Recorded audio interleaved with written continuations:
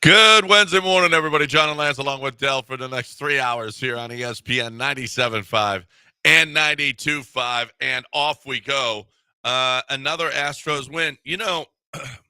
This team was meh early on. It's not a bad baseball team. No, it's not. It's not bad. Like, I don't know. There's not a bunch of juice around it, but I think it's because a lot of it has to do with the fact that it's just new names that we're not excited about necessarily, right? Because the performances are actually like the record's kind of the same as we always see it about this time. Well, they started 7-9 like 4 of the last 5 years, and the other year they were 5-11 after 16 games. So which knew all the players. Like, 5 of the last 6 years they were 7-9. Had no emotional connection at all to. Well, I mean, like 4 of the players. And that's the only difference. That's the only difference. But the stats are a little bit different offensively for some of the players. But the record's the same. Record's not different. And they're not playing bad baseball right now. You're getting pretty good pitching. You're getting good starting pitching. The hitting's getting better. Yeah, you're getting really good start. And at times you're getting dominant relief pitching. Mm-hmm. So it's not bad. Yesterday was a case of, I think right now, the Astros are in a place where you just kind of get in cruise control a little bit. The offense is you got some people coming alive. You kind of feel like, if they can just kind of wait it out until Yordan turns into real Yordan and you get, you're going to have to figure out pitching a little bit with like somebody needs to, you like to have someone step up in a big way, but maybe you just have to wait until Arrighetti gets back. Because these guys are doing a good job. They're doing a good job. Gusto's come in here and look at him. He's 4-1. I mean, he's just fine as a starter. Yeah. I mean, he wasn't great. The first inning really looked like it was going to be a really short night for him, but he ended up getting out of that crap, and he leadoff homer by Carpenter, and then he was in trouble, and he left it and won nothing. But him and Blanco and Wisniewski to a lesser extent, they're going to cause back-to-back games. That's a lot of innings for your bullpen to start covering up. And really, Fromber hasn't been himself. Really, no, he's been up and down a little bit more. Hunter Brown I was just reading your buddy Jeff Passan his article about the first month of baseball. That's a good dude, man. I like Jeff. Yeah, I know you do. And you saw him. He was at WWE. I saw that. What are you looking at, Del? What me and he sent a series of text messages. Yeah, reaming me about 3 years ago, and I texted him, and we exchanged texts for a full hour. Yeah.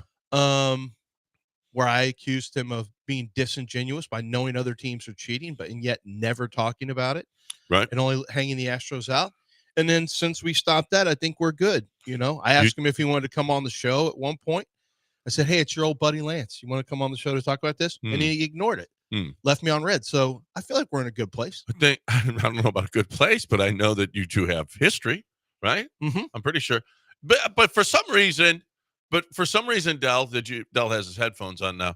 For some reason, Del, Lance came in here this morning and said you were the Tyrese Halliburton dad of this show. Mm-hmm. Well, I mean, you might want to explain that to people. I don't know how many people saw Bucks Pacers, but I can't imagine a worse experience than texting back and forth with any dude for an hour. Yeah. We will do that with women for reasons. Did Jeff slip into Lance's DMs? No, Lance probably slid in there. Lance was probably giving us number to contact him first. I don't know how that played out. I don't know how. I thought we were okay. I thought we were good. Somebody must have sent him, or he's searching his name or something. Where you and I were at, I don't know, we were at a golf tournament or something, and I talked about no. I retweeted. I said classic total Jeff move is what I said, because he had said something or whatever. And then he's like, "You're intimating." Well, never mind. Never mind. I don't want to get too far into it, but he just completely misread something. Your imitation of him kind of was bordering. I said total Jeff move. He was. No, it wasn't bordering at all. You guys' response to it is what got me in trouble. I had to make a public apology to him.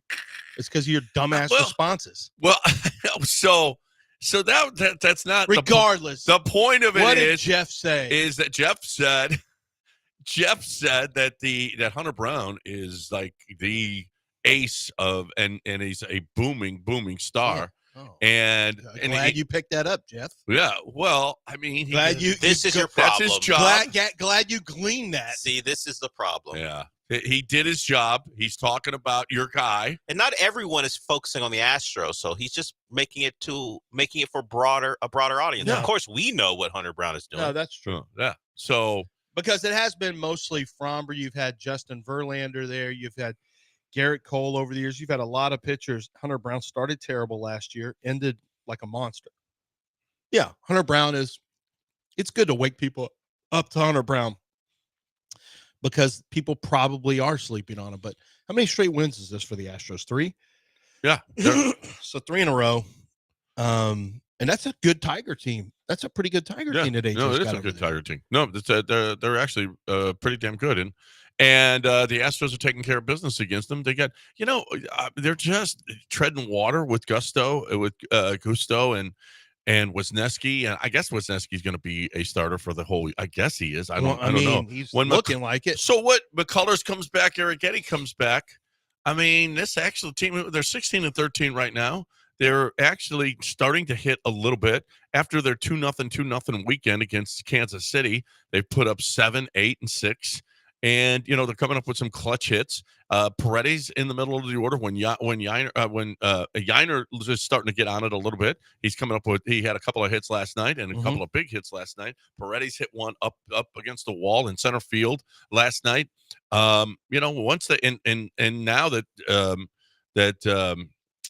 our little fella can run in from left field. Yeah, he can run in from left field and not have to lead off because he's too tired. Because he's too tired to bat first, then he's he's going to be better off. That is going to help him the entire season, not have to run in from left field. Okay, for that at the end of the year, bat. He's going to save so much energy not having to get ready for that. Another way you could do that is play him a second. Another way to do that is playing second base. It's also a short, but we're not doing that. I don't know if you heard. We're not doing that. He's had nothing. When I was out of town, he didn't have any collapses defensively, did he? No, he really hasn't been horrible. We're starting a new guy today. AJ Blueball is the call up that is going to get the start today. We're pushing Wisniewski back, and I guess we're going to go with a 6-man rotation. Although you didn't like that when JV was here. I'm not crazy about that with Hunter Brown either. Did you get less of him? Less Hunter Brown is not a good classic analytics. Like it fades analytics where you want your guy as often as possible. You want your guy as often as possible relative to pitch count and arm fatigue. He's early in the year, right? But there's got to be a reason for it. They can't be doing it for fatigue purposes. Well, maybe they will start to skip some guys or whatever the case may be. Blue ball goes today, and you got to watch how you say. Yeah, I just noticed that. You really do have to watch how you say. Kind of like your shirt yesterday. You really do have to watch how you say things. What are you talking about? My shirt yesterday? Your Jack Golf. Oh, Jack Golf shirt. Yeah, I did have a Jack Golf shirt. I did have a Jack Golf shirt on. Blue ball today. Wisniewski, Fromber, Brown, Blanco, Gusto will be the 6-man rotation. Maybe going forward, we'll see. They really do like. And maybe it's just blue ball today because it's a day game, and they'll get back into the 5-man rotation and get him a start. They just called him up and get him out there right away, so he doesn't have all those nerves pent up. A 1:10 game today with the Rockets, followed at 6:30 today. So big day here in the city of Houston. That's going to be fun. I'm going to be at both. So tomorrow morning, it'll be an interesting show for me. You're going to be at both. Yeah, it'll be. Yeah, I'm going to both today. That's how convenient is it right there? And you go at 4 o'clock when the game. Thinking about taking Mason to a playoff game. He loves basketball. Take him over there. I'm gonna see what the tickets are. Like I kind of owe him a little bit because he was by himself. He hasn't wrecked a car in like a couple months. No. Also hasn't changed the title over from my dad's name to his name. Yeah. It's been about 5 months. That's okay. Because I sent JT his license plates up to Missouri in November. And when he got here with his truck, which he's moving back here, the temporary November tag was still on his truck. He's a paper plate guy. Yeah, he is. Does he run through all the red lights and everything? Once was he pulled over. Does he swerve into lanes like they don't care? Like all the paper plate people who don't care? I guess. I don't know if he did that, but also the registration wasn't on the window. Nothing. He did nothing. So there. Wow. Those are hard. That's hard to do. It takes a screwdriver, literally unpeeling a sticker. He did say, I don't have a screw. And I said, well, buddy, they're in the back. They're on there. Yeah. Because that paper plate is sitting up there, isn't it? Yeah. But listen, just because Mason hasn't done that, JT's 28 and still not doing it. Okay. Fair. So fair. Well, I get a call. You may be ahead of the game. I did get a text from my dad saying, hey, I just got charged for a toll. I thought Mason had this done. I said, by the way, he had said something like a month ago, and I had said something to Mason. Boy, does that look bad. Tell him I'm coming to get the car. Oh, yeah. He goes, see what he says. Tell him I'm coming to get it, and I'll give it to Ellie, which is his cousin, my sister's son. And I'm like, that really would bust him up a little bit. But, I'm looking at the Astros last 20 games. Astros batting average in the American League last 20 games. I look at a site, old school site called Doug's Stats, and they do, sometimes I'll look at last 20 games. The Astros are hitting 244, and it's not going to mean a whole lot to you, 244. But in the American League, it's sixth. Usually, for the whole year, they've been at the very bottom. And right now, the best hitting team are the A's at 259. Over the last 20 games, the A's are the top hitting team in the American League. That's a pretty big sample size. Mm-hmm. It's most of the year. The Yankees are 252. The Rays. Is this just – I'm just looking at these numbers like, what are these some historically bad batting averages right now? I know it's trending down because everyone's playing for home runs and they're striking out more. The batting averages are lower. It seems like the Yankees hitting 252 as a team over the last 20 games seems really low. The A's hitting 259 seems really high. Who did we just beat that had such terrible? Well, how good? Go to look at the A's home and away because they're playing in a minor league park. Oh, wow, that's a good point. So that's a good point. They've got 24 the Angels have 33 home runs. The Astros are down pretty low. Like the Angels and Mariners have 33 home runs. The A's 24 during this time frame. Yeah. Astros 18. So we're not, but we're also, we're stealing some bases. 18 stolen bases. Our error count is low, only 6. The A's have 18. No, we're good defensively. 18 errors for the A's in the last 20 games. That's what happens when you're you're the A's. Well, you're a minor league park. You play like minor leaguers. Well, you got a lot. You of actually have a lot players. of minor leaguers on there. Yeah, right. Yeah, but no, it's really, it just shows the Astros are, if I could look at this in a 10-game scenario, it'd be even higher. So the Astros are they're really working their way up. Yiner's, it's just going to take forever for Yiner to have his numbers look the way it's supposed to, but he's hitting way better. Mm-hmm. Jeremy Pena's doing fine. It's okay. I'm fine with Pena for right now. Walker's starting to hit with power. Paredes has been okay ever since, after the first 6 games or so. Paredes has actually hit pretty, the A's have something to say to you, John. Do what? The A's have something to say to you, John. What do they have? The A's are hitting 252 on the road, 251 at home. So they're good. Okay, good. Nice. So they're saying, hey, respect us. We won't respect Sacramento by calling ourselves the Sacramento A's. No. We're just the A's, but you respect us. Hitting more home runs on the road than at home. So minor league park, huh? Is that so, John? Well, Is there so? You go. Then God bless. Good job. And by the way, Astros striking out second least in the American League during that 20 games. Well, Joe 147, and it seemed like it was a lot higher, but it's actually like Angels are 198. The Astros second lowest to the Blue Jays, who can't hit. Yeah, no, they're terrible. Joe Espada said we have a different approach coming in, and you know what? It came through. He said we were going to look at some pitches. We weren't going to swing a crap. And he had to sit Yiner for a long time so that they would have the fewest strikeouts because Yiner was really a strikeout machine to start the season. It seems to have been a smart. Does it seem to smell better in here right now to you? Do you smell it? Smells less like gas. So Melissa and the other female. Mabel. What's her name? Mabel. Mabel. Mabel. Mabel. Yeah, Mabel. Mabel came in here. It's her last day today. And she was taking pictures in here. She and I took a lot of pictures on the desk here. And why can't I get a picture? Well, you weren't here because you don't come in. I was trying to stay away. You don't come in till 5 till 7. 5 till 7. She came in yesterday during my show and asked for pictures. She said, I said I can do it during the break. She never came back. So yeah, I didn't know she was. I'm gonna get a picture Yeah. of her kissing me on the cheek and then send it to my wife who's in Dublin. That seems like look what just happened. That's a good idea. Look what happened. That's a look great what the idea. Colombian girls are she's doing. in Europe alone. Well, with my Marty. mother-in-law and daughter. Oh, that's all right. And in Ireland. She could lose them for a while. In not Dublin? in Ireland. You don't want to do that while she's in Portugal, though. Yeah, or Spain. Yeah. No, or Spain. No. No. It's best in Ireland. Yeah. No, she's like, I'm on a tour of Belfast. You would love the accent of this. So of course I would. She's also seen 2 little people on this trip. And she texted me. She goes, I feel so bad. My daughter said, I see. Oh my gosh, Mom, look sitting next to me. And she texted this to me and Chris Soler, said she's getting this from you guys. This, and I said, what? It's nothing. There's nothing wrong. We acknowledge. What's the problem? Power. We acknowledge power. No, speak truth to power.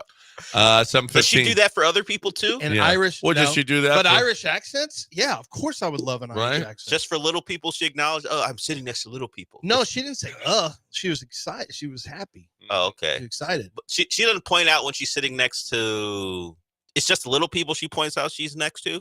I don't know, but my wife texted me and she said she felt embarrassed that her daughter was like her dad, like her husband.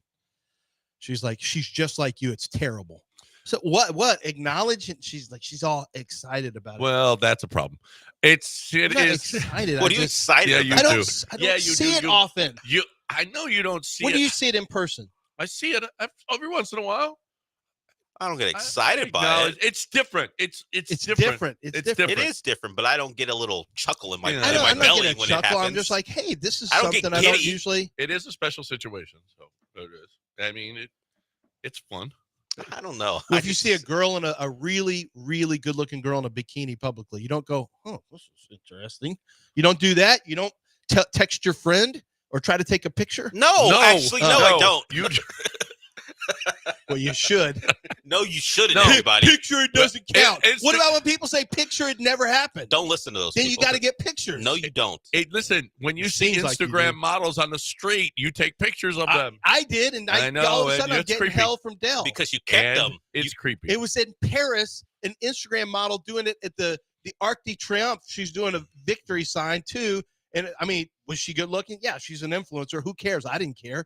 I was just taking a picture of it. And then my wife emulated the same pose. Well, why'd you keep did I send it to friends? Yeah, but I just needed to set context. No, you didn't. Oh, yeah. I needed them to have context. Context. Okay. Sure. We needed HRP. At one point, maybe still. We really did need HRP because we were with another payroll company that just wasn't as good. And we said, no, we can't do this anymore. And there's a point, you know what? Sometimes it's hard to break up. Okay. But you just got to do what you got to do. It's business. And it's right. And business is business. And you got to take care of business. And you got to take care of your employees. And you got to take care of your company because those employees are all, they're all counting on you. They're all counting on you to make the right decisions because you're a decision maker at your company. And if you're not making the right decision about your payroll, about your taxes, about your HR, and your other benefits packages for them, then everybody loses, right? And if your business goes under because you're not doing a good job, then that's on you. But it's not only on you, but it is a problem for everybody that is underneath you at your company. Look, if you're looking for the best way to get payroll to your people, the HR, and you just want your business to grow and be better, HRP does that. They do it for us. They do it for everybody that is their client. So you need to make a change. HRP.net, 281-880-6525 or HRP.net.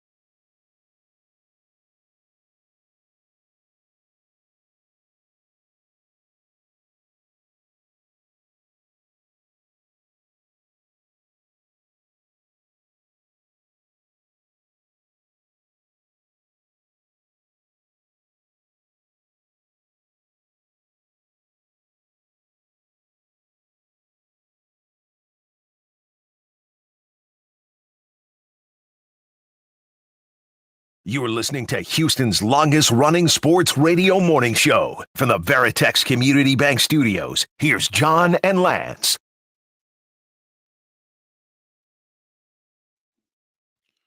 All right, welcome back here on ESPN 97.5 and 92.5. 713-780-3776. 713-780-3776, the number to hang out with us here on ESPN 97.5 and 92.5.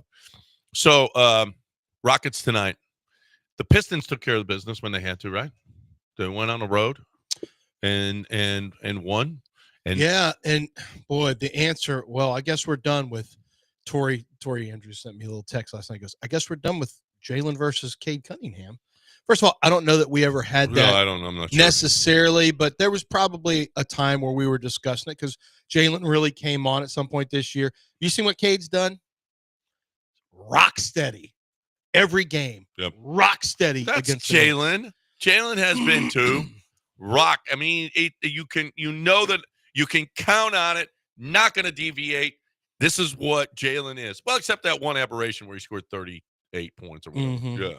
Three we games, know what Jalen is. 3 games in single digits. And really, honestly, I feel like when they get eliminated and it feels like they can't win 3 games, because even if they take the lead, can they close 3 straight games? Can they close out the Warriors at the end of the game 3 straight games? I don't see how. They don't know how to execute. Let me ask you, is Ime going to be obstinate? Is he going to be too stubborn to actually do something, to make a change that might affect the team? That's a fair question. Is he? It's a fair question. And afterwards, if he doesn't do anything and they lose the series, you go, Ime, dude, you got to you got to change it up. Rafael Stone can't tell him. I'm honestly believe. But they can sit down and have a conversation. I think the owner, they can, but I think the owner has to make that decision. And then will Ime be okay with doing something that he doesn't want to do? Whoa. Like, I don't know. And we're these are suppositions. Want to do. These are suppositions. He likes Kevin Garnett, but he may like Booker a lot. But really, and we're going to get to the Giannis. We never really touched on what happened with Giannis. But Giannis, to me, I saw something yesterday. Right now, ESPN saying, what is the best trade destination for Giannis? Giannis is disappointed right now. They were eliminated 4-1 by the Pacers. And the Pacers were definitely the better team. And then when Dame went out, Dame missed most of the series. When he came back, he tore his Achilles, whatever. But yesterday I saw odds. Did you see this? Odds for the odds for the next team for Giannis. And the Rockets were second. I can't remember who was first, but Rockets were second at 4-1. And it makes sense. And you know what? If I had to get rid of Alperen Şengün for Giannis, I'm waving bye-bye. That's fine. Yeah. Because he provides you what Alperen, I mean, he's not coming from the low post, but rebounds, assists. He's going to chalk up a stat category more than you will. Does. Okay, you will have to give up Alperen, but probably more and more. I'd be willing to do it. Now, Alperen, that first pick, you're going to have to make the salaries match. So whatever you need to do to make salaries match. Phoenix pick? And that Phoenix pick. And then hopefully that's it. Well, you're probably going to have to give up Tari. You're probably going to have to give up even more. Stop. Well, I'll do that. I mean, Tari, Alperen in the first pick, and then Junkie Junks. Well, it'll be multiple first picks. You're probably looking at 3 at a minimum, that's plus fine. Alperen, and then whatever. Yeah, I mean, it'll hurt. I would do this for Giannis. But Giannis is Giannis. Now, I wouldn't do it for Booker, but I would do something similar for Booker. Booker can't have as big an impact because he doesn't rebound and have the assist. Well, you're giving up it's only Jalen scoring. Immediately if you're doing Booker, and then it's going to have to be. I think you give him up. I think it's a 3-team trade possibly. Maybe they would take him. Well, directly. you don't need you don't need Jalen. First of all, you can't have Jalen on the team with Booker because Jalen isn't going to be on the floor. No, so you got to get him off. You got to get him off the team. Well, they're trying to get rid of a lot of their players. Listen, the thing about Jalen is, and it's going to be a conversation, and it was the conversation. I went up to Bobby Sura in the offseason, and I said, what do you think of Jalen? He goes, dude, he's 22. And the thought, and this is going to be, dude, that was his first playoffs. You know, I mean, it's all true, playoffs. but you do need and to he's project. only 23 years old. There's no question, but you have to project at some point. You have to ask yourself, does Jalen have what it takes to keep getting better, or is this the best version so far? Was he better this year than before? Yeah, I think so. Okay, now, so why can't he keep growing? Dell made a point. The stats didn't look like it, but he was just watching him. Better. And one of the reasons is because he's playing 2 ways. He's definitely playing defense now. Yep.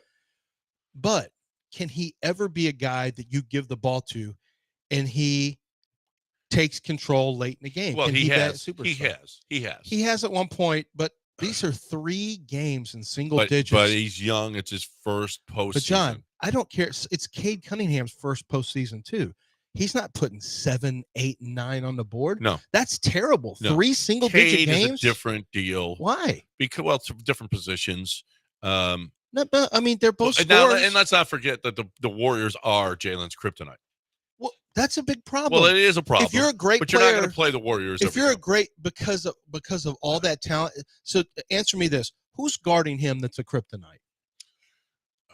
Is one of the best defenders in the league? No, this isn't. Why are they his kryptonite? He's not having a top defender guard him. I don't either. It doesn't make any sense. It's 3 years of his kryptonite. When you're this good, you overcome this stuff. Unless he finishes this series and you win the series, and Jalen's a big part of all these games, I think he's done. I think the Rockets 100% will make a trade. Tillman's going to want to do it. Yeah. We'll see about Ime. But Ime put him on the bench for the whole fourth quarter. You think Ime would go, I don't want Giannis? Or I don't want Devin Booker? Well, I don't think Devin Booker's in play. I really don't. What we've heard from the Phoenix owner, Ishmael, is he ain't in play. Has he ever seen some of Jalen's dunks? Kevin Durant will be in play. Jalen's got some sweet dunks. Yeah, I know. And listen, if he watches Jalen against his team, he's like, that guy's one of the best players. Well, it wouldn't players in the Jalen. league. It'd be Jalen would take up the scoring of Booker, but it would have to be about the first pick.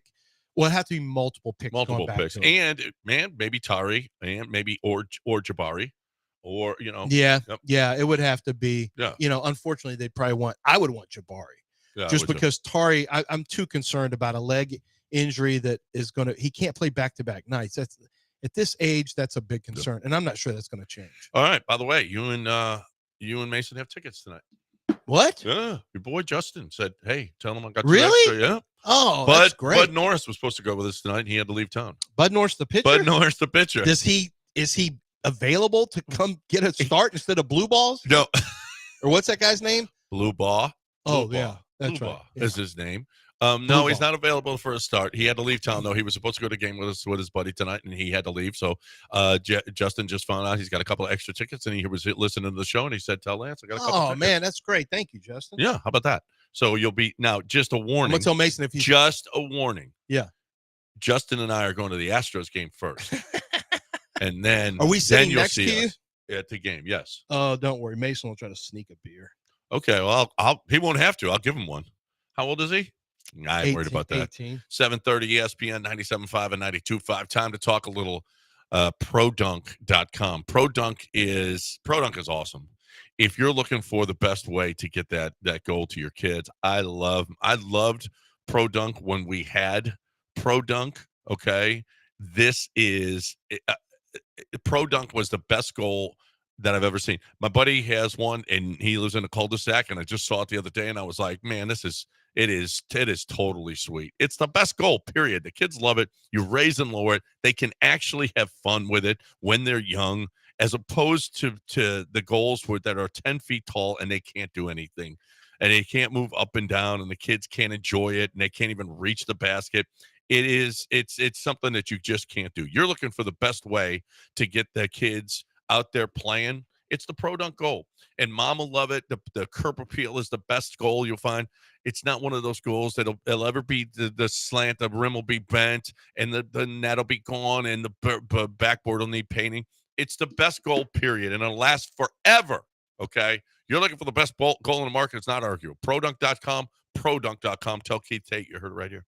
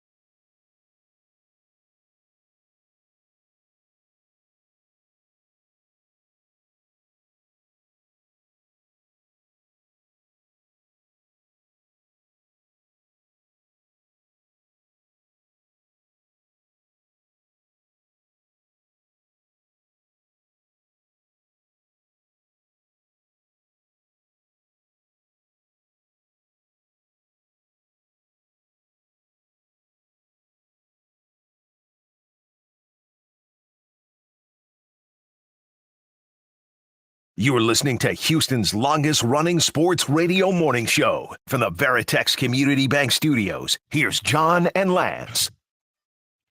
All right, welcome back. Tom Pelissero says the Texans have claimed Patriots inside offensive lineman Jake Andrews off waivers. He was a former fourth-round pick for New England in 2023. Overdrafted. He was overdrafted at Yeah, but I liked him. Like, he should have been a sixth. He came from Troy, plays center guard. He's a good pickup for the. He's a good pickup for the Texans. Some depth. Yeah, some depth. Well, some competition. You know, there's no guarantee he makes a team. Okay, so Nick got a little bit pissed off when they said, "Well, you didn't address the guard," and he was like, "What? What guard? What do you mean? I mean, what do we? I don't understand the question. We don't." You know, I love when Nick doesn't understand a question. So I don't know what that really means. We're a pretty easy media to get along with. Yeah. He gets testy Yeah. easily. So what is the interior of the Texans offensive line? Well, Hey, I mean, it's not. if Jake Andrews, who was cut, it won't sound great on paper. no, it's not going to sound great. But Is Patterson the starting center? I think Juice will be. You do? Uh-huh. What has Juice done to deserve to be the starting center? Well, okay, so here, like, Juice will be drafted second. He's barely played center ever. Well, he did play some. He did play some. He was hurt, and he played a little bit, but then he had to move to left. Then he had to move to guard. Well, but I know they thought it was again. better for him. Well, did they think they needed him at guard more, or that they needed Patterson at center more? No, they thought he needed him at guard. They didn't have Kenyon. It was the Kenyon Green problem. Well, yeah, is when they switched him because of Kenyon Patterson Green's, could play guard too because of his injury. He's not big enough to play guard. But has Juice done a good job? Well, first of all, is CJ running the show as far as calling the offensive line now, calling the blocking scheme? No. That apparently, according to Nick Cayley, yes, and according to that, he's going to have more power. That's a lot. Like, CJ's got to know how to get himself protected. So we're going to find out if CJ's making those calls, which I'm fine with. But he's got pretty good football IQ. So my guess is he'll be fine at it. That's my guess. But when you do that, you've got to be able to read what these these defenses are going to show you 6 and 7 man looks, and then they're going to bail afterwards. You can't. What they try to do is trick you into calling slide protections to a certain side, and then they bring all the pressure from the other side, and you'll have 2 men running free at you. So CJ's going to have to really watch a ton of tape but he hasn't been on many podcasts, so my guess is he's watching tape. Okay, so here are your guards. Right now, they've got it listed like this: our lads. So this is just a site. They've got Cam Robinson, left tackle; Titus Howard, left guard; Jarrett Patterson, center; right guard, Juice Scruggs; right tackle, Blake Fisher. All other than Cam Robinson, everything that they had last year, which wasn't awesome. Left tackle backup, Ariante Ursary. Your left guard backup right now, Laken Tomlinson. Eli Cox is the center. He was a priority free agent.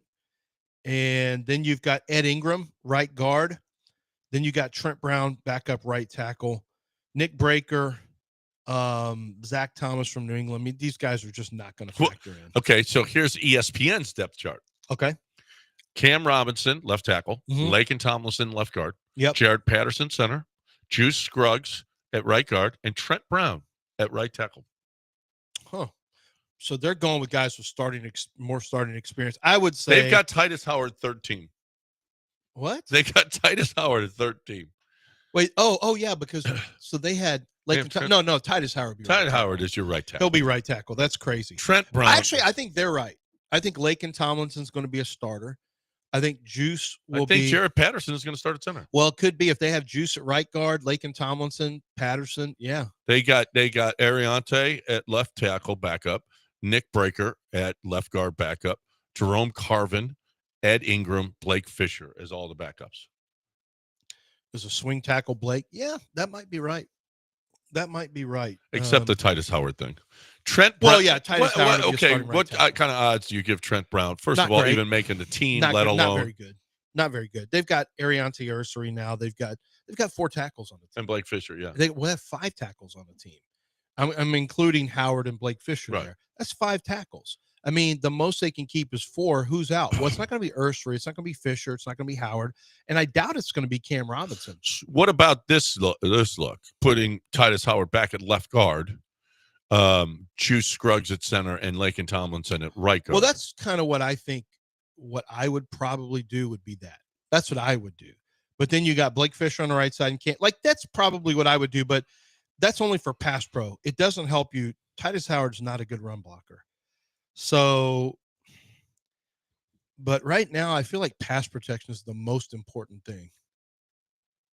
Yeah, I would think pass protection, protecting CJ. Why does Jeff Passan look like a little kid? He does look like a little kid. He looks like he's just one of these. He looks like he could be prank calling NFL I thought this players. was like from like. Then he looked like he could prank call somebody during a draft. The 2000s. Yeah, I know. That's how young he looks. Wow, he's amazing, that guy. And it's a how good old thing is he came really back does at you. look. He really does look really young. I mean, good for him, but he's young, like prank calling Ty Warren young. Well, Prank calling Shador young. Wait, that's how young he looks. Who called Ty Warren? Not Ty Warren. Tyler Warren. Oh, yeah. Well, yeah, he was prank called too. He was too? Oh, yeah. He was prank called way before Shador Sanders. It's racist, though. The first prank, yeah, that's what people don't seem to care. Cooper DeJean got prank called last year. Right, but that's racial. Well, I didn't know, but I didn't actually know it. Yeah. I didn't know he got prank called last year. I didn't know Tyler Warren got prank called. And then Chase Lunt got prank called 5 times. 5 different times he thought he was going to a team, and every time they pranked him. The kid went 7th round. They started calling him in the 4th round, where he was supposed to go 4th, 5th, and they tricked him every single time. They just used different phones and called him. That's just terrible. I don't know what they did. That is just terrible. All right, 713-780-3776, the number if you want to get in here on ESPN 97.5. Everywhere I see, every draft person loves the Texans draft, yet hates the Texans draft because they didn't really address the offensive line. Is Ariante Ursary enough to satisfy the offensive line needs that the Texans have had? The answer is probably no. Should they have left that draft if they started? Should they have left? Well, they didn't have much cap. They didn't have much capital, and they didn't have a guy left that would be a starter, right? Unless they would have reached for or accepted Josh Simmons for the guy he is, which they weren't. And he has a medical with his knee that I talked to one team in the top 10 who said, we've got a medical on him. We're not messing with that knee. And they were actually okay with the personality. They thought his knee it's a patella injury, and apparently it's not a lock that you come back fine. Like ACLs, you kind of come back. Patella can be worse. And I think, was that one of the injuries too that Tank had? Tank had so many injuries to his knee.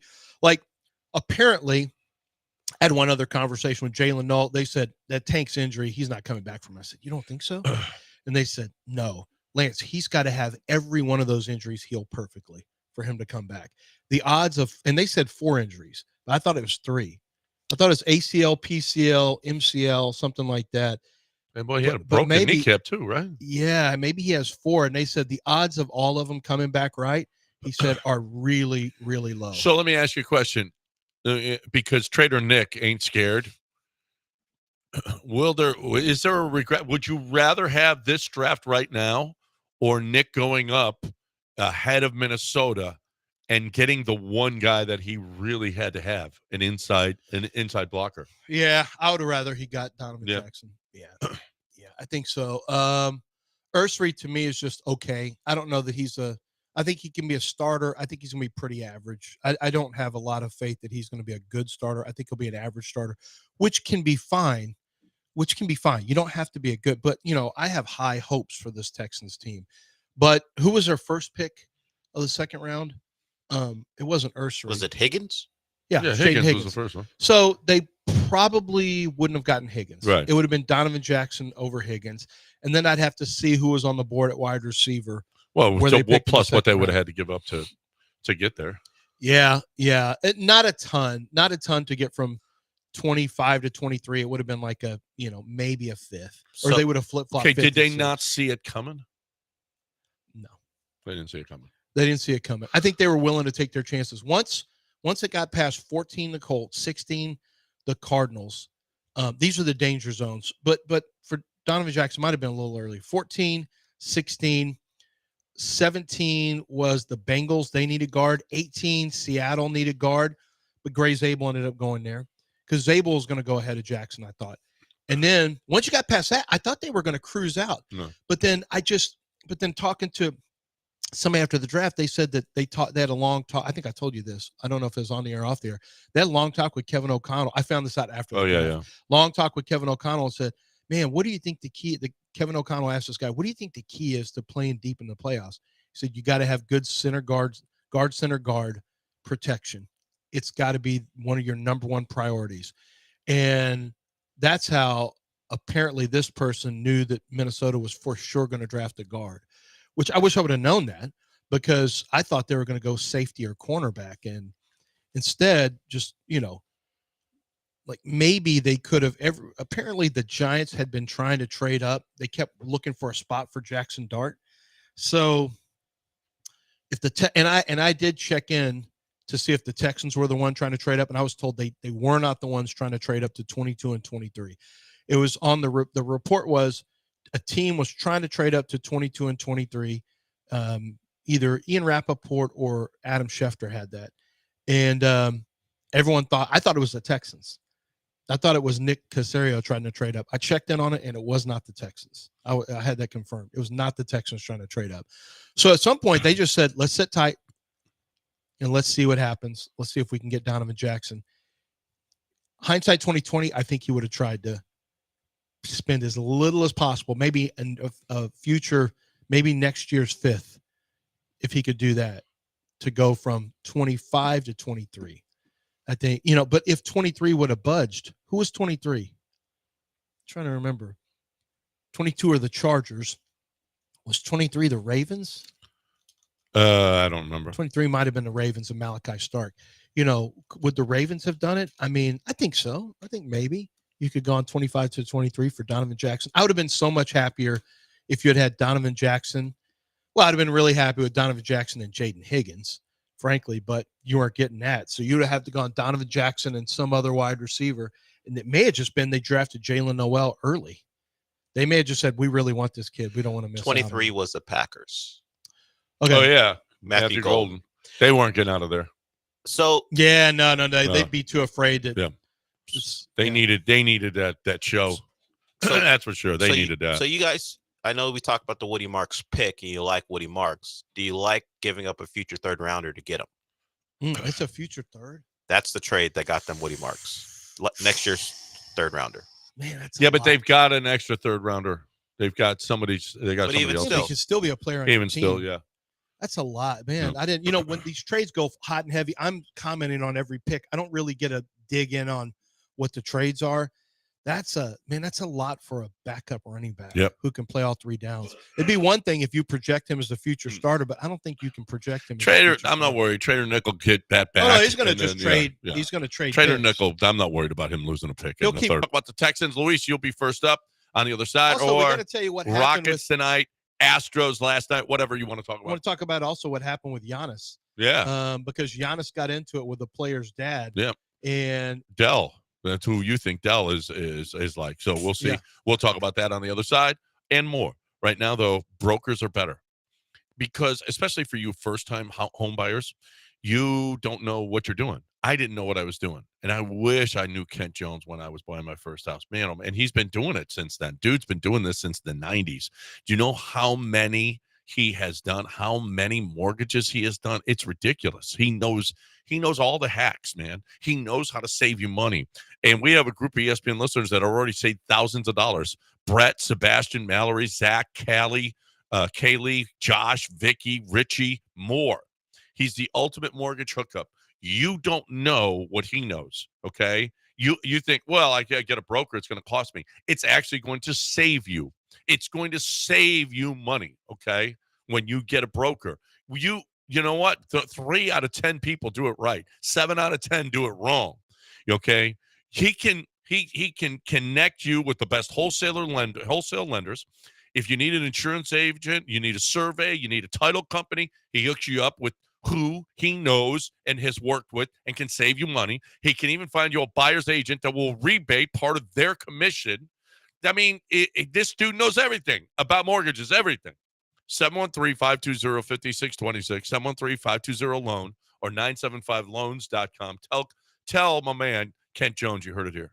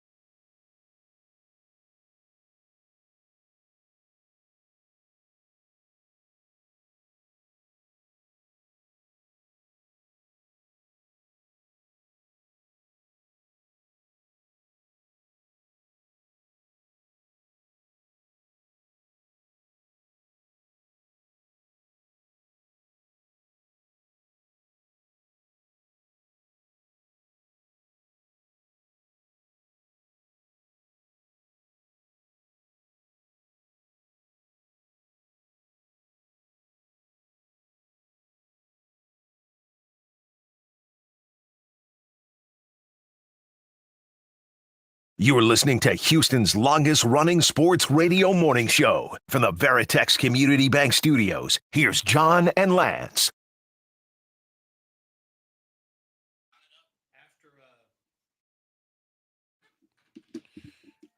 All right, 752 ESPN 97. Let's pay off on some of these. Let me start off first with let's get Luis. first, We got to get Luis in. Yeah. So, Luis, what's going on? You want to talk Texans? Let's get him in here. Hey, Luis. Yes. Good morning, guys. I just want to. You probably already talked to this in your show before, but what was the reason of the Texans picking Higgins instead of Burden? I've seen a lot of these shows, and everybody says that Burden is a dog, that Burden is a really a wide receiver with a lot of potential and everything, and they pick Higgins with the chance to pick Burden. I'm going to hang up and listen, but I would love to hear your feedback. Thank you, guys. Good morning. Yeah, they didn't. It's my understanding that Burden was not on their board, and he was not on a few teams' boards. Just kind of high maintenance, nothing criminal, nothing bad. He's just considered kind of high maintenance, kind of, a little bit extra. And there's some teams that look wide receivers. If you're extra coming into the league, it's only going to get worse. Yeah. If you have some success. I mean, one thing we've seen with wide receivers, guys who have been no problems become problems. If there's a belief that you're already a little bit of a pain in the butt, the Texans aren't messing with you. D'Amico doesn't want those guys at all. So it wasn't a surprise when I heard that he was not on the Texans board. By the opposite of that is Jaden Higgins is the exact opposite of it. So I think they just don't want to deal with high maintenance players. And they weren't alone. Luther Burden had first-round talent. For him to slip where he did should tell you that there's plenty of teams that did not want to mess with Luther Burden. Green Bay Packers had a chance to take Luther Burden. They didn't do it. They took Matthew Golden. There were several teams that could have drafted wide receiver. The Chargers could have drafted wide receiver. They chose not to do it. Many teams could have drafted wide receiver and drafted Burden, and they didn't do it. And there's a reason for that. So the Bears did it, and they got a good weapon, but I guess There's just some teams that thought the juice wasn't worth the squeeze. So he's a good football player, though. Really good football player. But for a guy to slip out of the first round when he's got talent like that at a position of, that's typically been more of a priority position the last few years, that should tell you something. It was not by accident. And I think the Texans do not want to deal with guys who are too high maintenance. Their goal is to have everyone on board. And D'Amico wants everyone to feel like team first and myself second. I'm not sure that Burden feels that way.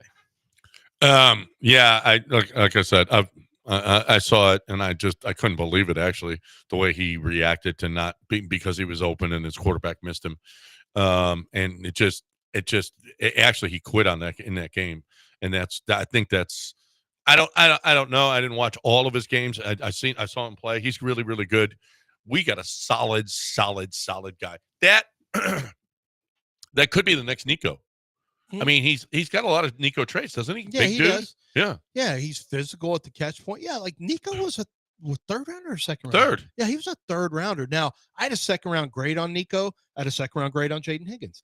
Nico sat out all of 2020, the COVID year, so he didn't play that year. He only had 1 year of college football. But I watched his tape the year before. That's how I wrote him up. And I liked him. He's real physical, real competitive. Everything you see now on the field, you could see then. Turns out he's faster. He looked fast on tape, but you just like, let's see if he's really that fast. He is. He builds up and he gets speed. Jaden Higgins faster than you think too. He runs a 4.47. So yeah, I don't think you're that far off. I think he could have some, the thing that separates Nico Collins is tremendous toughness when the ball's in the air. If Jaden Higgins has some of that, hey, I'll be happy. I don't care about, some people don't like duplication. You want a basketball team at wide receiver where everyone is a little bit different. If you give me 2 Nicos, I'll take 2 Nicos. I'm fine with that. Give me somebody different in the slot, which you've got in Jalen Noel and Christian Kirk. I'll take 2 Nicos. What you don't you like the first one? No, the first one's good. I'll take the second one too. Nico 2.0 is just fine. Mm-hmm. If he can be Nico-like, that's great. But watching his highlights, holy crap. He can play. He can play. He can go. That's going to be fun. And, the knock on him is people thought he was going to be a little slow, like a 4.53, which that's not slow for a tall wide receiver. It's definitely not slow. He was faster than expected. Mm-hmm. Let's get Woods in here. Let's talk about this Giannis and Rockets thing. What do you say, Woods? What's going on, fellas? Good morning. Hey, man, so seeing Giannis lose in that manner last night has to be, really great. As a Rocket fan, hoping that he gets pushed this way, I mean, you just want his heart to be completely ripped out, in a loss that way, in hopes that we can get him over here to H-Town, man. I get Kevin Durant, but Giannis, man, that is a workhorse. Yeah. And put him with our guys, Andy Doka. I mean, because let's face it, man, Doc Rivers, he's been holding on to that one ring that he won all those years ago. I mean, so, get him with a real coach and some good pieces around him. You can't tell me we won't win a championship down here if Giannis was on this team. Thanks, fellas. I'm with you. That's the guy that I am targeting Giannis for sure if I'm the Rockets. And I know that there has been, they moved on from Middleton. Dame is gone. They've got to be thinking about reset. Giannis, I don't think, is happy there. Yesterday, when we come back, we'll talk about Giannis to the Rockets, because I think this is going to be a conversation you start hearing. Yep. I really do. Well, yeah. Giannis, especially if the Rockets lose tonight or game 6. I think you're going to hear. I think before we go, the one thing you take into account, because of his status and what he means to Milwaukee, he will be able to dictate where he goes. So I don't think it'll just be this open bidding war. Most of the time, unless you're Dame, who didn't get to choose, Giannis will tell Milwaukee where he wants to go. So you have to hope that he puts the Rockets on that list. Well, yeah. That there will be a list, and and hopefully the Rockets are included. And hopefully, first of all, I love the way that Nick Caserio did the deal for Deshaun. You don't get to talk to him until we have a deal done. And if I'm the Bucks, that to me is the blueprint of how to do a deal with a star. You don't get to talk to him unless we have a deal in place. We're not going to be held hostage by you and the player. And if that's the case, they work out a deal, and then Giannis gets here. That'll be totally sweet. You know what else is totally sweet is, how about you want to go watch the game today, you got the Astros at 1, and you got a 6:30 Rockets game. Well, guess who's open? East River 9. East River 9 has lights, so you can play out there. East River 9 this weekend is going to boil crawfish out there. That's so sweet. That is so much fun. Through May, they're going to continue to boil crawfish out there. That's just fun. Full bar, full menu. They got pickleball. They got a driving range. If you can't get out to play during the day, you can get out to play at night. You got corporate memberships. You can get 12 rounds of golf for $400 per month, 24 rounds for $700 a month. It is a great. You can get court rental, a pickleball membership as well. 4-court rental for $140 a month, 6-court for $180. I mean, it's just fun. It's just a great place. If you haven't been there yet, I think it's the prettiest views that you'll see of downtown Houston. But more than that, it's a great place to take your people, take your clients, take your employees. I mean, all of it. Family. It's a great place. It's East River 9. You're looking for good times for you and your peeps. EastRiver9.com. That's EastRiver9.com.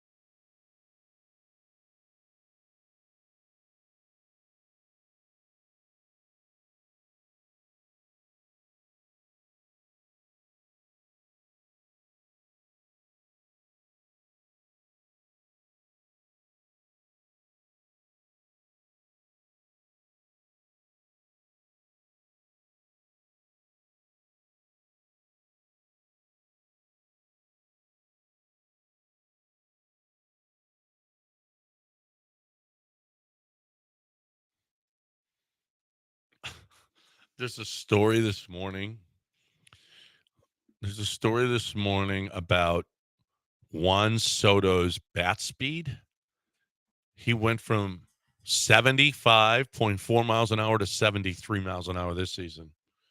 They've got 15 years and $765 million invested in this dude. He's young to have his bat speed drop that much. I know. I mean, it's a pretty significant drop for major leaguers. His hard hit rate is down to 50%. His barrel percentage, his nosedive, from 19.7% to 6%. I'll be honest. I'm secretly look. Jim Crane can't offer these stupid 10-year deals. It's the dumbest. Major League Baseball needs to be saved from themselves by having cap deals. It's the only way that they. Well, I mean, but they'll never do that. But basketball did it. Basketball went to cap deals. Next year, after next year, we won't see baseball for a little while. They got the collective bargaining agreement, it's going to be a battle. Oh, because the owners know if they don't get it, They don't get to this make is some ridiculous. changes It's now. ridiculous now. Can you say that again? After next year, their collective bargaining agreement is coming up. But the other part you said. We won't see baseball for a while. Oh, my God. Tell Sam. Oh, my gosh. You didn't know I didn't know you were going to be that happy this morning. Oh, my gosh. There's a chance. It's true because your money is not coming in the same way. If you're baseball, you know that your revenue stream, I mean, ESPN and baseball, I guess, are getting back together now, but baseball has no leverage over.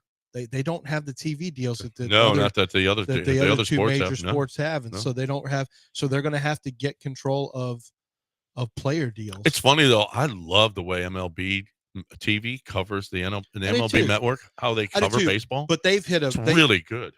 I've waited for this to happen, but we finally seen a sport where it's finally hit a wall where they can't they're at a point of reduction now because they can't feasibly continue to give out these contracts. Kyle Tucker's contract next year is going to be enormous. Shohei Ohtani, and he brings in more money. Juan Soto, it's the length to the contracts. At some point, baseball is going to say, we can't, it's just not feasible. We don't have enough money coming in with a TV deal. It's just not feasible. People don't watch enough during the 162. And that's the tough part is the 162. Look how many of these home networks have gone away. AT&T Sports. That's why we have Space City Sports because AT&T went away. Yep. All right. We said we were going to talk about the Giannis situation with Tyrese Halliburton's dad.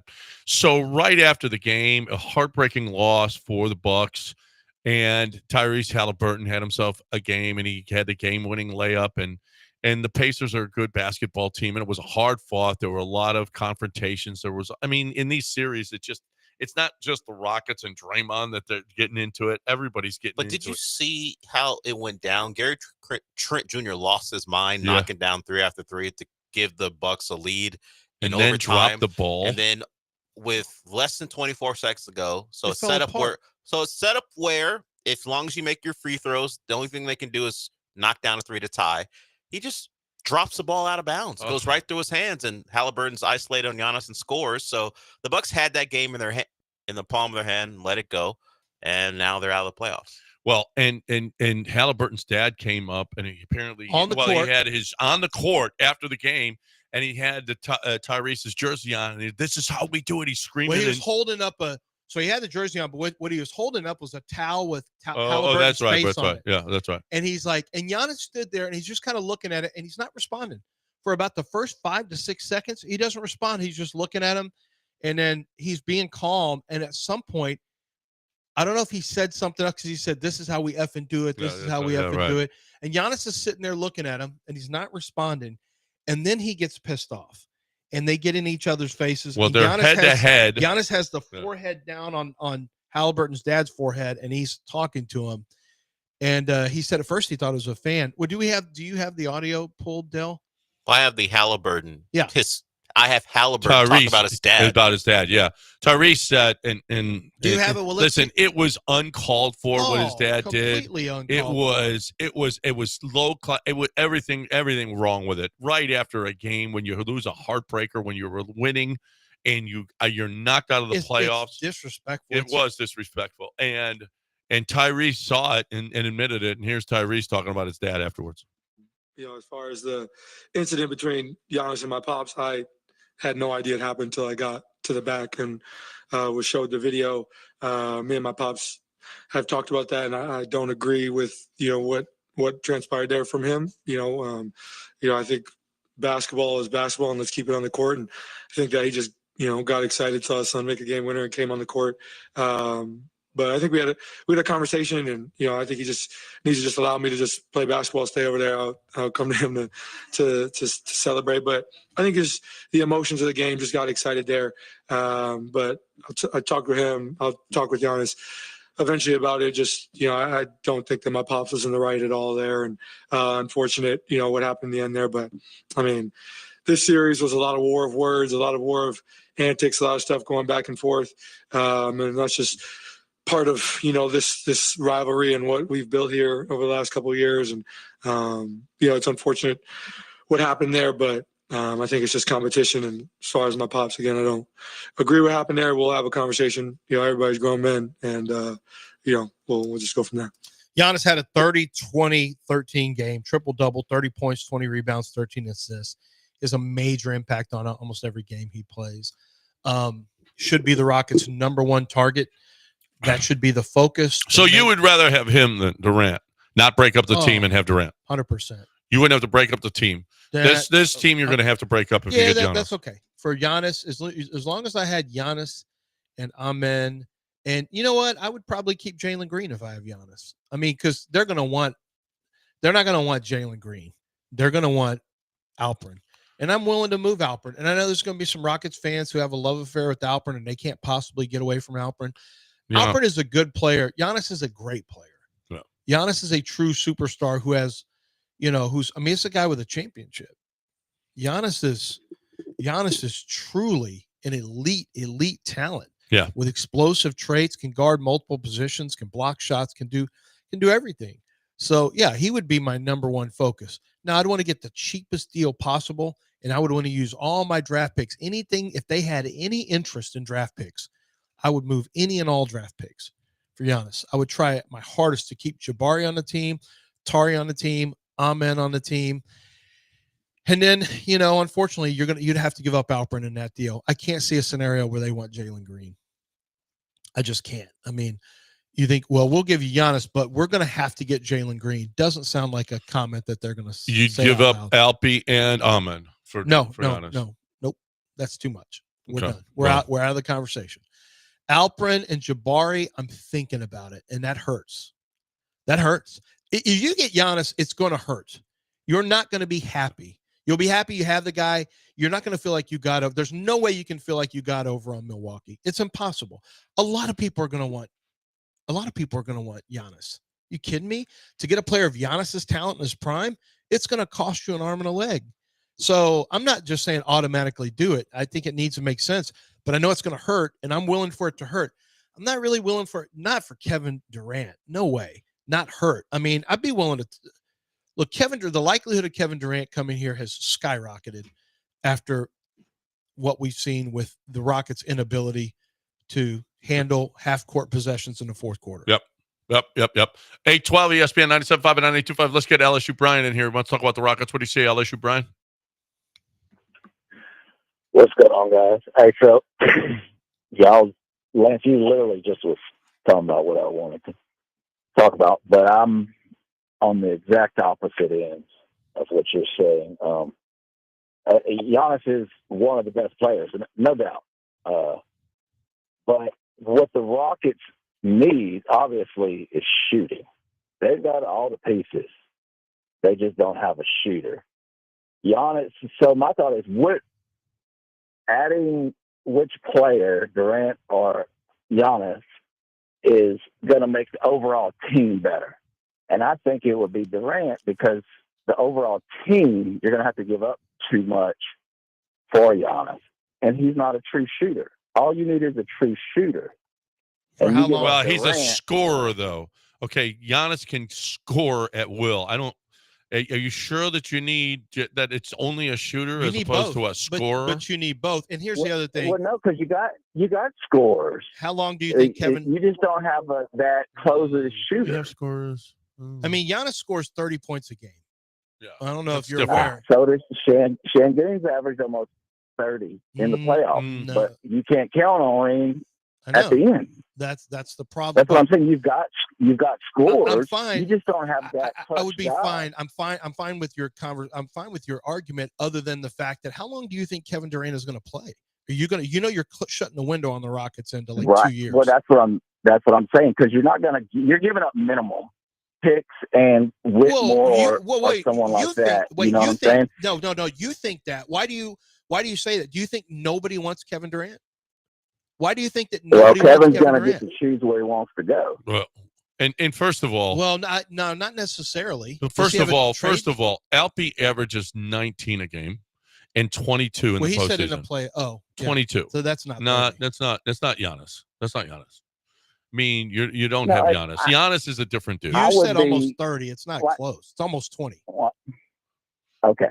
And I would be happy. Now, like you said, with Giannis, I'd be happy, but it's gonna hurt, because you're gonna have to give up a lot, because everyone else is willing to give up a lot. Well, I just think overall, what you have to give up for whoever, for either one, and at this point, I think Durant can put you over, because he's exactly the only thing you're missing. That's what I'm saying. I agree. Listen, I think I'm with you on this one. It's the LSU, Brian. We appreciate it. Thanks for calling. Thanks for listening. I'm on your side with this one, but the question is this core good enough to win a championship? That's the question. No. Or do you have to close. go get that super, because Giannis is a superstar. Is it close? Well, I think if they get knocked down in the first round? No, I do think it is, because if you It's look at their how quickly first the Warriors, That's the point. how quickly the Warriors won a championship, they needed a switch of, by the way, head coach. I know you say that, but the Warriors lost in the playoffs a couple times, and then eventually, obviously, Steve Kerr flipped it. Yeah, and those guys were 26-27, not 22-23. Two seed in the West. Right. Exactly. But they were so older. it's going to take a little bit of time. This is what I'm saying. So I don't know how close they are. This year was great, but we look at them. Watching them play down the stretch, and they have to grow. But how many years? And that's the math the Rockets have to do. How long are they willing to wait? Are they willing to wait? Yes, that's the question. That's the question. But a superstar speeds that up. Yes, Giannis, I think, speeds it up tremendously. Well, that's my Kevin point. Durant, I'm not sure. I'm not sure either. I'm not sure how quickly. He gives you exactly what you need, which is a scorer and a shooter, but for a very small period of time. And will the rest of the guys be ready to go in the 2-year window you have with him? Yeah, I don't know. Giannis, to me, is you're fundamentally saying, okay, for the next 5 years, we are set. Now, if you could do Tari and Alperin in first-round picks and whatever else you need contractually to make it work, from guys off the bench, I'm all about that. I love Tari, but Tari to me is more expendable than Jabari. I wouldn't have said that previously. I'm gonna go. I would prefer adding Kevin Durant and keeping this core together. That's what I would prefer. I would like to see this group grow, see whether or not the experience that they're getting in this postseason and postseasons going forward, and that's watching them grow. We've watched them grow this year. What if they ask for a core player not named Jalen? Because they're not going to want Jalen. Jalen it'd probably have to be a 3-team deal. If you want to move Jalen, it's going to have to be to another team. And then that team's going to have to give. I don't want to get rid of Jalen, and I don't think with Durant, you'd have to get rid of Jalen. I think you would. You think you keep everybody? I think you keep most everybody. Look, unless Kevin, how do you make the money work? Well, unless Kevin Durant specifically asks, you have to re-sign Fred. Yeah, you have to get Fred to opt in or give him a new deal. You're asking Fred to opt in to go to Phoenix. I don't think he opts in. Well, I don't know. I don't know what Fred's mindset is, so I can't tell you that. You can't tell me that either.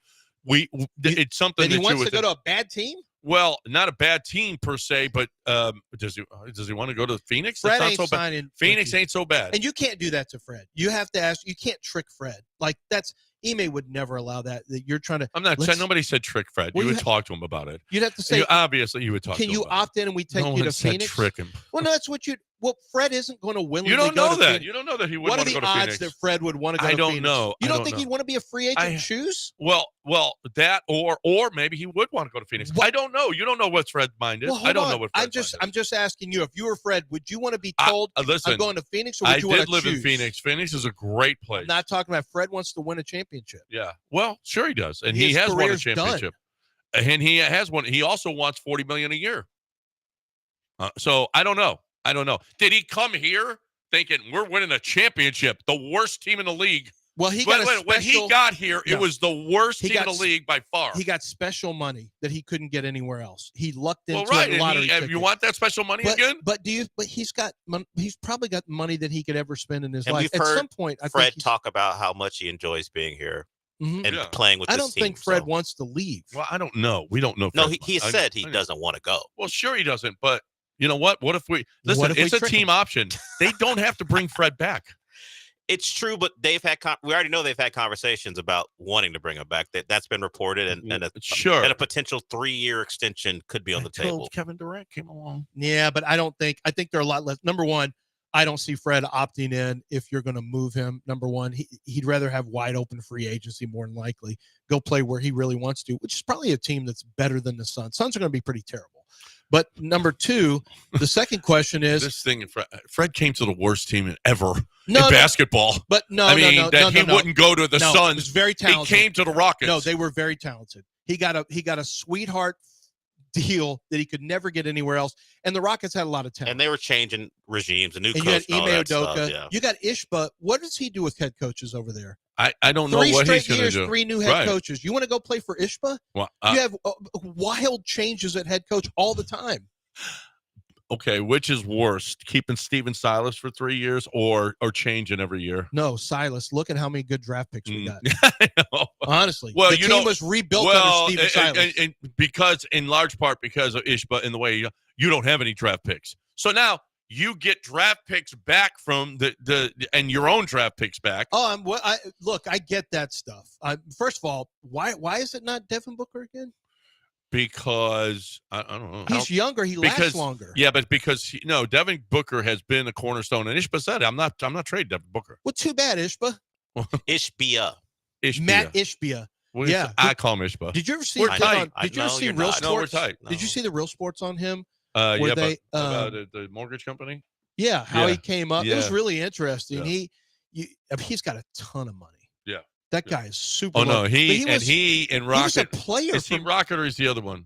Rocket Mortgage? I don't know. He's one of the mortgage companies, and they had a wholesale war. mortgage, United Wholesale Mortgage. Is he? Yeah. And he undercut Rocket, and boy, they have a war going on. I think it's in Michigan, and it is just a bloody business battle that he's got. You know what's a big battle? You guys against breaks. Breaks. Is this a 13 break? Yes. Underdog fantasy is what it is. That's right. Fantasy is playoff basketball. It's tonight. What are we looking at here? What are we looking at? How's this game going to go? So you look at the game tonight, Rockets and Warriors. You guys have watched the first 4. You got a feeling how this game could end up going. Do you think the Rockets really go off tonight with a huge game? I think there's a very good chance of it. This could be a really good game for our Houston Rockets. So I pull up Underdog, I hit NBA, and then I take a look at, first of all of the bonus boosts that I have available to me.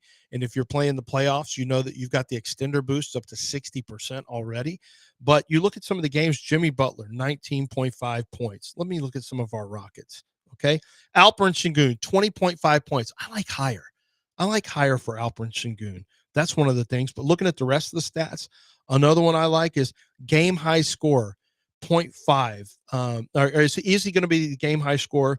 Yes, is you go 2.58 times. So in other words, if he's the top scorer, he's going to really raise what your payout is going to be, provided that you win the other one or the other ones. You pick 2 or more games where you go higher or lower on the stats, and it's going to give you an opportunity to make up to 1,000 times your original play. Now, most of the time you'll be in like the 40s to 60s, even sometime like 124 times.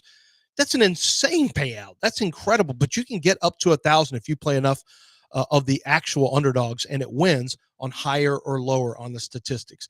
Take a look at them through the basketball season. It's so much fun to watch these games and follow along with players and stats and a chance to win real money. You have to use promo code Lance on your first deposit. Use promo code Lance, and you're going to get up to $1,000 in bonus cash. But you must download the app and use promo code Lance. You must be also 18 or older and present in the state where Underdog Fantasy operates. Terms and conditions apply. If you feel like you have a gambling problem, call 1-800-GAMBLER. Go to ncpgambling.org.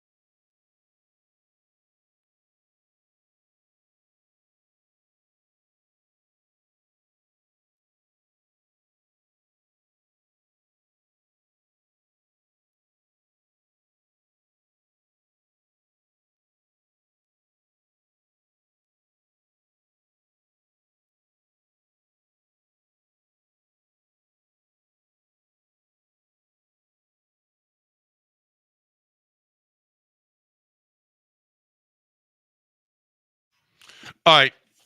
If you love poker, Texas Card House is for you. All right. It's for me. I love poker, and I love what Texas Card House does. Spring, Westheimer. They've got places up in Dallas. They've got Austin. The Texas Card House has become the #1 poker place, not only in the city of Houston, but in the state as well. Got tournaments all the time. A great tournament here at Westheimer, 2 o'clock on Sundays with $15,000 guaranteed. Awesome, awesome, awesome for a low price. I mean, it's a lot of fun. 2 o'clock every Sunday. But cash games all the time, 24/7. They've also got Hijack Poker, which is the new poker app by Texas Card House. You can cash out or deposit in person, no bots, only available in Texas, backed by Texas Card House. The action is real. The action is great. And you can get in. And if you do get in, when you first start, you put in spring 20, and you get $20 to play with. Or if you've been in and you deposit $20, put cash 20. And you get an extra 20 to play with. All right. Yeah, it's time. So, you got to put if you want to play, it's time based. It's awesome, awesome, awesome. You're looking for a great place to play. It's Texas only. We play the best poker here. I play in LA too. The best poker is played right here in the state of Texas. So if you're a poker player, download right now. Hijack Poker. Hijack Poker. Download it now and start playing. There's a lot of metrics where Kevin Durant has gone down. His assist to turnover is 4.2 to 3.1 this year. It's by far his worst in his career. He's shooting more and more threes and fewer free throws. You are listening to Houston's longest running sports radio morning show from the Veritex Community Bank Studios. Here's John and Lance.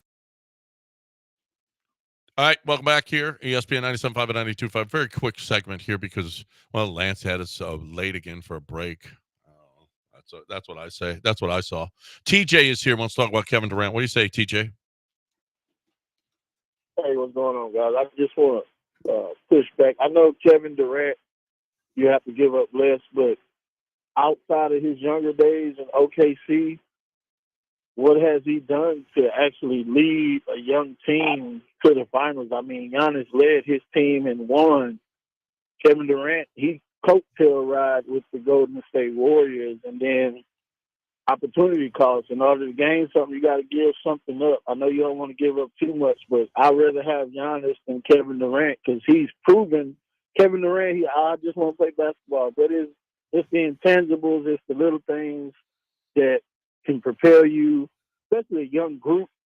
You got to I know it's just about, okay, this is how he go about it. He don't really talk, but sometimes you need that. And I'd rather have Giannis than Kevin Durant. I hang up and listen. No, I don't think there's a wrong answer. You can have your preferences. I really do. You know what? Giannis has got a championship. There's everything. I mean, Giannis can do it. Can Kevin Durant still do it without a lot of talent around him? I don't think so. I don't think so either. We saw Phoenix. They're not good. He would have a lot of talent around him here. Yes. Look, I think Kevin Durant could work here. No question. I think if you do a Giannis move, you're all in.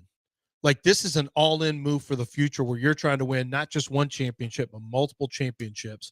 The Rockets still have draft picks. Just because you lose players doesn't mean that Rafael Stone can't find more players. He's done a pretty good job up to this point. But we don't know what it would take. Giannis, Kevin Durant does not have a no-trade clause, so he can get traded anywhere. The Suns can go literally find the best deal possible. Kevin Durant is going to, behind the scenes, try to navigate where he wants to go, and I'm sure Houston would be first. Kevin Durant is a Band-Aid move for a player who all of his metrics are starting to come down. So you probably have 2 years with Kevin Durant. Well, you do, but I think it's not a Band-Aid move. It's an addition. I don't look at it as a Band-Aid move. But it's a short term. It's not it is made short for the term future. until maybe another scorer comes. What's the Rockets' bane this year? What's their Achilles? Well, free throw shooting, scoring in the half court. So with Giannis, you're picking up a 61% free throw shooter. Yeah, it ain't good. It I mean, that's the negative is that you go from bad free throw shooting to bad free throw shooting. Yes. He's a bad free throw shooter. Yeah. There's no question. But he still puts up now, if you 30 a game. If you subtracted Alperin, you're just swapping out more points, same bad free throw shooting, more rebound, more block shots, older player, more expensive player. I mean, I love Alpe. It's just Giannis is on a different level. Yeah. He really is. But it would cost you more. Just Giannis, I rarely am in on all-in moves because I usually think you're not really there. I actually think the Rockets have the pieces around them to make an all-in move. It hurts, but it also fundamentally changes who you are DNA-wise, I think. And you still have the same head coach who gives you your heart to an extent. I mean, he's helped build these bullies. So Ime doesn't change. And Giannis is the same kind of player. There's no way Ime doesn't love Giannis. There's no way. And it's not like you can't add other players or whatever. Whatever. You can. I think you guys use. I don't think there's a wrong answer. Durant's cheap. Would it be? You're right. Would it be great to get Durant? Yeah. Would it be great to get Giannis? Yeah. Okay. Yeah, it's what it's. I want to know how urgent this is for the organization, because if it's urgent for the organization, it's Giannis. Well, I feel like it's urgent. I feel like if they get eliminated here, I think Tillman's going to want to make a move. And you've heard behind the scenes, like, he's been interested. He likes anyway. Stars. He loves stars. He thinks Durant is a it's star. Really important he's that just you don't win. Star. You know what? For the most part in the NBA, you don't win without a star. Durant's a fading star who costs less. Giannis costs you a lot more, but he is a star in his prime still. It's just two different ways to go about it. But I think the likelihood, unless the Rockets and Jalen play exceptionally well down the stretch and move to the next round, I think they are going to do everything they can to make a move. I really do, because I think Rafael Stone's okay with making moves. I think that Ime Udoka probably says, I love Jalen, but I need to get my own Jason Tatum in here. I got to have somebody who makes a difference like that. And, let's face it, Alperen Sengun, for as much as you like his stats, has really had some up and down moments in his playoffs. The fact that he can't make free throws, he can't make any of these little one-hand little bunnies that he's got from 7 feet. I don't know what's happened. He's aiming everything. He's thinking about it. Alperen is good. I think we see what some of Alperen's, and Alperen was at his best last game when what's his name? Draymond was out of the game. When Draymond was in the game, he was not good. All right, let's talk about Draymond on the other side, because we got some quotes from different players about Draymond and the games that are being played. So we will hear from them on the other side, right here on ESPN 97.5 and 92.5. In the meantime, do you want to see some stars? Jack Nicklaus, Gary Player, Annika Sorenstam, Lee Trevino, Tom Watson, Sir Nick Faldo, Marco Mira, Curtis Strange. It doesn't get much bigger than it's going to get Saturday right here. I forgot Annika plays. Yeah, she plays in this. In the Insperity. I forgot about that. Well, she plays in it's called the Folds of Honor Saturday. Okay. And she's going to be playing in that. We've got 1:30 as the opening ceremony on the driving range, featuring a presentation of colors, singing the national anthem, a flyover, and the Patriot parachute team. You think this isn't America? This is America right here. And we are going to have America right here at the TPC Woodlands. You're looking for a great time. It is brought to you by Insperity, Woodforest National Bank, and Hewlett-Packard. You don't have to spend a dime to get out there to see these stars, because they are going to give it to you absolutely free. So you're looking for fun. You got Friday, Saturday, Sunday, and then you got the Folds of Honor Saturday. It's all at InsperityInvitational.com. The TPC Woodlands, InsperityInvitational.com.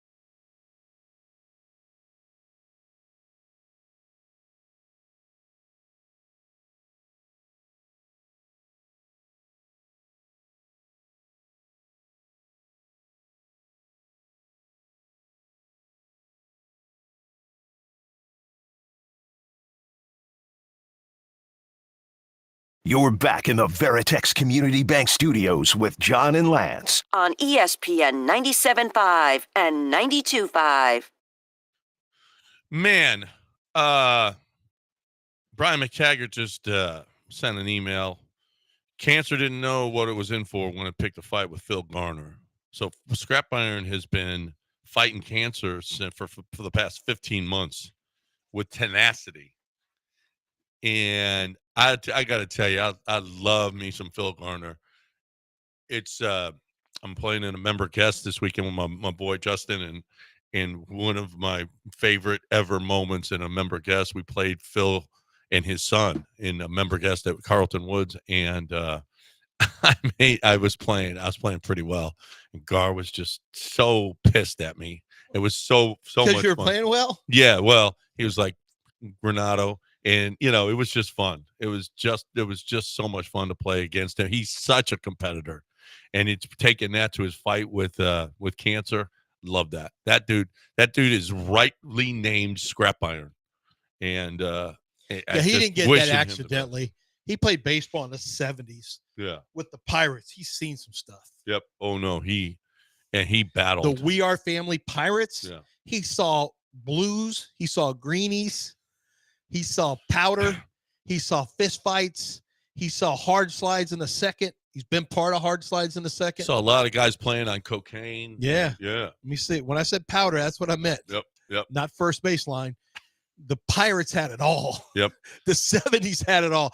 Fist fights on the field. That's back when. And then he went with the A's team. That was crazy. Yeah. Did he play with them? Yeah. Early 80s, I guess. Well. And then managed different teams. Yeah, well, that 80s team they had a bunch of, they were partying. Well, yeah, no, that team was a party team. Well, it was early 70s team. There was the party A's. Yeah. Gar was Pirates after that or before that? He came up. I'm getting it. Baseball Reference right now. I mean, baseball then had a lot of stimulants. Oh, man. Well, that was. And you would like. He started with Oakland. During their championship run, 73, 74, yeah. Okay, with Reggie Jackson and Joe Rudy and all of those and guys. they didn't like each other either. No. That A's team. And then Pittsburgh in 77, We Are Family. They liked each other and partied hard. Then he came over here and played with the Astros and then managed the Astros. And, man, he just is. So, Phil. Good for him. Just keep going, baby. Keep kicking that cancer's ass. Keep it going. I love that. I love he's fighting and he ain't giving up. I love that. Pancreatic cancer too. Right. And he since February 2024. Wow. I mean, that's a fight. I think that's a battle. And I hope go beat it. Chris in the Woodlands is here. Hey Chris, what's going on? Hey, what's up, guys? Love the show. And this may be something for Dell, like for timing. But with the Rockets having I think Dale, correct me if I'm wrong, like a 13% chance to get the first overall pick in the NBA draft. Obviously, Cooper flags that pick. Does that help us not have to give Milwaukee so much for Giannis? I mean, they're looking at him as like a generational talent. Or would that change you guys' perspective at all if we waited to see what pick we got there for somebody like that? No, you wait. You wait. You wait. Okay, so what do you do? If you got Cooper Flag, you do not trade. But I understand it. I know that's going to be the national. No, you do not trade that. But you don't exactly know how good Cooper Flag is going to be. Really good. Okay, probably really good. But he's also young. Del made this point before. Another super young guy on a super young team. 1 year college basketball. Giannis is ready-made. I ain't giving up that Cooper Flag pick. No chance. No way. The last time something like this happened. What if you trick Fred into signing that contract and then you move him in Cooper Flag for? I would consider tricking Fred and moving Cooper Flag. Trick Fred. Okay. The last time something like this happened. You're a Rocket for life, Fred. Was, boom, out of here. Well, they did that to Blake Griffin. Blake Griffin. Did he get tricked? They brought him. The Clippers did this whole presentation because they were breaking up because Chris Paul was out and DeAndre Jordan, I think, was either done with them or was on his way out. And they say, "Hey, Blake, you're the face of this franchise." They did this presentation inside Staples Center at the time, where I think they showed him up in the rafters with his jersey, what could be, and then months later, same season, they traded him to the Pistons. He was a free agent, by the way. He could have gone anywhere he wanted, and the Clippers convinced him to stay. And then they traded him in the same season. So guys have been tricked before, but I don't know if they'll do that to Fred. So the last time something like this happened, I think, was back when LeBron first went back to Cleveland and Andrew Wiggins was the number 1 overall pick. Because remember, that was Cleveland's pick. And they traded him to the Wolves for Kevin Love. That's Kevin Love. Kevin Love was a good player, but he wasn't Giannis. And they traded him. So I'm just making the equivalent. Andrew Wiggins at the time was supposed to be a really good player. He's been a fine NBA player. Cooper Flagg, I don't know. I guess he's looked at as a better prospect than Andrew Wiggins. Yes, much better. I guess Andrew Wiggins was Cooper number 1 Flagg overall. is the best prospect since? What, Wemby a couple years ago? Yeah. Yeah. Yeah. Probably. I mean, Yes. Cooper's really, really talented. I do think it's going to take him a while. He's a 19-year-old. It's going to take him a while to grow into his body to physically be ready for the game of basketball. We're probably talking 2 or 3 years. He'll have an impact, but can he win a championship? I think he now, of course, you'd be adding him to a team without subtracting anybody. Yes. I am not giving up Cooper Yeah. Flagg. No. The odds are you don't, but I'm sending him. I think, For Giannis, for a top 25 player of all time? Is Cooper Flagg going to reach that? What are you giving up? Like, no, you know what? It's almost like they have to give you draft picks. I mean, you'd have to match salary somehow. But if you were to do Cooper Flagg for Giannis, we're giving you a cheap guy with a lifetime of play behind him. With 10 more years. That's not how the NBA would view it. Well, how would the NBA view it? You are giving up Cooper Flagg plus players for Giannis. Well, you have to make salaries work. Good players, not salary filler. For Giannis, Cooper Flagg's unproven. We don't know. But Cooper Flagg, number 1 overall, has got more value than you're giving him credit for. But especially if opens a long Giannis window. wants out. If Giannis wants out, but he opens a long window for you if you're Milwaukee, doesn't he? I don't know what he's going to be. Window seems very small. Well, Giannis, it might be small because he wants out. Well, he also costs and he costs more. But we're talking a top 25 player of all time for Cooper Flagg. No, I get that, but you're not. I don't think you're factoring in enough. I don't think you're factoring cheap he is and how long term he can. It's fine, last. but obviously Giannis doesn't guarantee you titles. Cooper Flagg certainly does because we don't know who. Okay, who then you don't get Cooper Flagg. We're moving on to somebody else. We don't even have Cooper Flagg. We got him. We got him. In our scenario, we just got him. we got him. And if we don't get Giannis, there's pretty much that's the only guy I would consider trading Cooper Flagg for would be Giannis. I don't know that there's anybody else in the league, realistically who would be available. Like, who else would you trade him for? Who else would you consider even trading him for? No. Nobody. I don't even consider that. I don't consider Cooper Giannis. Flagg is good. Is he better than Anthony Davis? Cooper Flagg couldn't even beat the Cougs. Yeah. What are we talking about? You're not trading him for Giannis. Cooper Flagg Roberts. He couldn't even get to the final. Jalen Roberts ain't even going to get drafted. And Cooper Flagg couldn't even beat him. He couldn't beat them. Want Cooper what are we Flagg. talking about? I hope we don't get the first pick. I hope we don't it's get not the first poo-pooing, pick now. but is Cooper Flagg going to be at any point the best player in basketball? Yeah. No. I'm saying it now. No, he'll never be the best player in the league. He's got a chance. He absolutely has upside to be the best player. He absolutely because he can handle. But is he better than Anthony Davis coming out? I don't know that I think he is. I think he's maybe in that same category. But Anthony Davis, Cooper Flagg has. Anthony Davis has won a title. Anthony Davis was really good in college. Yeah. Anthony Davis was really good in the pros, just injury prone. Cooper Flagg does have an impact defensively. He is a shot blocker. He can rebound. You like for him to get stronger, but also he's 19. Like, he's going to get bigger and stronger. Well, I think he might be still 18 because he came He's to 18. Duke a year early. He's 18. I don't want an 18-year-old on this team. Get rid of him. Giannis. No. 18. What are we doing? No. Why are we so young? We can't even drink on this team. He can't drink for another 3 years. What are we doing? You just want to add another young in this hypothetical? That's right. No. Yep. No. Yep. Never learn that. He couldn't even finish. We're trying to get finishers over here. He couldn't finish off the Cougs. Nobody could finish off the Cougs. Florida did. Not true. Florida did. We need to get a shot the last 90 seconds. Well, listen. I mean, take your shot. Try to take your shot at Billy Brown and see what happens. How that works out for you. Aqueduct Plumbing. Why are we taking a shot at him? Well, because I take shots at him all the time, and you know what? And it's golf game. But listen, you can just call up there and maybe you'll hear Mary on the phone or somebody else who answers the phone. And if you make a golf reference about Billy Brown, that'll be totally sweet, okay? And how bad he is, how bad. But listen, the good news is we know Billy's not out there just playing golf every day. He's not any good. We know he's working. We know he is killing it in the plumbing game. You know how you got, look at Will Chamberlain played against plumbers. But Billy Brown is a plumber. Billy Brown is a guy who is killing it in the plumbing game. Will Chamberlain could never handle what Billy Brown is doing for plumbing. Okay, I can't even add to this. No, you've now called him the Will Chamberlain of plumbers. He is. He's the Will Chamberlain of.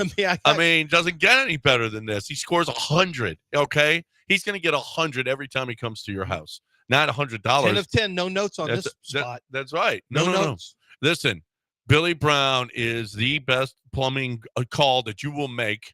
Okay, I'm telling you here and now. If you have an issue, anything plumbing wise, that's our guy. Billy Brown at 281-488-6238, 281-488-6238, or aqueductplumbingcompany.com.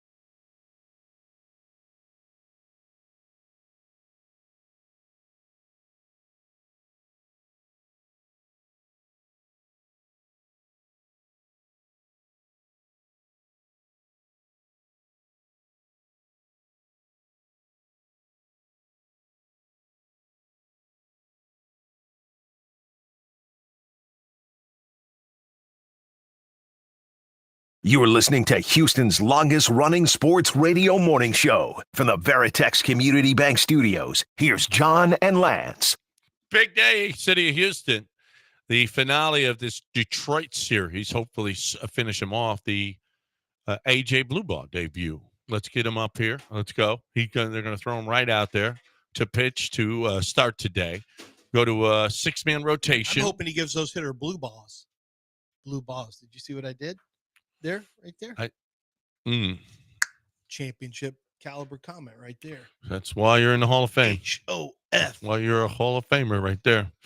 Yeah, Blue Ball getting the start today. Please have a sign that says, will you bring that sign to the – you're going to the game, right? You and Justin? Yeah. Are we going to be able to see you on TV? No. So if you bring a sign that says, give them Blue Balls, BAUGHS. Give it to them, Blue Balls. Yeah, give Detroit Blue Balls. Is that something you think you can get on TV? There's only one Blue Ball. Yeah, but Not if he's throwing. All of his pitches are called blue balls. I don't know that he calls them blue balls. I don't know. He should. Well, I think. Would that go viral? Yes. I need you to go viral. Mm-mm. I don't know. You don't. There's Wendy one thing I don't. Wendy need. doesn't need you going viral. One thing I don't need. Who's the guy with the blue ball side? A deep dive. No, we don't need that. No one needs a deep dive on John. No, we don't need that in our lives. What we do need is blue ball to come out and pitch well today. We got Lance McCullers coming back. I think he is. No one knows for sure. Eric Getty, haven't heard a thing about that with the broken thumb, sitting out there in the outfield getting hit. How unlucky is that to be standing in the outfield and a ball in batting practice hits you right in your pitching thumb and shatters it? That can't be. It's hard to be unluckier than that. Yep, it's hard to beat that. Mm-hmm. We got the 1:00 Astros start and the 6:30 Rockets start, and we want to talk about good time. What a good time it is. See, this is what we live for. Fun days like this. I think everybody should just take off work, watch the Astros and the Rockets today. Have yourself some cocktails. Why would you have to take off work to watch the Rockets? Astros too. Astros. You got a double header. I want you to start. We got a double header, Del. Do you want everyone to also drink the whole time? Yes. There we go. He wants you to be like him. Yes. If I could be like John. Little kids playing and then drinking and playing golf. Like John. If I could be like John. And it's just, no shots. Do little kids mostly golf do golf and poker. And then you're putting you're folding your hand. I know you got the MRS degree, but do little kids grow up thinking about being kept men? Is that part of the not the Gator- back then? No, not back then, right? That's not part of the Gatorade. It's not a bad thing. life. Yeah. Well, I just don't think most it's of the us dream. can't even conceive of it. Yeah, Right. at that time. It's not a bad life. Oh, for sure you I'm can't telling you conceive guys that anything can't like have that. it. You can fantasize about it.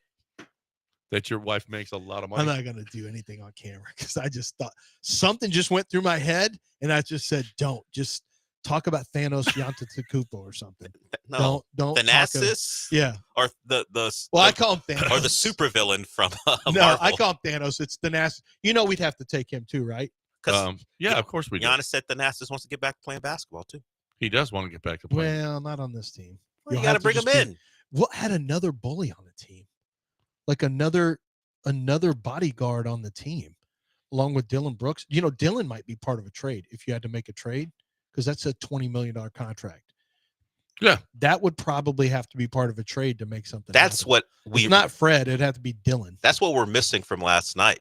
If Thanasis was still with the Bucks, he would have slept John Halliburton. He would have punched that dad. He would have come out there and immediately had him in a headlock. Oh yeah. They say Thanasis is pretty tough. Like teams, I guess it's a known thing that he's not really to be played with. But they say Giannis is so close with him that he can't even function without Thanasis there. They're really a tight family. So if Giannis were to wherever team he goes, Thanasis is going to have to be part of that deal. How much do you have to pay Thanasis? Vet minimum. League minimum, right? Yeah, vet minimum. You can't. He's just a pet. A what? A pet. Maybe pet's not the right word. Mascot? Maybe? A mascot. That's the word I'm looking for. Pet. He's just he's literally a hockey goon. He's a bodyguard. That's awesome. That's what he is. We need that. He's Bob Probert? We need that. Yeah, but Probert played more. Yeah, Probert actually played. Well, with Giannis, the Rockets will be blowing a lot of teams out. He's more Thanasis will get plenty of time. He's more Ty Domi. JJ, I took off for today, headed to Cobos before the game. I'm going to be like Johnny today. All right. Okay. Thank you, JJ. Like John. I could be like John. By the way, how did you guys celebrate Julia Morales Day? What day is that? Yesterday. April 29th? Why is it? Is that a birthday? Because the mayor made it Julia Morales Day. What mayor? The what Hall of Fame is she in? None. Have we ever had a day? No. Yeah. What? How do you get to be? How does she get a day? I don't know. She is a national treasure. Well, she's a local treasure. But the nation doesn't know. Speaking that of she's which, a treasure. Del, your Miami Heat girl. What girl? Christakos. I don't know who that is. Have you seen this? No. Hooking up with Giannis? Because she has a Greek last name? Well, go look at your sideline reporter for the Heat. Oh, she's attractive is what you're saying? John, are you informing me that a woman on TV is attractive? Yes. Well, this is breaking news for everybody. Yep. She's something. I don't know why she's also, I don't know. She's just getting a lot of heat right now. Because I don't know. It was the only thing to look at in Game 4. I don't know. guess. It was on my timeline this morning. I went, well. Well, our chat room here is talking about that Skylar Diggins is back to Skylar Diggins, and she dropped the other name, Smith or whatever. Oh, she did? Whoever she was with apparently got dropped off the nameplate. Well, Dell, the hyphen's shoot gone. your shot. You're the only single guy. That's right, Dell. What kind You of and Skylar shot. Diggins. What kind? And if you get her, you're What gonna have kind to of get her on brain the do show. you have? Tell her we can get her on the show. Oh, I'm on sure our show, that's not appealing. yours. That's appealing for her Oh. to be on this show, where now that her name is different, the single producer should be shooting her shot. I'm sure she wants a part of this show. She does. Well, who doesn't? Who doesn't? We tried to help out Charlotte, who worked here, and I said it's like somebody asked what her Instagram was. She came on yesterday because she caters and all that. The food was great. I don't know if you had food. any. I did. I had the red beans and rice. It was awesome. Phenomenal. I gave JT the other one. He was like, yeah. So I've got mine in the fettuccine, refrigerator. I got lunch today, but she I tried to. Now she has a Cooking with Char Instagram and her other Instagram, and I accidentally almost gave out her other, but I said, ugh. She doesn't. That would have been creepy. She doesn't want that heat. No, I don't think anybody wants that heat. I do know you don't want the heat of property taxes. Okay. And the government sucks. Okay. Taxes suck. The government sucks. Protesting for the most part sucks, but not this one. This is a good one. This is where you protest the taxes. And in Ownwell's case, you win 86% of the time. That number is incredible to me because 86% of the time the government is wrong. The government is too high. That's crazy. I could see if it was like 50, every once in a while they make a mistake. 86% of the time, that sucks. So you got to fight it because the government is overcharging you. Do not let the government overcharge you for your taxes. And they do that all the time. 3 minutes to sign up. Ownwell is here for you. I mean, Ownwell is going to kick their, well, they do for the most part, 86% of the time, they kick their ass. And you, my friends, are the beneficiaries. You don't pay unless they win. It takes 3 minutes to sign up. Let Ownwell start the process right now. OWNWELL.com. Takes 3 minutes to sign up. Start your protest today at Ownwell.com.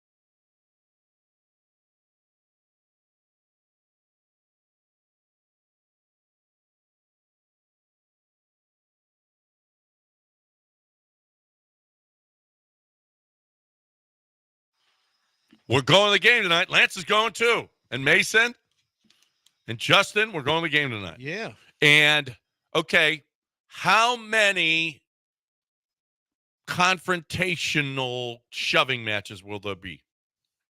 3. Over under 2.5.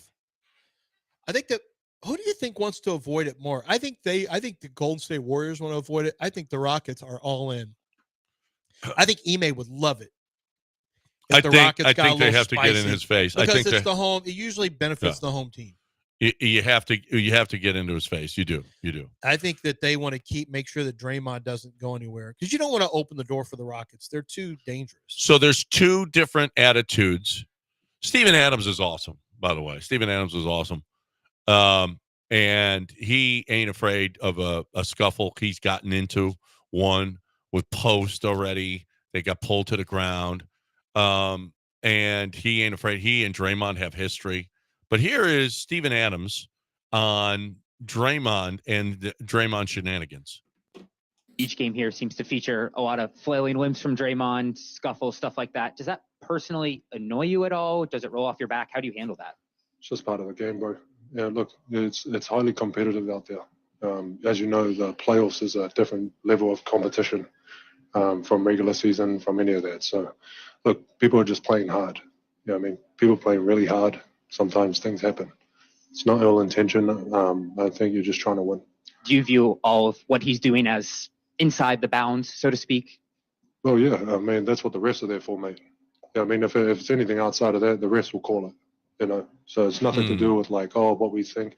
You don't need to waste your time speculating any of that, you know. We got enough to think about in the game. The referee's job is to make sure that they stay within the boundaries, you know. Do they, though? Do they? Is that what they're doing? Draymond could have easily been kicked out of that game. Draymond gets kicked out of the game. The series is tied at 2.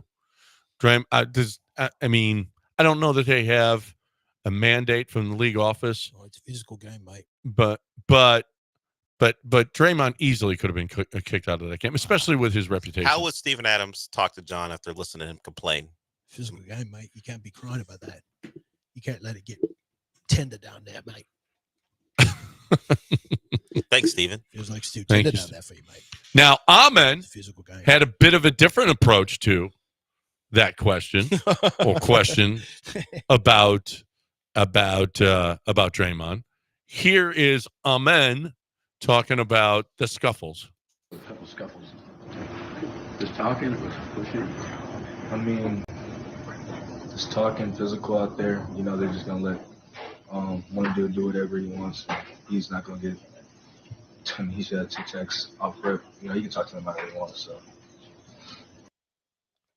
you know, that's the difference between a veteran and a young player. Young players the veteran's been through enough scraps where Steven Adams knows the deal. Like, you know, let's be honest. Amen Thompson takes some liberties. He's a physical player. Oh, yeah. Amen's not afraid to get a grimy. Steven Adams has in his career, too. He's been a guy. He's been an enforcer. He's been willing to step up and make it a little confrontational. I think Steven Adams, that's the difference between an older player who has different perspective and a young player who's still in the middle of learning. This is his first time to really be through a whole series with Draymond. Like, he hasn't been through the mud like this before. Individual games, sure. But this is a whole different thing. You're going a whole series with Draymond. It was always going to get testy with him. It was never not going to get testy. It always was. Steven Adams, he's had this matchup before. Like, I've seen this before. I've been through all this before. Steven Adams just doesn't. And have you noticed he doesn't get rattled? Steven Adams he hasn't gotten rattled the whole year where he gets really mad at something. He keeps his cool. Now, did you see when he was moving Royal Ivy out of the way when they were trying to break up the first little scuffle, and Steven Adams was out there, and Royal Ivy's trying to break it up, and he's got Steven Adams. Steven Adams puts his hand on his left pec and starts to move him out of the way, and Royal Ivy lifts his hands like, "We're good, bro. I'm not trying to do anything." And I think there's a level of respect. I never thought that I would like. You know what my like is for Steven Adams? The same as Hank Conger. Hank Conger? What? I loved Hank Conger. Hank Conger, I thought, man, Hank Conger, who cares? And then at the end, I was like, this is the heart and soul of the Astros, Hank Conger. Hank Conger now was the 15 Astros. Yeah. The 15 Astros That team when was they were on the come up. Yeah, lovable. No, look, everything's great. Yeah. Everything they do is a Is surprise. he the Machete of the Astros? No. Well, No. don't disrespect Machete. No. I'm saying no, Machete. You're disrespecting by comparing him to You sure? You Hank sure Conger, seem to like the double big lineup. Please. Machete was actually, I mean, those guys loved Machete. And not only with the extracurricular stuff, but on the field, they loved him because of how he called a game. He would do he was not afraid to mix it up. But Steven Adams, I can't get a perfect one, but Steven Adams has some of that same. He's not a starter the same way Machete was not a core player per se, but had a tremendous impact. Played the game the right way, quote unquote, right way, was the North Star for many of the players there. I think Steven Adams gives you some of that very quietly, shows you toughness. Like we talk about Dylan Brooks and Fred VanVleet a lot, and that's because they played last year and Steven Adams was out last year. There's no way they don't look at Steven Adams and take, he leads by example. There's no way Amen Thompson, yeah, sure, we know Dylan Brooks. Some of Dylan Brooks is just how to get under your skin. Steven Adams is legitimately just plays basketball a very tough way. He's just a very tough guy. That has to be rubbing off on the team a little bit. They have to see that, and it has to have an impact on them. There's no way it doesn't. Lance, do you have room in your heart to hate another media member? Because we started the show with a past confrontation you had. Do you have more room in your heart to maybe? I do. Do you know who Alan Hahn is? I do. I like Alan Hahn. Maybe not so much after this. Did you watch 8 Mile? 8 Mile? Yeah. The final scene? I don't remember the final scene. When he's going after Papa Doc? Yeah. Yeah. This is Alan Hahn. Rockets are another team that puts a lot of emphasis on tough guy basketball all season, and then come playoff time, become Clarence with parents who have a real good marriage and went to Cranbrook. Wait. What? Clarence with parents? I've never heard that before. That sounds like a slam. That's what Eminem said at the very end. Oh, that's what that's from? Hold on a second. Wait, what? Now, he said he was going after another team first, and I wondered, I wonder if he's going to go after the Rockets. He was saying something else about the team. Oh, that it was about Detroit.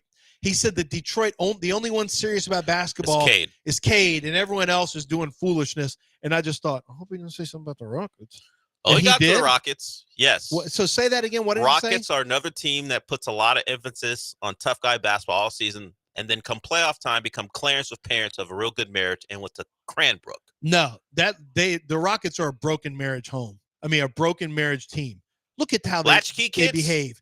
The Rockets don't behave like a Clarence with parents team from the suburbs. They've been scrapping. That's a broken home basketball team. We've been scrapping. What is he talking about? That team has pain in their hearts. What is he talking? What he's talking about is they're not showing up. They're not winning.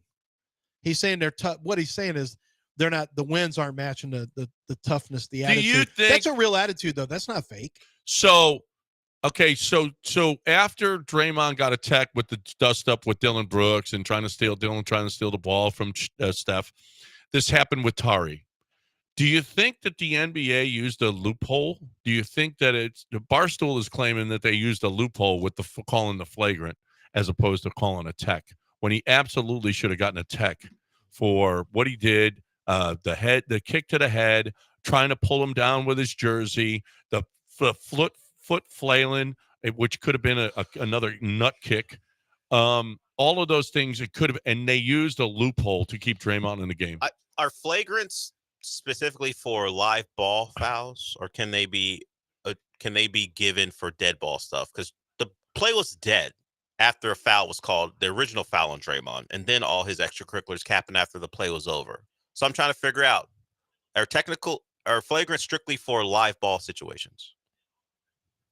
Flagrants, because if they're not, then they. Are you saying techs are for text dead can ball? Be dead ball or a live ball, Yeah. but in this case, that's a dead ball. All the stuff that happened after the initial foul. No, a flagrant one in the NBA does not directly result in the ejection unless the player. No, we know that. One. Yeah, but the flagrant 2 does. But I would push back a little bit. That is technically a flagrant 1. It is in play, and it was a flagrant foul. We're not suggesting the severity of what But that's not a. But should that be a technical instead of a flagrant? A flagrant. It's part of the actual play that happened, which is typically going to make it a flagrant. Like, I get what you're saying, and I would have liked to have seen him ejected, but by the letter of the law, that was a direct result inside the play, which would make it a flagrant. So it's not necessarily. So it's more of a flagrant than it is a technical. And I know it's not comfortable for Rockets fans. We all would have liked to have seen him ejected, but by the letter of the law, I think they actually called it okay. I wasn't happy about it. Why did Steph shoot a free throw first? The technical. No, he didn't. Did he? Yeah, he did. I thought you had. Well, I thought you had flagrant. Oh, because the Rockets had two. No, that was a different incident. That was the because who was the guy? Tari got Tari's the guy that got pulled down. Tari got a technical. That's why Steph shot first. But Steph. Tari got a technical. Oh, that's right. He threw the. Is that the towel? No, that was in the previous. He got a tech, but Steph got a tech. No, too. that was the Dylan Brooks Steph. That was the Dylan Brooks one. Oh, that's Steph right. shot a free throw because Tari got hit with the technical. Draymond got hit with the flagrant. That's why Tari got to shoot 2 free throws. So 2-1. Right. Yeah, it was 2-1 in favor of the Rockets. And the Rockets. And he missed one. Because that's what the Rockets do. Because that's what we do. It's what we do. That is what we do. I don't like saying, man, that's what we do. That doesn't sound good for missed free throws. Yeah. No, usually that's what we do. When you do good that's stuff, how we act. That's how we do it. This is how we do it. That's right. Like when John Halliburton went over to Giannis, that's what we do. That's what we do. Do you think Jabari Smith's dad's going to run on the court after a loss and say, that's what we do after we've missed free throws and lost the game by 2? I don't think so. We missed 11 free throws and lost by 2. I don't think we'll run on the court screaming, no. That's what we do. But it is what we do. It is what we do. I don't think Jabari Smith's dad's going to have a towel with Jabari's face on it and get into Draymond's face and say, that's what we do. That's what we do. We miss free throws. And we miss free throws. No. But technically, that is what we do. In our losses, it's been, 9, 10, and 11 misses? It's a picture of the basket with a brick coming up, with a brick on it. Right. And that's what we do. We brick free throws. I don't like that. That's not a good way to taunt the opponent. But none of us like it. No, we don't like why? No, we don't like it. Of course we don't like it. Yeah, but don't acknowledge that's what we do. Don't get yourself a towel that commemorates it.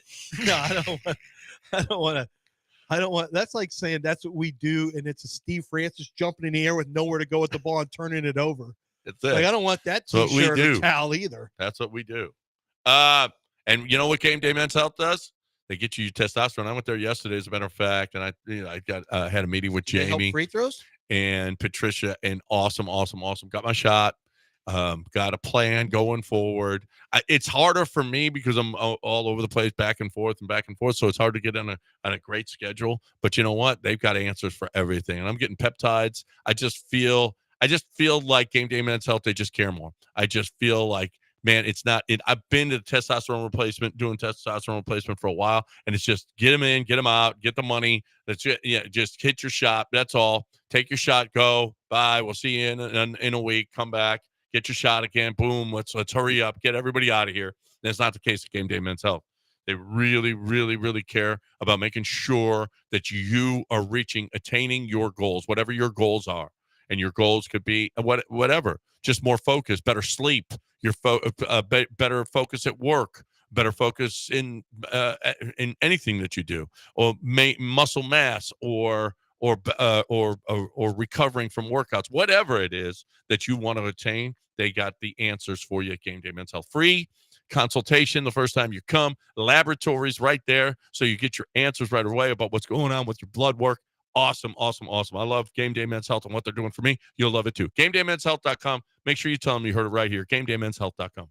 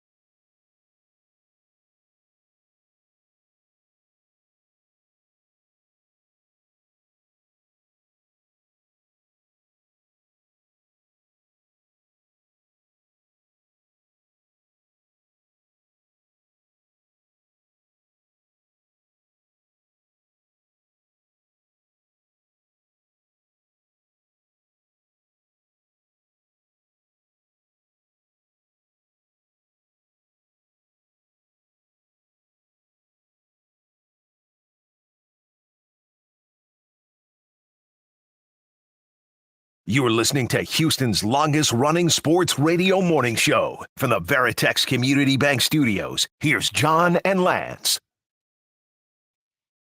All right, welcome back here on ESPN 97.5 and 92.5. 713-780-3776 is the number.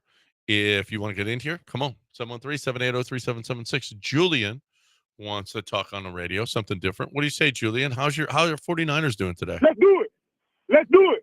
Let's do it. Let's do it. Yeah, let's do it. Let's do it. Let's do it. If you don't know what that reference is, Jalen Reed. New Texan Jalen Reed could not stop saying, let's do it. Chase Nick Casario off the phone because Casario didn't want to deal with this anymore. Talk to D'Amico. He was like, here, talk to D'Amico. I can't talk to you. And D'Amico said, let's do it. Let's do it here. Talk to the owner. Yeah. D'Amico's like, you shouldn't have drafted him. Yeah. Knowledge is power. That's how Cal responded. And that's what he said to Jalen Reed. It's just terrible. Let's do it. Let's do it. Let's do it. How annoying is Jalen Reed? That's how you start your career with a team. Start. He better really be good on special teams. Yeah. To be doing all that talking. Not it's not talking. It's just saying the same thing. He's so excited he can't get to a different phrase. I don't know. Yeah, let's do it. Like Jalen happy. Yeah. All right, man. All right, buddy. Really wish we would have drafted a different safety, but whatever. Yeah. We'll keep it moving. Thanks for being a part of the swarm. That's swarm, everybody. Let's do it. Let's do it. Let's do Singular it. Focus. Let's do it. And do it. He better be good. Yep. He better be. Well, he ain't. Is he going to see the field this year? No, they're deep in the secondary, so probably not unless he's a great special teamer. Yeah. He's not going to get regular playing time in the secondary. Not this year. Not this year. No, he's not getting. He not ready. He not ready. 713-780-3776. Rockets got to win tonight. This is it. They got to win 3 straight if they want to keep on playing. They got to go. They got to win here tonight. I like them -4 tonight. This is, I think, like a game 2 situation. This is a lot. They're going to play. They're going to play with their hair on fire tonight. And I think under over on Jalen. 19 points. Over 21. You like 21? Mm-hmm. He went off for 38 when they had no way he can have another terrible game. Why? No way. I don't know. It's just a regression to the mean. Like, he can't be terrible in 4 or 5 games. It's almost statistically, and I'm a numbers guy. No, it's almost not really. Not if we look at all his games against Golden State. That's what I'm saying. This is really becoming a statistical anomaly. You can't be this terrible this many games against the same team, and you don't have Draymond guarding you. Like, who is it that's so tough to defend? I don't know. Is Steph too good defensively? Okay, let's say now Jimmy is. Let's say he puts up 30 Jimmy plus and they win the game. Does it change the opinion? Yeah, again? we can't trade for Giannis. We've got our core in place. No. I mean, honestly, does it change your opinion at all? No. I think that not at all. Nah, I don't know if I want to wait around to find out if Jalen hits that top level, or if this is kind of who he's going to be. Realistically, he actually didn't shoot that much better from 3, did it? It felt like he was shot a lot better. 35% is better than he had been. Okay. He did. I felt like he shot. Like, I feel like when he shoots 3s, they can go in. What was he, 5 of 12 that game? Oh, I think he just been overall. No. This year. I felt like when he shot 3s, like, this has a real chance of going in. Yeah. Before, when he shot him, like, this is missing. Yeah. Well, he was wild, out of control. So he is getting better. This year, his form is a lot better. I just don't know. And it's really. And listen, he's young. We gotta. Cade Cunningham's young. Cade Cunningham's young, but not every player is Cade Cunningham. Cade Cunningham was the number 1 overall pick. He was number 2. Number 2 does not work out as much. Cade did have a year of college. Sam Bowie. He had a year of college, case closed. Too. Like, that's a big deal to have a year of college. Jalen just came from Elite XC or whatever XOA or whatever stupid minor league program he was at. Oil of Olay. We got no coaching, he was in the no G League. defense. He is getting better. Anthony Edwards is the same age. This is less about Jalen, where he is, and it's more about. So don't use age, because it really is more about where he fits in with the rest of the team. Is the team construct what it needs to be? How many titles has Anthony Edwards won? None. He's got a couple. Yeah. He's got playoff series. Yeah, I deal Yeah, Jalen. but Jalen's only been in I one. deal This is his Jalen- first ever. I deal Jalen and Anthony that Edwards was number good one. enough to lead a team to the playoffs. I deal Jalen beforehand. and the Suns number one for Anthony Edwards. Oh, tomorrow. okay. And Tari. Well, Wouldn't even. You're very generous. Yeah, well, I'm trying to help them out. Trying to help Minnesota out. I give you Tari, one of the Terra twins. I'll give you Jalen, and I'll give you the Suns' first pick, which could be Cooper Flag. There's actually, based on our conversation today, actually a pretty decent chance of it being Cooper Flag. So, give us Anthony Edwards. You have to say yes to this deal before the lottery. Okay. I'm sure Minnesota's all over that. Before you scratch off that lottery ticket, give us Anthony Edwards, and you can have Jalen, who's an explosive scorer, Tari Eason, literally a terror twin, whose mom whose mom yesterday on Twitter, when Golden State people went after her, their mom said, "Your son can't even start." And she said, "It's political." And then she did the painting the nails thing. Political. She said it's a political thing. She goes, "There's politics all over the world." That's all I'm going to say. Painting the nails. Painting the nails. So there's a political thing between him and the Rockets organization. That's it's why political. he's not. Why he wants? Well, that's what she said. I don't listen to players' parents. Well, This Wheeland thing we learned about John Halliburton. They're emotionally involved. all Let's just right. say that. We had the conversation about Giannis, the hypothetical. You brought up your ridiculous Anthony Edwards trade. Mm-hmm. Cooper I Flag stopped for Anthony listening Edwards. at that point. Cooper Flag, Anthony Edwards. You making that deal on the Rockets' behalf? On their behalf? If it's not for Giannis, you can't make it for Anthony Edwards. You think Cooper Flag's the greatest? Who's bigger? The white, Well, great Cooper- white hope. Cooper as you were Flag's calling him. 6'9". He's bigger than Anthony Edwards. Well, Yeah. not according to Anthony Edwards. He says he's really big. That costs some money. What are we doing? I'm talking about basketball. 6'10". Is he 6'9" or 6'10"? He's listed at 6'9". Cooper Flag. Cooper Flag is okay. That's about right. The 18-year-old He's a stretch 4. 18-year-old generational prospect or the 23-year-old superstar. Son of Jordan, potentially. Which one, Lant? I mean, John, you love yourself some Cooper Flag. Which one? Oh, I'm trading Cooper Flag for Anthony Edwards too. What What are the odds of a white player being the best player in the league? I'm just a white asking American statistically. player? Luka? Statistically. Luka's not the Luka, white. let me do some Luka for you. Okay. Tired. You mean Jokic? Jokic? You got to say white American Jokic? player. Jokic any good? Okay, no, he's not any good, huh? You Okay. got to say white American player. No, American whitey, not one who plays hard. They're white. Jokic White is American. Caucasian. Sorry. Okay, we just said He's white American. Caucasian. The best, White American. The best white players in the game are not American. No. So That's okay. We got one now. What are the chances that Cooper Flag? When's What the are the last? chances? Oh, What are so the like, chances? okay, so Tiger Woods couldn't be the best, What are the all right? chances? Because there were no What are the no chances? great We black asked- players we asked- then. no, Calvin Pete. Racist, We asked Calvin the Pete. chances. Calvin Pete. We asked the He didn't chances. win much of anything. What are the chances? Huh? He simply asked, "What are the chances that?" it Well, the happens? chances? The chances are great because we got No, Cooper the Flag odds coming. are against it. First of all, he's a Dookie, which is awesome. Oh. They always turn out great. Okay. God. And secondly, The next he's from Christian Maine. Laettner. What does that mean? What are the chances? What are the chances that a white Dookie from Maine could ever be the top player? Okay, Larry Bird. Larry Bird was from French Lick, and he wasn't the best player. French Lick. He was a Magic was better, and then Jordan was immediately better. no. Well, Larry he had was to there be before carried that. by the rest of the Celtics. Yeah, he was there Jordan. before that. He was there in '79. If he was a black player, he'd be Well, just Michael- another guy. Okay. Tell Call people back. what that means. Well, that was a quote by Isaiah. Isaiah Isaiah Thomas. Thomas. And I- that took, but you know what? If he said it now, everyone would be like, that's true. It They'd is- be on the ESPN saying, what he said is not what Ryan Clark would be furrowing his brow like he's always. What he said, he should not have said that. But what he is saying is exactly what players in the locker rooms are saying. And they'd have whole long form ESPN. Back then, it was like, no, you can't say that. That's wrong. Yeah. Everyone said it in mass, like, that's wrong, man. You can't say that about a guy's race that he couldn't play. Oh, Larry Bird yeah, could we play. can too. Yeah, we can. Unless you say it about a black guy, then you can't say that. Well, that'd be patently Well, you untrue, so probably you'd never shouldn't say it. it about. Right. If Right. Tiger Woods was white, he'd be just another golfer. Not really. No. He is whipping y'all's ass by like 7 strokes every time in 2001. Yeah. It was Well, the biggest.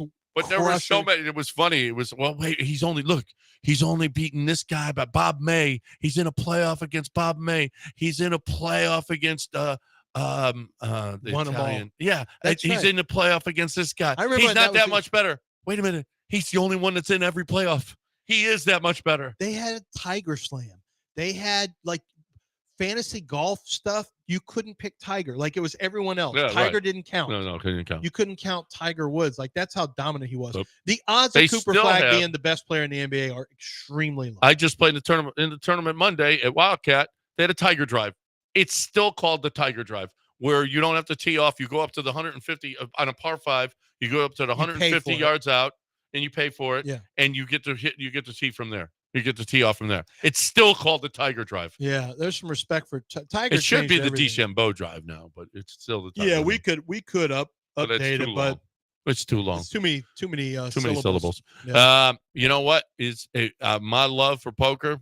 Okay, not too long. Okay, I love me some poker, and I love Texas Card House. I love what they're doing at Texas Card House. I love a clean facility. They got at both places. They got plenty of tables. There's 24/7. You've got tournaments going on, mostly cash games. Though you love to play cash, you got it at Texas Card House. You've got an app now, Hijack Poker, where you can play at home. You can go deposit the money at Texas Card House and then play. Okay, so if you're just joining for the first time, you put in Spring 20 and you get $20 of free play. If you have been, playing at Hijack Poker, you put in another $20 and you get $20 of free poker. Put in Cash 20. Put the promo code is Cash 20. If you're just joining now, it's Spring 20. You are going to enjoy poker at the highest level because it's Texas. We play the best poker. We love poker. So if you're looking for the best way to get that poker going, Texas Card House. It's safe. You get wanded when you come in. You got a bar open till 2 a.m. Got 24/7 poker going on at TexasCardHouse.com. You're looking for poker in the city of Houston, TexasCardHouse.com. Talk about the Derby dorks. What Reagan just said.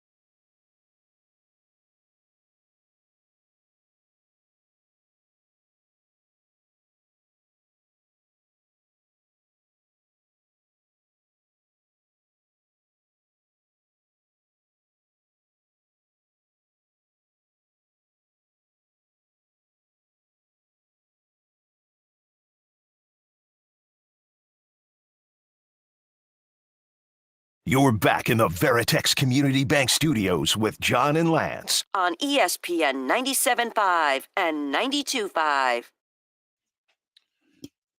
All right, welcome back here on ESPN 97.5 and 92.5, 713-780-3776. We have this segment and one more, which is News of the Weird. So if you want to get in, you better do it now, because News of the Weird, you can't get in. Is there anything that we have missed today in the world of sports? Anything? Yeah, I want to bring What is Actually, this could probably wait until tomorrow. It's a longer topic. But I brought up the fact that all these the way too early mock draft of 2026, and all these people are putting Arch Manning in, and I had to say, hey, y'all know that Arch he's not going out next year. He has 2 career starts. He's made 95 pass attempts. The Mannings played 4 years for Eli, 4 years for Peyton. They have come out and said, when I say they, we act like it's some kind of like a David Koresh communal or something. I don't know who said this. I think it was Cooper, his actual dad. I think people probably don't even know who his real dad is. They just know it's Manning's. Like they're all live in one commune. But he's already said they wanted 30 or more starts. Like he needs to get starting experience. He sat on the bench already 2 years. He'd never transferred. And what I found is that this got a lot of attention on social media. What I found, most people and anyone who pays attention to college football already knows this is the Manning plan is to get as much experience as possible. But what I found is there's a lot of people who it's only about the bag for them. It's like, he has to go, Lance. He gets to his second contract faster. I said, look, his NIL deal, he will be worth $8 to $10 million a year NIL with if they really want to take advantage of it, all the stuff. You have revenue share coming next year. He has other NIL deals, name, image, likeness. He'll get paid extra just like he did with EA Sports. He can do a Lamborghini place like he did this last year. He can do national stuff like Dr. Pepper. Are you kidding me? He can make $8 to $10 million. He frankly will make about as much as a first pick of the draft in the NFL will make. Number 2, it's not about the bag for everyone. For a lot of guys, they know the money's going to come whenever they come out. The Mannings have 2 people who have won Super Bowls. They were the first pick of both their drafts in 98 and 2004. The Peyton and then Eli. They have both won Super Bowls. They both played 4 years of SEC football. They understand that to be the best you can, you have to develop as a quarterback. There have been so many quarterbacks who have busted out after being a 1-year starter in college football.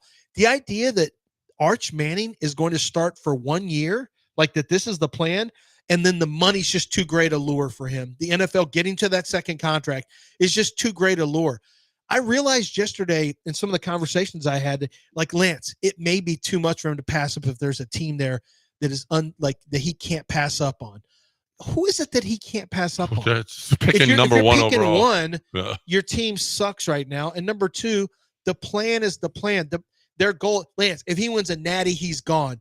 You do understand, like people can't get this through their head that his goal is to be the best he can possibly be, which means he has to get experience. The best way to get experience is not on the fly in the NFL. It's playing SEC defenses. It's seeing things. It's going up against Kirby Smart, who's got disguised coverages and showing you different blitzes up front and twists and games and stunts and learning how to play chess. It's not going immediately to the NFL with almost no experience. That's why 1-year starters suck so much. They don't know how to handle it. Dwayne Haskins was a disaster. 1-year starter, disaster. Most 1-year starters are really bad. They're not good. Kyler Murray was a 1-year starter who's been pretty good. Pretty good. His thing has been he was a great athlete, but so many people are having a hard time. Now, the majority understood Arch is going to play the Heisman Trophy winner. So Arch is going to he's got 3 years left. Yeah. So he's got 3 years left. Yeah. My guess is he takes 2, but he could take all 3. I know NFL people think he's going to take all 3, that the Mannings don't care about money. He's going to make a ton of money in college. He's already a multimillionaire. He's going to continue to make anywhere between $5 and $10 million a year every year he's in college football. By the way, They say he loves Texas, loves the college life, loves being at University of Texas, loves Austin. There's just people who all they can think about is second contract, and they think that everyone thinks that way. Some guys actually like their time in college. They actually have a really good time. They actually really enjoy having pressure, but not the NFL pressure. Once you get to the league, it's different. You're not living. It's a different brand of football. Anybody who's played in the league will tell you, man, it's a lot more carefree in college football. Even with this NIL stuff, even with the pressure at University of Texas, it's way different. When you're when you got to take care of, they say the biggest difference is once Arch Manning, who's 20 right now, will be 21 in April, or he just turned 20. He'll be 21 next year for the draft. Do you know how hard it is to go into a locker room and you've got to try to win for a guy who's 31 years old? You got to try to lead a 31-year-old.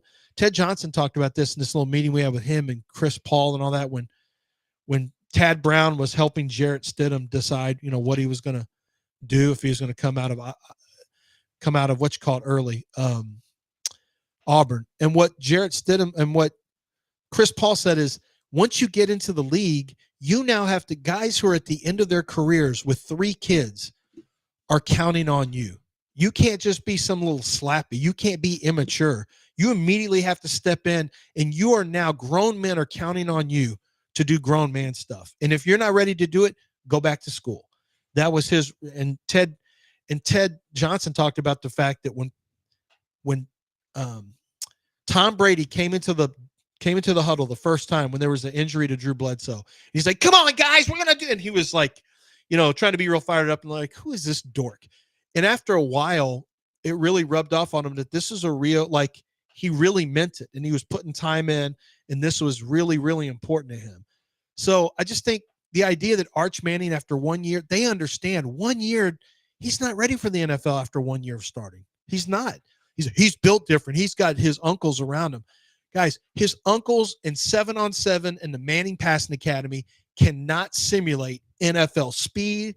It cannot simulate NFL defenses. You have to play and see it. He's not going pro after next year. He's not. And they've already said he's not. But it just really brought home the fact that there are some people who they've never even considered that a player might like college football. They never even consider that a player is not trying to just get to his second contract as fast as he can. They've never considered that you could be the first pick of the draft in 1 year and still go back to school and be the first pick of the draft next year. And by the way, I'm not sure he's the first pick of the draft. When I watch him, I think, yeah, he looks pretty good, but the arm looks very average. Right off the bat, if he comes out the same year as DJ Lagway, I'm thinking Lagway is going to be He obviously has the traits, right? Well, he has the name. Well, he has the traits. I mean, he's big. We'll see his big, arm. He can run. His arm is average. Is average. It's very average, but he can run. Now, he's a really good athlete. He's more of a dual threat quarterback. Yes. They could move him to wide receiver or running back.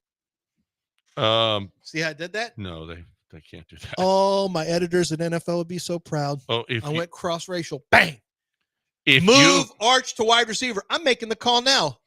Texas needs to move him to wide receiver. Wide receiver, maybe H-back. Okay. Yeah, he needs to be more Taysom Hill. He could be another Taysom Hill. Ooh. There it is. In New Orleans, too? Wow. In New Orleans. Yeah, now we're on to something. He's from Newman High School. Gunnar Manning? He's from Newman High School. I like it. Yeah. No, I could see a little bit of everything from There it Arch. is. Some trick play stuff. Move him into the backfield. Get him on the move in the passing game. Yep. Love it. Let's go. Quinn Ewers turned down $8 million. You know who wanted to come back? You know who wanted him? Miami. Yeah. Cool. Well, but why would you want him when you got Carson Beck, who everybody loves? No. They wanted him, and then they had to go with Carson Beck. And you know why? Once Quinn Ewers won against Arizona State, he couldn't get to the portal anymore. All the teams moved on because they had to go in a different direction. They waited on Carson Beck.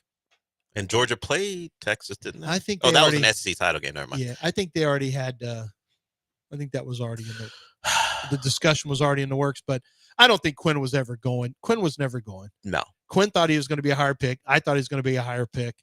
At the time, Quinn actually and his people actually thought he was going in the first. He went in the 7th, left $5 to $8 million on the table. Yeah. Notre Dame and Miami. I do enjoy that 4 years into that dude's tenure, he's still banking on portal quarterbacks to come through and save his ass.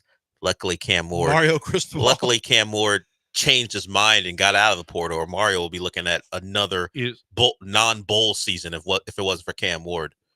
Is Carson Beck really going to save that? He might help him win 8 Very games. good. He might lost your 2 starting wide receivers. No, this is what Carson Beck is walking into. Besides the fact that his ex-girlfriend continues to use social media to make fun of him, she crushed him. He lost. Wait, what happened? She's friends with Trump's daughter. Who? Granddaughter. Who is? I'm sorry, granddaughter. Carson Beck's ex-girl. Yeah, one of the Cavender twins. The Cavender twins, right? Oh. And she was out there, and they've got her on because of, I guess the camera follows that granddaughter all over. Trump granddaughter, and they were asking about Carson Beck, and she goes, "I didn't break up with him because it was cheating. That came out later. I broke up with him because no one likes him. Yeah, because of who he is. Who he is. No one likes him." And this is what I gotta look forward to. Yeah, that's what you got. Shout That's what you get. Nah, but he'll be better in Miami. Oh, no. Okay, let me give you this. He's a better fit in that city. Sure he is. Let me give you this. He lost Restrepo. No Jacoby George. No Arroyo. No Sam Brown. No Sam Brown. 4 targets. And Horton and 5. Horton went to Alabama. Miami's top 5 pass catchers all gone. You lost Jalen Rivers. A guard, yeah. The rest of the offensive line should be good. So he's going to walk into a very green unit. I'm sure you portaled all these guys though. They're still adding receivers. How weird is this? Restrepo couldn't go back. Why didn't he just go back? Because he was out of eligibility. That's okay. He ran a 4.8. That doesn't seem to matter. People Did you see that there's a 32-year-old woman who wants to trying to go back and play college basketball? I did not see that. Yeah. Well, if you didn't play any college basketball, you can't. She had a year left of eligibility. I still got a year of eligibility left. I should go. Ooh, portal. You can make so much money from portal. And I'm going to sue for all my NIL money I didn't get from Knox College. The old Siwash. Not anymore. What is We're the Siwash Prairie Fire now. Oh, yeah, Prairie Fire. At 9:49, time to take a break. And News of the Weird coming your way next. Don't go anywhere.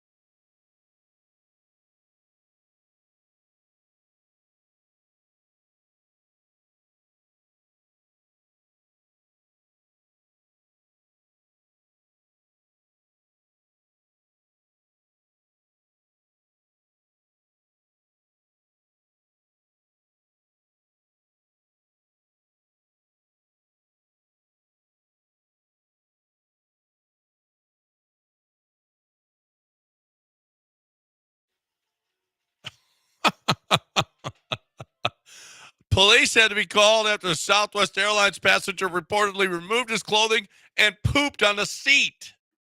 Do you feel like you should not be able to remove your clothes on a flight and poop on your seat? That's not the question. You should ask, have you ever seen that happen in public? Have you ever seen You did. You I saw somebody did, driving pooping right down here. the road here.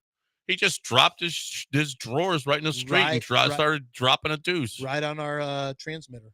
No, Signal went out. No, Oh. that's not the reason. That's not the reason. He didn't. I've never seen it in Well, wait a minute.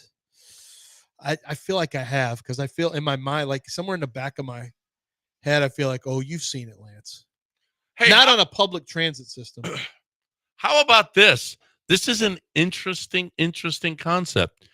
Men are asking women for an NBA-style 4-year marriage contract. And if we don't want to renew, you've just become a free agent after 4 years. Is it a mutual option at the end? Because I feel like women may want to. Is it a player? No, it's got to be. Yeah, it's got to be mutual. Team option or player option? What are we doing? It's a mutual option. Both. You got to both want. That would have been perfect for my first marriage. Nobody's having it was kids 4 years anymore being anyway. done. Boom. All the everyone in that age group, they're not having kids anymore anyway. They're not getting married anymore. Let's bring that back. Let's bring back the 4 year. Yeah, the 4 year option might be. But you don't have to say till death do we part. After 4 years, we'll look at it. Do you get to a second contract, but then there's renegotiation. Do you pull what LeBron pulled when it went back to Cleveland after the initial 4 years? You get the 1+1 deals where, okay, I lock in for one, and if I want to go in for the second, I can. Or maybe you don't know what you're doing. Or maybe we renegotiate after that year. As soon as you turn this into contracts, it's going to turn into leverage plays. It's going to be like, oh, it could get bad. I don't know. It seems like in this day and age, in theory, just a 4 year contract, and you leave clean, renew, and then you leave clean. No and you money leave clean. Going either way. Yeah, it doesn't have to be all this messy stuff. And we tried it 4 years. Got a good run. Didn't work out. That's all. Do you write a goodbye letter? Like athletes will put in or do it on Instagram. Like you're like, I love my time here. It's time to move on. Would you do that too? Yeah, I'm entering the portal. Yeah. Respect my decision.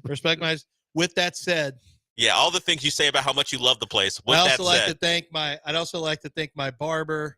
I'd also like to thank Michael from Pete's Fine Meats. Shout out to all the great steaks over the years, and shout out to my wife and her family. Always had a great time whenever they'd come over for Easter dinners.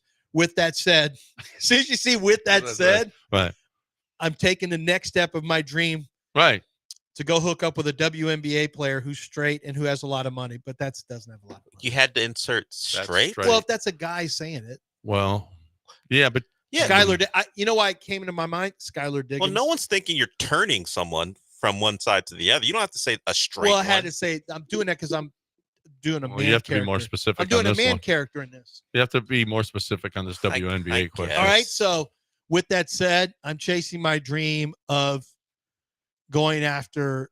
I don't know. However you're gonna. How about going after somebody younger? I don't know. That's what it is. The old. Well, not a 4 year deal. Not if it's after a 4 year deal.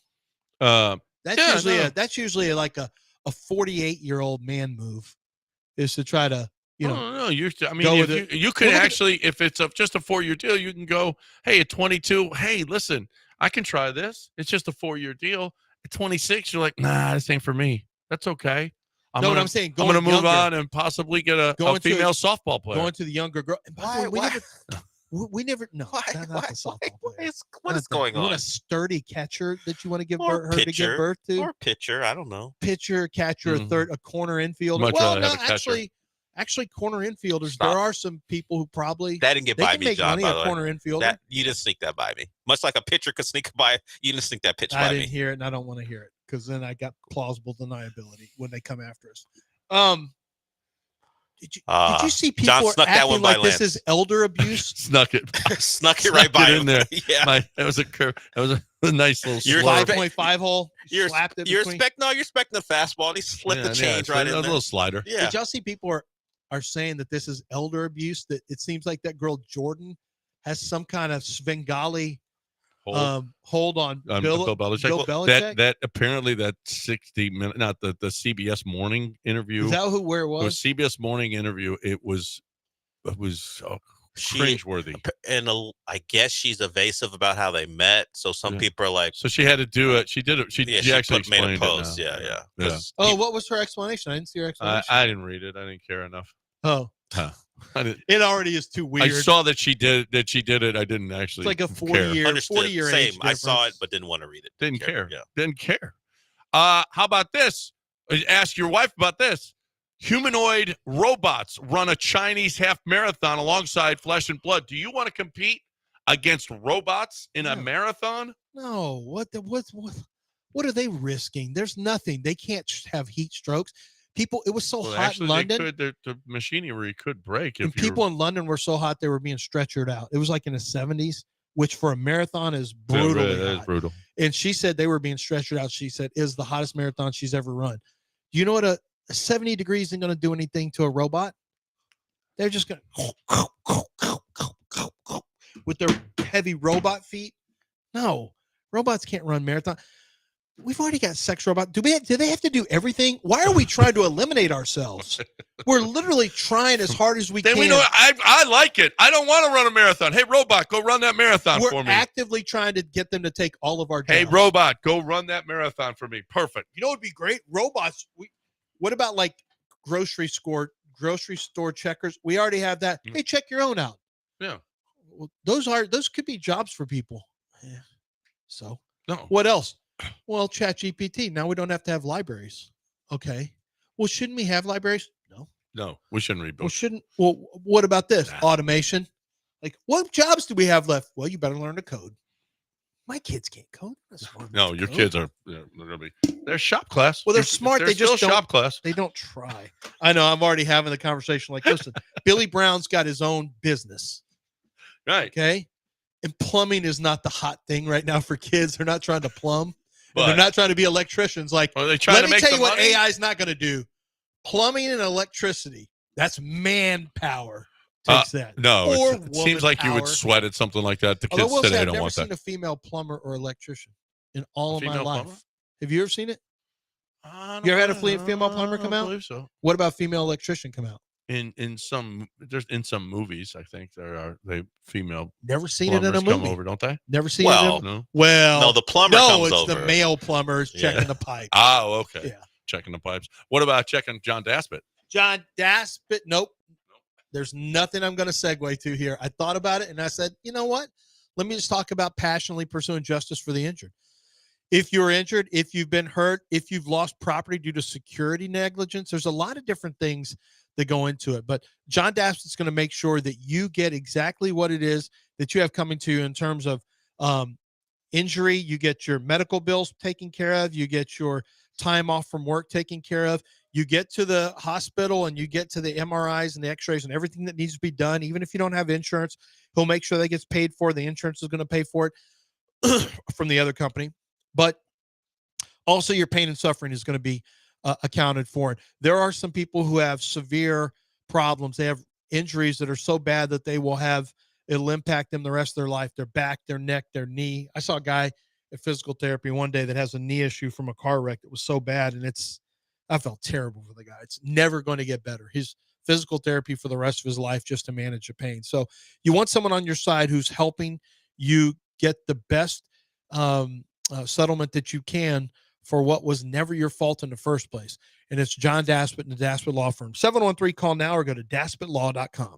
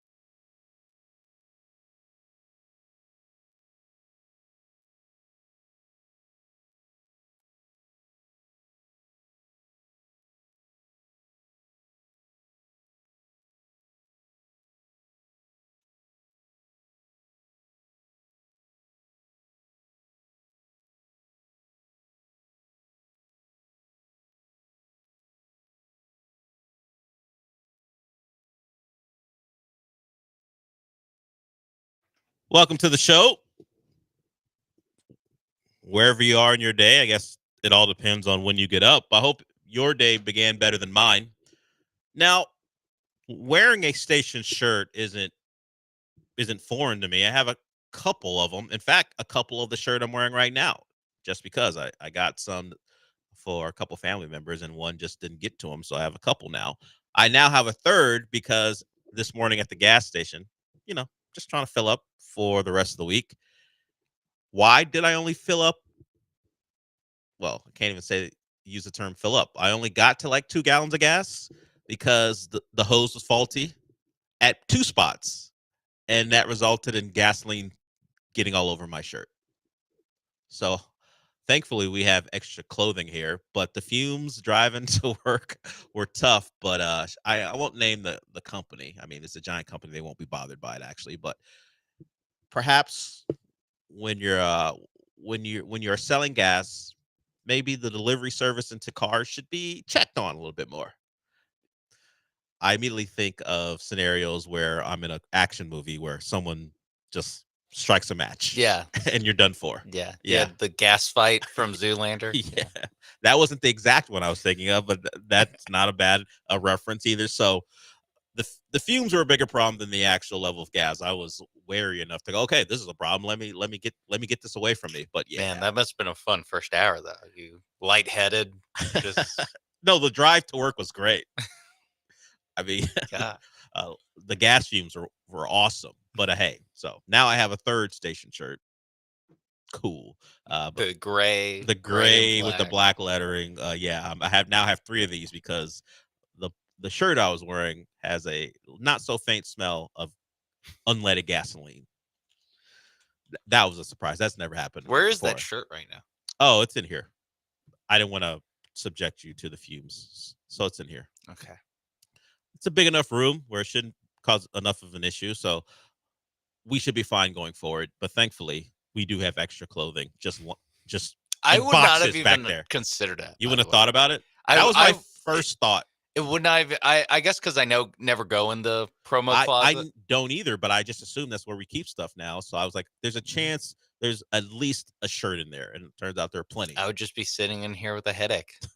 Or maybe enjoying it. I don't know. Probably enjoying. Yeah, probably enjoying the lightheadedness. So there it is.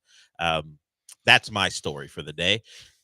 Like I said, hopefully your mornings began better than that. We have a big game tonight, and it's really an inflection point for this Rockets, maybe even franchise, not just this team overall. Of course, you lose tonight, your season's over. But the discussion turns to, what do you do? Now, you have a game that you're at home and you're going to be favored to win, but the assumption is this series is over. Of course, the Warriors very famously blew a 3-1 lead, very different Warriors team, and the Rockets don't have LeBron James. So, unlikely. Oh, yeah, Kyrie was healthy for that series, and so was Kevin Love. They don't have any of those guys, so that feels unlikely a turnaround. Can the Rockets put together 3 playoff games in a row where they're consistent enough and in their execution and shooting to win? I wouldn't bet on it, but it starts tonight. It would be nice to get game 5 and then see what you got in game 6, because at least you know you can play with these guys. But because of what happened last night in the Bucks game, not the Halliburton stuff, which we'll get to, the father of Tyrese, John, was involved with Giannis, but the fact that Giannis lost, it started a discussion. Where's Giannis going to play? And it coincides with what could happen tonight. If the Rockets lose, the attention will not turn to what a great year you had. Look at all the improvements you made. You won 50-plus games. You're the 2 seed. If you get knocked out in 5, it'll become a talk about how do you improve. This wasn't good enough. And while there may be some impatience from the fans, that's really not important. The question is, what does this Rocket organization want to be? Do they want to be more in the OKC realm where they let things progress naturally? Now you don't have an SGA, but SGA was an SGA immediately. Maybe you think 4 years is enough to decide on some of your players. Maybe you don't think it is enough considering their age. So tonight is not just about trying to extend this series. If you go out rather meekly in the game 5 at home, then it becomes who belongs, who should be part of this roster going forward. And I said it before, not my quote. It's from a guy who's under fire because of how his team performed. Pat Riley. The playoffs tell you a lot about your teams because you're getting the best that the other team has to offer. They're going to pick at any scars that you try to cover up. They're going to open up those scabs and pick at them until you start to bleed. And the Rockets have bled, and most of that bleeding has come from Jalen Green. He is the guy who's going to be at a focal point tonight. The 3 games of less than 10 points. How do you avoid scrutiny? And it popped up again because of Cade Cunningham's win with the Pistons last night. Cade didn't shoot the ball very, very well, but even when he doesn't shoot the ball, he adds something. Jalen is, unless he's shooting the basketball well and scoring the basketball well, there's not a lot that he provides. He's a competent defender. He's improved there, but he's not a playmaker.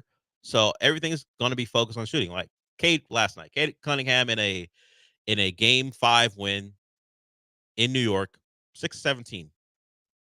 That's not dissimilar from a Jalen Green stat line in the regular season. But you go 24-8-8, and you're the starting point guard on a team who won a Game 5 in New York. No one's going to care about that you went 6 for 17. They're going to care that in a must-win situation, you showed up. You did all you could.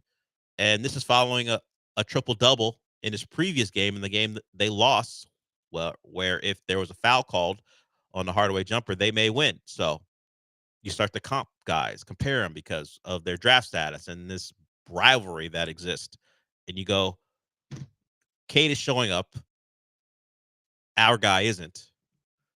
Can he be our guy going forward? So it's a big night for a lot of guys, but particularly for Jalen Green. Can he bounce back?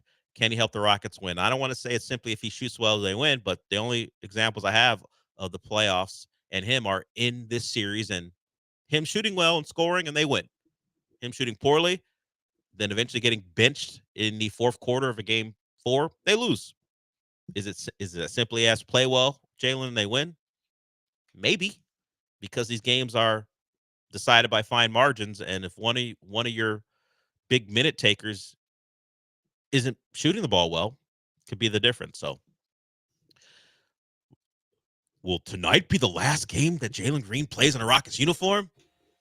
Oh yeah, we can start. We want to position it that way. Yeah. Well, Brandon Pajimski's dad get in the face of Alperen Şengün. This is what we do. This is what we do.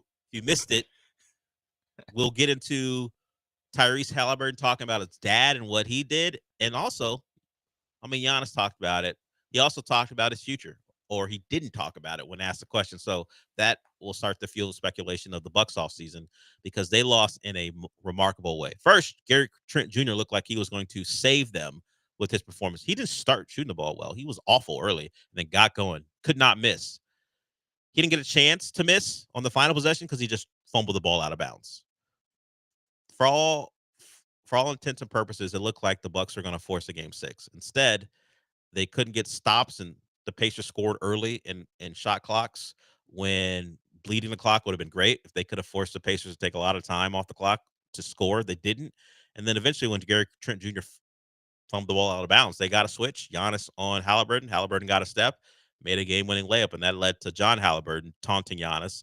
Giannis went head-to-head with John Halliburton, Tyrese's dad, and then also, like, I'm sure Benedict Mathurin wasn't kind in his words all series long. So he gripped Benedict Mathurin's head and talked to him, but it wasn't one of those things like, "Hey man, glad to compete against you." Giannis looked like, I will rip your head off your neck if you don't shut up. That was the conversation being had, and of course, Mathurin didn't like it. My thought is, Giannis last night versus 100 gorillas. 100 Giannis's versus a gorilla, because that's the thing on Twitter now. Could 100 men beat one gorilla? What if it's 100 angry Giannis's? Do 100 angry Giannis's have a shot? 99 angry Giannis's and 1 Tyrese Halliburton's dad. John Halliburton and 99 angry Giannis's? Yeah, because that's how we keep them angry. That's how we keep all 99 angry. He's just sitting there. If John Halliburton can avoid being murdered by the gorilla, he can just have what was a towel with his son's face on it and taunt all the 99 Giannis's. Yeah, as they're queuing up to. Is it a one-on-one? No. You gotta you can't all 100 at the same time, so there'll be waves. Yeah, Can like 5. Can like 25 of them get the gorilla on the ground and the rest pile on? Because does the gorilla ever leave his feet in one of these fights? 100 men versus one gorilla. Does a gorilla ever get knocked off his That's feet? what you have to do. Like you have to like crowd rush them. Yeah. Like some of you guys are human cannon fodder. You guys are just gonna take it. But there's a reason it's not one man versus one gorilla. All right. The understanding is that some it's of gonna you take a couple. Some of you are gonna take a beating and die. But for the rest of us, because you sacrifice, we may have a chance. In the 90s, like you're just dogpiling at that point. Yeah. Treat it like you just won the World Series. Everybody jump on that gorilla and see what happens. 99 Sugarland Space Cowboys because they won the PCL last year. And then they won the World Series. The extra thing that played afterwards. Against the whatever the other minor league whatever it's called. Atlantic League? It might be if you say so. Can't be sure. I can look it up, but I won't. We will get to the Astros as well. Another win over the Tigers. Gusto out there doing what he can, and the bats are alive. They've been alive the last couple nights, so that has helped the cause. The margin for error has grown for the Astros starting pitching considerably, really, in the last 20 games or so, and certainly over the last 3. Lance McCullers, maybe his next start is with the Astros. We'll talk about that too. So we're just getting started here, and I know one guy who's grateful for Giannis and Halliburton, Tom Thibodeau, because if not for that, there'd be a lot of discussion about how you keep your best player off the floor for the better part of 2+ minutes in a potential closeout game. We'll get to that. And we have word on the punishment for the Falcons. Is it a conspiracy?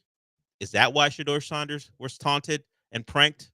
Well, the NFL is telling you we were involved because we're going to punish the Falcons for it. So we'll get to that too. We're just getting started here on the show. If you want to get in, you can. That number is 713-780-3776. Me and Sean till noon. We will be back.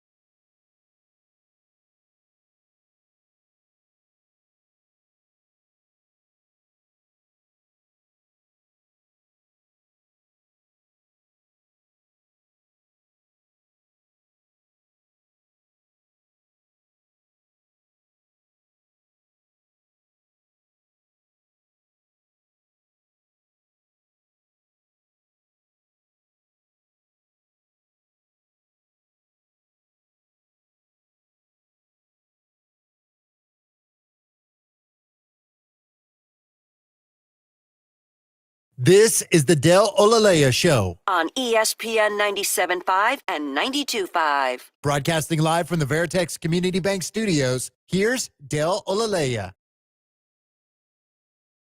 All right, we'll get more into what happened in the NBA last night, because not only did you have some series in, Boston beat Orlando to close out their series. Indiana took out the Bucks. We also had one extended with the Pistons beating the Knicks in New York.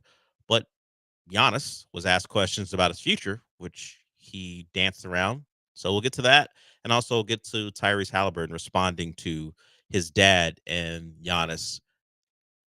But the Falcons fined $250,000 for their role in Jeff Ulbrich leaving an iPad visible with Shedeur Sanders' phone number for Jax, his kid, to see. Jeff Ulbrich gets fined $100K. According to the statement, failing to prevent the disclosure of confidential information distributed to the club in advance of the NFL draft. Every club has access to draft prospects' numbers. That's how Jax Ulbrich got it. So the Falcons get fined, I guess, for hiring an employee that's careless. Unless Ulbrich was never supposed to be able to take it out of the facility. I don't know exactly, other than, hey, you are the employer, so you catch a fine too. But Ulbrich gets $100K for his part in it. It used to be where you would say $100K is college tuition for 4 years. I'm not naive enough to know to believe that's still the case. But if I'm Jeff Ulbrich, I'm like, Jax, you cost me $100K, man. How does a kid work that off? Normally, like, Lance's kids wreck a car. They gotta ride a bus, maybe go get a job to pay that off. Not sure how that was figured out. But $100K, there's no working off $100K. Kids get in car accidents, that cost. Sometimes they do things that are worse that parents have to deal with. What a weird example to pull out of nowhere. Help burn a house down. What do you Is mean? that something that the Zerlines did? Yes, the Zerlines burn down a house. No, they didn't do that. Oh. I'm just saying kids can be careless and cost parents money. But $100K for a prank? I know property damage from pranks have happened that are probably worse than $100K. But costing your parent $100K for a phone call? Look, I'll tell a story about myself. When I was a kid, I called one of those sex lines. You know what it didn't cost my parents? $100K. That's the most I've cost my parents for a phone call. Because your kid don't know very much. You're like, this was in the time where landlines were still a thing, and the bill comes and it documents all the calls. So parents know, what is this? And you got to be sheepish, explain everything. Oh, I'm sorry, Mom. Sorry, Dad. $100K? I'm trying to think if my parents have actually ever spent $100K on me over the course of 18 years. Man, add up everything. I didn't go to a big school. So yes, probably. But it's like every meal for the first. Okay, but they're eating too. Yeah, but your portion. Yeah, but did my portion? Although I guess back then food was cheap. Yeah, it was cheaper then too. They didn't buy me a car. My dad bought me. I will take that back. My dad bought a car from auction, but it didn't. I don't think the price reached even $8K. He got a car from auction. Every car subsequent, I was paying the bill for that. They may help every now and again. My mom like, hey, it's your birthday. Here's money for help on the car payment. But for the most part, I've been low overhead as a kid. I went turn a profit at someday. Well, probably not considering what job I took. Probably not. But considering I'm probably pretty low overhead compared to other kids. One accident I was involved in that cost, but it was an older car. I'm sure insurance took care of a lot of it. And the replacement was an older car for my dad. I got to believe I've never cost my parents, certainly not $100K in a chunk. No chance. Yeah. So you think Jax, obviously he is an Ole Miss student, so it's not like he has to live with his dad. No. But when he comes home for the summer, do you think he has to like mow lawns or something to pay back? I mean, also Jeff Ulbricht's like a former NFL player, so 100,000's like Understood. And he's been a coach for a long time. Understood. Like he's good. It's not 100,000 for us. Yes, and he's a defensive coordinator, so he's For getting an paid NFL team, millions of dollars. Understood. I'm not saying Jeff Ulbrich is hurting, but think about what the Falcons decided Jeff Ulbrich's salary was. I'm sure they didn't take into account the $250K on top of that his son would cost him. Do you think that if he asked for 100 or 250K, they would be like, what? No. I'm sure there's a bonus in there for making the Super Bowl, winning the division. I know coaches get that. Maybe Jeff Ulbrich has that written into his deal. If he has a top 5 defense, he gets some extra cash. So from Front Office Sports, this is just the 10 highest paid defensive coordinators. Jeff Ulbrich is, hold on. No, I do not want to donate. He is 9th, $1.6 million. So it's a nice chunk out of his yearly salary. Yeah. Yeah, no. That he's got 5%. No, more than 5%. And he's sending his kid to Ole Miss as well. That cost. Yeah, out of state. Yeah. Out of state tuition. Cost. Unless they're finessing the game. Who knows? Have an aunt. No, he's living with his aunt. So very well could be the case. I don't know the Ulbrichs. No, I think where they're finessing from. the Aren't they like they might even be You don't want to be unfair to the Ulbrichs? No, I was thinking maybe Jeff is like a West Coast guy. I'm not sure where he's from, so maybe there is no I think he there. played for the 49ers. And he played for Oregon too, I think. He's from California, so unlikely there's an aunt there. Either way, $100K cost of a phone call. Actually, $350K because the Falcons got to pay $250. But I ain't worried about Arthur Blank's money. No, definitely Jax Ulbrich isn't worried about. He's not worried about Falcons. anything. And Jeff played at San Jose State in Hawaii. So there it is. If you needed punishment for someone for the embarrassment that Shedeur Sanders undertook, had to deal with, there it is. Mm-hmm. People have been blamed. People have been punished. I guess perfect crime. You got your pound of flesh. Perfect conspiracy. So perfect that we all know about it. Well, no, and yeah, the NFL made a big show about it. Wait until Wednesday morning to drop the hammer on them. You know. Yeah. All I'm saying, Jack Ruby shot Lee Harvey Oswald. You're comparing the two? Yeah. Yeah. Yes. In magnitude. In fact, I am. In magnitude and how you cover up a conspiracy. So before, I don't know how old Jax is. So before the age of maybe he's like 21, 22. Yeah. And we include Ole Miss and the out-of-state tuition. Do you think he's cost his father $700K over the course of his life now? Do you think he's gotten there? Easy. I'm assuming that he went to private school. I'm assuming he got a new car. I'm assuming he got a nice one. We're making. I'm looking up what high school he went to. Who knows? But either way, an expensive kid, an expensive call. Yeah, he 100% cost his kid. I think Jeff has spent like at least $500,000 on his kid. Now that you throw in tuition, the $100K fine, and just simple expenses of having a kid. All right, Jacoby, you got a contract question. We'll get to you here before we go to break. What's up, Jacoby? Yeah, it was just a question going back to what you, John, and Lance were talking about at the end of the show. So if you do end up signing a 4-year contract with your partner and it doesn't end up working out, you guys end up going your separate ways. And let's just say it's a Friday, Saturday night, you guys, just want to reconnect for a one night stand.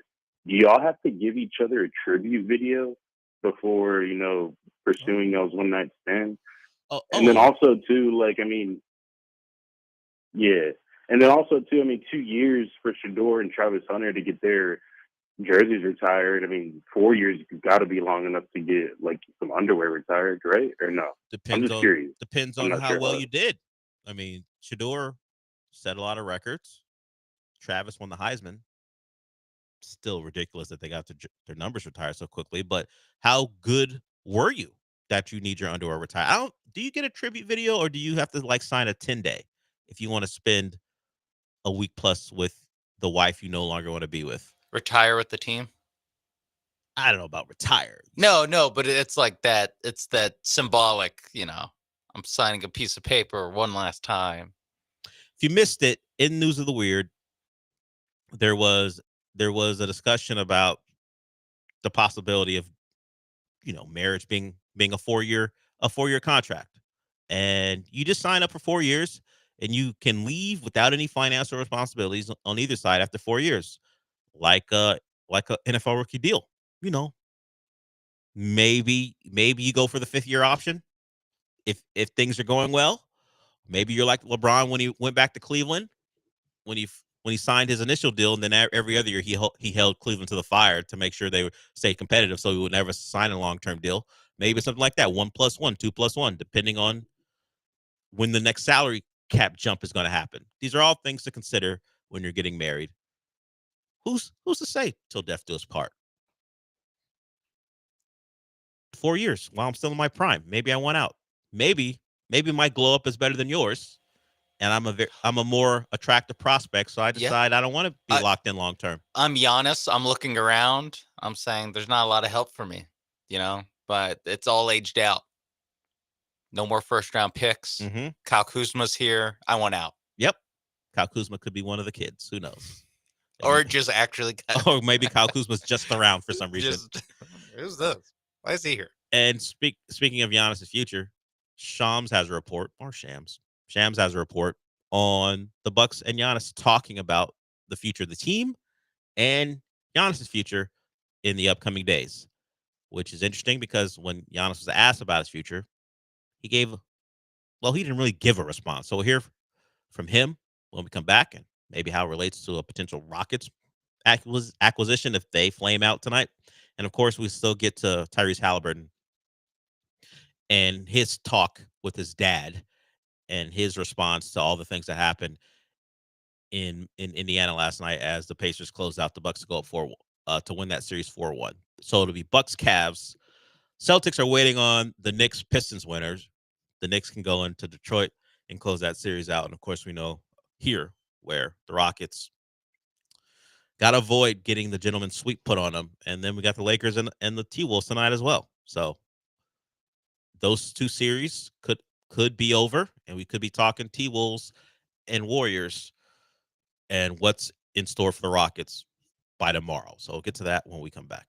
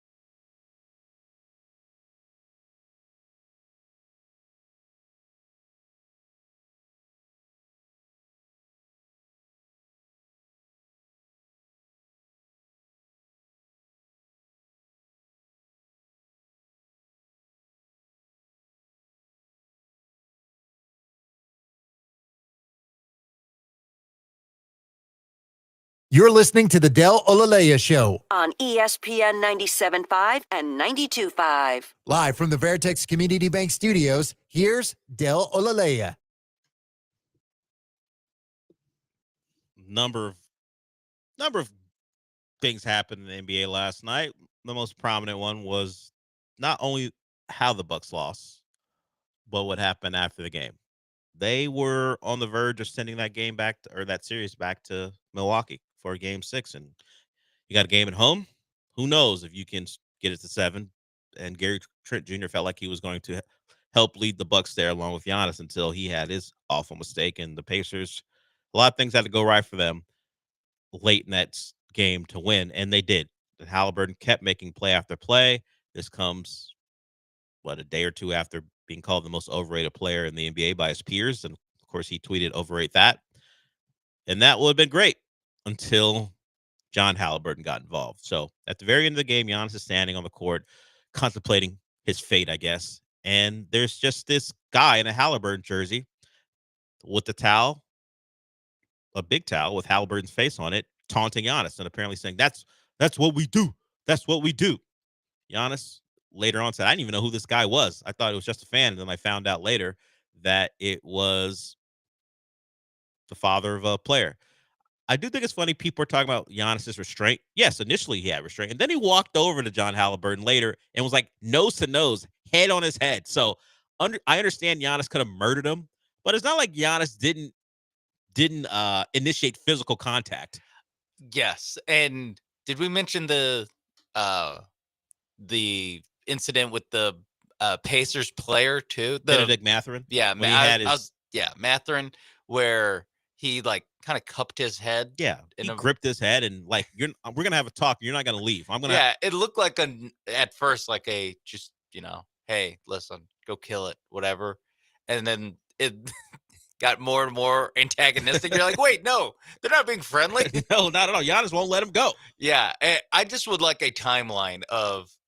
So the buzzer goes off. John Halliburton gets in his head or gets in his face. Then what happens? Then they get separated. Then he circles back to John Halliburton. Then he goes to Benedict Mathurin, or he goes to Benedict Mathurin, then circles all the way back to John Halliburton. I believe after initial John Halliburton, Giannis confrontation, if you want to call it the first part of confrontation, he starts to dap up players. Hey, man, get serious. Pat Connaughton, kind of got in the way of course, the dad and Giannis. He's not playing anymore, getting away. So all that's happening. He starts to see guys who he doesn't have issues with, saying, hey, all that stuff, whatever you say at the end of the game, at the end of the series. And then he decides to head over to see John Halliburton again. Okay. And then he gets involved with Mathurin. Okay. Yes, after he's back to dapping up TJ O'Connell or something. It goes John Halliburton in my face, but I don't know it's John Halliburton. Yes. Who is this guy? Then it goes Pacers, well-liked Pacers. So, hey, what's up, Miles Turner or whatever? Yeah. TJ McConnell. Sure. You're awesome. Then, wait, is that Benedict Mathurin? Let me cup his head real quick. Then it's back to Halliburton. It's John Halliburton again? Yes. Okay. And then it's like, okay, that got heated. Hey, wait, that's Benedict Mathurin. I effing hate you. But let me start off by looking like how I would embrace someone that I don't hate. Yeah, but I want to keep him close so I can have this. I mean, he literally did the Bane thing of do you feel like you're in charge? Yeah. That's what he did. Yeah. So while I get it that people are applauding Giannis from not knocking out an old man, I guess that's reason for applause. He did go over there and have a, hey, man, I don't know what you're on. I'm not just a face-to-face. I'm going to put my forehead on your forehead and talk to you and tower over you. So, I mean, you want to shoot him. You want to give him credit. Okay, fine. He didn't kill him, but he didn't slap him. Yeah. Because you know how often it is that NBA players hit fans. But Giannis did not avoid a physical confrontation. In fact, he brought it on. He wanted to have that physical confrontation. He circled back. Yeah. Yeah. He was like, you know what? I got one more in me. I'm going to go over there and talk to John Halliburton again. Do you think at what point do you think he knew that was Halliburton's dad? I guess someone told him, but I don't know who would have whispered or, hey, that's Tyrese's dad. I'm not sure, but he found out. Connaughton was like, By the way, that is maybe TJ O'Connell, because he was there when Pat Connaughton was kind of separating them. So maybe I think he knew, and that's why he went back over there. Okay. I think if that's a random fan, he doesn't have that interaction. Okay. That's what I believe. And that was his last act as a his last act as a Buck was gripping Matherin's head like a cantaloupe.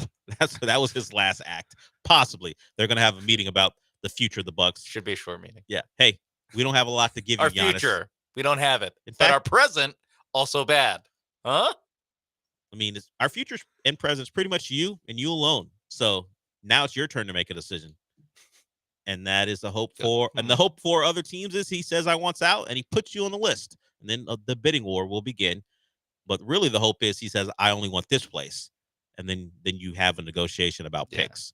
But let's hear from the son of John Halliburton, because that's how I'm going to think of him as from now on. Yeah. You're the son. Unless he beats the Cavs. You're the son of John Then you go back to being Tyrese. Right now, you're the overrated son of John Halliburton, according to your fellow players. Most overrated, by the way. Not just overrated, most overrated player. But he did hit the game winner. I'm just going by what the players thought of him before the series. Okay. Now, if they, I want to be as mean to him and then chip away as he earns. So I think with that game winner, I'm no longer going to call him overrated, but I still will, because of the actions of his father, still will call him John Halliburton's son. John Halliburton's son.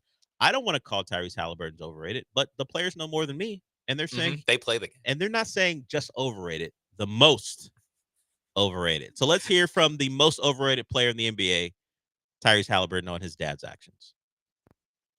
As far as the incident between Giannis and my pops, I had no idea it happened until I got to the back and was showed the video.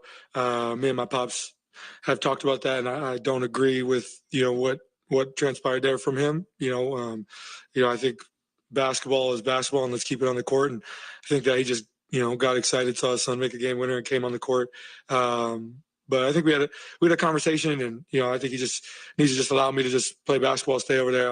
I'll come to him to celebrate. But I think it's the emotions of the game just got excited there.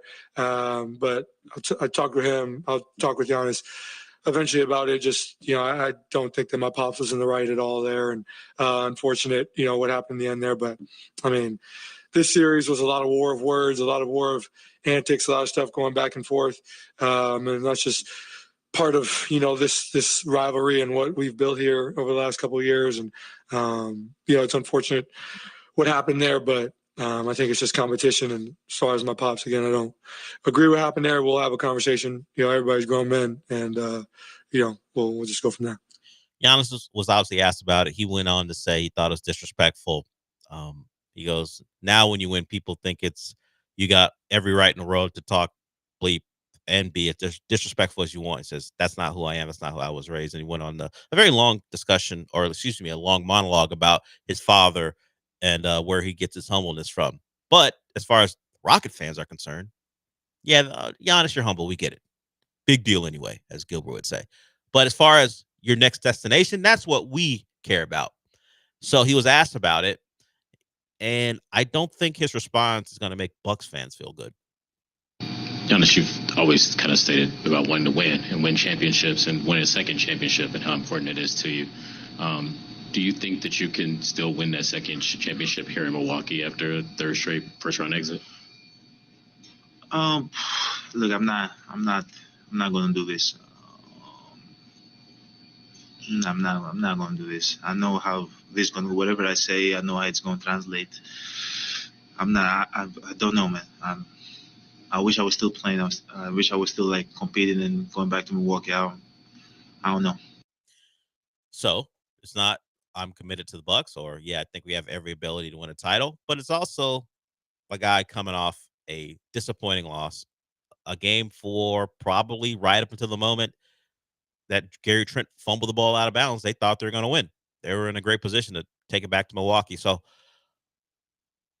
I'm not going to take all the things. I'm not going to take anything from what he said other than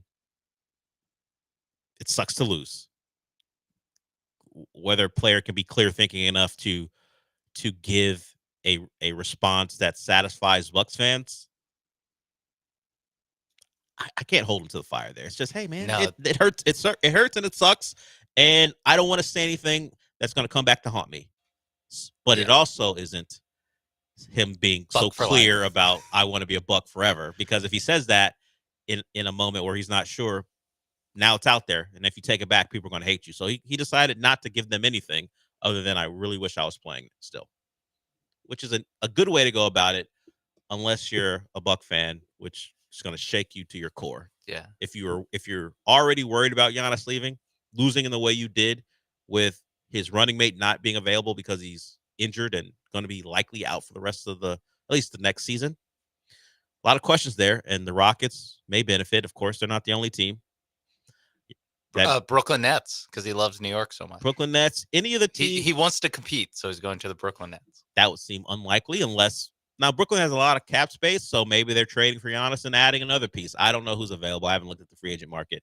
So that would be one of those things like Kawhi. When Kawhi said, I'm going here, but except Kawhi was a free agent in this case, and you better get me someone. Initially, it could have been Jimmy Butler.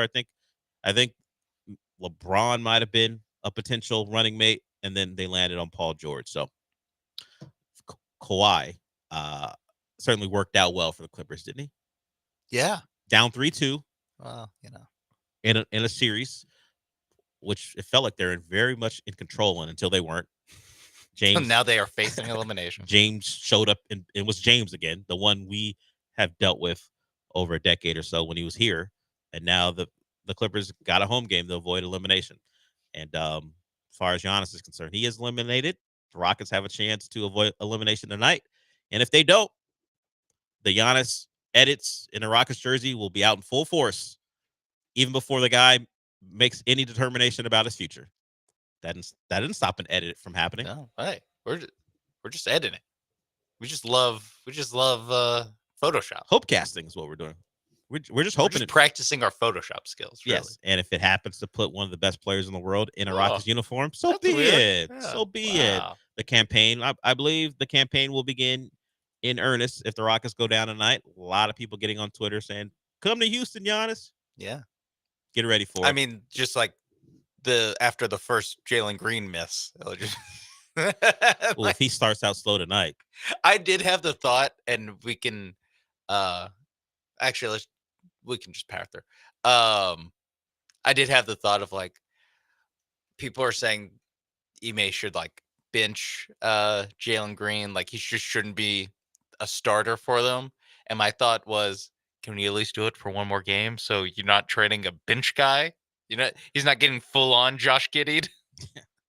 Yeah, I don't know. Where in trying to win a series, you tank a guy's trade value so much.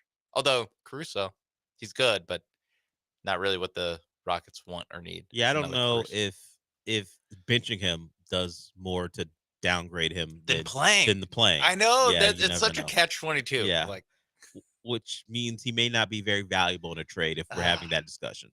We will see with that. So if only he was as good as Cam Thomas. Damn. You think Giannis has dreams of playing with Cam Thomas and never getting past the ball? Or Cam Thomas being the centerpiece of the Brooklyn Nets trade. Ooh, the Bucks are going to need more than that. What? Jalen Green, huh? More than that, too. Now, the Nets have their own picks back, right? Because they got that back from the Rockets. So at least they'll have picks that, well, of course, when Giannis is there, then the picks won't be as valuable. There are a lot of things have to work out for a trade of that magnitude to happen. Well, we'll have plenty of time. Plenty of time. The Rockets season isn't even over yet. Mm-hmm. If you can't tell, that suggests it'll be over pretty quickly. People thought it was over in 1995. People thought it was over in 2015. Oh, hey, what year is it? 2025. Maybe another 3-1 comeback in the offing. Do I need to point out that No, don't point out anything. That in 2015. Allow that to exist with no context. No, I don't like when we do that with no context. 2015, LeBron was on that 2015 team. So was Kyrie. So was Kevin Love. No, I'm talking about Rockets. Oh, the Rockets come back. Oh, you talking about come back against when the they Clippers. took out the Clippers, a Clippers team led by Doc Rivers? And they benched their star 2 guard, and a bunch of non-shooters made shots. And then they won Game 7. Pablo Prigioni won Game 7 for them. The problem is they would have to go back for Game 6. Game 6 would be in. Yeah, no, you need Game 5. You really need Game 5. Game 5 should be an easy victory. Should be. In this scenario, then you come back. Then and win you Game bench 6. your star Yeah, shooting Jalen guard. should show out tonight, get benched in Game 6, and then come back and is great in Game 7. And then Jayshawn Tate makes a bunch of threes in Game 6. He's not even dressed out, right? Yeah, I think he's hurt too, which is weird because he played the end of the regular season, and then when his team needs him the most, to provide the scoring kick that Jalen Green can't. That's what Cam Whitmore and Reed Shepard are for. Yeah, if we're talking about scoring kick, I think Jayshawn Tate could get 8 points. So Jalen Green's putting pretty much 3 out of 4 games. Then, could he get himself 8 points? He'd probably do it on less shots because he wouldn't get the leeway to shoot as many shots as Jalen does. We need Jalen Green to play well. We do.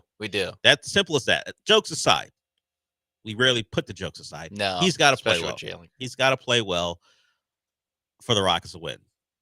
That has been proven in the series. If he's going to stink it up from the floor, then they're going to lose basketball games. That's just how it is so far. He's got another chance tonight to get some of that Warriors voodoo off of him because when he plays them, he has been terrible. All right, we'll go to break with that. We'll talk some Astros in the second hour. They are playing pretty good baseball, which is good because at this point, we were talking about the Astros and putting them on the back burner for several reasons. They didn't start out well. It's baseball, long season. I'm very excited about the Rockets, but right now the Astros are like Thanos. If you don't know that quote, maybe we'll play it when we come back. The Thanos quote from Avengers. You could not deal with your own failures. And right now, after a Texan season that ended in disappointing fashion and a Rocket season that may end in disappointing fashion, seems like on the verge of it, the Astros are like, welcome back. We've been here for you. Old, reliable, even if things look a little different. And right now, no matter who's out there, they're winning games. But before we get to that, let's talk about Monument Chevrolet.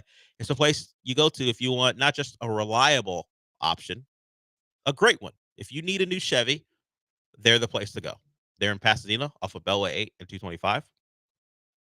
And that lot is pretty much a campus because they're kind of like a one-stop shop. Whether you need a new car or you need service or parts, they're there for you. And also, they have a great pre-owned inventory, and they're great if you're trying to add to your fleet.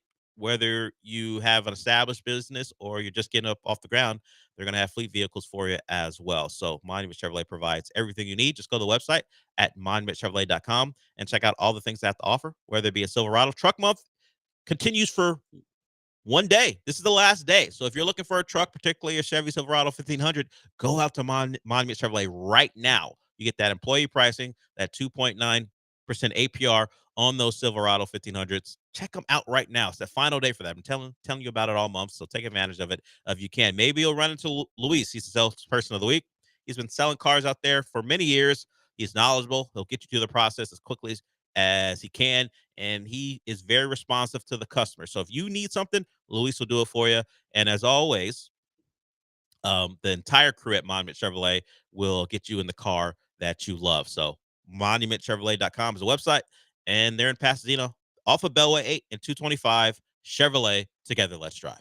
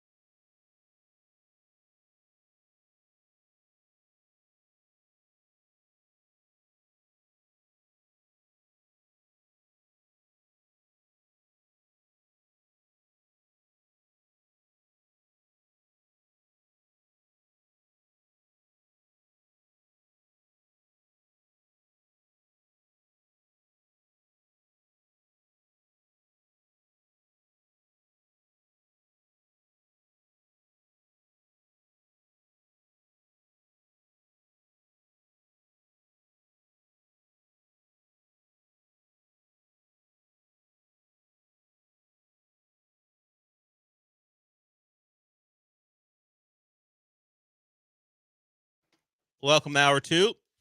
The Astros have a early game, 1:10 first pitch as they try to sweep the Tigers. It'll be on MLB Network if you're looking for it. Part of a interesting doubleheader for the city of Houston. John's going to both games. He's going to Astros Tigers and then heading over.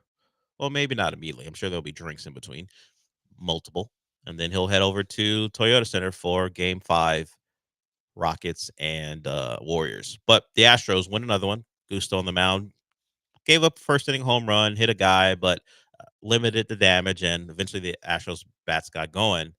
And the formula is one where you're getting pretty good solid starting pitching. You'll have a not so good start from Fromber, and he's been at this point the main culprit for the up and down stuff because we know Hunter Brown's been an ace.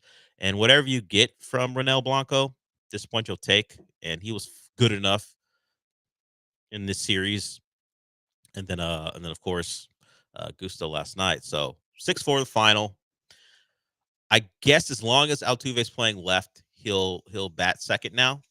If he has to play any games at second, does he go back to leadoff? Because it was positioned as he's a little rushed when he has to run in from left field and bat first. So maybe it's strictly about playing that position, which will be his dominant position this year. And when he gets opportunities to play second, he'll be back in leadoff. But Pena in the leadoff spot. And Paredes at home, pretty good. Now, the road, the numbers are atrocious. So take advantage of the 81 games here and see if you can get those averages and those numbers up. And as we've talked about, Christian Walker's getting it going a little bit too. Another RBI, extra base hit yesterday. And Paredes involved in that, Alvarez. So the bats are picking up. Now, where they end after the season, considering the bad starts for several of those guys, who knows? But if we can go first 20 games or maybe even just first 10 games and next 20 games, the bats have been different, and the runs are coming in. We talked early in the year about lack of crooked numbers, and that's changed. They had a couple 3 spots last night to win that game 6-4. So the Astros, another win. Hader, not as great as he has been in what was not a safe situation. So that streak of his is over. But you'll take it in a game like that. If you're going to give up runs, give it up in a game where you have that type of cushion. So he came in up 6-2, gave up a couple runs to the Tigers, a homer by Torres. But Hader's been great. So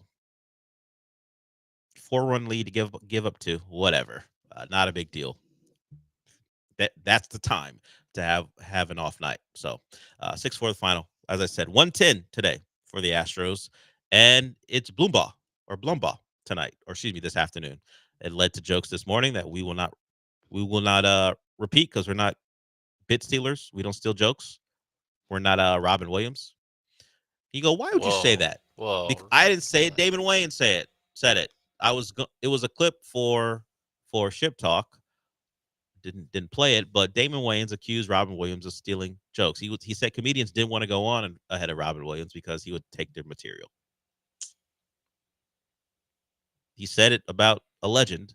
Yeah, you could have just made the easy layup, Carlos Mencia. That's why you see the point is you got to hit him with something new. If I say Mencia, you expected Mencia, but if I hit you with Robin Williams, I got you going, whoa. And Mencia's fun. Like, it's fun to be like, yeah, that guy, that loser. Don't do that to. Don't do it. Damon Wayans did it. You did it. No, I did on it. this show. Yeah, but I'm not Damon the Wayans one. could say it every day of his life, and if you didn't say it, we wouldn't have talked about it. Well, sorry. If Damon Wayans hadn't said it, I wouldn't talk about it. He's the one who put it out there, and I saw it. He said it without hesitation. God, and by the way, he's taking down Miss Doubtfire. He doesn't think it's that big of a deal. He goes, it's not like these jokes are saving the world. These are his thoughts. So what? He stole jokes. It's not that big of a deal. It's not something I focus on. It's just the truth. It's what he did. People were concerned about telling jokes in front of Robin Williams. I didn't know the Robin Williams hive was here. Yeah, right here. Big fan of it. Doubtfire too, right? Yeah. Jumanji? Flubber? I love Jumanji. Flubber, not so much.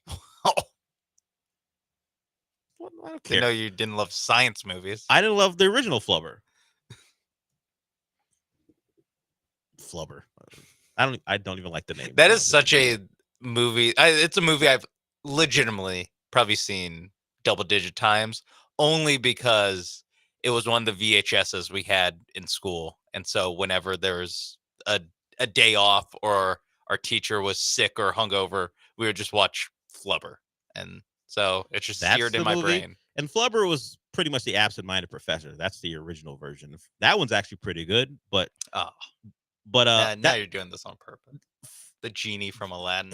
You're just like I actually like the genie from the second movie. No, more. actually, I do not. I would never say that. Dude, I didn't even watch this. I didn't watch the live action one. Never will. That's how I say. Will Smith, not your genie. Never. That's why I said never will. Never Will Smith.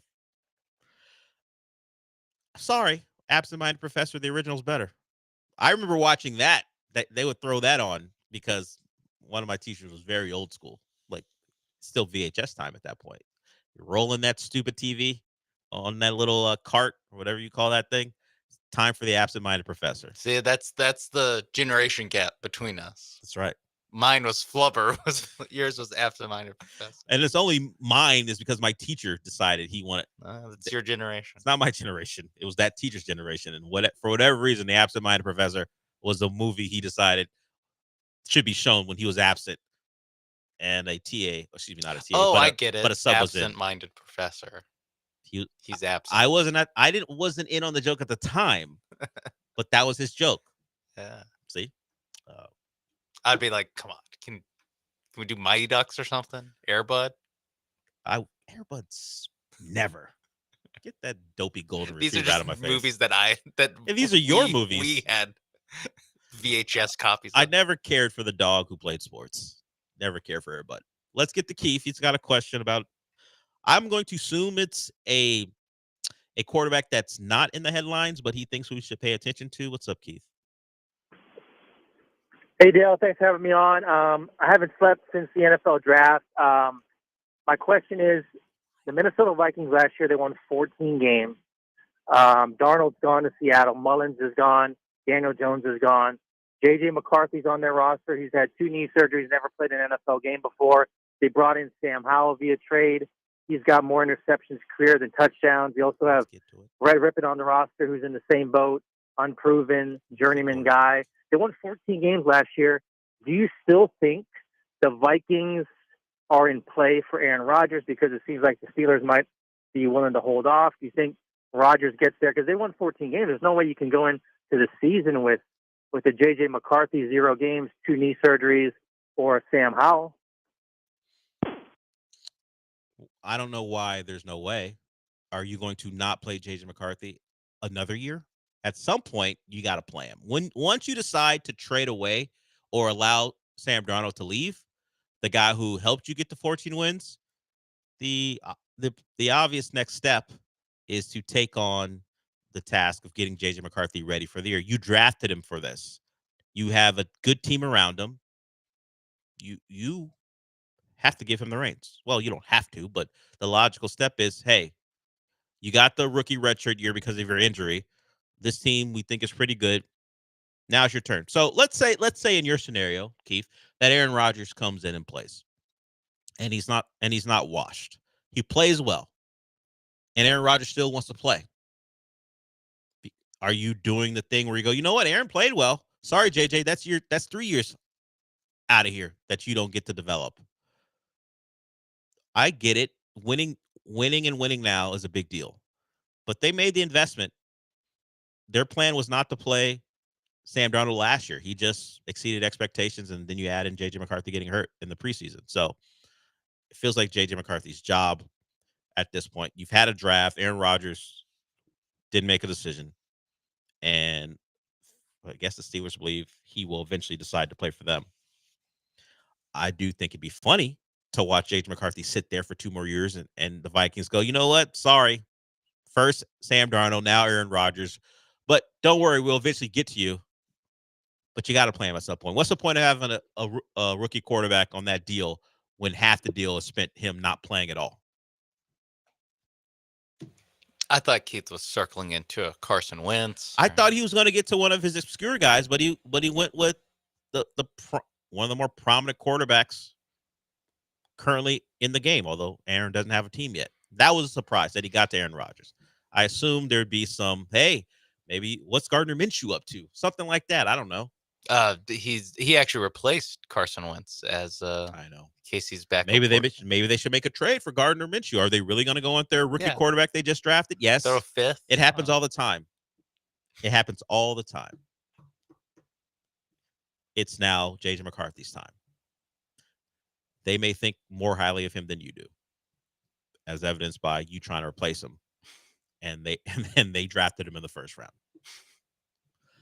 But I appreciate the thoughts, Keith. You're always working, and no one believes you haven't slept since the draft. Why start with that? Who believes that you haven't slept since Saturday? What's the point? Yeah. I mean, because it wasn't even a draft question. It wasn't like he was, or hey, I broke down all these things. I haven't been able to sleep. I've been giving guys grades. It's none of that. It was about free agency and the destination for Aaron Rodgers. Sorry, I'm caught in the weeds here. I don't know. I'm bothered by the fact that he said I haven't slept since the draft. It doesn't make any sense. Now I'm kind of thinking it's true because there's no reason to lie about it. Keith's a big guy, so I think there is a reason why he would lie about it. I just can't find it at all. I'll work through it, guys. I'll get over it. Thanks, Keith, for the call. Anyone else want to add a confounding fact to their call? You can do that too. 713-780-3776. But before we get to all that, Sean's going to tell you about Prize Picks. Yes, Prize Picks, America's #1 daily fantasy sports app. And today is one of the rare days where you get a double with Astros and Rockets. You can mix and match. You can also do some other playoff games. You got Lakers, Timberwolves going on tonight as well. Whatever you want, it's on Prize Picks. And today is an afternoon game for your Houston Astros, so you got to be quick putting in this lineup. And the game is being played at Daikin Park, which means I'm taking a more on Isaac Paredes's hits plus runs plus RBI, more than 1.5. There's a chance he gets it on one swing with that tiny, tiny little Crawford boxes. It's the only place he can hit home runs, but that's where he's playing today. So maybe he does hit a home run. Moving to the Rockets and Warriors, I believe.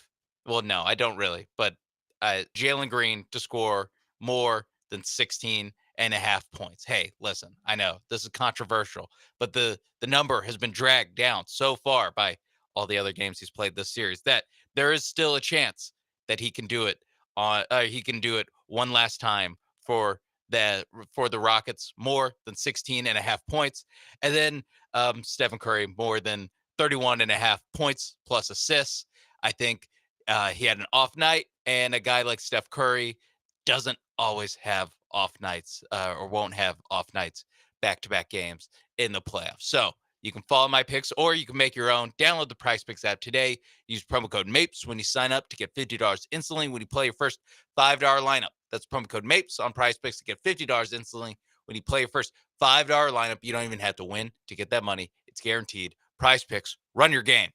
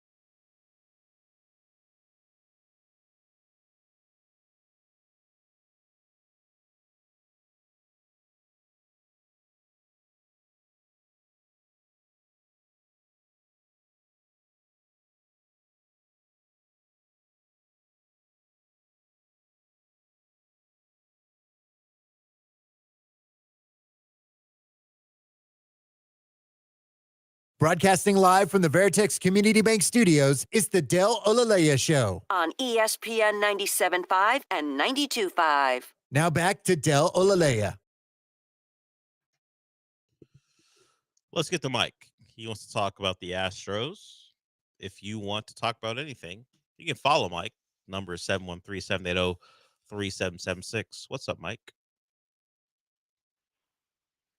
Hey, Dale. Hey, first, I was just going to bring up, I wanted to hear more about, like, the whole Tyler Hero thing going on in Miami and, like, see what the reaction was from people over there. So I listened to Dan Levitard and see what he had to say, which that was mistake number one. But, like, I don't know. They were kind of like, I know you're, like, a Miami guy. I don't even know if you're actually a Heat fan or not, but I was just trying to see what, like, the pulse is over there. People, they hate him more than we hate Jalen Green over here. But I don't know. I don't know what's going on over there. But Dan Levitard show, God, what a fall from grace that guy has. His show is trash. His show is so bad. And Stu Gotts is still just as horrible as always. But I was going to talk about the Astros. Last night I went to the game, and I know you don't like baseball, but it was a pretty good showing by the Astros. Like, there was a couple of spots where our worst hitters, which was Dubon, he came up, hit a single, and then it was a time for, like, an RBI. Who comes up to bat? Christian Walker, who crapped the bed every chance he's had this season, comes up, gets, like, a nice hit. Later on in the inning, another horrible hitter this year, which is Yanez Diaz, comes up and gets another RBI. It was a pretty good showing by, like, the weaker guys on the team so far. I think maybe that's, like, a bright spot in the season, like, showing that, hey, you know what? The guys who are struggling are coming through against a really good Detroit Tigers team. I wish we would score a run before the fifth inning, but, it was a good game. And then lastly, last night was Peanuts night, so they were doing, like, a giveaway thing. Those theme nights, they suck. They do nothing. All they do is, like, the Jumbotron, they do that. And then they're trying to charge $50 for a Charlie Brown bobblehead. If Jim Crane ever says that we can't afford a player, he's a liar. Because if you're going to charge $50 for a Charlie Brown bobblehead, I don't believe anything he says. Anyways, that was it. Thanks, Dale. Thanks, Mike. A lot to get to. Let's start with the local stuff first. And the funny thing is the Jim Crane stuff, at least to me. I don't think anyone believes that Jim Crane can't afford to pay guys. It's a philosophy not to. And if you go by how these contracts work out for the guys who get the 10-year deals for $30+ million and more, generally, Jim Crane and his decision making is the right way to do it. No long-term deals at that type of price for those guys. The team is always going to suffer the consequences of acquiescing to a player's request that way. That's why they don't do it. 6 years at most. And Bregman was a real test case. He was there for 2 World Series wins. He was part of the transition from awful to great. And they could not come to an agreement. And we assume that Fromber will be next. It's just how they do things. And don't take into account what's happening in the ballpark. Jim Crane's never cried poor. It's just we aren't going to do things that way. And they've been right on the money. Even the kind of the emotional thing is, hey, let's keep our guys. So, but I appreciate it.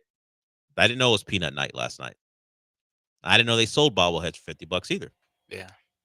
So I wouldn't buy a bobblehead for $50. I get your resignation and your thoughts on Jim Crane when that's part of the deal to go into the ballpark.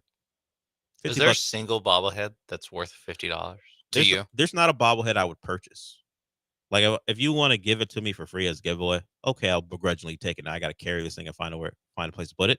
But to buy a bobblehead, that's people's things. They like that stuff. It's just not for me. It's simply that. It's not a judgment on anyone. I'm not a bobblehead guy. Not buying it. Would actually ask you not to give me one. Where am I going to put that thing? I think I got a Dynamo bobblehead once and it never came out of the box. Like I think I went to a Dynamo game more as media than anything else, but they were handing out bobbleheads. It stayed in the box. I don't know what to do with those. What am I just going to tap it on the head and watch it? Oh, what do I care? Is that? Yeah. Huh. I'm not a cat or a dog. I feel like that's something a dog would like to watch a bobblehead bobble. It's not my vibe. As far as the Tyler Hero Jalen Green comp, Tyler Hero was an all-star this year. I mean, he had a great play in, but he outside of game 2 where he shot the ball really well, he did not play well, particularly the games at home. The game most recently, the last game of the series, where I think he made his first 3 and then missed his next 9 shots and only scored 4 points. There's a love-hate relationship between the fans and Tyler Hero. Maybe very similar to Jalen Green. Like the internet fan doesn't like Tyler Hero. The fans in the building who are going to games, they're buying his jerseys and cheering him on. But the social media version of that, the people who care what he writes on Instagram when they wanted him out of here and he responds, they're the ones who don't like him. But the paying customer, the people who just go to a couple games a year, they just want to see their guys play, not the ones who are on transaction Twitter and in the trade machine. The people in the building are going to show him love, like Jalen Green. Jalen Green gets love in the building. The streets love Tyler Hero. Is what you're saying. That's what you said. The culture. Nope. The heat culture. I don't know if you can use culture if you get beat by nearly 60. The toughest, hard hitting. Yeah, that's rudeness. It's pretty. It's great. You know what's great that they decided not to write that on the floor this year. That would have been a bad time to write it. I think they have rightfully been like, you know what? Let's pull back.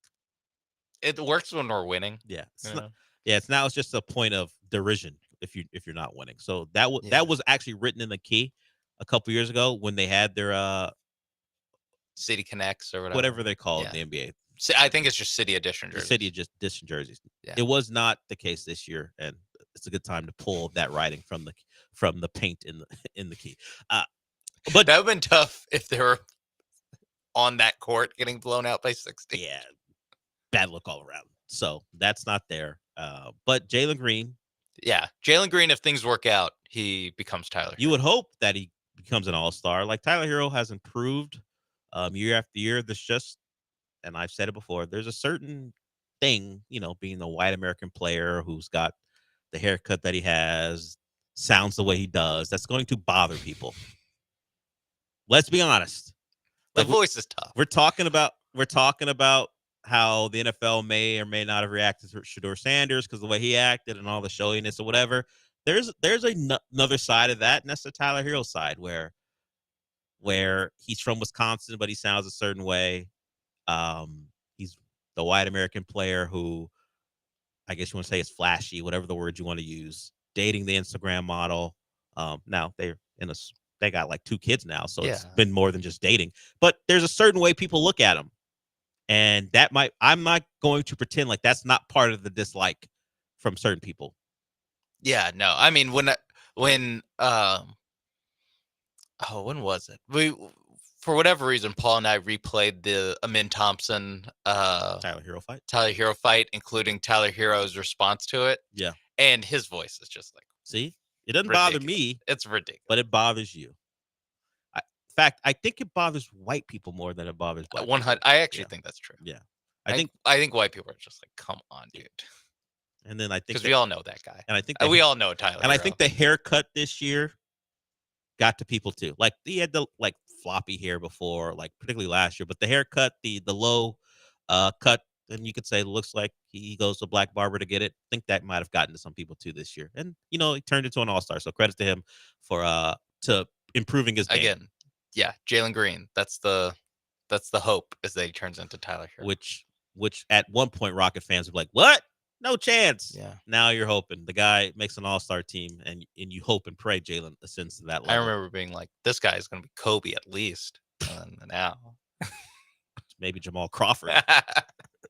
All right, we'll go to break. He's in Cam Thomas talks. We'll go to break with that. Jalen has a chance to change his narrative tonight, at least part of it. Go out there and go put on a great performance. Yeah, score more than 16.5 points. Oh, that'd be great. That Prize Picks thing? Yeah, that'd be great. Do that too. And we'll get you some news for Lance McCullers. We had Mike talk about the Astros, and I referenced Lance McCullers earlier in the week about a return. We thought it was going to be against the Royals. Looks like we have a firm date. Lance McCullers will pitch for the Astros again. It's been since 2022. That's the last time he pitched in the Astros uniform. We actually have a day and a team he'll go against. We'll talk about that when we come back.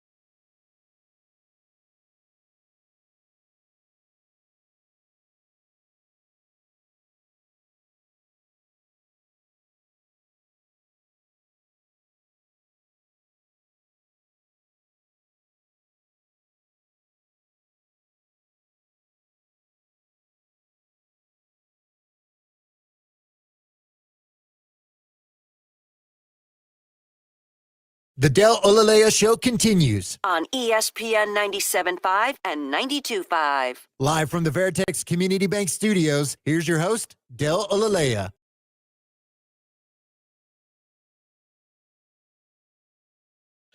Lance McCullers will start for the Astros on Sunday against the Chicago White Sox. So his long return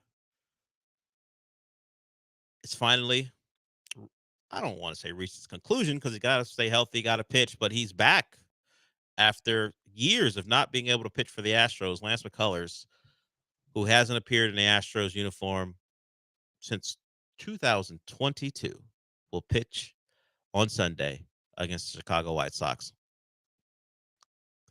Look, for all the jokes, and they flew aplenty, not just here, but other places. Everyone had their say when it came to Lance McCullers, from calling him a barista to stick with that podcast, other versions of learning Chinese, buddy, all that meme. He's back, man. You got to give him credit for fighting, not giving up. We remember during spring training when he made starts there, or certainly appearances where he talked about the long road and even considering retiring. And now he kept that dream alive, and we'll get to see him Sunday against the White Sox. So credit to Lance for making it back. We'll see what he's got as, it's been a slow process. Setbacks, questions, the accusations of stealing money, which what's he going to do? Give the money back after he got the deal? No one's doing that. Oh. You're nodding your head yes. Yeah. Do that. Give it to me, actually. That's what I Why would is he giving you millions of dollars? Because I have to watch him not play. So you have to watch him not play. Yeah. Okay. It's the least he could do. Mm. If he did that, I would love him.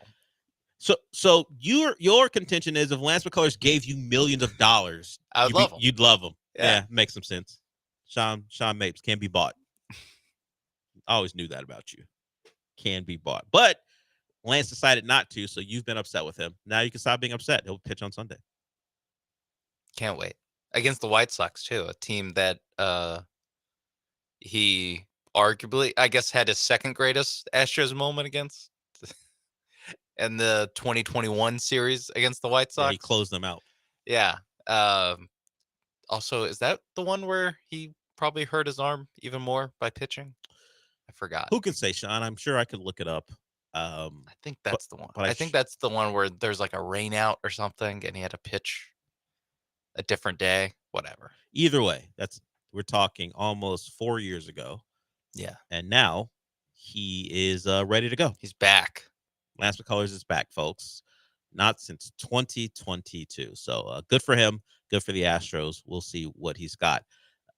We heard from Mike earlier asking about Tyler Hero, and we made the comp to what Jalen Green could possibly be. Well, with the playoffs come those articles from the big writers at the big publications, and ESPN has a big article about the Rockets. Tim McMahon wrote it, and it's about the Rockets' pursuit of their next superstar. We remember quotes coming from the organization about the hope that the superstar would come from within.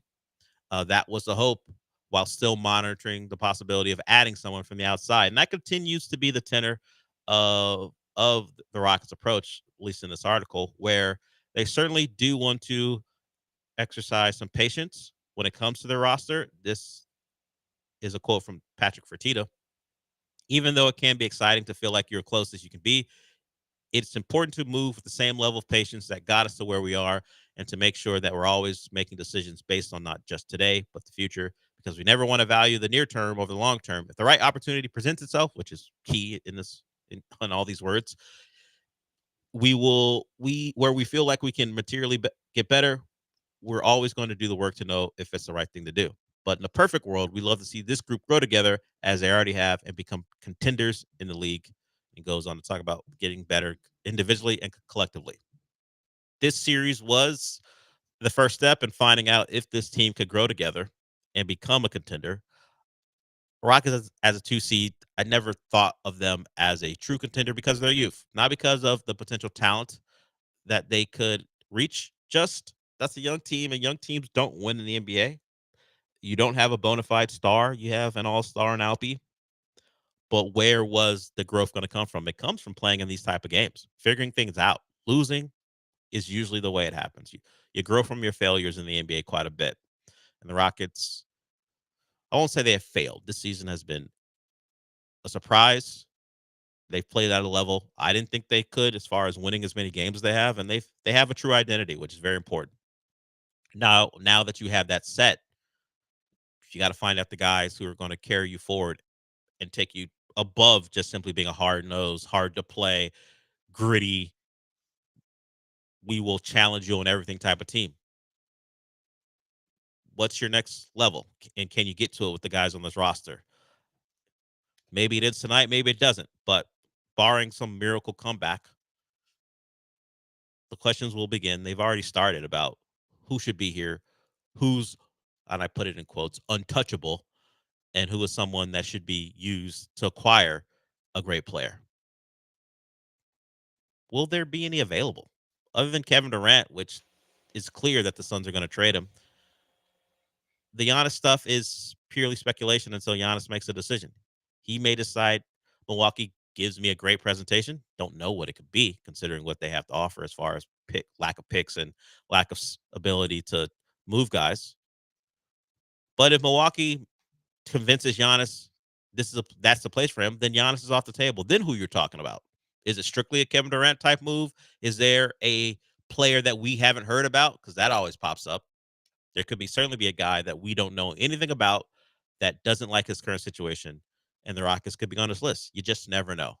We got several more rounds before we find out. Nikola Jokic? Wow. Well, I guess. I guess we already have Nikola Jokic, but baby Jokic. Yeah. We have him. I guess we can trade for him. Yeah. You never know. As you can always point out, does an organization lose their mind like the Mavericks did and say, well, we can never win with this guy? I'll just say don't bank on that. Yeah, I don't think that's happening again. And would the Rockets be the team that gets in first without the guy being shopped? Yeah. A lot of things would have to happen. Who's Rafael Stone best friends with? Daryl Morey. Paul George. No. Joel Embiid. Oh, yeah. That wouldn't end in disaster.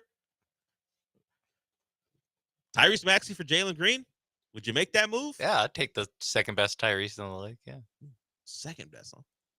We were trying to do the research because the Jalen Rose stuff is, well, name all the famous Jalens before Jalen. And it popped off here because of all the Jalens that the Texans drafted. You can do the same thing for Tyrese. Name a Tyrese before Tyrese Gibson. Name a famous one. Can't do it. Can't name a famous Tyrese that's like born before Tyrese broke out. Yeah, before Baby Boy, before the music career. The ones we talk about now in sports are Maxey and Halliburton. Yeah, they're all born 2001. Yeah, these are all guys who we don't know, but we could guess maybe someone in that family loved themselves Baby Boy. Or the Transformers, or Tyrese singing, whatever. We don't know. Or just heard the name, or like, that's a nice name. That's a nice name. But I know there have been more Tyreses before Tyrese Gibson. But the most famous of them all is Tyrese Gibson. According to anything we can look into, is Tyrese Gibson. They watch Too Fast, Too Furious, and they're like, I'm going to name my NBA point guard son after It was either Paul or Tyrese. Tyrese Paul Halliburton. And they went with Tyrese. So there it is. You can read that article on ESPN. Tim McMahon wrote it. A lot of quotes from Rockets higher-ups about the future of this team. They're open to a trade, but they prefer for the guys they drafted to reach the next step. And it'll all be about patience for this team. Like, this season is likely going to end with the first round loss, unless, as I said, they come back from the brink. Is a first round exit the step after winning 50 games that the front office thinks is enough progress to keep them from making a trade, to keep them from sending a younger player, 2 or 3, depending on the guy you're bringing back? Does it keep them from sending them out because you get knocked out in the first round by a Warriors team who, yes, Jimmy Butler has changed their trajectory, but you look at that roster, man for man, you would take the Rockets, except for the man at the top of the equation, which is Steph Curry. So I am very interested to see, whenever this Rocket season ends, what they think of their roster as a whole. And we'll find that out if they are frequently involved in trade stuff. And I'll say it again. That all depends on who's available. And right now, all we know about is Kevin Durant. All right, we'll go to break with that. We got one more segment to go. If you want to call in, the number is 713-780-3776. It's me and Sean for one more segment. We'll be back.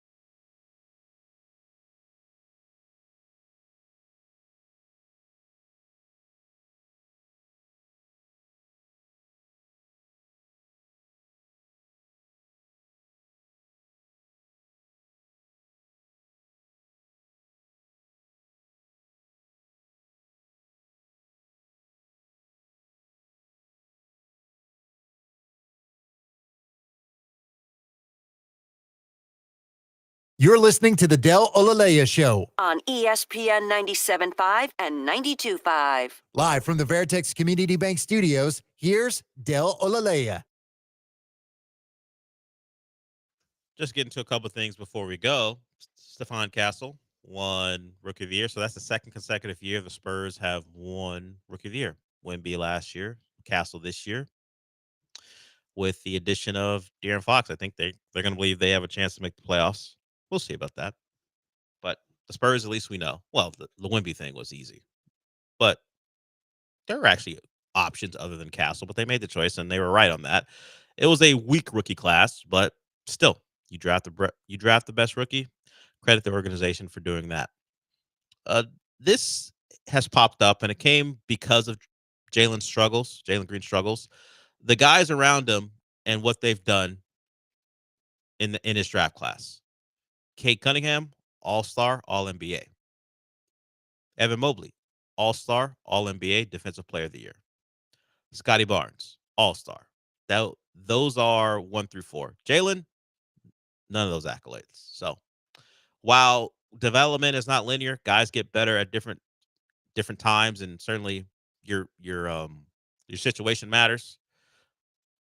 Jalen wasn't in the good one for his first couple years, but the response would be Cade Cunningham was in one of the worst situations in basketball over the course of his first couple years, his first 3 years. And we see what happened when J.B. Bickerstaff got there, who was fired from Cleveland. And they made the right choice because Kenny Atkinson has them primed for a finals run.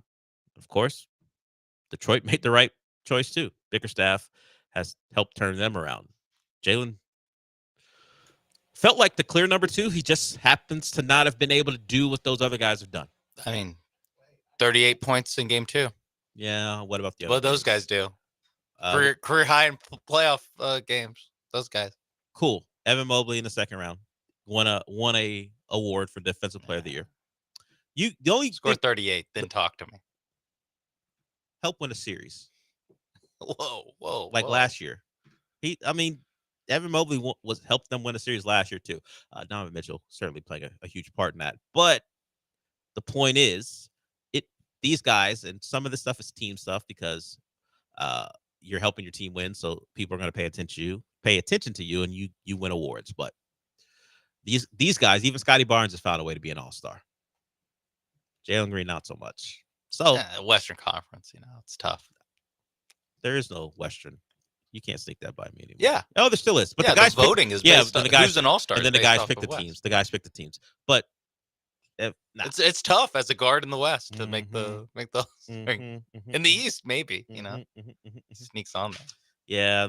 Tyrese Halliburton, that bomb. Overrated. According to the players, by the way, not by us. The players, not just overrated. Do you think Giannis most overrated? Do you think Giannis voted him as most overrated? I don't know. I don't know how many players they got to. Because they don't like the Pacers and Bucks don't like each other. They don't like each other. From last year. Yes, this has been a thing for a couple seasons now, and it certainly played its part in this playoff run as well. The Pacers have issues with the Pistons too. That is that the Central Division? Yes. The Central Division has some beef. The Bulls, people barely pay attention to, and rightfully so. Man. It's true. It is true, but watch out for that Central Division. If you want to fight. Yeah. And, did all of them make the playoffs? Well, the Bulls made the play-in. That counts. I'm counting that. Really, me and Jerry Reinsdorf are counting that. Well, he got at least one home game out of an extra postseason home game. But no one else does because the stats from it don't exist. It doesn't go to your stats. It doesn't go to postseason stats or regular season stats. It's just avoid these games. We'll never know. We'll never know who scored 38 points in a play. They'll be on your game log, but they don't add to your averages at all, or to take from your averages if you have a poor game. Just how they set it up. Okay, let's get to this. Steve Smith loves a wide receiver. Very honest about wide receivers. He was asked about the Texans' latest wide receiver, Higgins out of Iowa State, Jaden Higgins. So, big receiver, can move, given some Nico Collins. No one wants to be compared to Nico Harrison. Sorry, Nico Collins. Or, excuse me, Jaden Higgins. No one wants to be compared to Nico Harrison, but he was comped to Nico Collins because of his ability to be explosive at that size. Here's Steve Smith on maybe the Texans' number 2 receiver going into 2025. We are in love with Jaden Higgins. There are people that I talk to in the league that said, I do not want you guys telling everybody what we're seeing because I want him to slide to us. We've been seeing a lot of comments in here and say, hey, this is my sleeper. This is my sleeper. This is my sleeper because I'm wide awake watching this film.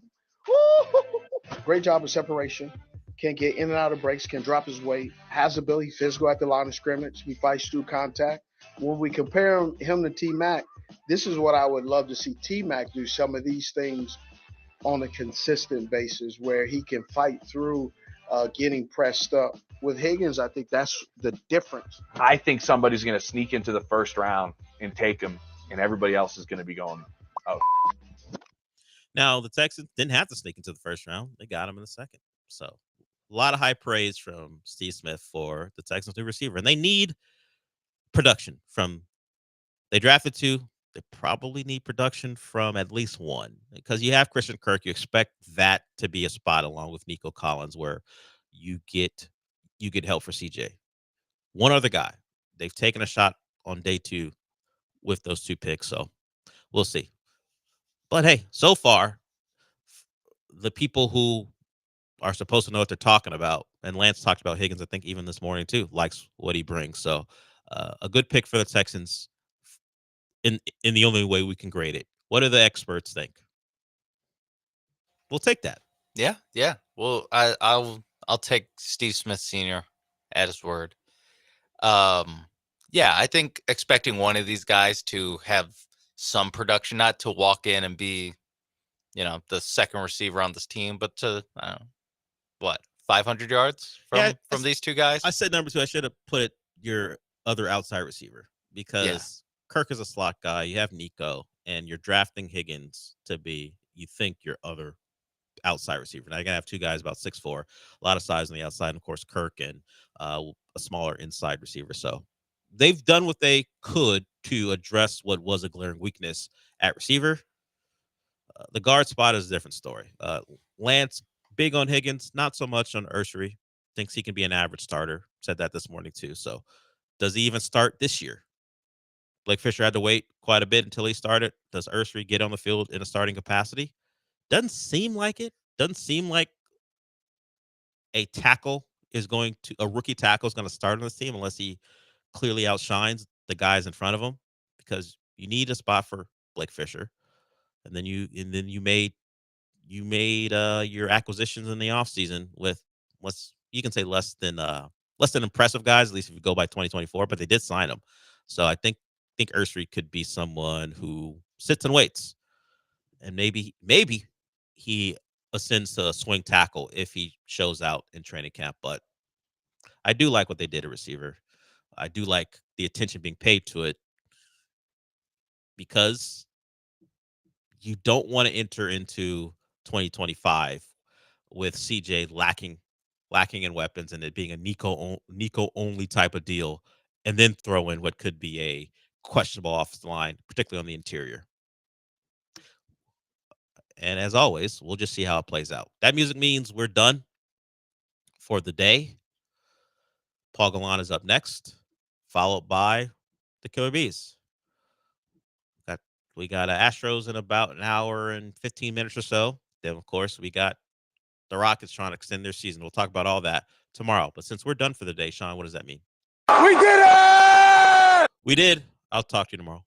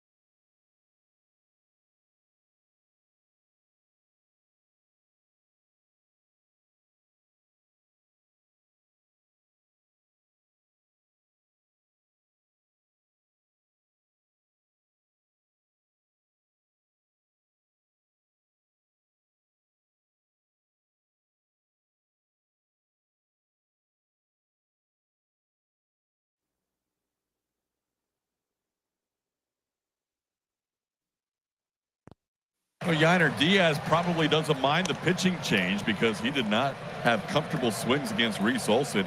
Yainer into center field, coming on Riley Green, base hit. In comes Paredes. Here comes Walker. Astros lead 3-2.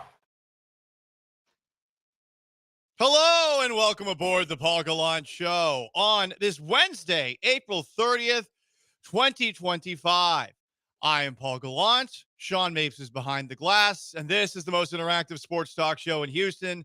You heard the man say it. You know how to jump aboard on a Wednesday, 713-780-3776 to call to text, YouTube at ESPN Houston, Twitch at ESPN 975. On today's show, Rockets Warriors Game 5. Is there anything that we can do? Literally anything to, one, have us feeling better going into tonight's game, which tips off at 6:30. Or two, actually, I don't know, change the likely outcome, which is that the Rockets season ends tonight. But first, we got to start off talking about this. Don't look now, but the Houston Astros are 8-3 in their last 11 games. Don't look now, but over those last 11 games, the Astros are scoring 0.6 runs more per game. Don't look now, but the Astros are just one game back of the American League West leading Seattle Mariners, who are 17-12. We might be bringing Mariners watch back. Don't look now, but the Astros are just a game and a half back of the best record in the American League. The Yankees and Tigers are 18-12. Don't look now. The Astros just beat the Tigers 2 times in a row and could theoretically sweep them today. Don't look now, but the Astros have the 5th best ERA in baseball. Don't look now. I don't know what this means. The Astros have the 2nd best pitcher, lowercase f, WAR in baseball. Don't look now, but the Astros have committed the fewest errors in baseball, a 99% fielding rate. Don't look now, but Jeremy Pena leading off the last couple of days. Since moving to that leadoff spot, Jeremy Pena is 5 for 12 with 2 doubles. Don't look now, but over his last week of games, Christian Walker is 9 for 25 with 2 home runs and 3 doubles. Forget about the 7 strikeouts. Don't look now. Isaac Paredes, 8 for 25 over his last week of games. A double, a triple, a home run. I feel like I'm saying Mambo number 5. Don't look now, but Yainer Diaz had 2 clutch RBI hits last night. He's 8 for 28 with a double, a triple, and a home run over his last week of games. And don't look now, Lance McCullers' next start could be with the Astros, assuming a bullpen session today when okay. And on top of all that, Yordan Alvarez hasn't done bleep. So don't look now, but the Astros are actually looking pretty good. How about that? I got my Houston Colt 45s t-shirt on right now. The Astros are ahead of schedule. April's about to end, and they're way better than they were last year. Rockets might have me down, but the Astros have me feeling pretty damn good. Now,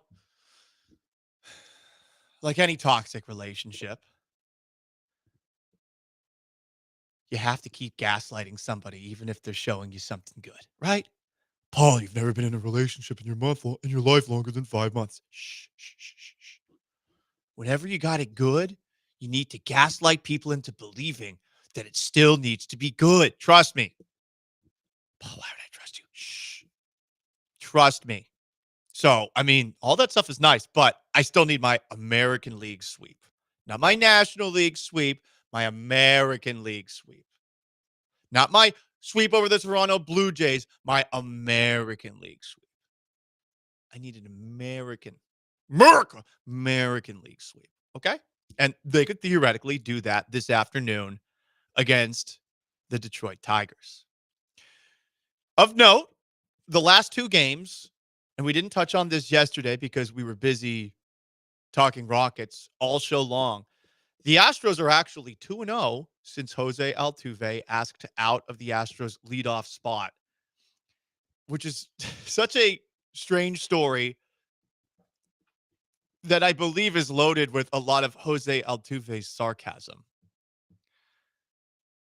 The story yesterday, Altuve asked manager Joe Espada to move him out of the leadoff spot on Monday and into the 2-hole for the Astros because he wanted to get more time to go from the dugout to left field. And in his first game in that spot, he hit a home run. His reasoning was, I just need like 10 more seconds. As a procrastinator, I mean, I feel like I'm always asking for about 10 more seconds with everything. In certain areas, I'm asking for more than 10 seconds. RiseHealth.com, RIIZE health.com, 975 promo code, 20% off your first order.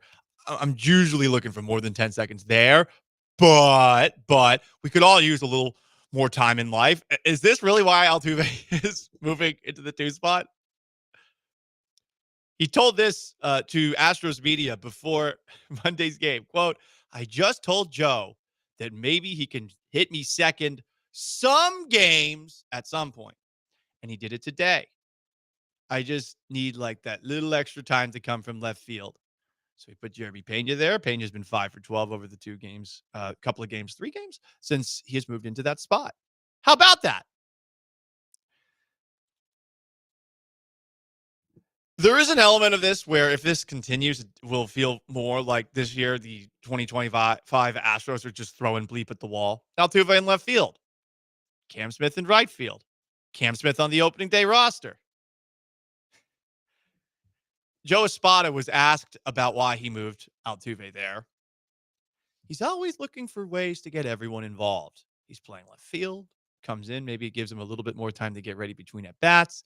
Just a lot of things went into this decision. He's been around. He knows himself better than anyone else here. So hopefully this could create some opportunities for everyone and we can score some runs. Okay, well, you've seen some results the last couple of games against the Tigers. The Astros, despite being down early, have rallied to win against what was the best team in the American League going into this series. Now they're tied with the Yankees, who we also might need to start doing Yankees watch again. The Yankees opened up their game yesterday with 3 home runs with their first 3 batters. Obviously, it's April, and the Yankees tend to be very fun for their fans in the first half.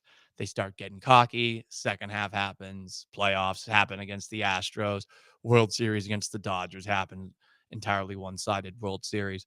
But it does feel, to a degree, like the Astros are still throwing stuff at the wall, but it seems to be working. Perhaps fortune has blessed the Astros for this season. Certainly hasn't blessed the Baltimore Orioles, who stink. They're in last place. I was taking a look at the standings earlier today. What a disappointment they've been. They're basically last year's Astros, at least to this point. More from Altuve.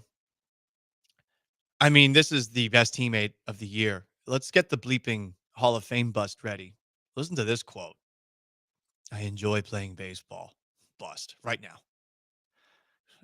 No, that's not the part I'm focusing on here. Quote, I love playing, especially with these guys. I like being in the lineup. In the end, it doesn't really matter if I play second or left, if I lead off or not. I just want to be in the lineup and to help this team win. End quote. Again, one of the greatest teammates in the history of the world. Yes, the world. He doesn't care if he leads off. He doesn't care if he's playing second base or left field. And look at him complimenting Jeremy Pena. Jeremy is one of those guys that has been playing really good for our team. He's taking really good at bats. He's very explosive and dynamic on the bases. So when he gets on base, a lot of things can happen. Maybe I can bunch him over so Jordan can drive him in. Again, wonderful teammate. And by the way, after all of this was done, Jose Altuve basically said, indirectly to Astros management, I don't know, let's get a contract started for Jeremy Pena. I believe he's quite a ways away from needing a contract extension, but Jose Altuve, greatest teammate in the history of the world. You just heard all the evidence you needed right there. Yeah, that's right. Now, you might be saying, Paul, what about the United States in World War I and World War II? Good point. Paul, what about the French, the American Revolution? Fairly good point. I mean, France, their country ended because they were such good teammates to the United States. We don't give them enough credit for that. But Jose Altuve, better teammate than both. Yeah, that's right. This isn't hyperbole at all. Jose Altuve's bust should be created right now, and hopefully it looks good and not like Jimmy Butler's or some of those other players who have no, not Jimmy Butler, Dwayne Wade. Sorry, I'm confusing Miami Heat legends. Hopefully he gets an actually good-looking bust. How pumped are you right now, Sean? All this Astros talk, all this Astros hype, and the greatest teammate in the history of the world. Yeah. Don't look now. But you can look now. Okay. Because that's a great human being and teammate. Okay. So I can look now. You can look now. So I should start watching the Astros? But you said don't look now. Don't Should I not look? Don't look until they're doing well when I'm not looking. It is a good point. I am trying to gaslight them into believing that they need the sweep against the Tigers. So don't look. Maybe I won't look. It'll be. I mean, it starts in like an hour, so it'll be during the show. So I shouldn't watch during. It's a good point. I physically will not be able to look in here during the show. So yeah, I guess we can't look then. And right now, don't look either. Okay. Because here they come. Oh, it's ESPN on in here. So I'm looking at one of Pat McAfee's buddies. I see his Pacers jersey in the background. By the way, side note, what a win for the Pacers last night. And I know we're going to talk about Giannis going up against Tyrese Halliburton's father at 12:45, but I watched the highlights last night. How did they blow that? It's crazy. It's like a math problem. They're up 7 points with what, 40 seconds left? Yeah, something like that. And what's even crazier, like the guy who was the best player for the Bucks in that game, Gary Trent. Yeah. I mean, he was incredible in overtime. He hits 4 threes in overtime. It's a 5-minute period. 30 points. 30 points for the game. And then just the 2 worst turnovers I think I've ever seen. Bill Buckner's it. Oh, God. But the thing is, like, it's basketball too. So it's like, how often do guys just like have the ball through the wickets in basketball? I've never seen that. You're right. That's the first time I've ever seen through the legs. Like, it's crazy. It never happens. What's that called? Nutmegging, when you dribble through someone's legs? Yeah, but he was nutmegged by like a really easy bounce pass to collect pass. Yeah, it wasn't even like a laser at his feet. It was a bounce pass. Oh. Anyway, it is the Paul Gallant Show, most interactive sports talk show in town. 713-780-3776 to call, to text. On YouTube at ESPN Houston, on Twitch at ESPN 975. You want to jump aboard the most interactive sports talk show in town. Believe it or not, the Houston Rockets have been here before.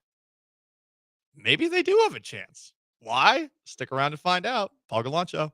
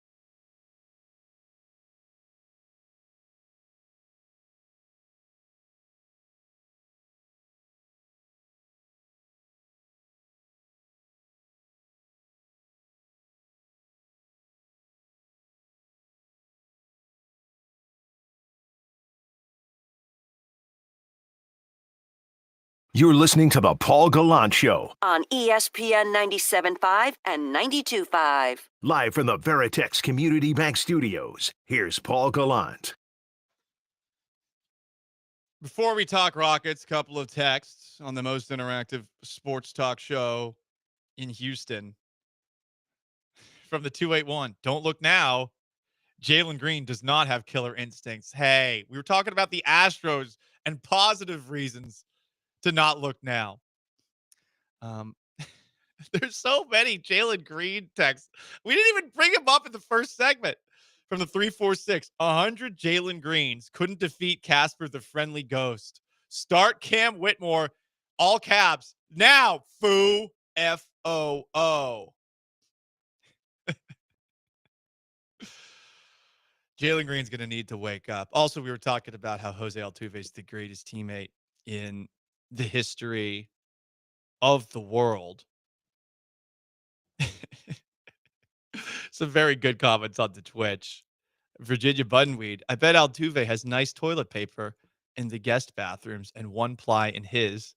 He probably also puts it in the trash can. Nothing is worse than going to someone's house who has bad toilet paper. And I say this as someone who grew up in a house with bad toilet paper. It's not like we were doing bad, but we always had the one ply. Wow, that's where they wanted to cheap out on. Yeah, that's tough. You can't cheap out there. And as someone who was notorious for clogging the toilets, I forgot because I used too much of the toilet yeah, paper. because you needed to use twice as much. If they gave me smaller toilet paper, I don't think that, or better toilet paper, yeah, I would have been a little more efficient. You had to use twice as much to get as much ply as all the other kids had. Ryan Lost in Texas says, I bet Altuve gives great back rubs and is a generous lover. Hell, they should make him the Pope. And Todd the Show comments, I bet there are candy dishes all over Jose Altuve's house for guests to enjoy when they are visiting. Okay. Well, what is he, 75 years old? He has Werther's original. It is nice when you have candy strewn about the house. Since I don't like M&Ms, I actually have M&Ms in this big jar. And constantly, guess who's the team that gives me the M&Ms is? The Rockets. The Rockets. Yeah. So I just have like a bunch of Rockets colored and logoed M&Ms in a jar. And this is from probably 3 to 4 years of being back in Houston with the promos that they give away. It is a shame that the Rockets are down 3-1 facing elimination tonight, because honestly, I feel like my relationship with the Houston Rockets as a franchise versus the Texans and the Astros, like Astros giving me issues with parking. Texans didn't even give me a personalized jersey. What's that all about? Buy me off, right? But the Rockets, unfortunately, are on the brink of elimination. That said, and this is a great post that I saw online posted by @MIDI-Data on X. He took a picture of 2 series that took place. One of them 30 years ago. The other 10 years ago. Remember in 1995 when the Rockets were down 3-1 against the Phoenix Suns? And it made sense because the Phoenix Suns, even with the Rockets defending champions, were the 2 seed. The Rockets, the 6 seed. It was a less impressive season that year. But the Suns took a 3-1 lead. Guess what happened? Game 5, Rockets 103, Suns 97 in overtime on the road. Game 6, Rockets 116, Suns 103. Game 7, Rockets 115, Suns 114. The Suns, what a bunch of choking dogs they were. It is pretty funny that the Houston Chronicle, which, by the way, I spent way too much time taking a look at the May 12th, 1994 and May 13th, 1994 issues of the Houston Chronicle today on an archive website to just see what writing was like back then and what people were saying back then when the Rockets were down 2-0 to the Suns and everyone was saying, yeah, this is choke city. But imagine being the Suns and in back-to-back years blowing it against that Rockets team. Up 2-0 in 94, up 3-1 in 95. But This wasn't the only historical moment where the Rockets have been down 3-1 and come back. 2015. Remember that? The Rockets were playing the Los Angeles Clippers. After splitting the first 2 games, the Clippers were up 3-1 on the Rockets before the series came back to Houston. They win Game 5, 125-103. They win Game 6, 119-107. They win Game 7, 113-100. So I'm not exactly saying that this is likely, but they've done this before as a franchise. Does it give you any faith? Does it give you any hope? You've actually seen it happen multiple times. Just a question. It's hard to have faith in Jalen Green. Text line sure doesn't. Hard to have faith in Fred VanVleet doing what he did on Monday night again. It's hard to have faith that a young team like this, down 3-1, can come back against a Warriors team like that. But the city has done it before.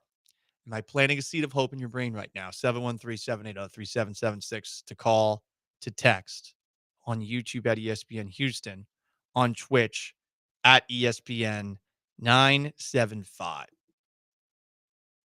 From the HTX Rhino on Twitch, never underestimate the heart of a first-year playoff team. Craig Todd comments as far as the 2015 series. Josh Smith, baby. What a Rockets hero. Yeah, because remember James Harden got benched in Game 6? Wait, is there another shooting guard that could get benched in Jalen Green? Oh. A lot easier to bench Jalen Green than it is to bench James Harden. And then have Tari Eason hit a bunch of threes. Come on. Let's do it. I'm just saying, guys. I'm just saying. And it does need to be said that at least forcing a Game 7, or at least forcing Game 6, is way easier when you're down 3-1 when Game 5 and 7 are at home. Like, there's a clear path there than what the Pistons just did. You know, like the Pistons, if the Rockets had to play another road game, like, okay, like, we're done. I can still see like a way where they win the home game and they can extend this to one more game. I don't think they're going to win the series, but I think they can extend it. Like, they can extend it tonight. They haven't been a team that typically just rolls over, you know, so I'd be shocked if they got Miami heated tonight. Yeah, same. I think that there will be fight. This will tell us a lot, by the way, about the Ime Udoka era. How much fight do they have? Because if there's no fight tonight, I do think that there should be some serious consequences as a result of that.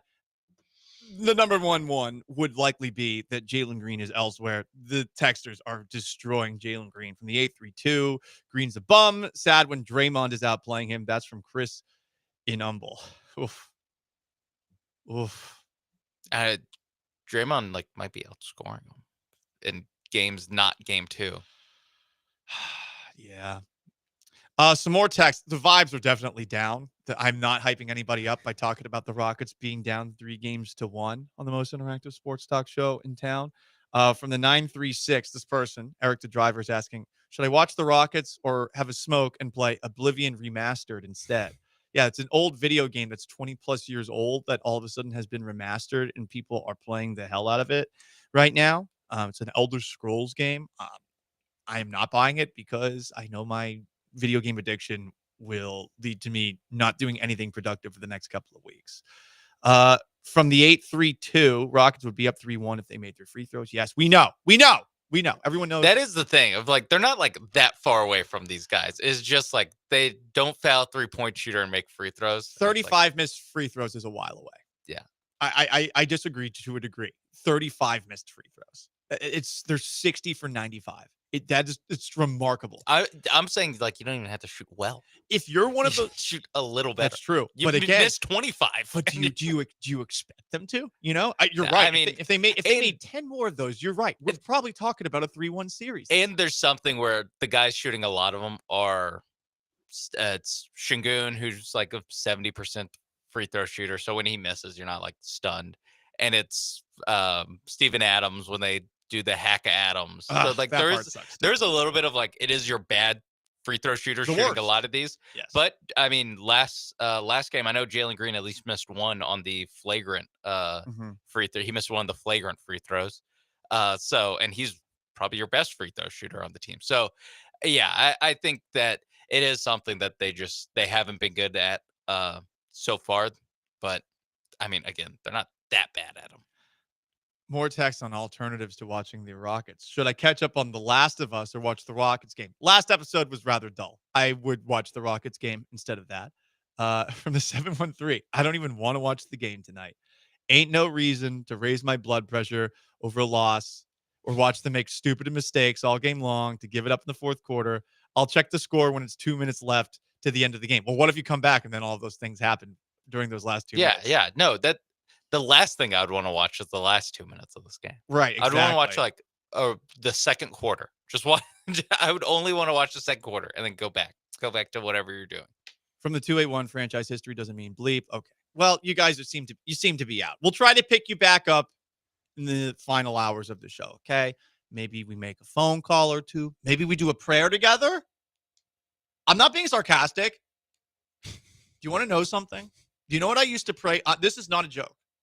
The last thing I prayed for every single time as a very devout Catholic as a kid, like almost fundamentalist Catholic, at the very end of Mass, or excuse me, at the very end of right before Mass, you have to get on your knees and you're like praying and, you know, talking to the Lord right before the Mass begins. The last thing I prayed for every single Sunday was a Patriots Super Bowl. And I did this from the age that I knew what sports were. So, and we used to go to church every single Sunday. So I did this from when I was 5 till 12, 13. And listen, I know sometimes people give the Catholic faith a little bit of grief because they say, if you want a little penance, you do a bunch of Our Fathers, you do a bunch of Hail Marys. And I'm not trying to be sacrilegious here. All I'm saying is I've said a lot of Our Fathers and Hail Marys that have involved the New England Patriots, and they won 6 Super Bowls. I'm just saying these two things happen. Are they linked? I don't know. But those two things happen. So I don't know. Maybe the power of prayer could help. I actually have something that we might be calling in the 1 o'clock hour as well. This is not necessarily the Catholic way, but it is the Paul Gallant Show, most interactive sports talk show in town. 713-780-3776 to call, to text, on YouTube at ESPN Houston, on Twitch at ESPN 975. It is the most interactive sports talk show in town. Who's been soft in the world of sports? Up next in Soft Boys, baseball's at it again, and this basketball fan base is unserious. Stay put.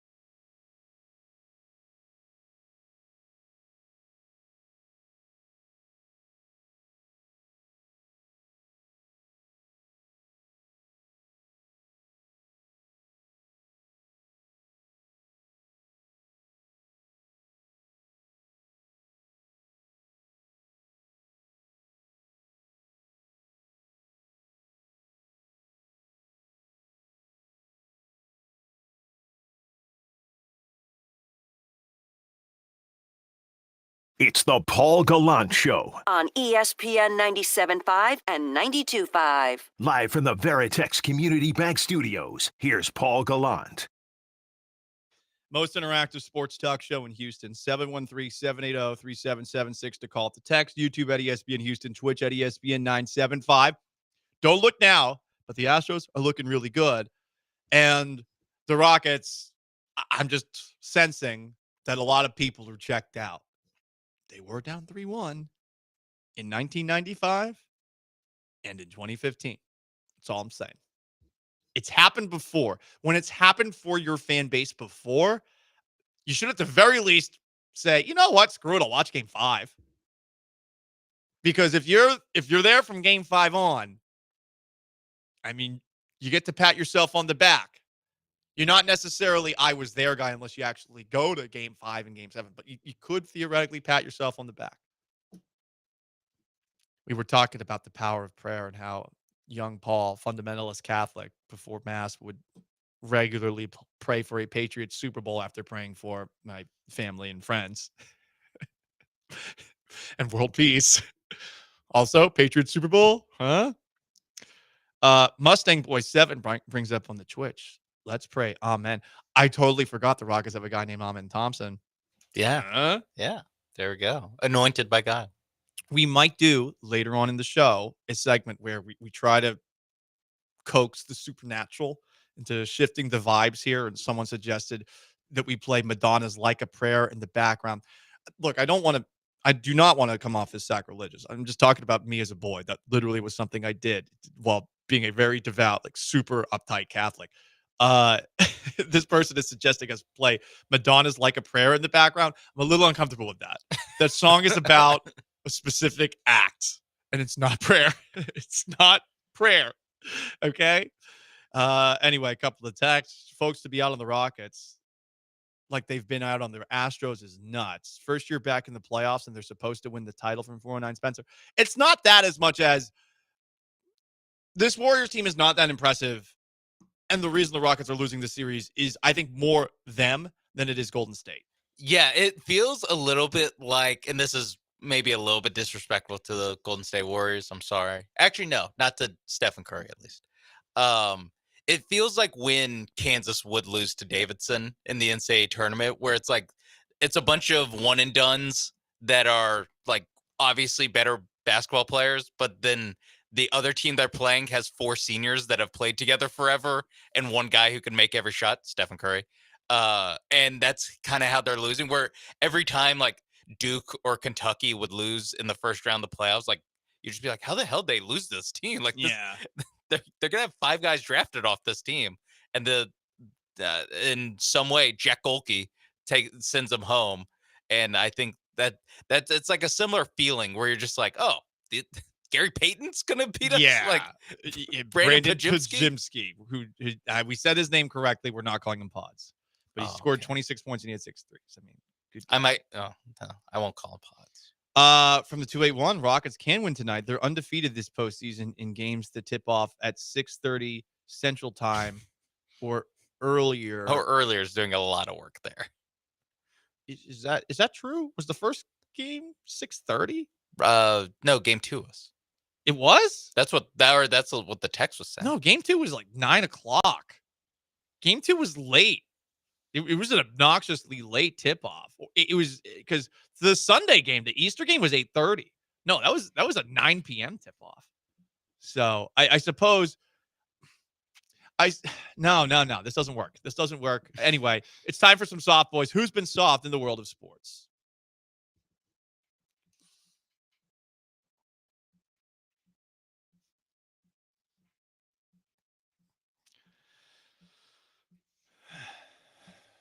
Ime Udoka's not looking great in this series either. He's chirping a lot.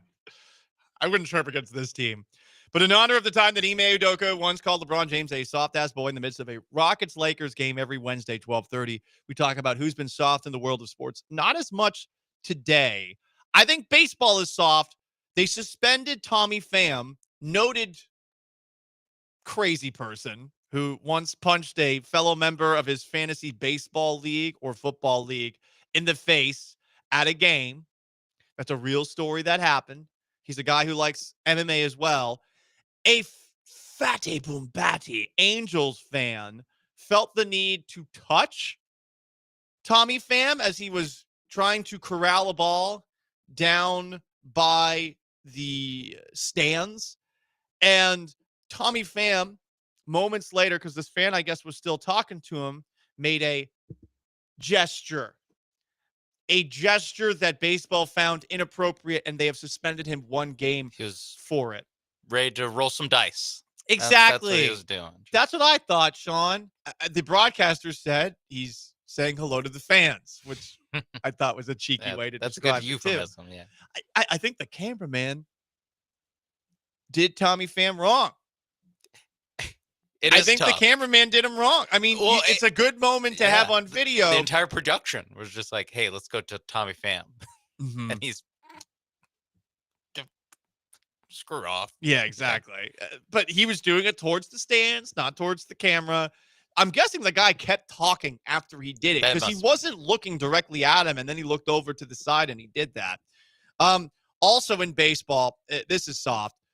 Rob Manfred is considering ending Pete Rose's ban from baseball for life. By the way, Pete Rose does not want to be unbanned. He's passed away, but he said that if he gets in posthumously, he does not want to be put in. And he's doing this after meeting with President Trump. So you're going to be hardo on Tommy Pham for that. But when it comes to Pete Rose, and I think the Pete Rose stuff was overblown, and I think he should be in there, like I think Barry Bonds should be in there, like I think Roger Clemens should be in there. But make up your mind, Rob. You're so mamby-pamby and such a pushover. Continuing through soft boys. New York Knicks fans, no focus. I've told you before, this was before last night's game, that I think the Knicks are going to blow this.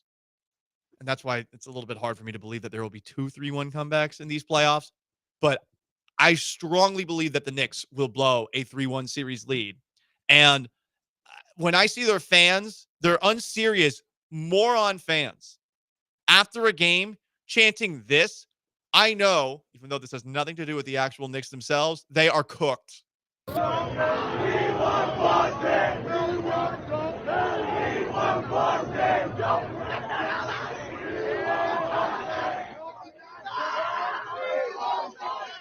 This is the dumbest fan base in sports. New York sports fans.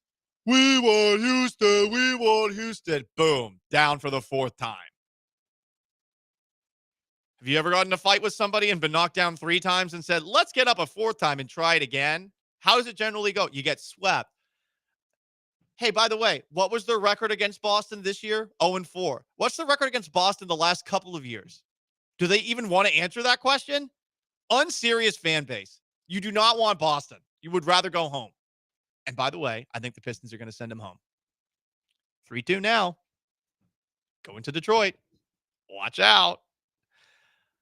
More soft boy texts nominees from the 832. Jalen Green is playing like a soft-ass boy. That's from Chris Anumble. Yep. Another text from the 832 on Jalen Green. I don't know why everyone's so critical of Jalen, but they fail to criticize Şengün for anything. The dude has more fundamental holes in his game than Swiss cheese. He can't shoot.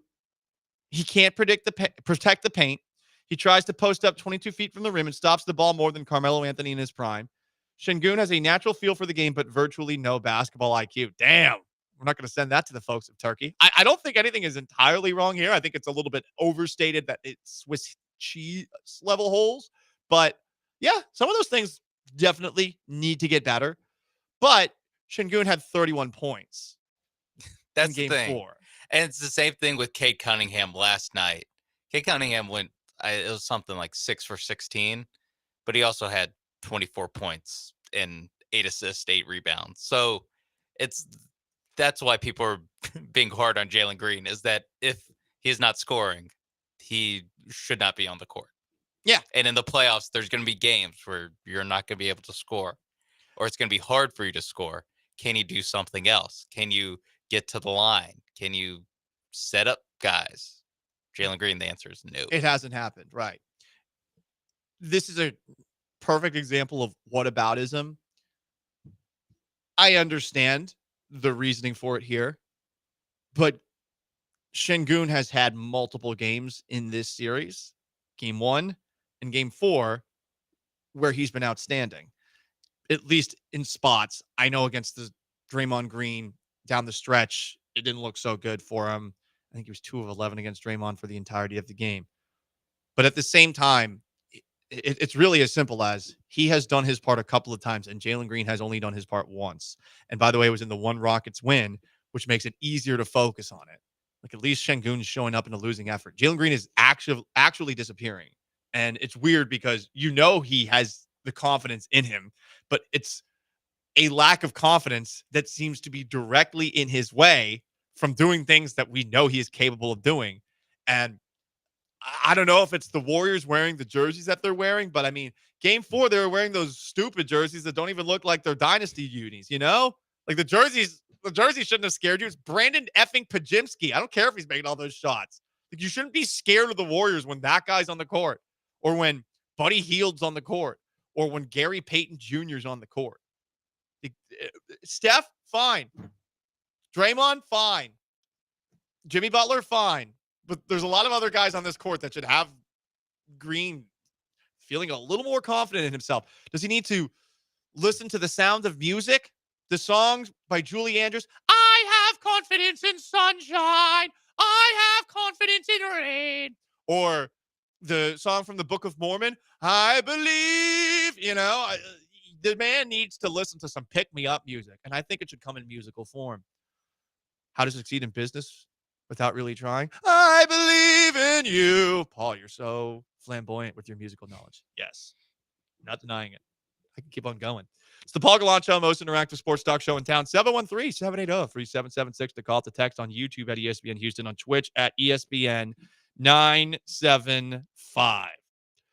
Giannis Antetokounmpo is out. Do you want him on the Rockets? And how would you handle your parrot behaving poorly at a basketball game? We'll discuss. Stay put.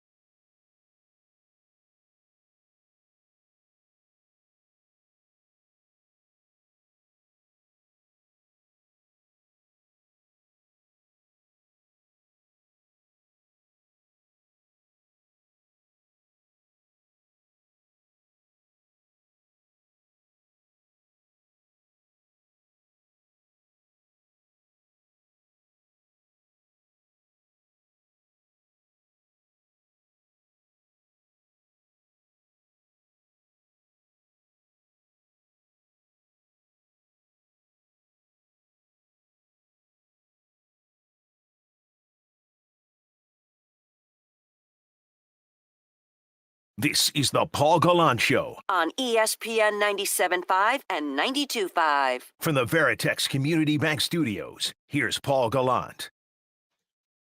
Most interactive sports talk show in town. We were discussing songs that Jalen Green could listen to get his confidence up. I suggested a bunch of musicals, and as expected, the text line accused me of being something that I may or may not be.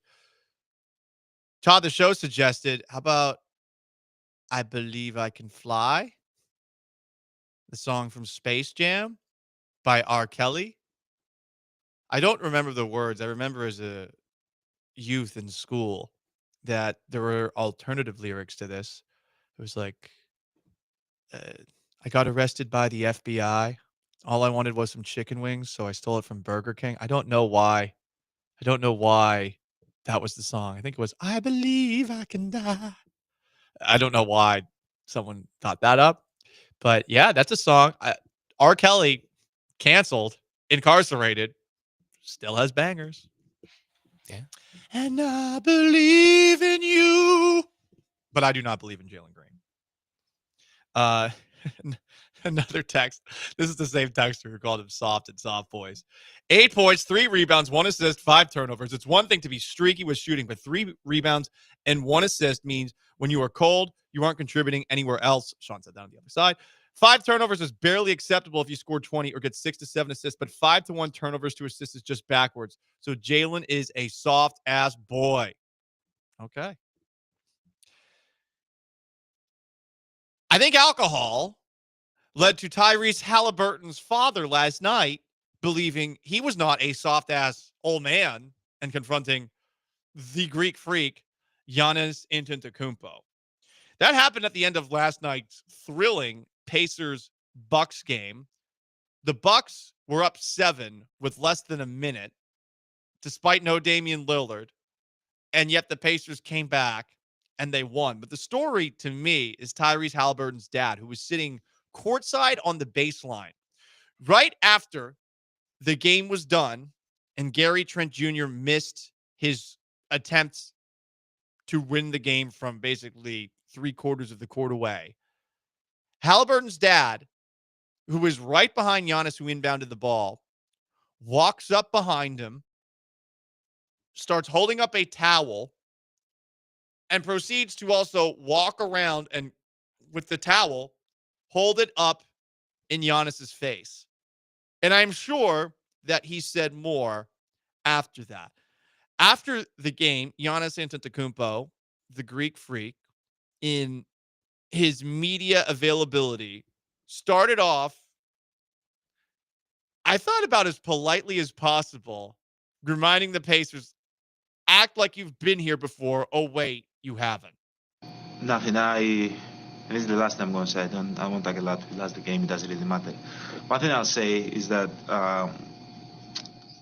I believe like being humble in victory. That's how I am.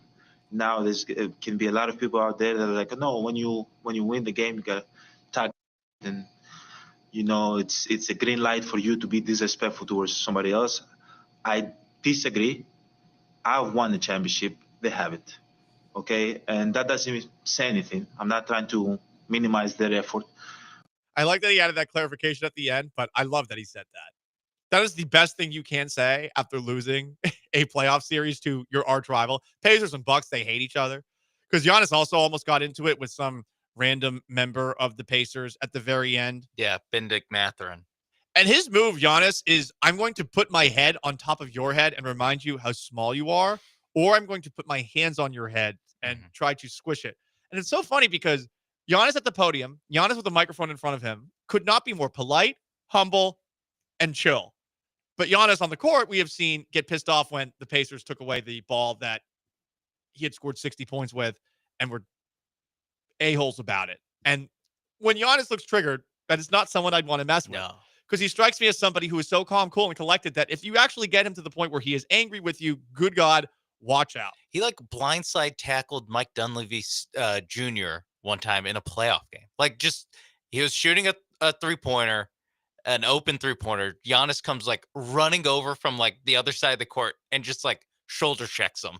Boom. And just like that, this guy, when he gets upset, he just has an insane, like you said, with the not only did he do the thing with Matherin where he was basically Bane in Dark Knight Rises.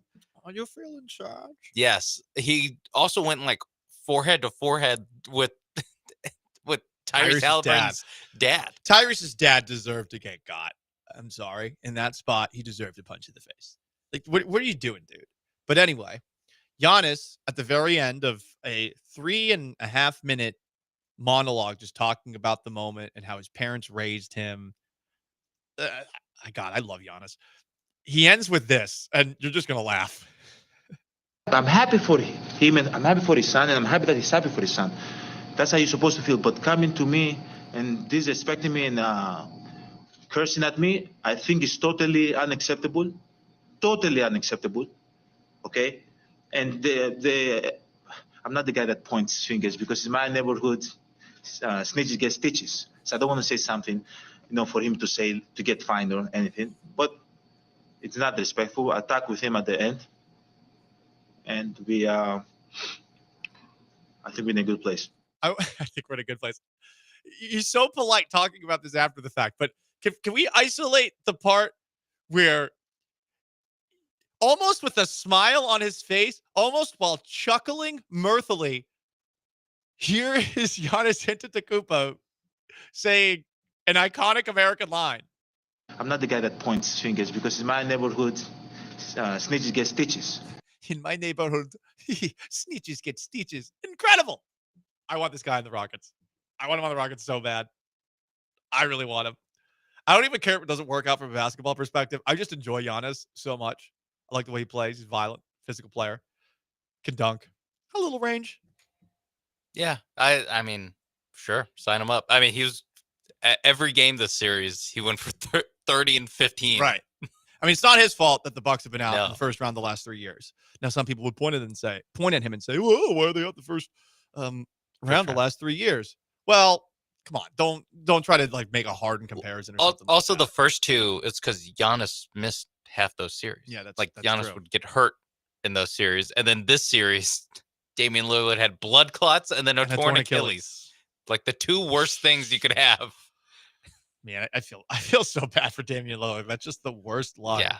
So I would like Giannis Antetokounmpo on the Rockets. I hope that this offseason that is a team that he puts on his list. But I really enjoyed that back and forth. On the other side, let's talk about the dad angle.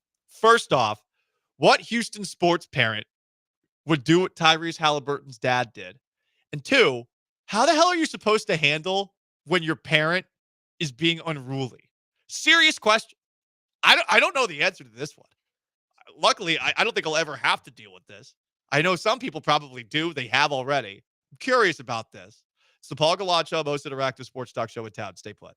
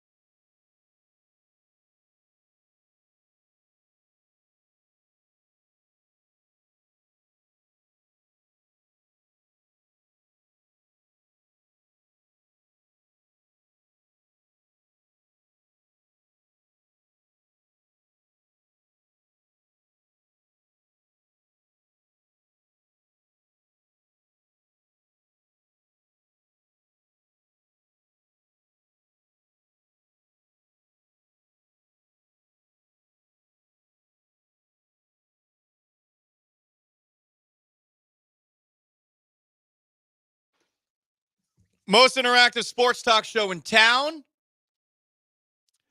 The Astros are on a roll. See if they can get a authentic American League sweep over the Detroit Tigers this afternoon after a win yesterday.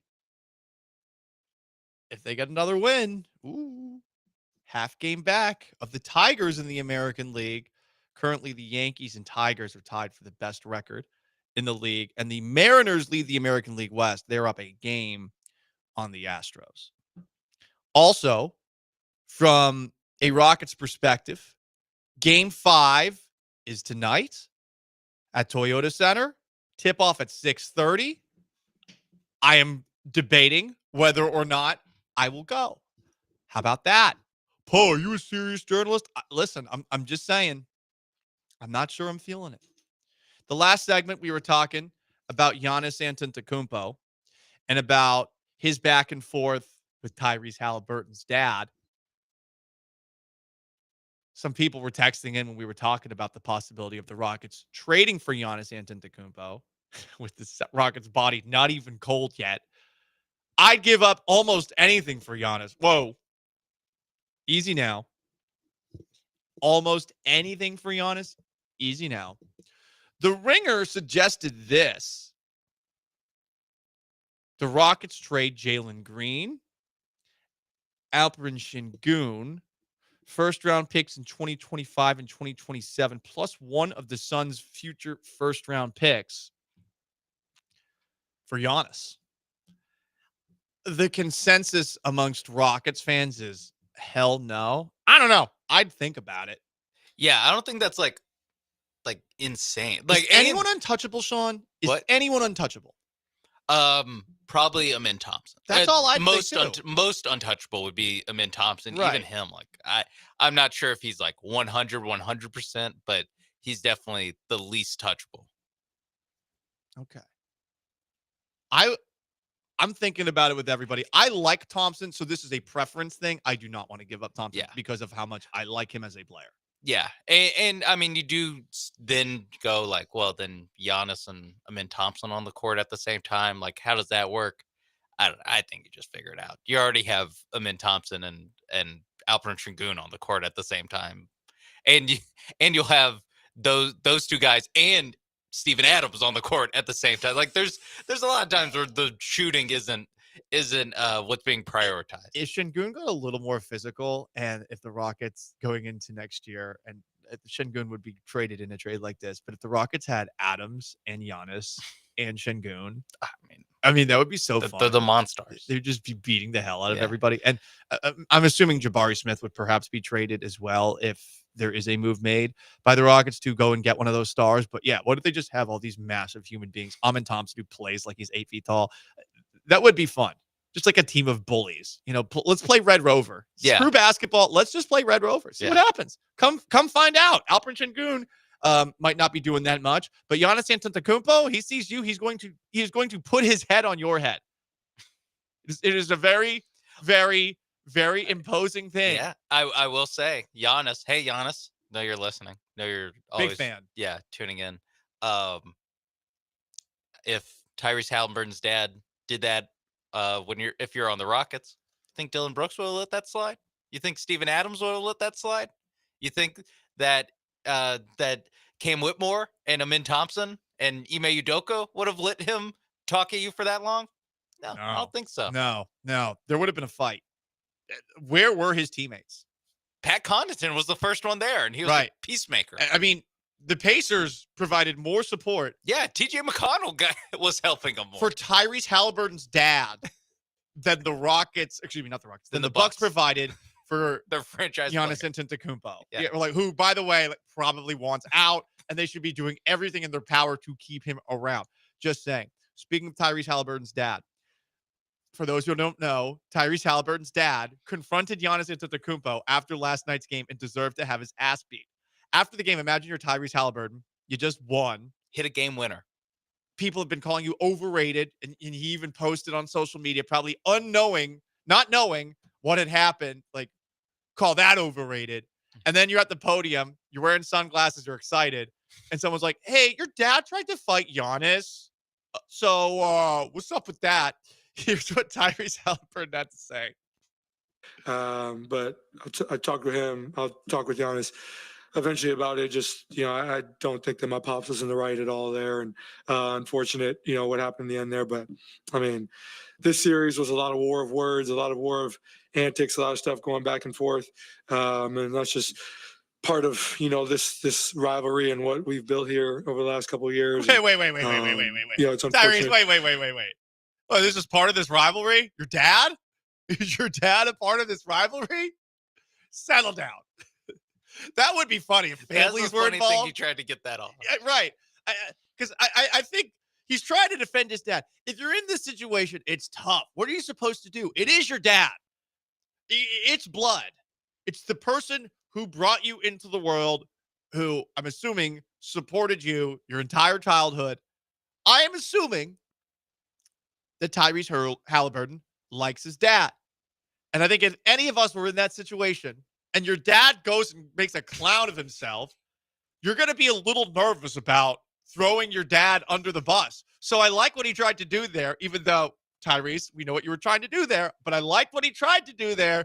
Oh, it's just the playoffs, It's part of the series. Part of the series. Here's more from Tyrese Halliburton.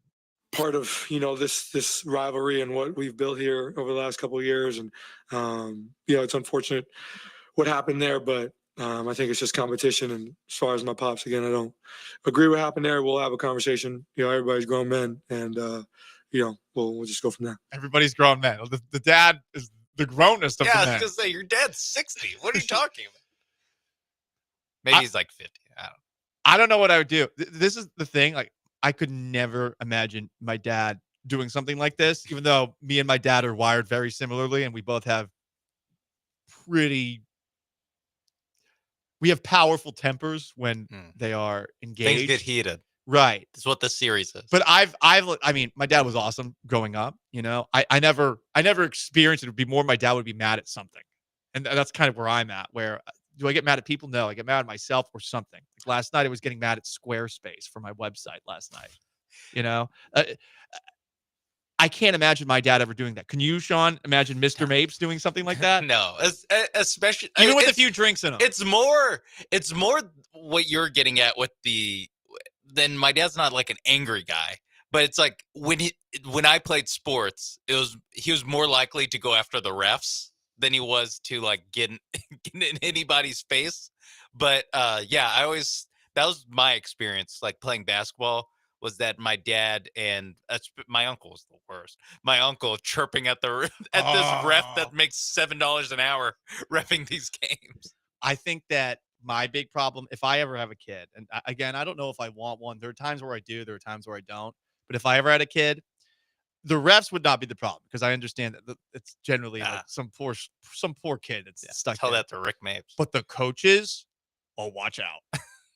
I know enough about sports to know when a coach sucks and not actually be full of it. So not being a annoying over parent who's saying, why isn't my kid playing? No, if my kid stinks, I'll understand why my kid isn't playing. But if a coach is bad, I remember one time, and I got in trouble. My cousin played at Strake, and this was, I want to say it was a JV football game about a decade ago. I forget who they were playing, but the team that they played against was up. They were winning by a touchdown with less than a minute left, and they threw the ball, and it got pick six, and Strake won. And I could not get over how stupid the play call was. And I was telling anybody who would listen, because I was younger, I was like 24, and anyone who would listen, I'm like, what an idiot that person was. There's parents around, there's other kids around, and it's a middle school football game. But I could not get over how bad that was. That would be where I would get in trouble. But actually confronting a, 6'11" man known as the Greek Freak after he just lost and getting in his face, nope. I ain't doing that. Yeah. I ain't that bold. That's the other thing. It's easy to picture it with, like I said, like a 21-year-old high school basketball ref. It's easy to picture that with even like you were saying, a coach of a JV high school football team. Yeah. To do that to Giannis, of all people, is crazy. It's nuts. Really, like do it to Gary Trent. That makes more sense. do it to Reed Shepherd. Like no offense, Reed. By the way, the Reed Shepherd haters Play 'em. are probably Oh. not feeling very happy today, seeing that Stephon Castle is the second straight Spur to win Rookie of the Year. Yeah. But, I mean, the Not his fault. Rockets don't need another guy who can't shoot. That's a fair point. Like that, it's just like he wouldn't, whatever. From the 281, all of the parents got kicked out of my nephew's youth soccer game recently for 10-year-old soccer. See, that's tough. And how do you kick everyone out? Everyone to your cars. I think there's only one person in Houston that has this kind of energy as far as aggressive sports parents. It's Tari Eason's mom, who, if you remember, after game 4, said that Tari Eason, who had a rough game, is the second best player on the Warriors if he's on the Warriors. But I don't see Tari Eason's mom, who, by the way, called out Tyrese Halliburton's dad about like the double standard. I don't think there's a double standard for women going on. Yeah, the I think court. people are calling Tyrese Halliburton's dad a clown too. Right, exactly. And it's not like moms go on the court and do this and don't get called out for it either. I used to be scared that I would get pulled off the field if I ever scored a touchdown, which I did twice. My mom wasn't there for either of those touchdowns. I was terrified that if I did a celebration, that I would get pulled off the field, like by the ear. She always told me that if you do a touchdown dance, I will pull you off by the ear. I scored 2 touchdowns my high school career, and mom wasn't there for either of them. Did you do a touchdown? No, I didn't. No, I just handed the ball to the ref. I know. And in retrospect, I was like, I could have gotten away with it. That was your chance. Could have spiked the ball. Do the dirty bird or whatever. The dirty bird, yeah. Oof. Anyway, it's the Paul Gallant Show. What would you do if your parent got aggressive in the midst of a sporting event? 713-780-3776 to call in, to text in, on YouTube at ESPN Houston, on Twitch at ESPN 975. Is there anyone else who you would see doing worse than what Tyrese Halliburton's dad did with Giannis Antetokounmpo? I can think of one. Rockets, Warriors, Game 5 tonight. How do we feel more excited about this game where the Rockets could potentially be eliminated? We'll discuss on the other side of the Paul Gallant Show. Stay put.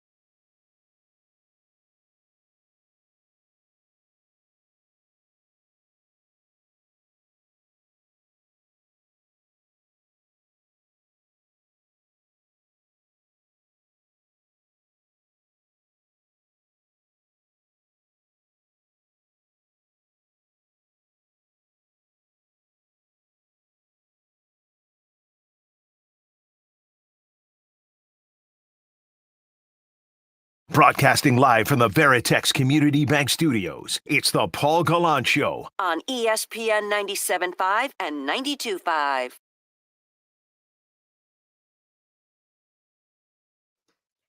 The most interactive sports talk show in town. 713-780-3776 to call, to text, on YouTube at ESPN Houston, on Twitch at ESPN 975. Vibes definitely off before tonight's Rockets-Warriors Game 5, 6:30 Toyota Center. I'm leaning towards going. I feel like I have to go. Got to be there. I am a Big J journalist after all. I also get why a lot of people might not go. I went back into the archives of the Houston Chronicle this morning. Archives that you actually can't search with Control F. For anyone who doesn't use Control F on your computer, Control F, you can search for keywords. No, you have to go old school, because the archives of the Houston Chronicle from the early 90s, it's just pictures of every single page. Yeah, that it's like a have been scanned. PDF. Yeah. So I went back to the May 12th and May 13th editions of the Houston Chronicle from 1994, which is the day of and the day after that the Choke City article got posted. And it was fascinating because the vibes were out in 94 too. And at that point, the Rockets hadn't won a title yet. So you kind of understood, down 2-0, losing 2 games at home. And especially when Vernon Maxwell, after a loss in Game 1, told Rockets fans to go to hell. This is a real quote from Vernon Maxwell, who now everyone likes to get it. Again, he's a young guy. I don't have a problem with that. But said Vernon Maxwell in an article written by Eddie Sefko of the Houston Chronicle, quote, "Our fans are the worst, and you can write that. Tell them I said that. To hell with them." They were mad because in Game 1 of this series, there were 1,500 empty seats. And since the stadium was as empty as it was, did you know that Channel 2 had to buy 1,500 seats just so that the game would be televised? I didn't know things were that bad. But yeah, Channel 2 stepped up and purchased a percentage of unsold tickets so the game could be televised locally for a Rockets-Suns semifinal games in 1994. Because it would have been blacked out? I think so. Oh, my God. And it wasn't on national TV at that moment in time. That's because, yeah, it would have just been blacked out on NBC, like the Houston NBC.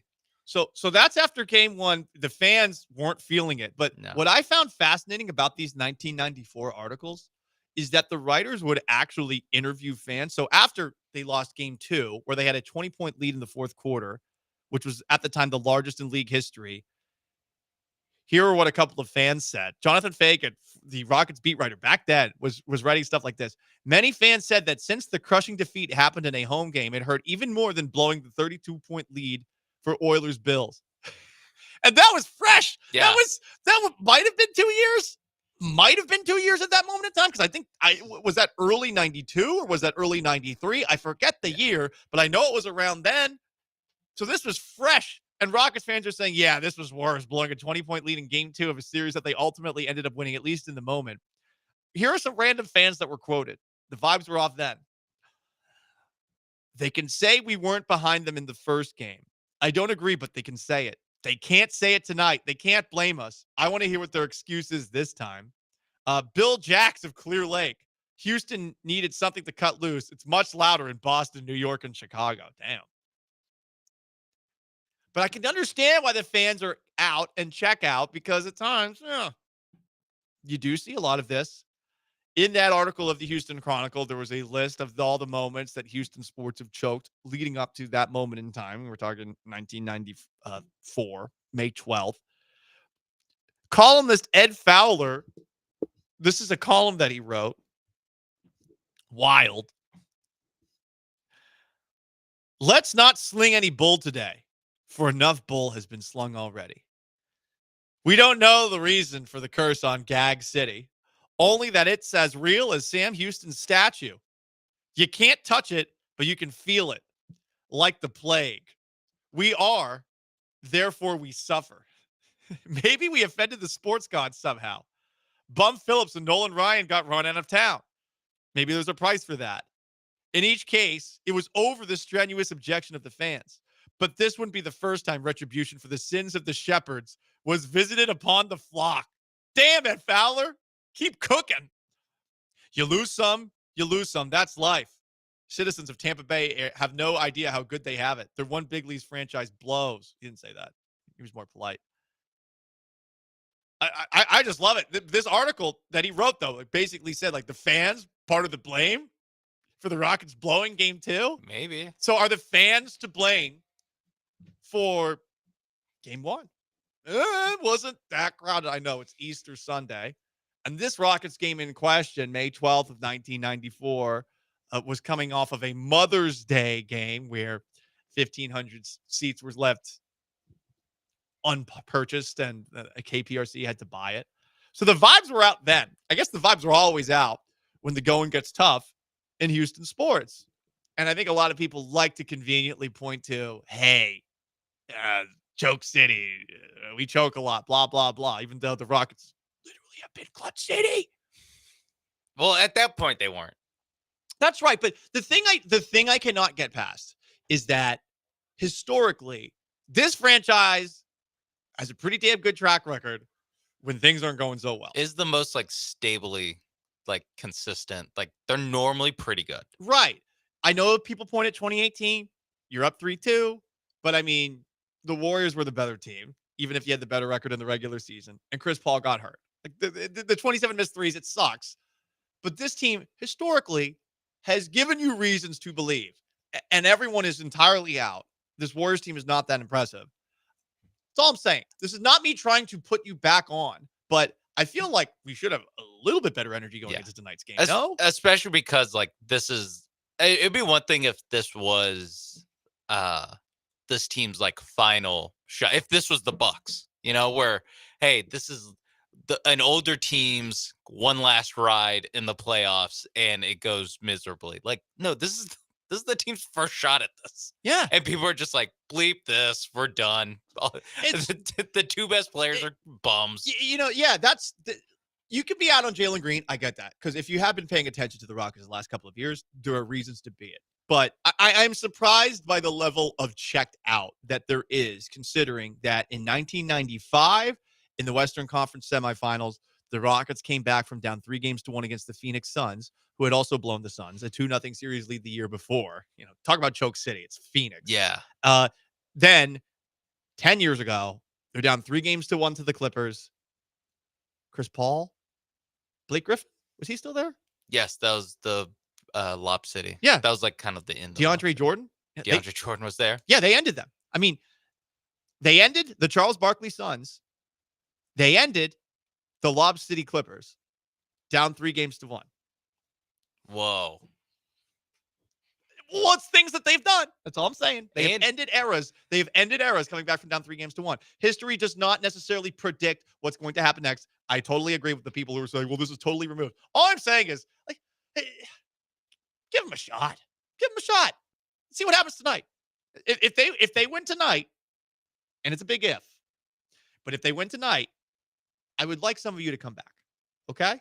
And don't worry, there's a lot of show left. We can do some supernatural stuff if you want. I can going up in Massachusetts, a diehard Patriots fan going to Catholic masses. Literally the last thing I would pray for was a Patriots Super Bowl. Could do that. I've also seen, and I'm not sure how we do this, Sean, but I think we should just blind call this voodoo shop. There's a voodoo shop in Houston.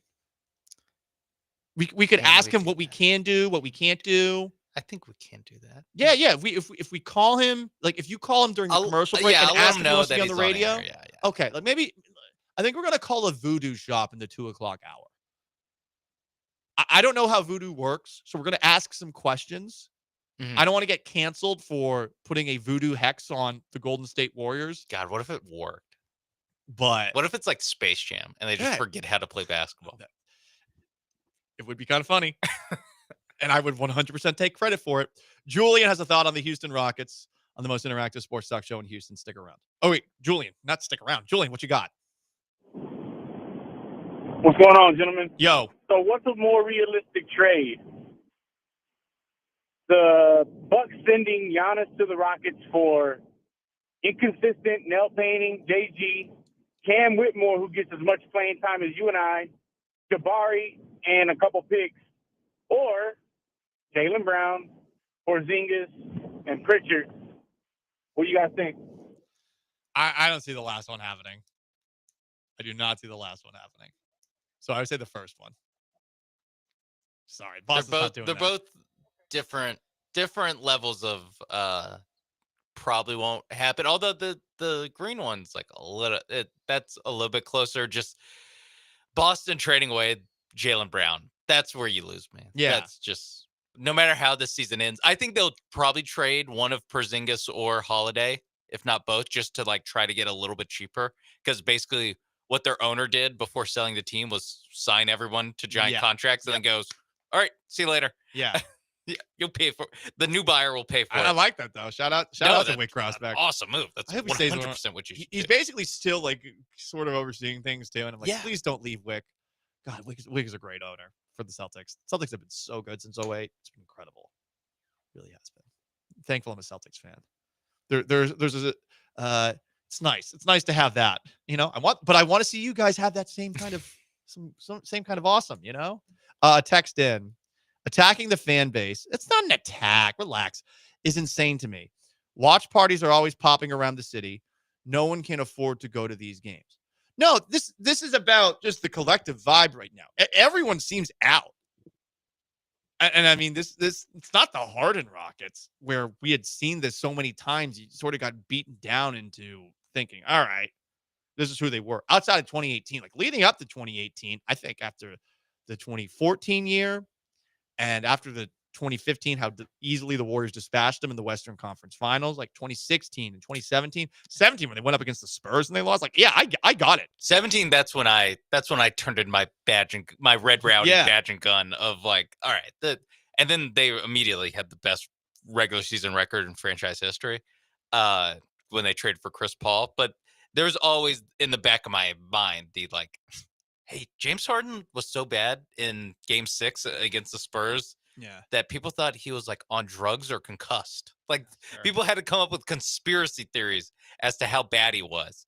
Then not just Rockets fans, like Stephen A. Smith was like, this man must have been hungover. That's how bad he played. So that I guess the Harden Rocket, is it just as simple as like rooting for an offensive first team is easier than rooting for a defensive first team? Because when the defensive first team loses, you're just like, oh my God. Right. They cannot get a basket. Hopeless. They look hopeless. Yeah. From Desert Straw, Rockets have the deeper team. Warriors are top heavy and old. This series is not over. One game at a time. Until the Warriors win 4 games, I'm locked in. Okay, we got at least one. Thank you, Desert Straw. Desert Straw, we appreciate that. From the 281, this is just depressing. Paul, most of the people who remember the 94 season are dead. That might be right. No, not most. But like a lot. Not most. But a lot. I mean, someone else 30 years texted in. ago. I feel like you have to be in your mid-40s to really remember the Sun series.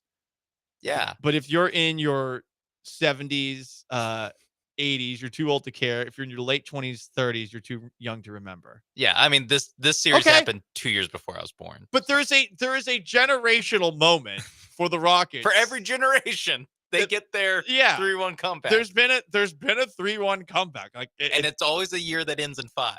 Right. So listen, we're not suggesting it'll happen, but that was a good tweet that was posted. From the 713. Paul, I appreciate your positivity. Pause. It's not necessarily positivity. I'm just saying they deserve a little more respect. That's it. Yeah, don't let go of the rope. None of the teams the Rockets came back from had Steph Curry, who only needs an inch to burn you from the 3-point line.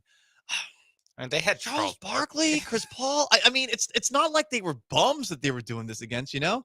Like those Suns teams were awesome. Now, I think wasn't that Suns team coming off of a finals loss to the Bulls? yeah, 93 they were in the final. Right. So I mean, like it's not like they had never gone anywhere. I will say though, it's less about the guys that the other teams had. It's more that Rocket team had Hakeem Olajuwon on it. Yeah, that guy was really good. Turns out that guy was awesome. They had Drexler for the Drexler on 95 second run. Yeah. Man, I think it's so they wild. They had Josh Smith and Corey Brewer for Game 6 of 2015. That's so wild. Game 6 was those two. They had Pablo Prigioni in Game 7. Pablo Prigioni. He played in Game 7. Yeah, he was good. Dwight Howard was good in that series. People forget. He was good. Dwight Howard was a good Rocket. I mean, Dwight Howard weirdo for sure. Yeah, and like not as good as he was expected to be. Right, but he was good. Anyway. Paul Gallant Show, ESPN 97.5, 92.5. A very quick edition of the 10-minute drill. We're probably going to make some prayers and call a voodoo shop in the 2 o'clock hour. So stay tuned for that. If you want to weigh in on the Rockets and how you're feeling right now, we hope that we've put a little pep in your step. For goodness sake, it is the Paul Gallant Show. Stay put.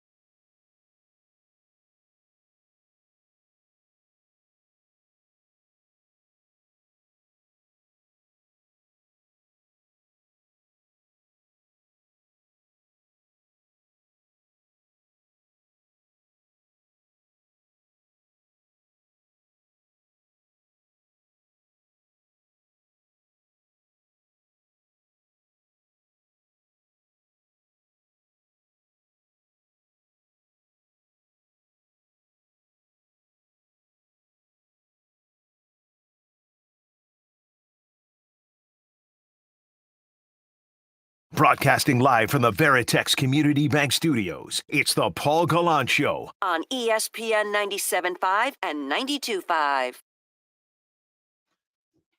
The most interactive sports talk show in town. Junior Broncos is suggesting that the Rockets perhaps turn to Jobu. Hot for bats. Jobu from Major League. Pedro Serrano, played by Dennis Haysbert, who also played President Palmer in the amazing TV show 24. He starts getting into the supernatural to make his hitting turnaround. Guess what? It works. Then in Major League 2, there's a borderline racially insensitive recurring bit where Serrano is being called out by a Japanese baseball player. And let's just say they really play into the stereotypes and it hasn't exactly aged well. Junior Bronco's comments, I pissed off now, Jobu. Look, I go to you. I stick up for you. You know, help me now. Rockets and free throws afraid. I ask Jobu to come. Take fear from Rockets. I offer him cigar, rum. He will come. Okay, so you're doing your part. We appreciate that. Texter's killing the vibes. The Clippers had Doc Rivers talking about the 3-1 blown series. But he is an NBA champion for what it's worth. An NBA champion who blows a lot of 3-1 leads and wants you to give him credit for the amount of 3-1 leads that he has taken. That is a good point. And the Bucks blowing a 7-point lead with like 30 seconds left. Hey, they had a 7-point lead with 30 seconds left. Doc Rivers wants me to, tip of the cap to you, Doc Rivers. Tip of the cap. Just a little tip. That's such a good point with the Clippers had Doc Rivers. I do. I forgot about that. Yeah. Well, the Warriors have Steve Kerr. Oh, wait. He's actually kind of outcoached the Rockets. He's very much outcoached the Rockets. Yeah. That is something that the Rockets should be looking at this offseason if things do not go their way tonight and looking to upgrade. Let's do a fairly quick edition of the 10-minute drill.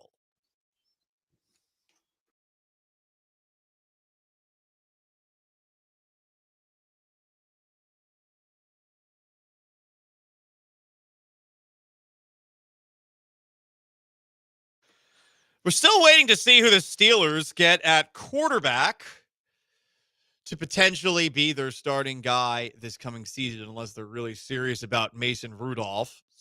Per Ian Rappaport, per Albert Breer, NFL insiders, the Pittsburgh Steelers may be sniffing around about Atlanta Falcons quarterback Kirk Cousins if they don't end up signing Aaron Rodgers.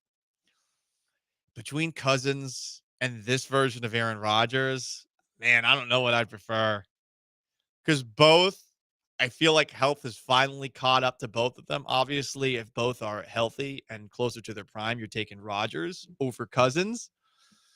But, for all of Rodgers' talent, a lot of one and dones on his end back in the day in the playoffs, almost as many as Cousins. He doesn't get the same crap for it because he won all those MVPs.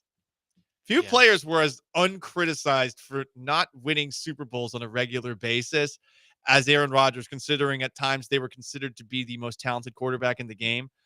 We want to talk about a double standard. Peyton Manning got a lot more crap and ultimately won 2 Super Bowls and went to 4 than Rodgers ever did. And I feel like that's not brought up enough about Rodgers, who has turned into quite the insufferable talker over the last couple of years. Yeah. I think if you're a team in 2025, I guess you want Rodgers. I think with Cousins, we saw last year coming back from the injury he came back from. I will say this, that they both tore their Achilles, but they tore them, 3 months apart, right? Because Aaron Rodgers tore his week 1. Right. He carried the flag and then tore his Achilles. Cousins was in November. It was either October or November, end of October, beginning of November. Right. So it was in the middle of the year. He is fresher on the, I guess, rehab process of things, but it's also just the highs. Just give me the highs of Rodgers, and I'm betting on that. Let's see. Cousins also dealing with a right shoulder and elbow injury last year. So I don't know. Either way, you're not going anywhere. No, you make a move like that to make your fan base a little bit more excited, but I think Steelers fans are kind of burnt out with the mediocre has-beens at quarterback. I was going to say that those are two just very post Ben Roethlisberger, and honestly, the last 3 years of Ben Roethlisberger's career, Pittsburgh Steelers caliber quarterback, where you're yeah, they can get us to being the third wild card or the second wild card, but they're not. You're not going to win any games in the playoffs with this guy. No, you're not. And you're not with Rodgers either, but that's, I guess, who the Rodgers, the lack of action on the Rodgers front has led to the Steelers. Yeah, I mean, they have thinking about this. They have to do their due because there's a chance that Rodgers just goes like, actually, I don't want to play. Yeah. There is a rash of prank phone calls taking place, and it's victimizing NFL prospects.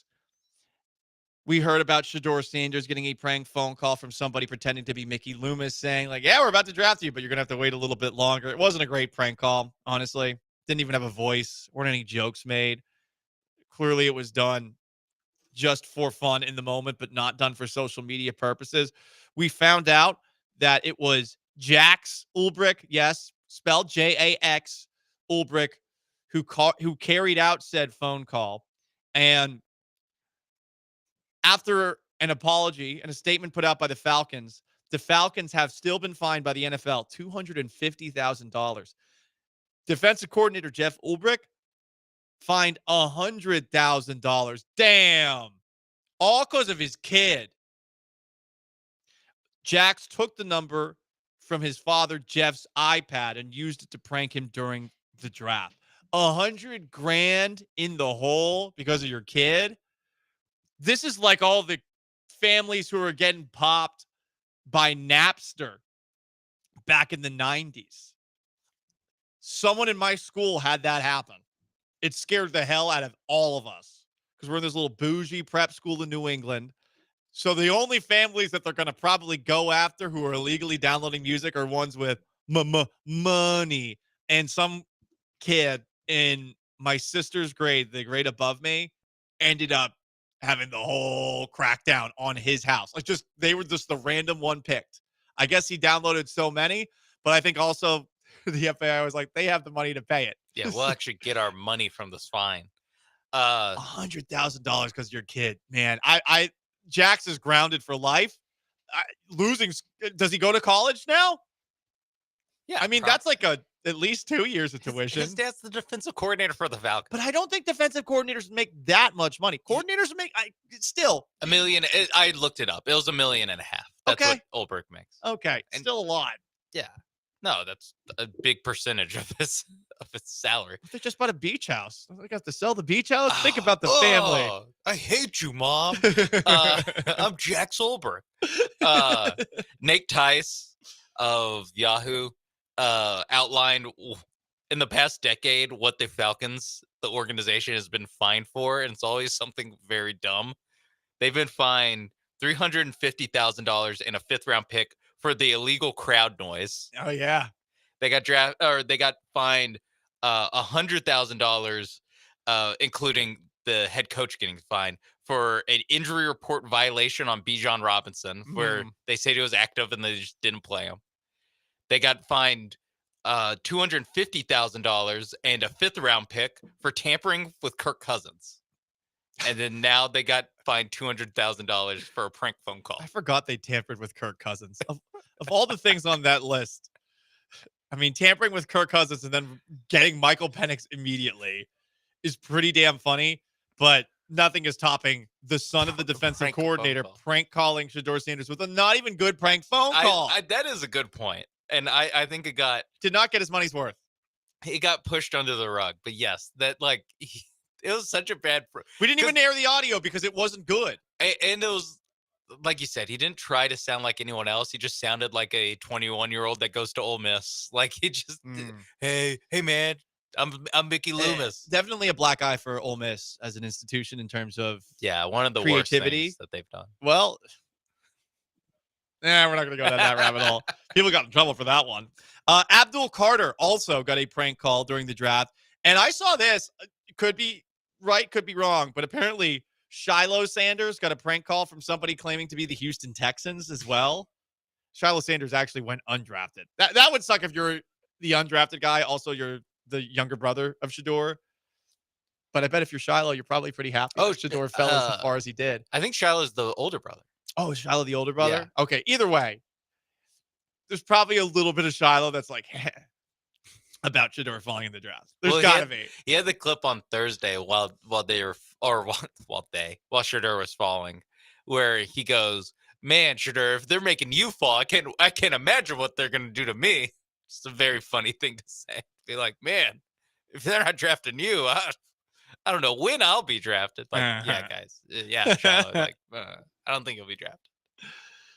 Continuing in the 10-minute drill going around the NFL. The Eagles went to the White House earlier this week. We keep on getting fun stories from this, and they don't have to do with who went and who didn't go. This is just amazing. From Eagles defensive back Eli Ricks. He tweeted this. After seeing her in person, Ivanka, daughter of Donald Trump, is exactly my type. Donald Trump's daughter is beautiful. Damn. First off, bonk. Second, you know what? A tip of the hat. Complimenting a strong, powerful, married, but also independent woman. Beauty is beauty.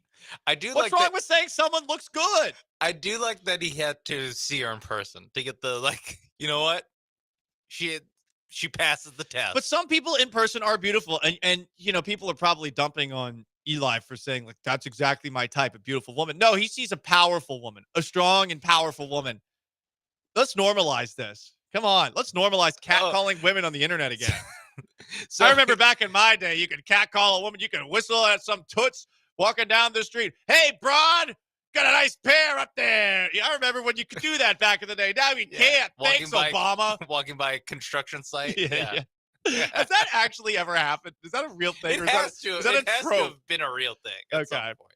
Anyway. Or construction site guys started doing that after they saw it on TV. You're a sexy dame over there.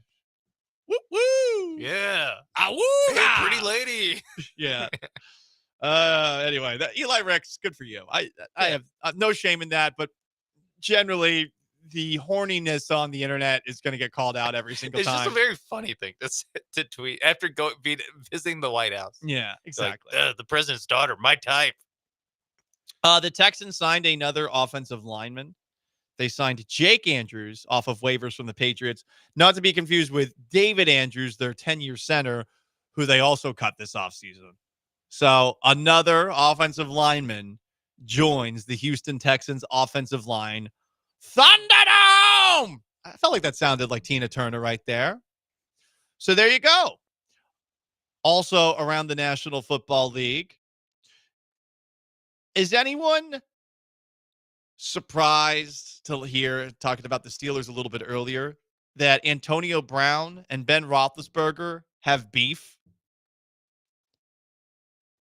Brown posted, I guess yesterday, Ben Roethlisberger, still mad. His sister, sexual act, 2011 Pro Bowl. I think this is one of the posts that Antonio Brown made himself and did not have whoever manages his social media, who seems to be pretty good at it. I think this was just Brown posting. That would be a reason for beef. I feel like if you're wide receiver 1, you can't have relations with QB1's sister, especially at the 2011 Pro Bowl of all Pro Bowls. That one, come on. What are we doing here? Was that? I mean, that still had to be in Hawaii, right? I think so. Yeah. Yeah. Having themselves a good old time. Antonio Brown's such a freak. I mean, remember that video of him in the pool? Like, what is the CTE hit him hard?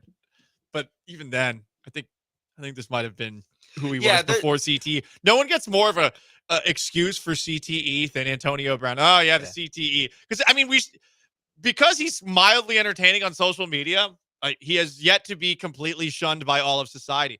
Hell, he was on Joe Rogan a couple of months ago. Yeah. I did not listen to that one.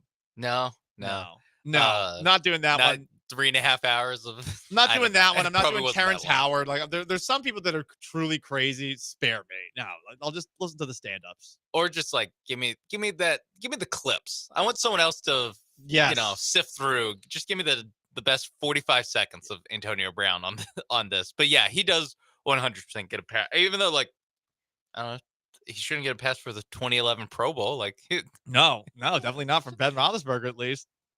From the 409 in the 10-minute drill. No speak of Champion League Barcelona's on the pitch in 10. Is there an NFL team in Barcelona?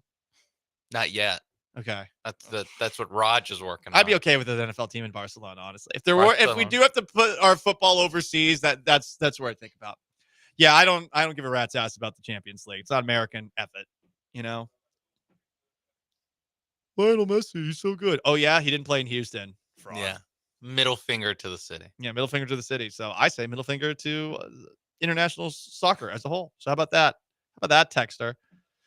Someone texted in, Paul, you have siblings? You give off only kid vibes. Nope. My sister basically was the smartest person at my school for the entirety of my life, which made it a lot easier for me to move with my mom to Florida while my dad and my sister stayed up in Massachusetts. A broken home. But honestly, it was more like being in your sister's shadow when your sister is godly. Can't say that. But when your sister is one of the smartest people you know, it sucks. It sucks. Any other family? Paul hosts a radio show. Maybe that's not as cool in 2025, but this family, yeah, second fiddle. How many times were you told, like, but Paul, your sister, XYZ? I used to get in trouble, but also exceptions were made for me in middle school because of who my sister was. Did you have the same teachers? I imagine. Oh yeah, it was a small yeah, school. That must have been. And I mean, like, I got good grades, but I was also a bleep head. Yeah, just a complete bleep head in sixth grade. In sixth grade, I was one of the I was probably the worst kid in my grade in sixth grade. Like I acted up all the time, did all sorts of dumb stuff, and the Antonio Brown of sixth grade, but with good grades. Yeah, like Antonio Brown, good football player. Yeah, that's the 1,400 yards. Less throwing ottomans off of balconies, nearly hitting a toddler, and less time in the pool, allegations of sexual assault, etc. Less of that. But that sucked. Anyway, now you know a little bit more about me. But I love my sister. She's awesome. Paul Gallant Show, ESPN 97.5, 92.5, 713-780-3776 to call to text into the most interactive sports talk show in Houston. You guys got to rise, R-I-I-Z-E me up. We got to get rised up for the Rockets tonight. I can't deal with the negative vibes, the low energy. Let's get it. Stay put.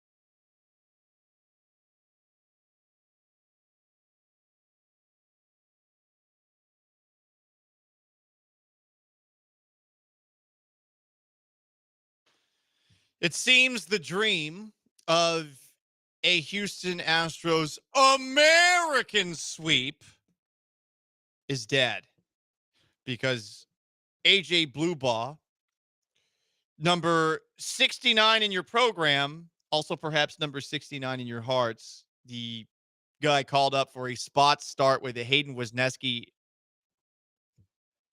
on the taxi squad, has just allowed a grand slam. So there you go. Astros are down 7-1. That game in what, Sean? The third inning? Bottom of the third. Okay.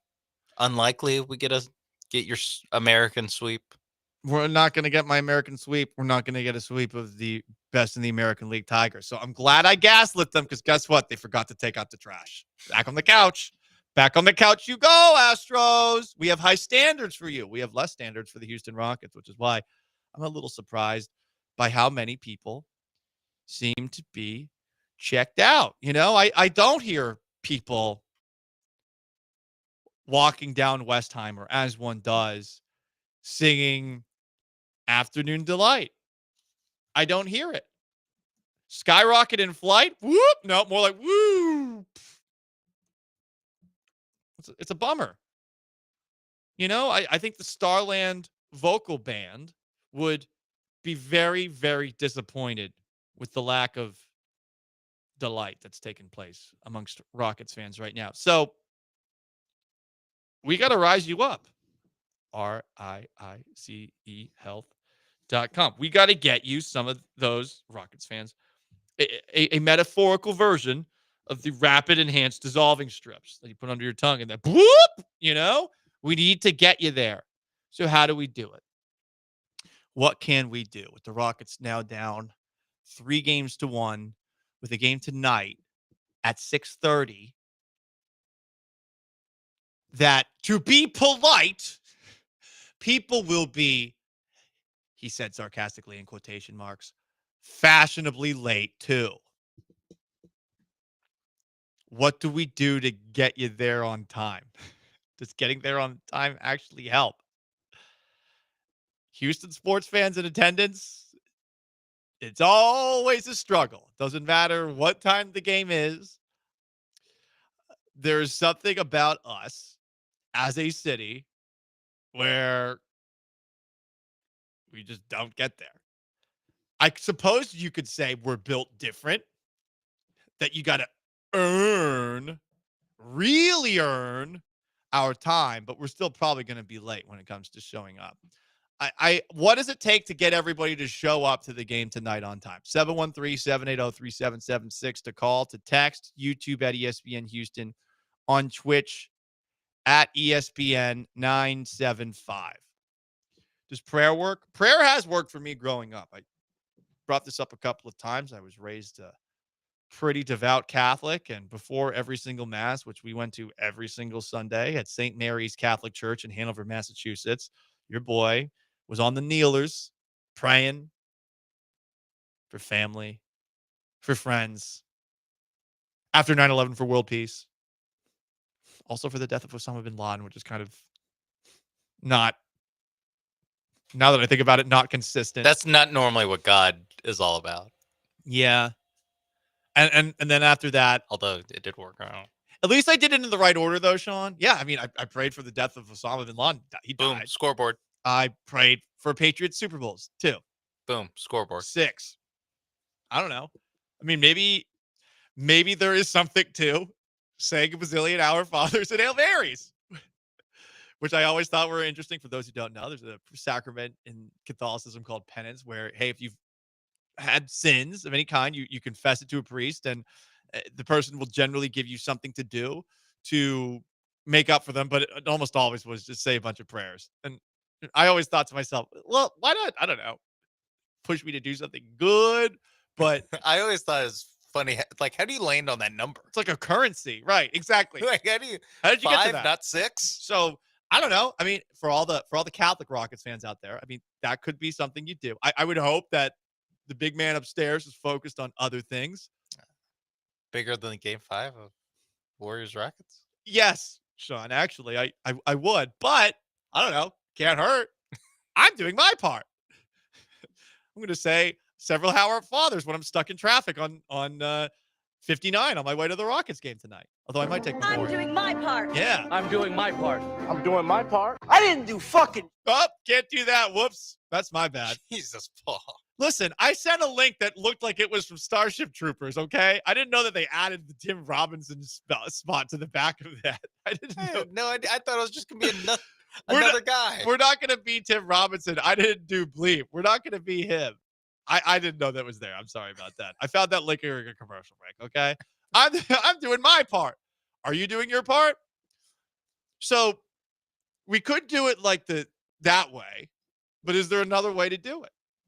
Is there another way to get the vibes back? What can we do? Some people are texting in free beer 20 minutes before tip-off until tip-off is the only thing that will get Houstonians to a game on time. From the 713, 1 free beer and 1 free hot dog. Okay, so really we don't need to be bought off by much. It seems like it's not even about prayer. It's just like give us a little extra something to show up on time. $15. That's all we need. From the 832, food and booze will get people there on time. Seems to work for the Texans games. Also from that's hilarious, man. That's absolutely hilarious. I like that we might have just stumbled into solving. I'm not going to call it like a huge problem, but the Houston sports attendance problem of, wait, all they wanted was a hot dog? Just food and a hot dog. Just 1 beer and 1 hot dog. That's it. Wait. Oh, lordy. I just love the idea. So now Houston's like the hardest place to play in every. Yeah. I mean, damn, it's not that much. The Costco hot dogs are, which were right next to where the Summit used to be. It's like $1. What's $1.50? Yeah, I said it's $15. That's like $15 stadium prices. Yeah. In real life, you're being bought off by like $5. Like that's it. It's not that much. That's it.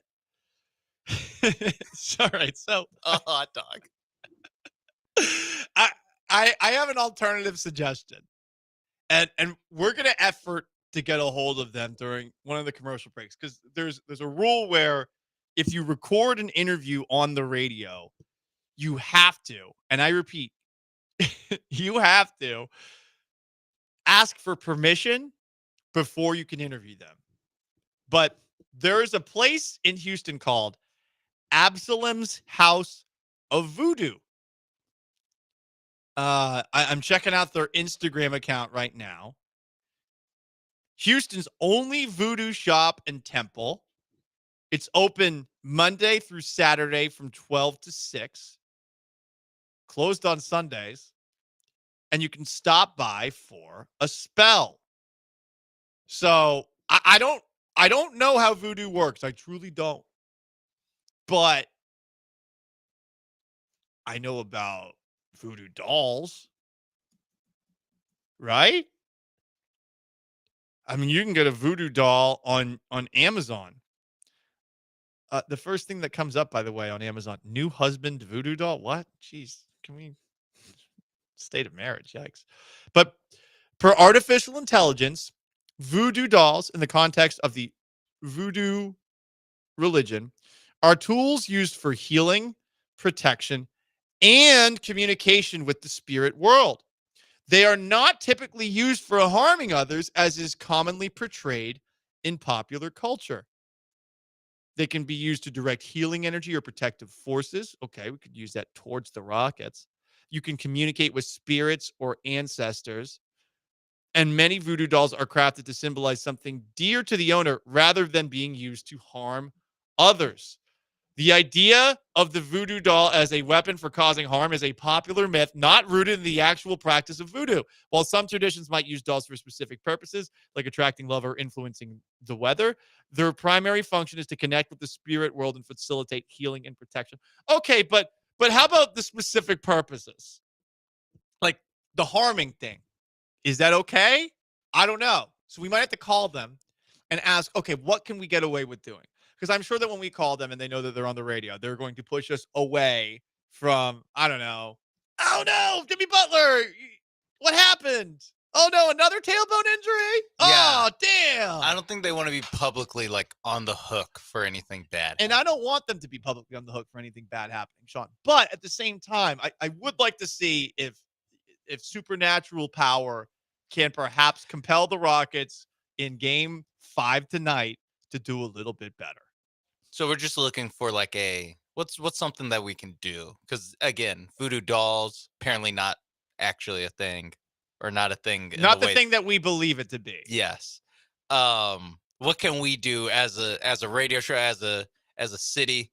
What can we do in our cars driving home right now on the air to help give the Rockets a chance? What do we do to be the Starship Troopers and not to be Tim Robinson in I think you should leave. 713-780-3776 to call to text. Also, what do we do to show up on time? What do we do? That's easy. To get there early. One beer, one hot dog. We're still getting a lot of suggestions, and it's really funny. I think everyone in Houston just agrees. It's just feed us. One beer, one hot dog, one t-shirt, and we're good. But see, that's what they'll do. They'll probably give you the t-shirt instead. Anyway, stick around. First, though, let me tell you about Rise Health and Rise's Rapid Enhanced Dissolving Strips. RIIZE health.com. You go there. You enter promo code 975. You're going to get 20% off your first order. Paul, what the heck is a rapid enhanced dissolving strip? It is the next stage of getting your confidence back in the bedroom. Listen, guys, if you're dealing with some stuff, you can do something about it these days. But if you're going to do something about it, if you're going to get the spark back, why not do it with something that's truly revolutionary? This is a strip that's in a easily concealable pouch that's about the size of like a condom wrapper. And if you're thinking that you're about to get lucky, all you got to do, put the strip underneath your tongue, 5 minutes, boom. You don't need a pill. You don't need water.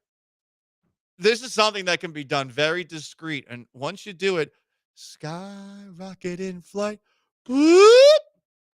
5 minutes is all you need. It combines sildenafil, tadalafil, and oxytocin for superior sexual performance. Ow, ow, ow. RiseHealth.com, RIIZE health.com.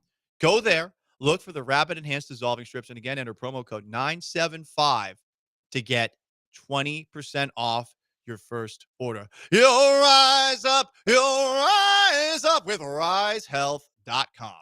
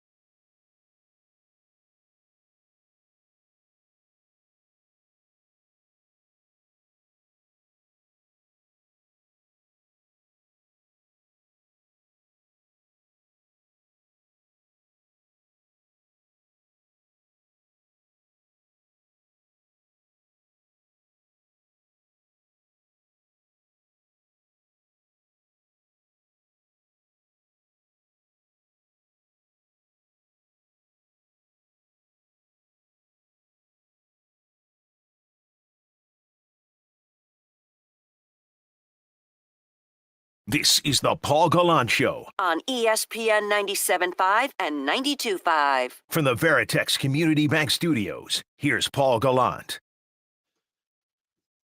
The most interactive sports talk show in Houston.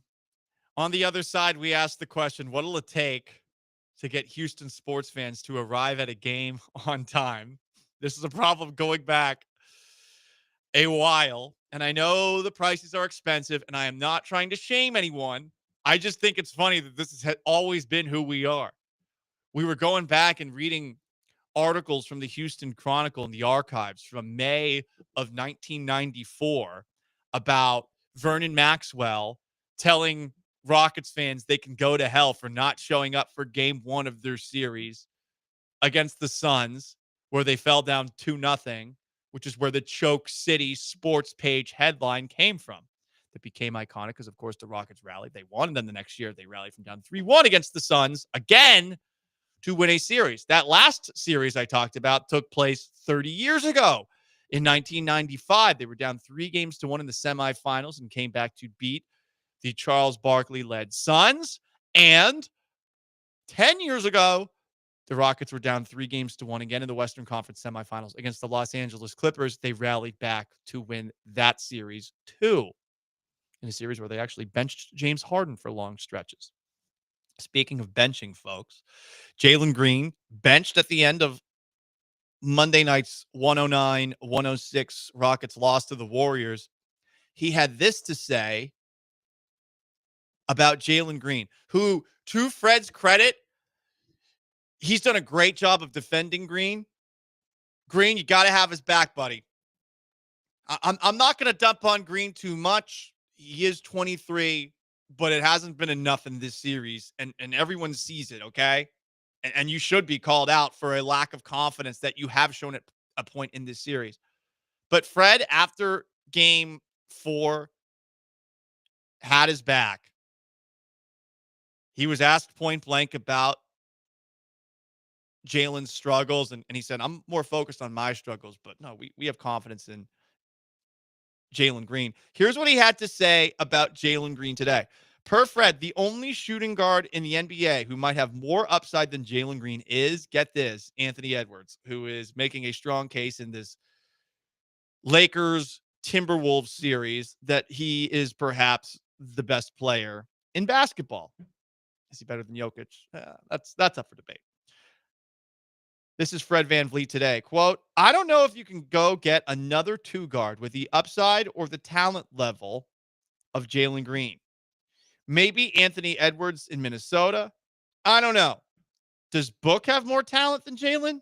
Devin Booker. Or is he more skilled and more polished and more experienced and older? I don't know what Jalen will look like when he's 26, 27, 28 after playoff series. And that's the upside where it's the potential can get a little intoxicating. He has the talent. There's no reason for him not to reach that level. He's got to go through it. He's got to fail. And he has failed to this point.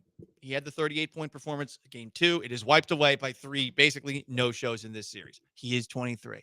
So is Anthony Edwards. This is going to tell us a lot about Jalen Green tonight. I hope he's up for it. He was up for it in game 2.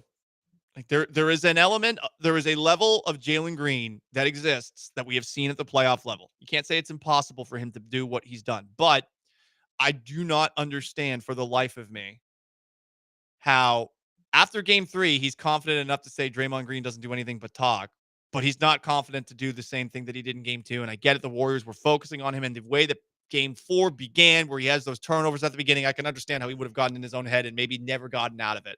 But you got to get out of it. It's the playoffs, buddy. And this Warriors team is not as good as they've been in years past. So I'm curious. I truly do not know what will happen tonight. It is a home game. What Green does is going to tell us a lot about him. What this Rockets team, how they answer a really disappointing, crushing, close game 4 where they almost came away with the win, but they missed all those free throws and shot themselves in the foot so many times. How they bounce back from that game is going to tell us a lot about Ime Udoka and where this team could theoretically go. I imagine there are going to be wholesale changes at the end of the year no matter what happens, but from a mere vibes perspective, it feels like the city's out. It feels like people are looking at the Rockets right now and thinking, I don't even know if I want to go to this game, let alone watch this, let me do it in the other order. I don't know if I want to watch this game, let alone go to the game.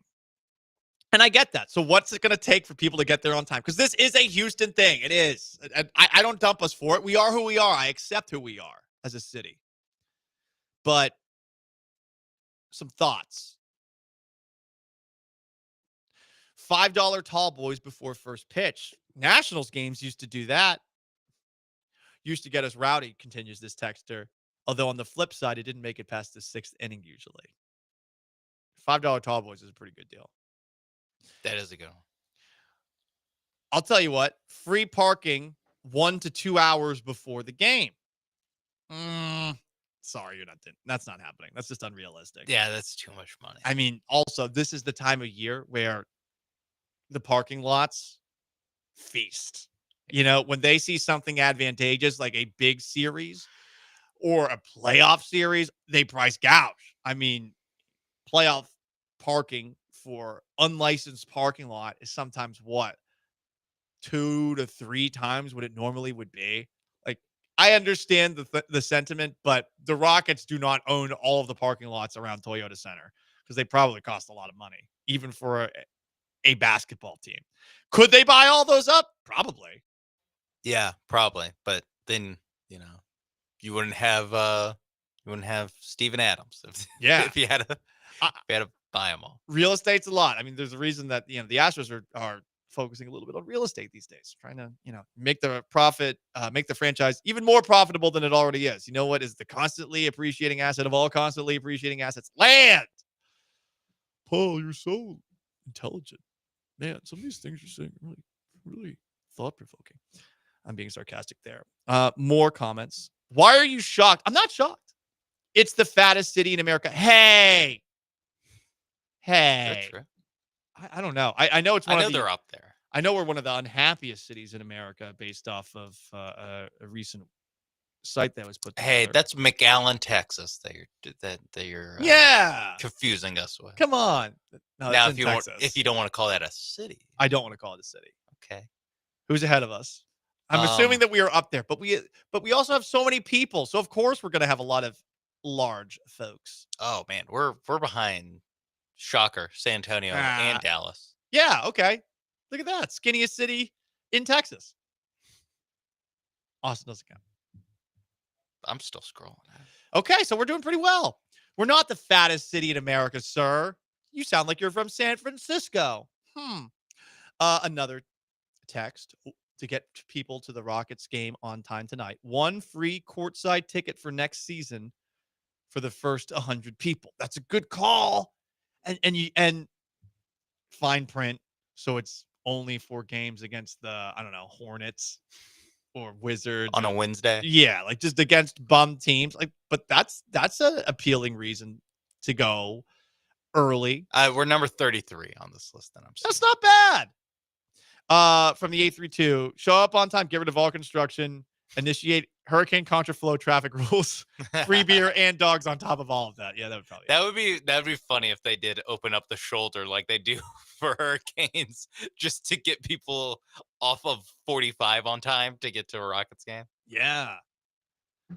From the 281, instead of showing up early, have the bar stay open longer. Baseball the full 9, basketball the full 4. No, that's going to enable people to come late. Sorry, that's not going to work. That's not going to work. From the 832, make the guest staff at Toyota treat us like human beings for a change. Wifey will never go again because they were aggressive to her. Okay, well, that might be a one-time experience. I'm not going to necessarily take the Toyota Center staff's side, but I don't think I would enjoy working at a stadium, given the vast amount of people that are there, the crowds. It's not exactly the easiest to walk around. Like, things do get pretty tight. So I don't know. But I'm not trying to blame you here. I think that's pretty low. I don't think that the Toyota Center staff is the reason people come to Rockets games late. But the vibes are down for Game 5 tonight. This is a franchise that has come back from 3-1 series multiple times in their history. 2015 against the Clippers, 1995 against the Suns. Teams that had future Hall of Famers, Chris Paul for the Clippers, Charles Barkley, future Rocket, but future Hall of Famer for the Suns. Come on. I feel like we're a little bit too out. From the 409, here we go. We got it. Let Clay Walker sing the national anthem. I'll get there early. There we go. I'm honestly wondering if he's going to sing tonight. Who sang the first 2 nights? They didn't show it, and I wasn't. Sunday, so Monday, not Sunday.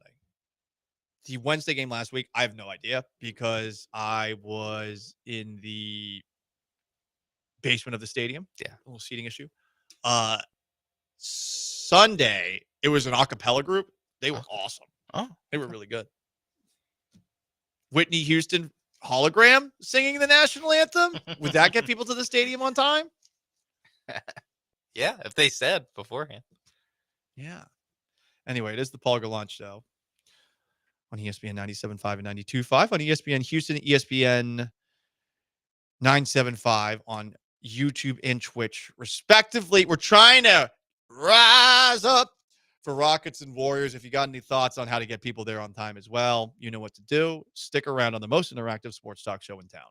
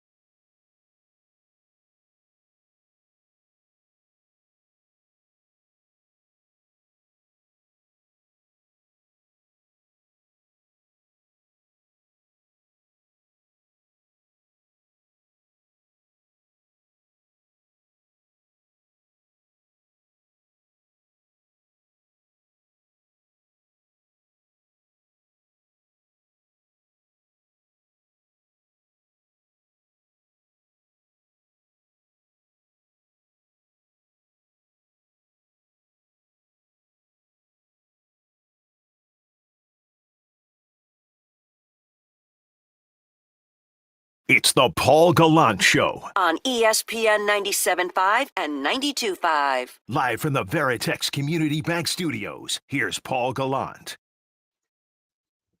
the most interactive sports talk show in Houston. 713-780-3776 to call, to text, on YouTube at ESPN Houston, on Twitch at ESPN 975. Rockets Warriors Game 5 is tonight at 6:30. It's on TNT, True TV, Max, Space City Home Network, but it's also in town. The Astros are currently playing a game. And shout out to John Granado, who I believe will be going from the Astros game this afternoon to the Houston Rockets game tonight.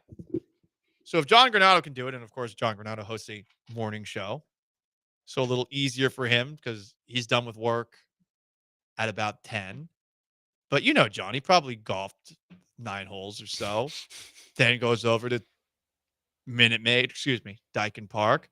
You know, you can go from here, the station, to East River 9. Yeah. For 9 holes. Yeah, to Dyken Park. You can go to the Astros game right down the road, and then you can go to Toyota Center afterwards.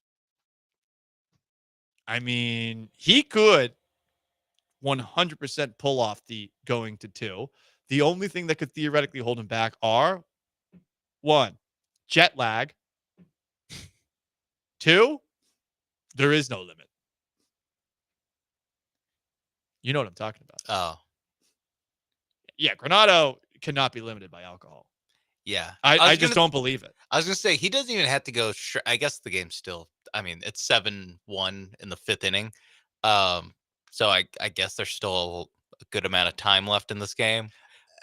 But he'll have some time to kill between whenever this game's ends and 6:30. Yep, but listen, he stays on the Coors Light bandwagon. He's definitely going to be fine. Yeah. But if he even throws in an El Tiempo margarita or 2, I would trust him to make it to the end of tonight's Rockets game. Yeah. And I bet he golfed as well.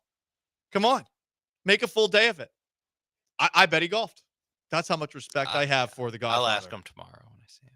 I really want to know that he golfed. In fact, lie to me, even if he says he didn't. Okay. I want to keep the legend going. But listen, vibes are up for John. Rockets might be down 3-1. And the Astros might be down 7-1 against the Tigers this afternoon. But that ain't slowing John down. Now, I did want to touch on this. The Astros started AJ Bluebaugh today. Why? Because Hayden Wisniewski is on the taxi squad, but I don't think Hayden Wisniewski is injured. So I'm a little lost on that. But AJ Bluebaugh wears number 69. Yeah, sure does. Which is awesome. Especially considering his name is Bluebaugh, which sounds a lot like blue something else. Yeah. I'm not talking about blue pills or risehealth.com, RIIZE, rapid enhanced dissolving strips. Reds.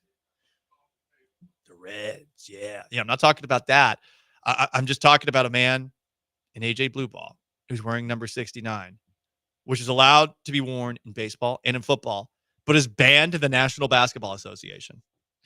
I think informally banned. Like it is, they don't let you wear it, but there's not a rule that says you can't, right? Right.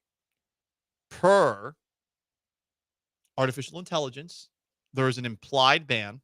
The NBA has not explicitly stated a ban on the number, but no player has ever worn it in league history.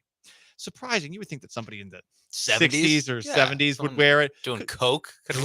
Yeah. When the whole league was on coke. Right. Including the commissioner. Yeah, that's a good point.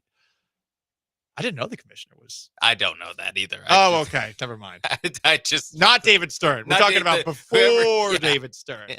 Before David. I didn't think we'd get bogged down in me accusing some long ago dead man. I mean, yeah, that's also a good point. He's dead. We want everyone to think of him as a partier. You know? But there's no player in league history who has worn 69. Dennis Rodman requested the number when he joined the Mavericks, but David Stern refused him. God, David Stern's just a stick in the mud. Stern was an a-hole. He was. On a lot of, there's a lot of revisionist history that goes on with David Stern, but like one thing he was about letting you know that he's the boss. Right. The pendulum has swung so far in the other direction with pushover Adam Silver, but yeah, Stern Not a fan of fun. Possible reasons for the ban of 69. The number's association with sexual themes is the most likely reason for its unofficial ban. That's what artificial That's the most intelligence likely. says. Do we have another Yeah, option? none. I don't think so. AI? I don't think so. Also, the NBA focuses on clarity. This is the biggest reach of artificial intelligence's explanation as to why no one in league history has worn number 69. The NBA also prioritizes clarity in the game. While the main reason is likely the potential for offense, that there's no 69, the league also wants to avoid any confusion or ambiguity on the court. What confusion is there? Or ambiguity? Is that guy wearing 96? No. I'll just say this, not a fan. But nice, right? Nice. I guess it's not that nice though. No. I guess the NBA, there's just so few guys on the court or on the team that's like there's no way that like 69 is the only number available. Although the Celtics, a couple more retired jerseys.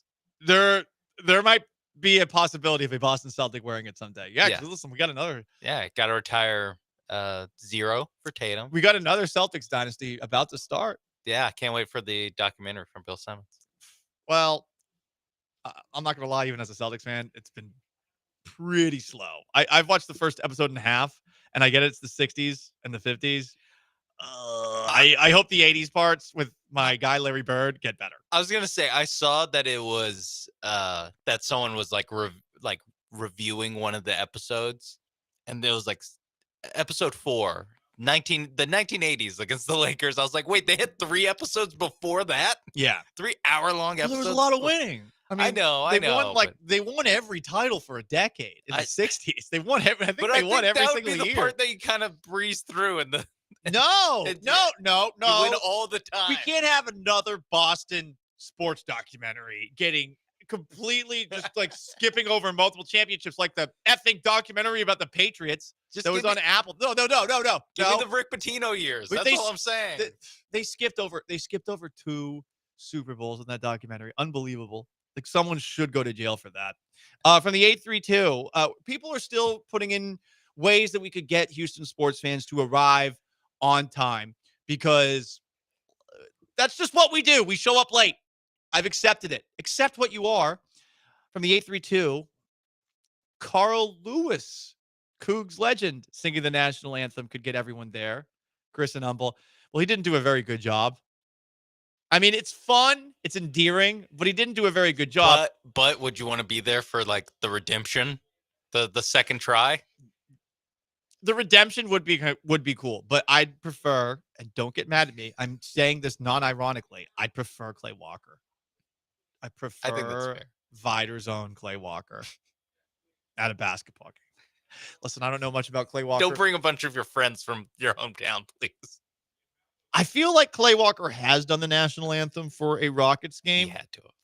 Just because it feels like he's done all the Houston sporting events. And they played so many playoff games that like at some point they're just like, yeah, sure, Clay Walker. That said, considering he is from Vider, I would not be surprised if that's something he has left. That's a line unchecked. in the sand for him. Or just, people in Vider. That's all I'm saying. That's all I'm suggesting. Okay. But listen, we all know, just like we know the Houston sports fans arrive late, we all know about Vider. Okay? From the 713. How about fans get selfies with their favorite Rocket player? That's not getting people in one time. Soft boy move. From the 409, to get people to the games, have a bikini game before the game starts. Bonk. Calm down, dude. Lingerie Jesus. football league. Yeah, relax. From the 281. That's an Ask on Anything Friday question. We will save that one. What else do we have here? What will get people on time? From the 832, this is a fair point. Only way you're making it on time is if you leave right now. I'm trying to figure out what time I go. 6:30, it really does suck. I mean, obviously we always show up late, but 6:30? 6:30 is tough. That sucks. 6:30, you're driving through the worst of Houston rush hour traffic. Yeah. It usually gets better. I've always found that 7:15 or later, it usually mellows out a little bit, at least within the loop. But, oh man, 6 o'clock hour and the 5 o'clock hour, brutal. Yeah. Absolutely brutal, especially if you're driving around downtown where they also, and this is nothing against the police officers who are traffic cops, But I feel like whenever there's traffic cops everywhere for an event, it just makes things slower and more of a mess. And they get agitated, and people driving get agitated, and there's confrontations and power trips going on. From the 713, free Rise RIIZE strips for the first 1,000 fans. I don't know. I don't know if I want 10,000 fans with Rise strips at a basketball game. Feel like it might lend itself to, not exactly not a lot of focus on the basketball game. We need people engaged. We can't have people searching for love, Can't have that. More text 713-780-3776. Throw your V's up from the 409. The line of textures from Viner coming in right now. Not everyone disagrees. All right, it's the Gallant Show, the most interactive sports talk show in town. You want to jump in? 713-780-3776 to call to text. I think we have the best suggestion for what would get people to show up for tonight's Rockets-Warriors Game 5 on time. How you feeling? Pump us up. Can you give us a pep talk? Can you give us a speech plus some garbage time fun before we get out of here? The Gallant Show. Stay put.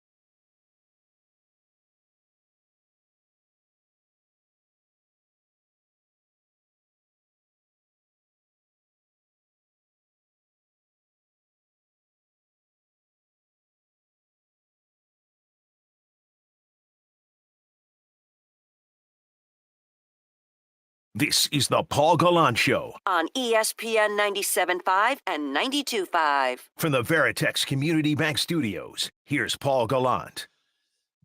Last chance to dance, the Paul Gallant Show, most interactive sports talk show in town. Astros about to rally for the third straight game. It's the bottom of the fifth, And they've got Christian Walker struck out, of course. He had been hitting better of late. Give him a little bit of credit. Going into today, I think he was 9 for his last 25. But the leadoff experiment with Jeremy Pena leading off for the Astros has been pretty damn awesome. Pena had a leadoff homer. I'm imagining that's his first ever earlier today. And also, he had, I want to say this is his fourth or third infield single of the year after Jake Myers walked to open up the third. So right now, you got Victor Caratini at the plate. The Astros down 7-3, a runner on first, a runner on third. Well, Victor Caratini, he's sometimes clutch. So there you go. That's what's going on with the Houston Astros. We'll see if they're able to rally for a third straight game. We've also been asking people what will get the city of Houston to show up on time, especially with the vibes understandably down after the Game 4 loss to the Warriors Monday night, a late game. And, you know, you're in it to the end, but you make a lot of little mistakes and you miss a bunch of free throws. And it's 109-106, and Jalen Green didn't show up. Like, I get why people are not excited about the Rockets going into tonight's game, but I also feel like you shouldn't give up on this team. This is the first time they've been in the playoffs, and we have seen this franchise, yes, with different players, back in 1995, come back from down 3-1 in the Western Conference semifinals against the Suns, and in 2015, come back from 3-1 against the Los Angeles Clippers. I feel like we're better than this. Don't be out yet. So what's going to get people to show up for the game on time and at least make it seem like we're outside, on the outside, we're great. Even if on the inside, we're not so great. Because we got to fake it against the Warriors for a little bit. So this is the best suggestion. Okay. Before, Sean, you provide what you're about to bring to the table. Someone suggested pull a Kamala Harris. You bring Beyonce. Oh, Beyonce's going to sing at today's... But she actually has to sing, which didn't happen at the last one. Where... I was going to say, if you want to win things, I don't think the phrase pull a Kamala Harris works. We're adding... I don't know. We're adding on to that. That's a fair point, Sean. We're adding on to it because for those who don't know, there was a rally for Kamala Harris that was free, and people thought it was going to be a Beyonce concert. And then Beyonce, I think, just talked down to people for 5 to 10 minutes. I don't know if it had anything to do with the fact that she's never won a Grammy, which she ultimately won for an album that I'm told is not one of her best. Whatever! But I don't know if Beyonce would show up for the Rockets. I mean, Beyonce only showed up for the Texans-Ravens game because why? Because it was on national TV and on Netflix. Oh, and she was performing halftime. Right, exactly. But, I mean, that could be a way to get people early. That said, a pregame concert, people might leave after the concert's done. I was going to say, we just replaced our problem. Yeah, exactly. Now there's going to be rush hour on the way out of the stadium. Yeah, exactly. Exactly. This one texter from the 409, bonk. She sings in lingerie. Sir, we need to stop. This is the same texter. Listen, I don't know if you pop one of the RIIZE, risehealth.com, Rabbit Enhanced Dissolving Strips, promo code 975, 20% off your first order. But you need to dial it back, okay? Put it in the waistband.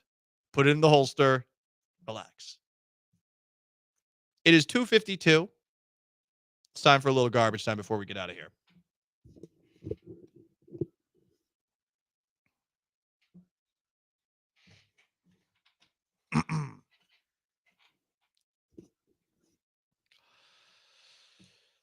So we all know that Shannon Sharpe is in legal trouble for allegations of assault against an OnlyFans model that he is supposedly dating.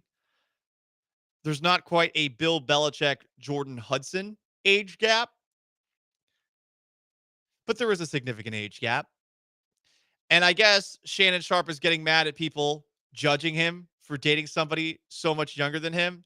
Gotta say, though, Shannon, you might want to not talk about this as you're taking your, quote, leave of absence, end quote, from ESPN. Here's Shannon Sharpe with Chad Ochocinco. Is the older women trying to shame older men into picking them? Because, see, that's the competition. Older women ain't the competition with older women. It's them young ones. Right. It's them young ones that come. Yes. That'll do what you want. Yeah. Ain't nobody gonna tell me I'm independent. I pay my bills. I pay the cost to be the boss. You the boss by yourself. Yeah, I would just advise you don't do that. Is he still doing a show? Yeah. Oh, I assumed that was like an old clip. This is what's wild. He's taking a step away, he's saying, from ESPN until the NFL preseason to focus on this, but he's still doing his regular show. So he's choosing to step away from doing TV. He is not choosing to step away from doing YouTube. Yeah. Okay. Yep. Okay. Yep. Okay. I think the YouTube is what supposedly was going to get him paid a lot. I still think he'll make money off of that, but I doubt it will be 100 million. What if he just leans into like cancel culture right after? I could see that happening too. If he just grifts, becomes a right winger, that'd be funny. I mean, that's a playbook that has worked. That has worked the last couple of years. Skip. Kamala never had a chance. Skip. Yeah. Yeah. I mean, that worked. Tiffany Gomez is doing that. Like I know. That MFR isn't real girl is doing that. I mean, I've even thought about doing it, screw it. Get the money. Garbage time continues. I can't believe that I missed this interview with Meghan Markle and someone named Jamie Kern-Lima. But this is what garbage time is all about, folks. Moments like this. I've had your jam in my refrigerator all year. No one knows. No one's seen it. I have not posted it. In this incredible conversation, Meghan shares stories and insights for the first time ever. It's not about the grandeur of a gesture. It's about I see you. I'm nurturing you and I see you so deeply. And I love being able to see your growth. That man loves me so much.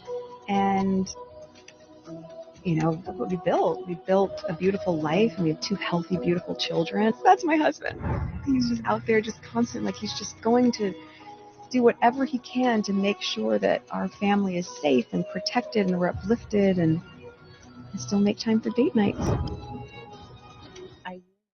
I have a question.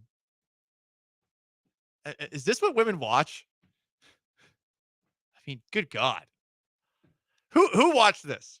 Unironically. Like watching it ironically, I get it.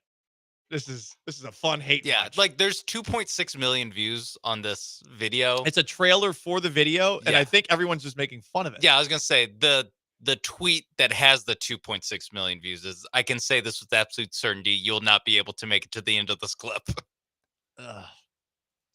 Yeah, it is interesting because I assume that this lady I've never heard of interviewing her, it's like, oh, she must be like a big deal in England or something. No, American accent, just someone I've never heard of. Yep.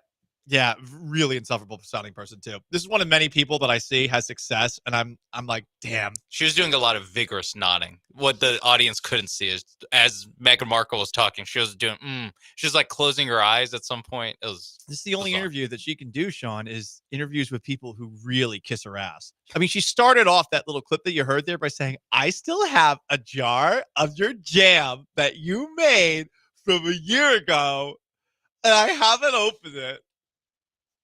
Isn't that incredible? I mean, that. Oh, I thought that was the other. I thought that was the not Meghan Markle. Yes, that was the not Meghan okay. Markle. She's had a can of Meghan's jam, and she hasn't opened it. Oh, yeah. Oof. Anyway, nice can. Oh, never mind. No, that's disrespectful. That is disrespectful. What are you, Eagles defensive back? Eli Ricks talking about the Ivanka Trump. Eli Ricks, everybody. Anyway, that's going to wrap up today's edition of the Paul Gallant Show. I'm going to be at Rockets Warriors game number 5 tonight. If you see me, say hi. Big thanks to our texters, callers, YouTubers, and Twitchers, and everyone else who listened. Big thanks to Sean Mapes behind the glass. I am merely Paul Gallant. So long, farewell. Have yourselves a wonderful Wednesday. Go Rockets tonight. Peace.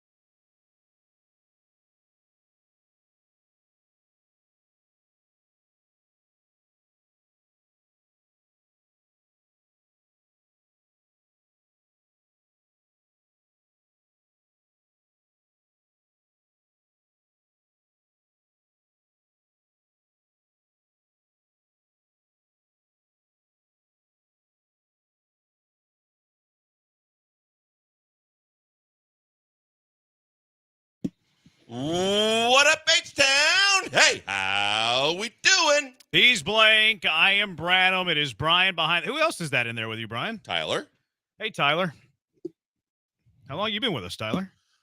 He's been an intern couple of years, the entire semester, but he's always been in the morning and not the shift. It's the first time I've seen you, right? I think it's the first time I've seen Tyler. Yeah. I usually big league the interns, but usually I know their face. What's very big of you? Probably don't know your name, but I know your face. It's the first time I've seen that face. You usually know him as Hey You. No, I usually don't talk to him at all. Okay.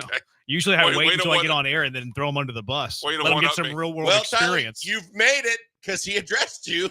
There you go. I looked up. I was like, who is that conscious on Brian's shoulder? Like, who is that guy? Appreciate you helping, Tyler. Pretty soon, Brian's going to have you running the board because anytime he has an intern back there, he takes half the day off. No, time out.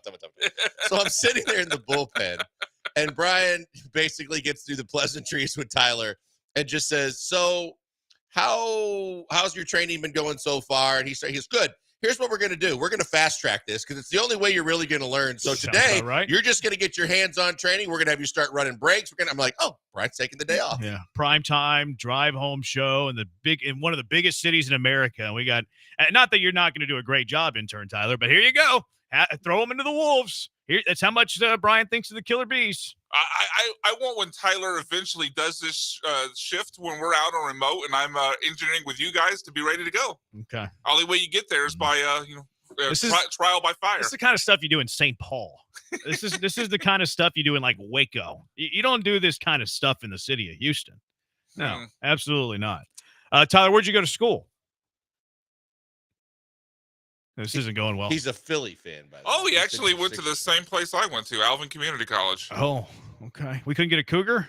I mean, no one U of H is available? No. Shows you we don't have any nepotism around here. Mocha McCullers is going to return to the big leagues on Sunday. He gets his start. Scene of the crime-ish. Remember, we think he aggravated the elbow in Chicago. There was the champagne bottle. He did pitch the following year. Because last time he pitched was actually the 2022 World Series. But we think that the line of demarcation whenever he injured the elbow was the 2021 ALDS against Chicago. Remember, I hate when people say that he pitched on short rest. He didn't pitch on short rest. He pitched a day earlier than scheduled. What do you mean? How's that not different? Because he had 4 days rest. Like, that's normal rest for a 5-man rotation. So that thing annoys me a little bit. But this is great. Great news. Mocha I admire the hard work that it took and having to take all the criticism from us and everybody else. I do admire that he has worked his way back up to where he's going to be starting a Major League Baseball game on Sunday. I am interested. You're not at all complimentary of him? No, look, I can be complimentary of the fact that he's finally going to pitch in a big league game again. I can still be excessively annoyed and bothered by how long it took and all of the different ridiculous twists and turns we took along the way to get to the fact that 2 years later we're going to see him in a big league baseball game. I can't believe that you're not happy for the colors. And I already told you, I will be excited and I will be happy when we see him pitching multiple games in the big leagues against major league hitters with a uniform on and all that stuff. It's great that he's penciled in right now, and I'm not going to be Jeremy Booth, he just craps all over him with Paul. He did? Oh, he always does. And he's like, don't believe and don't have hope, and I'll believe it when I see it. Why does he just like him so much? I don't know, but it's kind of his thing when I've heard them talk about it. But look, I was very clear. The excitement level and everything else is when he's pitching multiple games in the big leagues and we're not getting setbacks and we're not having issues. I'm hopeful. Obviously, I'm very hopeful, but at the same time, I will be very, very kind of standoffish until we see more. Like, I totally understand that, but I'm struggling because usually I'm the jerk of the show that you're not tipping your cap to the journey back. Well, look, I give him credit for the fact that he never quit, right? That he kept persevering so that he's going to have another opportunity. But again, part of that struggle back and that journey back, which I struggle with, is the fact that it took so long when it just seemed, obviously I'm not a doctor. I don't know the medical profession like that, but I kept saying he needs another procedure. He needs another procedure. The fact that after we left that White Sox series, and then I firmly believe he was done for the playoffs, They eventually said that. I was like, okay, well, get whatever needs to be done in the offseason, get him ready so that he can get ready for the next season. We're going to be good. He didn't pitch the entire next season. He blamed the labor, the lockout on the fact that he couldn't get the right rehab people with him. And then it was get him going, set him back, get him going, set him back until eventually he needed another surgery. He pitched in 22. He pitched late in the year in 22. He pitched in the World Series in 22. Pitched in the playoffs. Remember, he came back late in the year.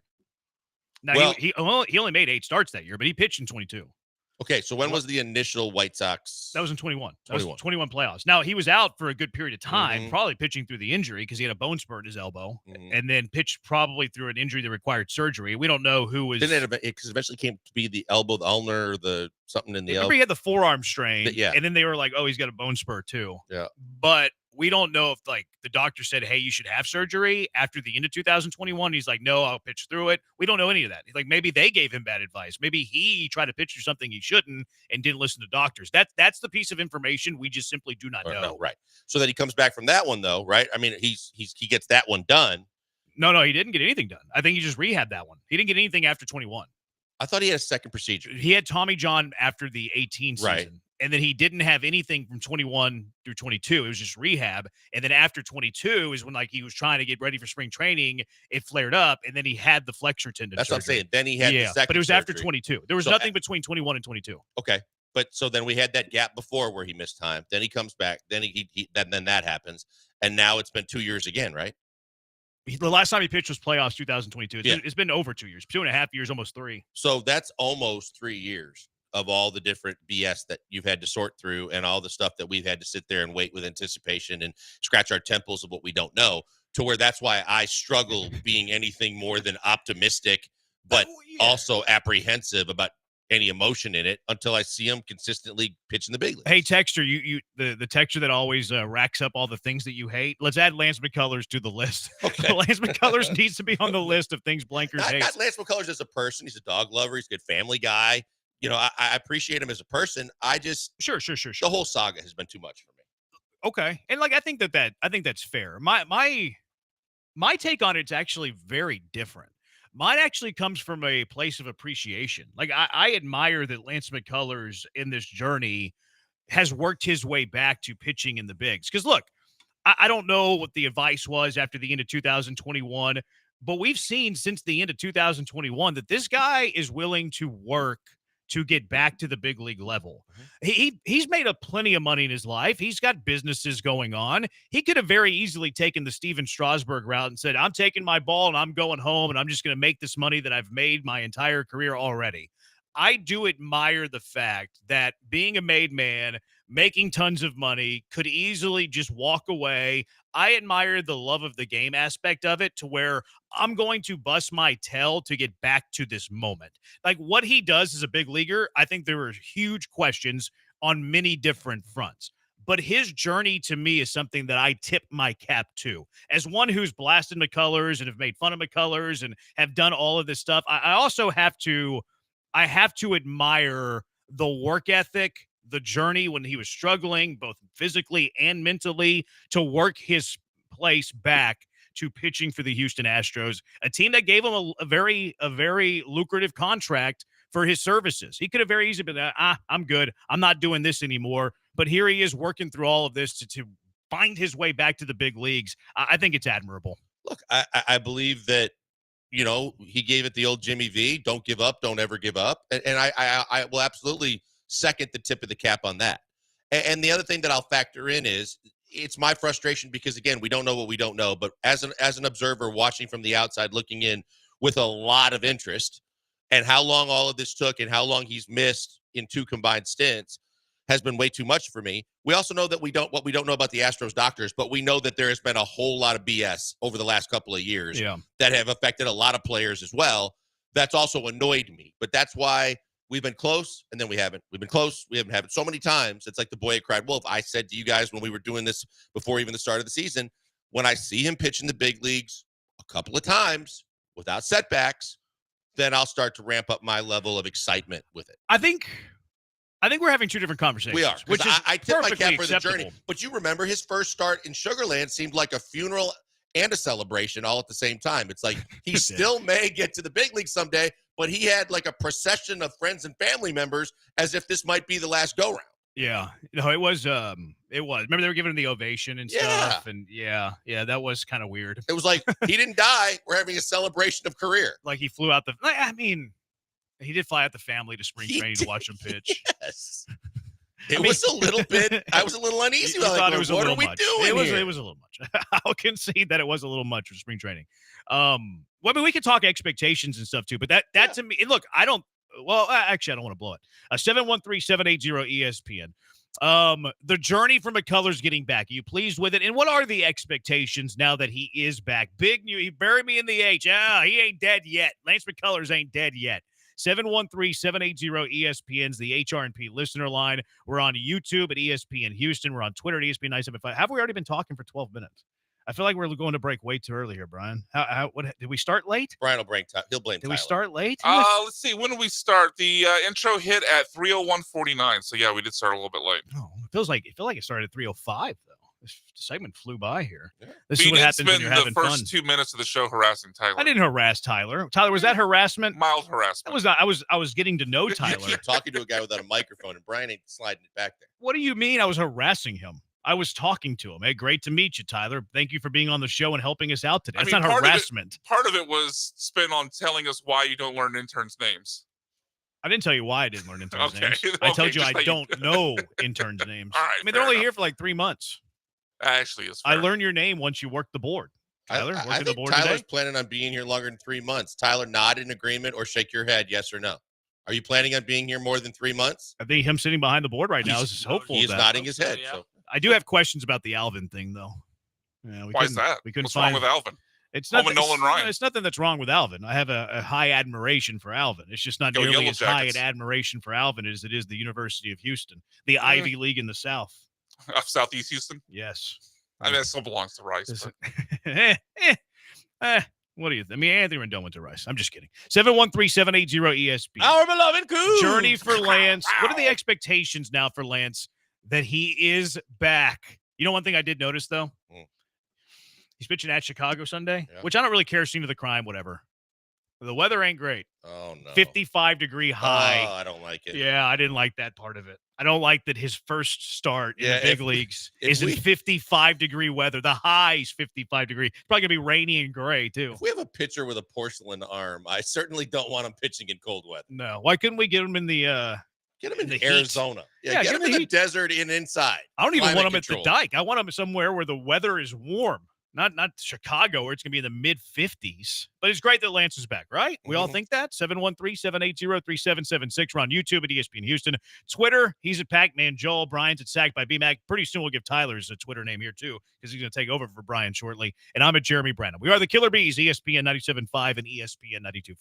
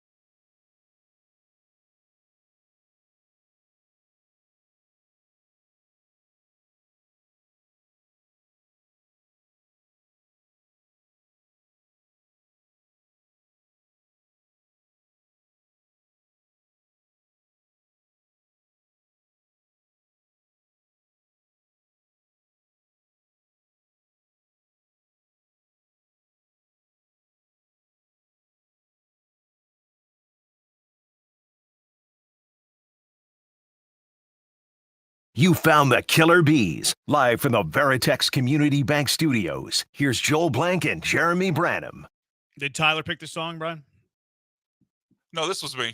Oh, okay. Just wondering. You're about to give him credit, and then you realized it was me. I was just wondering. 713-780-ESPN. A lot of people, people are kind of knocking you down a little bit here, Blankers. They don't like your take on McCullers. Well, as I've said before, I don't aim to please. I aim to be honest, and that's how I feel about it. I've been too frustrated for too long with Lance's inability to get back. Which is, I mean, that's the way you should be.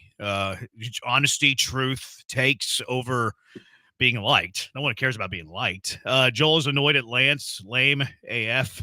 Well, you pronounced it wrong. It's Lance McBarista. I don't like that as much as Mocha McCullers. Lance McBarista or Mocha McCullers? Which do you like the most? Mocha McCullers is better. I like Mocha McCullers. I like the alliteration in Mocha McCullers. Because he's more than a barista, because it's not just coffee. There's alcohol involved. There's other drinks that are available. You know what? In honor of Lance McCullers coming back on Sunday, might get a stomach virus by, here between now and then. This is true. He's going to go eat a bad deep dish pizza Just in hope Chicago. he doesn't get a bad pillow and a crick in his neck. He didn't like Midland. Hopefully he likes Chicago. But what was I going to say? Oh, yeah. I'm going to go to Maven Coffee and have a Maven Coffee either tomorrow or Friday to show my appreciation for Mocha McCullers, a man that I love. I told you I've loved McCullers since spring Maven training. off of Washington? I don't know where it's at. I'll have to I weigh think it's off of Washington. Well, that's not far. No. That's kind of on my route sometimes. I have to go I-10. Usually I go 610, but that's not that far. Lance has worked as hard as he can to get back and is always around. Remember when Justin took the year off when he was hurt, not Lance. So saying Blankers, you shouldn't feel here's the feel thing. the way you feel. Always around, or making sure that people know that he's doing his best to earn that money that he's basically getting for free. I mean, he's not getting it for free. I mean, but I'm saying he's not pitching. No, but I mean, he's rehabbing. He's working his tail off to get back onto the mound. So far, has he rehabbed more or pitched more on this contract? It's probably pretty close. Yeah. It's probably I think it is. I think it's pretty close, and I'm leaning right now a little bit more towards the not having pitched. He could have went the Strasburg route. I was saying this on Inside the Icebox. We filmed it before our show, Joe, George, and I. What day can you listen to those, Brian? I should know the answer. Thursdays. To this. You listen to it on Thursdays. You can listen to it tomorrow. You can also see it on YouTube at ESPN Houston. Click on the playlist, and it's right there. Takes. He didn't go with my name though. He suggested a name. I suggested a name, and he picked his own name. Joe did? He went with Inside the Icebox. Yeah, but can you say I wanted it to be Inside the Dike, and he didn't like it. That wasn't the other name you said. I can't remember the other one. Yeah, there was another name that we couldn't have said on the show. Oh, it was about Junction Jack. Yes. Yeah, he didn't like that one. We can't say that one. He didn't. I don't know why he wasn't that fond of Junction Jack, but Joe was not very fond of Junction Jack. There are certain things he was not pleased with Junction Jack. He wasn't willing to do. He didn't like my names. Stuck with his name. Not surprised. But that's what I was saying on the thing, though, is that, like, I appreciate I think he has a love for the game. Because I think if he didn't have a love for the game, I don't believe he ever pitches again. I believe he goes Strasburg, where he collects his money and goes and runs Maven and sells a bunch of coffee and has his hands in a bunch of different businesses. He worked his tail off to get back. He's been in the dugout with the team quite a bit for a guy who hasn't pitched since the end of 2022. Mm-hmm. He like chirps the other team. Remember when they had like the benches clear? Like he came out and like was like the first guy like to chirp back at somebody whenever the dugout cleared. I think it was last year. Oh, that's when they remember said, that? Yeah, they said throw the tackling dummy out there. It doesn't hurt us if we lose him. I don't remember them saying that. No, I said that. Look, he's not. If he throw him in the front and he gets thrown out, who cares? We don't care if he gets suspended. Yeah, I don't remember that. Lance McStarbucks. No, that's too corporate of a name. I don't like Lance McStarbucks. Plus, he probably doesn't want you to like say Starbucks. He wants you to go to Maven. Right, wants to go to Maven. Lance has gone through hell from the fans and still wants to come back for them. See, that's why I tip the cap. And I think you do too. We can call him Maven Can Wait. I don't like that one either. Because the movie was Heaven Can Wait. You call him Maven Can Wait. Is that any good? 713-780-ESPN. Blankers has to be the most miserable person in the world. Yeah, I'm miserable every day. It sucks, bro. That's what he said. Got a great family, great kids. Love my job. Yeah, it sucks, man. This sucks. Resurrected in the H instead of bury me in the H. That's pretty good. That's a pretty good one. Killer Bees, My Behind sound more like the Killer Boos. What do you mean we sound like the Killer Boos? I'm commending Lance McCullers here. I'm applauding Lance McCullers. I'm not. Blankers is the one, not Killer Bees. Don't associate me with Blankers' take here. Why can't we call him Triple H? Well, that name's taken. He's Houston. He's hustling, and he's hurt. Yeah, but there's already a Triple H, Blankers. Okay, well. There's already. I mean, it's the cerebral assassin. We already have a game. We already have the game. We don't need Triple another H Triple still H. wrestling? No, he runs it now. So there you go. He So took we over don't have to for worry his about it. We got our own version of Triple H. Father-in-law. Instead of being buried in the H, we can settle for Pasadena. Dang it. Why are we burying him in Pasadena? Will Lance get a walk or a strikeout first? That's an interesting prop. I would go walk. If I had to bet my own money on it, you're giving me even money, I would go walk ahead of strikeout. I'll go hit a guy. That wasn't the options, Brian. I know, but I don't play by your rules. I'll say hit a guy. Okay, it's not an option. Lance get a strikeout or a walk first? I'll go walk. I'll go strikeout. I hope I'm wrong there. I like being okay. I'm not reading that one. You started to. I did, and then I read the rest of it. Showing up for the team so he doesn't get flagged for collecting a paycheck? Question mark. That's a huge stretch. LMJ reps Houston hard and loves this team. And you, So, rep, and Team you Lance. rep LMJ hard, and you don't represent that team. But good job. That's So Maven McCullers. Oh, that's not bad. You ever remember that show, That's So Raven? I think that was a Disney show. Raven Simone. Blankers doesn't aim to please. There's another texter. Move, bad word. McCullers featuring Ludacris. Oh, and then Blankers hates a word that I cannot say. All right, 713-780-ESPN. What are the expectations now for Lance? Now that, half of us are happy that Lance has, had this health journey and is recovered and is going to pitch again on Sunday. Let's focus the conversation now on the expectation for Lance McCullers. What is the expectation you have for Mocha McCullers? From my standpoint, I don't have much, but I'm encouraged by, through this rehab process, that the velocity seems to be good. The reports are, if you want to believe them, but I have no choice but to believe them, that he has no issues with throwing all of his repertoire of pitches. His last start, he didn't give up any runs. If people are worried about how, what his line score looks like in some of these rehab appearances, and that he's getting more stretched out, and the velocity still seems to be there. So those are the kind of things that I'm encouraged by, that if he comes back, I just don't have a good feeling about Blue Ball pitching well today. He hasn't started yet. He started. Right, that's what I'm saying. I just don't have a good feeling with him being the guy that they're going to lean on and throw, waiting for Arrighetti to come back. As good as they've gotten production out of Wisniewski and Gusto, I have optimism that I believe that McCullers can be a guy that can end up being a guy in this rotation. I think that's fair expectation. I am looking at Lance McCullers' return where I have zero expectation. I think it's fair to put expectation onto him. Now, this is like the realistic part of McCullers coming back. I love that he worked his way back, as I've made it pretty clear. And I tip my cap and all of that, or whatever, blah, blah, blah, blah, blah. What he does the rest of the year on the mound, I think it's unfair for anybody to be like, this is what I expect him to do. Oh, he's going to have an under 350 ERA. He's going to have an under 4 ERA, blah, blah, blah, blah, blah, blah, blah. For me, this is a guy on 3 different angles that should realistically be a shell of himself. One, he hasn't pitched since the end of 2022. It's over 2 years, almost 2.5 years, almost 3 years. So that alone is a reason that he has every right to not be good anymore. He's coming off a second major surgery to his throwing arm. That is another reason of why Lance McCullers should be no good anymore at this stage of his career. Lance McCullers is 31 years old now, and we see all the time that pitchers, once they enter their 30s, start to fade a bit. The average baseball player trajectory, they peak in their late 20s and they start to fade after their late 20s. So Lance McCullers has 3 different reasons to not be the pitcher he used to be, to not, maybe even be Major League Baseball average.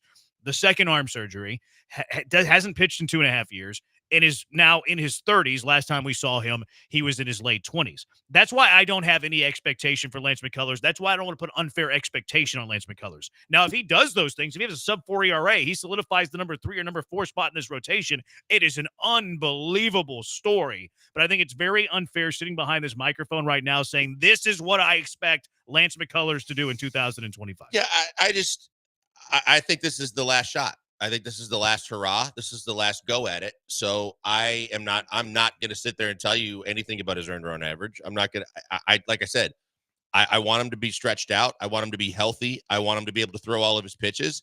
And then I want to see what he can do, because I believe that if he can do even a fraction of what he used, because I don't expect him to be the old Lance McCullers. I think it's unfair of anybody to expect him to be the old Lance McCullers.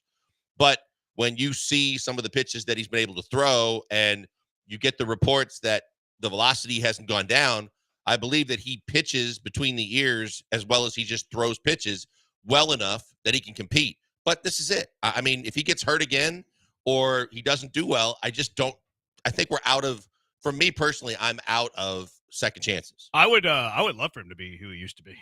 I just don't think he's going to. It's not Same. Yeah. I don't believe he'll be the old Lance McCullers. But if he is the old Lance McCullers, how awesome would that be? Like, trade for him. So I'm not going to have any expectations. Like, I'm just going ahead and put that out there. Like, I'm going to take it for what it is. It's a great recovery. Awesome that he's back. We'll see where it goes. Now, if we do entertain the idea that he solidifies one of these rotation spots, like, it doesn't even have to be the top 3. Like, it could be the number 5 rotation spot. What it does for the organizational depth of the starting rotation is tremendous. Yes. It is fantastic. fantastic. No doubt, because you're going to get Arrighetti back, right? And so that's another arm you're getting back, regardless of anybody else. And again, I'm sick and tired of talking about the other guys that maybe could be some days with Garcia's and with, all the guys that have been hurt and had surgeries that I'm not going to rely on right now. And I'm not going to worry about, because again, we've had setbacks there. But when you have the ability, because of Wisniewski pitching his tail off so far this year, with Gusto looking like he can be a productive arm, you have so many different options from a starting pitching, whether you want to go 6-man, whether you want to look at trade opportunities, if there's a player you want to add, but you have depth, you have starting pitching depth that is effective. It's not just like guys in Sugarland that you bring up that end up getting lit up or show that they're not ready to go. Yeah, hopefully Blue Ball can add to that organizational depth too. First pitch of the final game of the series between the Astros and the Tigers at 6:05. So we'll see what Blue Ball has. 713-780-ESPN. Let's go out to the HRP listener line. Chuck, you're in the Hive. What's up, Chuck? What's up, fellas? Jeremy, are you absolutely insane? You have no expectations for a man making $17 million a year? Nope. Basically been on IR his last 3 years? No, I how have could all you? the expectation in the world. He should be good. God. Hold on, look Chuck. at yourself in the mirror. Let me follow up a question with you. And look, I hear you on the money aspect of it. Like, you need to get a return on the investment and the salary and all of that. But you also mentioned he's been 2 years on the shelf. How could you have any expectation for a guy who's been hurt 2.5 years? Then quit. He should You have want him to expectation on himself. If he can't pitch, quit. Stop taking the money. He's literally pitching Come on on, Sunday, man. Chuck. He's literally pitching on What's Sunday. that? He's pitching on Sunday. And that's what I said. That's why I have expectation on him. Okay, My boy what- Joe all has right. What is your expectation You on have no expectation. What's your expectation on Lance? 5 innings pitched, 3 earned runs. Okay, I meant like Is the that rest of reasonable? the, I meant like the rest of the season. Yeah, Chuck. Well, I mean, I just expect him to. I don't expect him to stay healthy. That's obvious. But for at least one game, I want 5 innings, 3 runs. Okay, I think that's my expectation. Chuck, He's do you a major think league pitcher. between that and the end of the year that he will be a member of the rotation? Actually, I think he does. I think he will. I mean, good Lord, you've been on the shelf for 3 years. I don't know how Your that arms bodes should be well for lifted him, up. though, Chuck. Like, how does that bode well that he's been on the shelf for 3 years? That's a negative, not a positive. Well, I don't know. All I know is the man hasn't pitched, so his arm should be healthy now. It's a surgery. I mean, you can only grind so many beans of coffee. You know what I'm Fair. saying? That's you a good call point. them mocha McCullers for nothing. That's a good point, Chuck. You're right. You know, Yeah, that's true. come on. That's true. I appreciate the call. Love the passion. You can keep saving dogs. And I mean, Chuck's point about the salary. I mean, is it helpful for a $17 million a year pitcher to pitch well, or is it, a hindrance when the $17 million a year pitcher doesn't log an inning. So like the finances, I agree with Chuck. I think it's a fair thing to wish upon that Lance McCullers, who's making $17 million a year, can provide some innings, some depth. Now, he said the 3 runs over 5 innings, like that's a 5.40 ERA. Like that's not fantastic, but at least he's logging some innings there. I think that's more like, I think right now we're kind of spoiled because the 2 guys that we thought would be vying for the 5th spot in the rotation, one guy we didn't even think was going to be factoring in, are pitching better than that and exceeding expectations at the back end of the rotation. If Lance can do that or better, then that's fantastic. But yeah, I even have worries if that's his ERA, because I think that with an offensive team, the way this team has performed so far this year, that I would hope it's a little better because they might need a little bit more. But at this point, I'll take what I can get from him so that they can make a final determination on what he's going to do for the rest of his career with this Astros organization. 713-780-ESPN. What are your expectations for Mocha McCullers the rest of the year, or even Sunday, if you want to go that route too? 713-780-ESPN. Killer Bees, ESPN 97.5 and ESPN 92.5.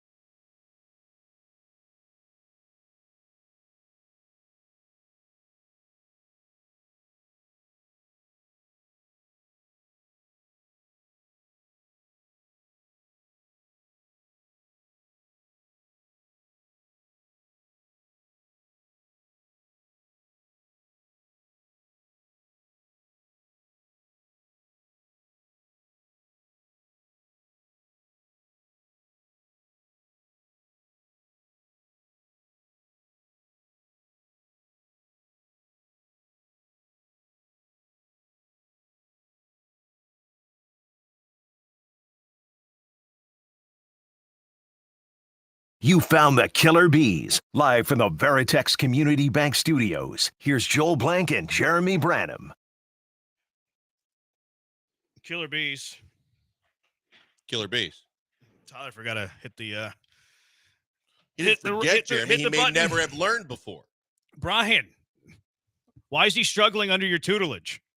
Oh, the first rep has to be perfect? I didn't say perfect. Just hit the mic. That's the number one thing you got to get right. Easy. Turn on the easy. talent's mic. I mean, First rep ever? Has he not repped on other shows? No, first rep ever. That was the first one ever. So good that we're the guinea pig. What is Honestly, rule I think one? it might be an improvement when the microphones are What off. is rule? Oh, wow. Oh, that's what the Twitchers say about you. I know. What is rule one that you taught Tyler today? Relax. Don't panic. Not turn on the mics? Well, we went over it, yes. I'm just kidding, Tyler. You're doing a great job. 713-780-ESPN, HRP listener line. He told him the moment of truth is right after you get almost done broaching a subject. That pause is your go button. You get in there. He told him to turn Blanker's mic on and Bram's mic off, which not a bad strategy. 713-780-ESPN. Texter, Astros are playing right now. Blue ball got lit up. I don't believe you. They've played at 6:05. That's why the Shin has to go Shin 1 and Shin 2.0s because the Astros and the Rockets overlap tonight. 713-780-ESPN. Let's go back out to the HRP listener line. Jason, you're in the Hive. What's up, Jason? Yeah, I just heard about the texture coming in too. That wrong, that idiot. Astros are playing right now, right? No, they played 6:05. Wait, what do you mean right? They won That last Blue night. Ball already pitched. Yeah, tonight he makes his debut, 6:05. Appreciate Come on, it. now. My buddy's at the game right now. What are you talking about? He lied to you, and that's why you're not there. If you were there, then maybe we would have something. Is your buddy married or something? If you're not there, then Oh yeah, it's a text from a future game. My bad. appreciate you calling in, Jason. Thank you for listening. 713-780-ESPN. They were supposed to play golf today. You said, no, I got tickets to the game. They're just not playing. You know what's funny is you saw me come out of the other room, and I came and sat down for like a second, and right whenever the they went back to like the sixth inning, the people that they showed on the game were my friends. Like the very I heard first you image, react to it. the very first image where they're like, I know those guys. I mean, one of them was an acquaintance, one of them was a friend. And I sent them the pictures like, hey, you guys are famous. You are on TV. Some people want to talk about Chuck's phone call. We don't like it when texters ridicule callers. We're not going to read these texts. Like this guy says that guy's an idiot. We're not going to let you rag on Chuck. Texter says Chuck has no good points. I mean, he had the courage to call. You're sitting behind your phone texting in. I'm not going to read negative Chuck comments. Chuck, a real one. Here's a good one. Chuck, a real one. Pitch or get out. LOL. I mean, wouldn't that be worse, though, if he got out? Like, now it's all gone. All the money that you're spending to him, like, you're getting no return on it. Yeah, so, like, I wouldn't you think- rather see him at least try to get back out there? I think you have to try until you just have exhausted every opportunity. That's why I said I think this is probably the last hurrah on that. But at a certain point, you'd like to see some return on the investment, enough to say that, hey, when he did come back, he was able to do this for us. I'm not sure what this is going to be, but at least there's another. You say there's a chance. There's another chance that maybe he'll provide something for that money. Yeah, it was. I mean, hopefully he pitches well. I have inside information that Pena will hit a homer off the first pitch. Place that bet if you really believe that. Yeah, seriously, he's been good in the leadoff spot too, so it wouldn't shock me if he did that. Texture says, "quote unquote talent." Come on, you listen to us every day. You think we're very talented. We need a segment called Blankers Hates, a Friday segment of 5 things he didn't like in the week of life or sports. You're welcome. That's actually a great idea. That could be a will. That is a really good idea. You up for it? Gross Point Blank, sure. Is that what you want to call it? I mean, that was a movie. Oh, I know, but well, I think we did one will. I mean, the way we that's a good idea. The way we did that once and strategically it never came nailed back. McCullers' nickname, I think we can kick it around. No, are you up for that? Yeah, I'll it do doesn't have to be every week either. We don't want to force it, but like it just accrues over time. 5 I mean, I'm things that you angry hate. every day at least once. I can do Start writing down the things that make you angry, and when we get 5, we'll do a will a bit Blankers Hates or whatever you want to call it. Gross Point Blanks. Puppies, kids. Yeah. So those have already been used. So 5 new ones. Nickel corners. So from this point Rockets. forward, switchers, things that you hate. 5 of them, kind of like Jeremy. Damn it, he beat me to it. Who'd you say? What did he say? Jeremy. No, what did we both say? Why do you hate Pena? No, Pena. What's is your fine. beef with I Pena? I hate that Brian calls him Pena. Yeah, it's a little annoying. Yeah. He's a gringo. I can't think. I don't think I've ever done that. Yeah, Ever. He's There's no way I've done that. Pena.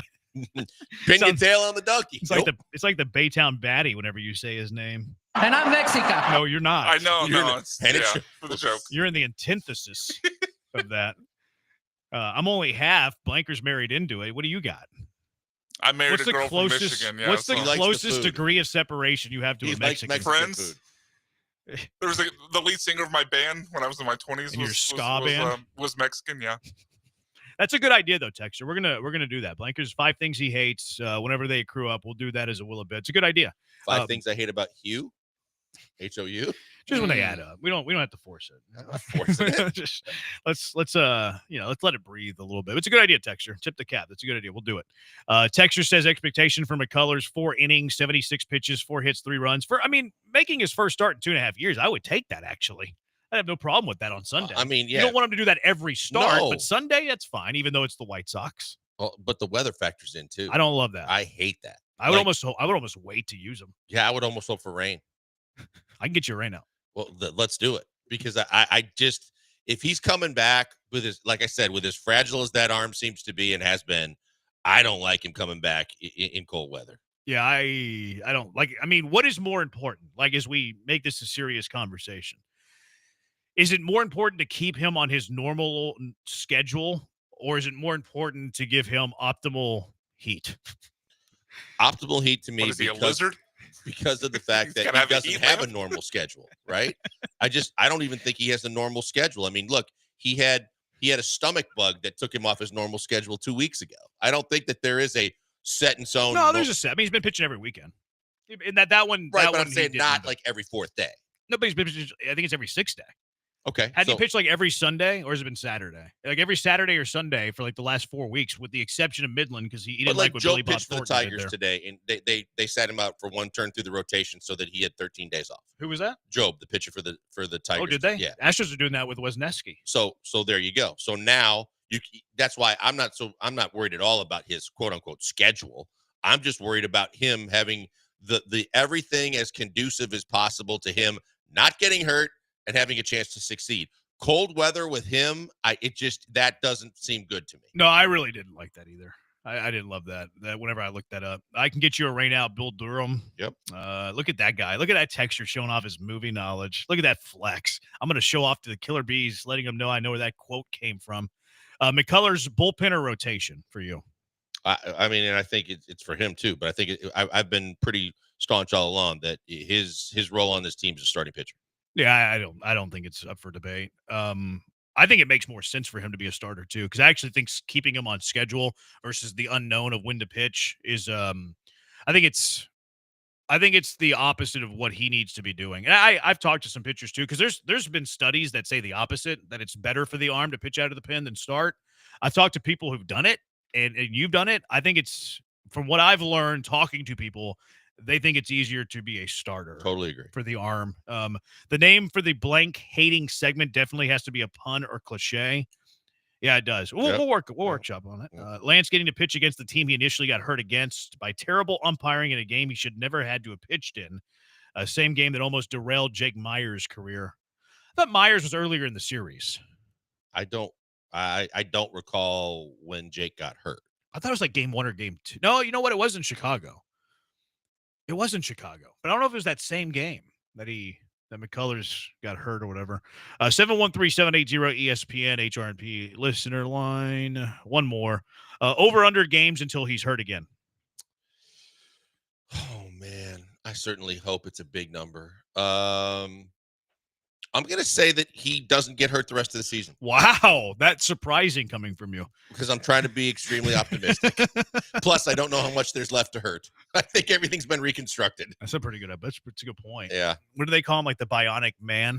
Maybe he could do the Arrighetti and break a thumb or something, and it won't be anything that has to be structurally, surgically repaired. Astros nowhere, just stay healthy. SMC 5 innings of 2-run ball with a report the next day that he's sore and will skip his next start. Oh, dang, that's not a good one. I thought that read to be a positive tweet for the first half of that sentence, and then the second half of the sentence took a drastic turn. Astros locker on Twitter: 14 regular season starts, sub-4 ERA, some control problems that limit his innings. I sign up for that. 14 starts and a sub-4 ERA. Give me. I don't see him having control issues, but I'll take everything else. I'm done. I'm in. Yeah. Like that sounds outstanding to me. All right. 713-780-ESPN HRNP listener line. You had something to say? Text has been fantastic, by the way. I didn't see it. Because when you asked me how long till he gets hurt again, they said it's safe to say that Lance is being called up for a cup of coffee. That's pretty good. That's really well played. You won the internet today. Yes, that was well done. If we appreciated our texters and stuff. That'd be the Yep. that's the text of the day. Yes, it is. Did another show do a text of the day? There has to be. I mean, I know other shows have done text of the day, Yeah, but that's what I one mean. locally? Oh, I'm not sure. Well, they did champs, but not text. Yeah, text of the day is pretty good. Lance Yep. McCullers is going to roll his ankle walking out of the dugout on his first start. Fake Tony Stark. See, you say that, and I could see it happening. I could see it happening too. What was it? Yeah. Who did it on the dugout steps a couple years ago? Wasn't it Fromber? Yes, I it think was. Fromber missed It was the start. Fromber. Yeah, he missed the start because he missed a step or something like that. Yeah, he stepped on the Yeah, on the I guess they dugout got to put steps the funny. ramps in. They got to put the ramps in for What, like McCullers. he's coming up in a wheelchair? No, just the fact that so he doesn't miss a step. Yeah. Can't say it hasn't been done before, Brian, because Fromber sprained his ankle missing a step, and then he missed the start. And some places require it too. That's right. Yeah, we can make that law. He might qualify. Are the Astros in violation? It's possible. Yeah, they might be, but they have a labor union, so I think they're okay. All right, 713-780-ESPN. Bucks lost yesterday. They did.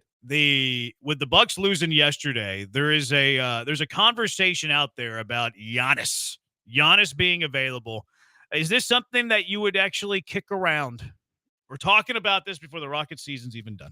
713-780-ESPN, Killer Bees, ESPN 97.5 and ESPN 92.5. If you're in the market for a new vehicle, listen up. Monument Chevrolet is the dealer you can trust for a variety of reasons. We all know that the car buying process is no fun. Are they taking advantage of me? Are they upcharging me? Is this warranty way too long? What am I even paying for? I don't even know. But at Monument Chevrolet, you're not going to run into those issues. They're transparent, no hassle pricing. You're going to get your car shopping done fast. And they've been the trusted dealership in the Houston area for 50 years. Generations of families keep going back to Monument Chevrolet because these families trust the people at Monument Chevrolet because of their transparency, because they're not going to hassle you. It's a great feeling when you're there too. Family feel, friendly atmosphere. The culture's fantastic. And the people, top notch, like Luis, the salesperson of the week. He's been selling cars for many years. He's knowledgeable. He's responsive to the customer, always in communication. Where do you get that? Your car buying process. You get it with Luis. You get it at Monument Chevrolet. Luis never gives up on finding the right deal for his customer. On top of that, he is a Spanish speaker. Now is the time to get over to Monument Chevrolet. If you're looking for a vehicle for your business, Monument Chevrolet has you covered there too. They're one of the best dealerships nationwide in commercial vehicle sales. A huge selection of work trucks, vans, SUVs. Monument Chevrolet has the perfect vehicle for businesses of any size or inventory. Get a fair deal, a fast deal, an easy deal without wasting your time and aggravating stressful negotiations. Get out to Monument Chevrolet over there at 225 and Beltway 8. Massive, massive plot of land. It's like their own little suburb out there. No tricks, no time wasting, no hidden charges. Get out to Monument Chevrolet. Chevrolet, together, let's drive.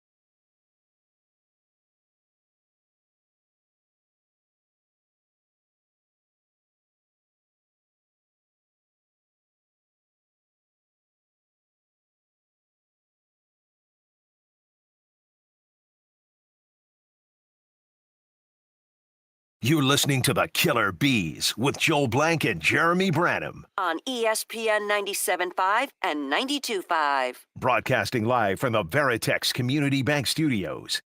People are still banging on old Lance. We're ready to move on, and people are banging on him. Was it a couple weeks ago that they were just unsolicitedly banging on Lance? Yeah. We just kept getting random bang on Lance texts. I think he sent like 75% of them.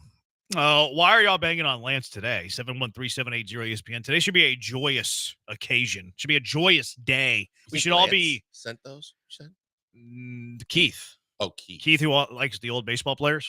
Right. I shouldn't limit him to baseball players. He likes the old people. He likes old athletes. You know that's a story in Fort Bend though. Old athletes? No, the banging, like send the texts and the messages yourself to bang on you from a different account.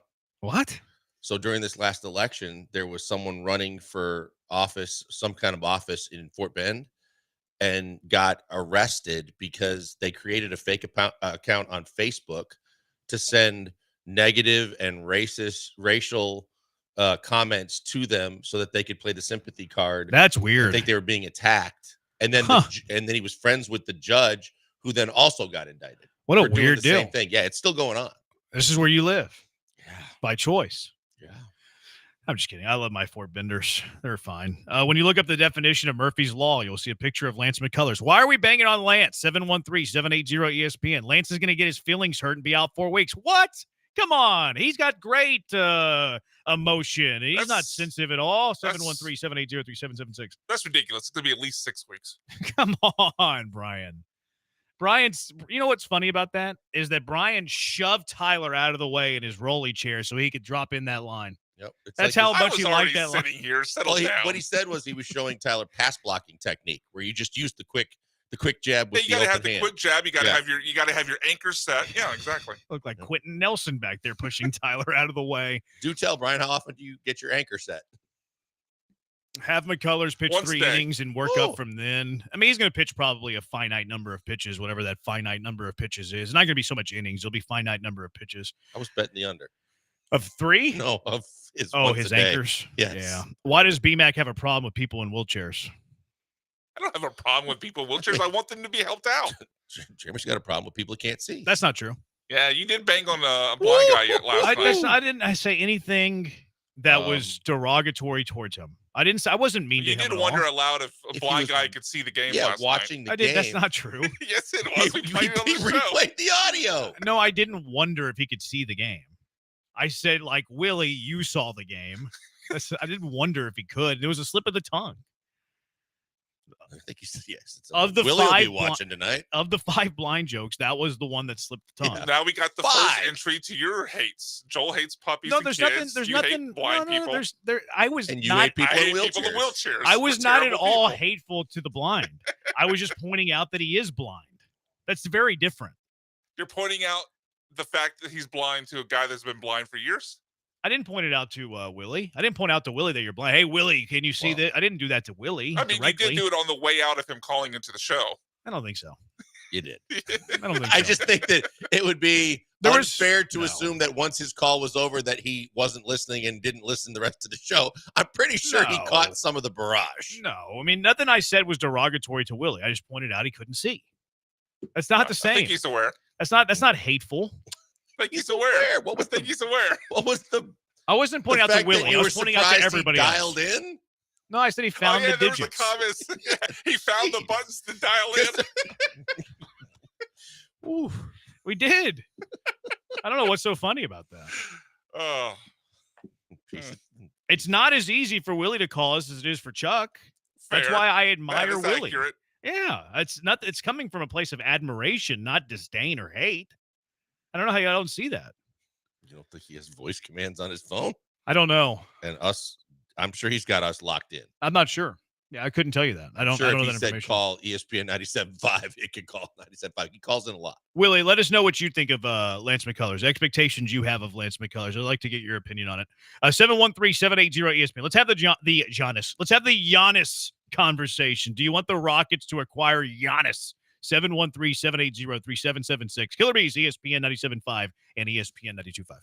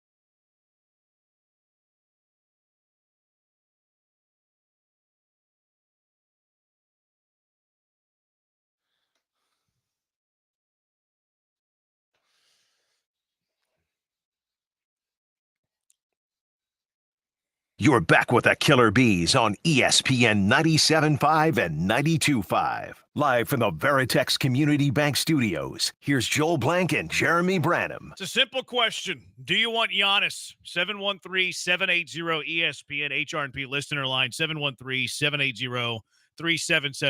Blankers, do you want Giannis? Yes. Yes, and yes.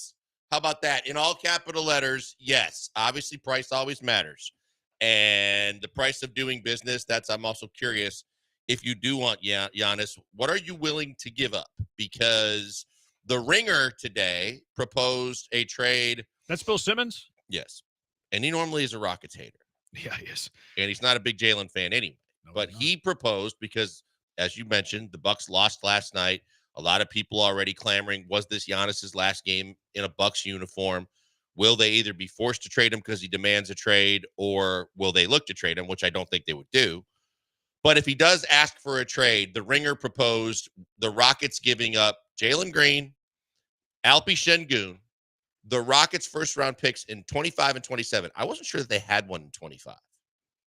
That was their own. I think that I'll look it up. Okay. So essentially, it would be the Rockets' first-round picks in 25, 27, one of the Suns' 3 first-round picks that the Rockets control, and Alpi and Jalen. Would you do that? Yeah, the Rockets, their first is going to Brooklyn. You're right. Okay. So somewhere along the way, so throw in another first. Yeah, it would just be 3 firsts somewhere between the Suns' picks and your picks. You're doing that? Jalen, Alpi. Abso-freaking-lutely, I'm doing that. I'm not doing it. Why? I don't love what my starting 5 looks like. I still have a men. So I have a men and Giannis. See, I don't think that a men and Giannis are going to be this great offense if they're on the floor at the same time. Like you already, I think a men's Giannis light. Like he's nowhere near Giannis yet, but I think he's Giannis light. Could you imagine Giannis and a men both on the floor at the same time and what that looks like for spacing? I think that's. Well, I think they're definitely going to play more up tempo than they play now. But it's hard to do that in the playoffs. I think the bigger thing to me was I'm a little concerned about shooting. But here's the other thing, Jeremy. Roll with me a little bit on this, because now you make this initial move, right? And so after you make this initial move, now you still have Fred, and whether you decide that you're going to pick up the option and use the contract as a trade. I imagine if you trade for Giannis, you're picking him up. If you pick him up, but then you can also move him, you can use $40-some million in a trade to get Giannis a running mate that's better than Fred. Yeah, but you don't have the surplus of talent to make that trade, though. Like, I mean, you can't just say, okay, Fred VanVleet's making 45, best point guard in the NBA is making 45. No, I'm not saying that. Right. No, I'm saying, and obviously, but you still would have first-round picks that could be in the mix. You still have guys on your roster from Cam and Reed and Tari and guys like that you could consider one of those players. Look, what if it was Kevin Durant? And what if we know that the price would be significantly lower and Phoenix is trying to move on from him? And what if it was either the remaining 2 picks of Phoenix's and 1 player, or some way to do that? And all of a sudden you had Kevin Durant, Giannis, and then you still have guys on your roster that thought, I think that's a competitive team. But at least you've got go-to guys. And I don't think as good in stretches as Alpi has been, and the fact that he made All-Star team is great, but I think Alpi is who he is. And I think that I don't know how much higher his ceiling is. Jalen, I'm done with, as I told you. And if that's all it costs me with some picks in to get a guy that gave you 30, 20, and I don't even know if he had 10 assists last night, but it was close. Yeah, he lost. But 30, 20, he didn't have a whole lot of help, and especially start with Gary Trent Jr. at the end. But you go 30, 20, and whatever in a playoff game, that's a real man's man on a basketball team that can do whatever the hell he wants, and that's a guy you can build around. Build around with a lot of your young pieces gone and draft picks gone. Now, I agree with you that you're going to have players that want to play with them and all of that, and you have financial flexibility with some big contracts. While you do trade a lot of your assets in this trade, you still have some left. You still have Jabari. I mean, if you get Giannis Dylan, and Durant, I mean, that's absurd. You still have Jabari. Before you make anything to happen to try and get Durant, you would still have Jabari, Dylan, Tari, Cam, Reed. So what's your starting 5 if you do this? So let's say that they just bring back VanVleet and you can't figure out another trade. So VanVleet's your point guard. Your 2 is Cam or Reed. Could it be? I was going to say Fred.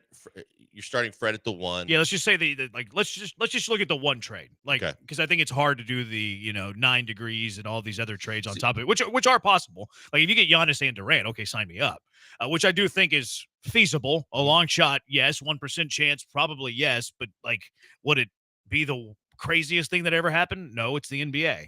But if we just made this one trade, you're looking at Fred VanVleet as your point guard. I really don't like Reed at the 2. I think it'd have to be Cam.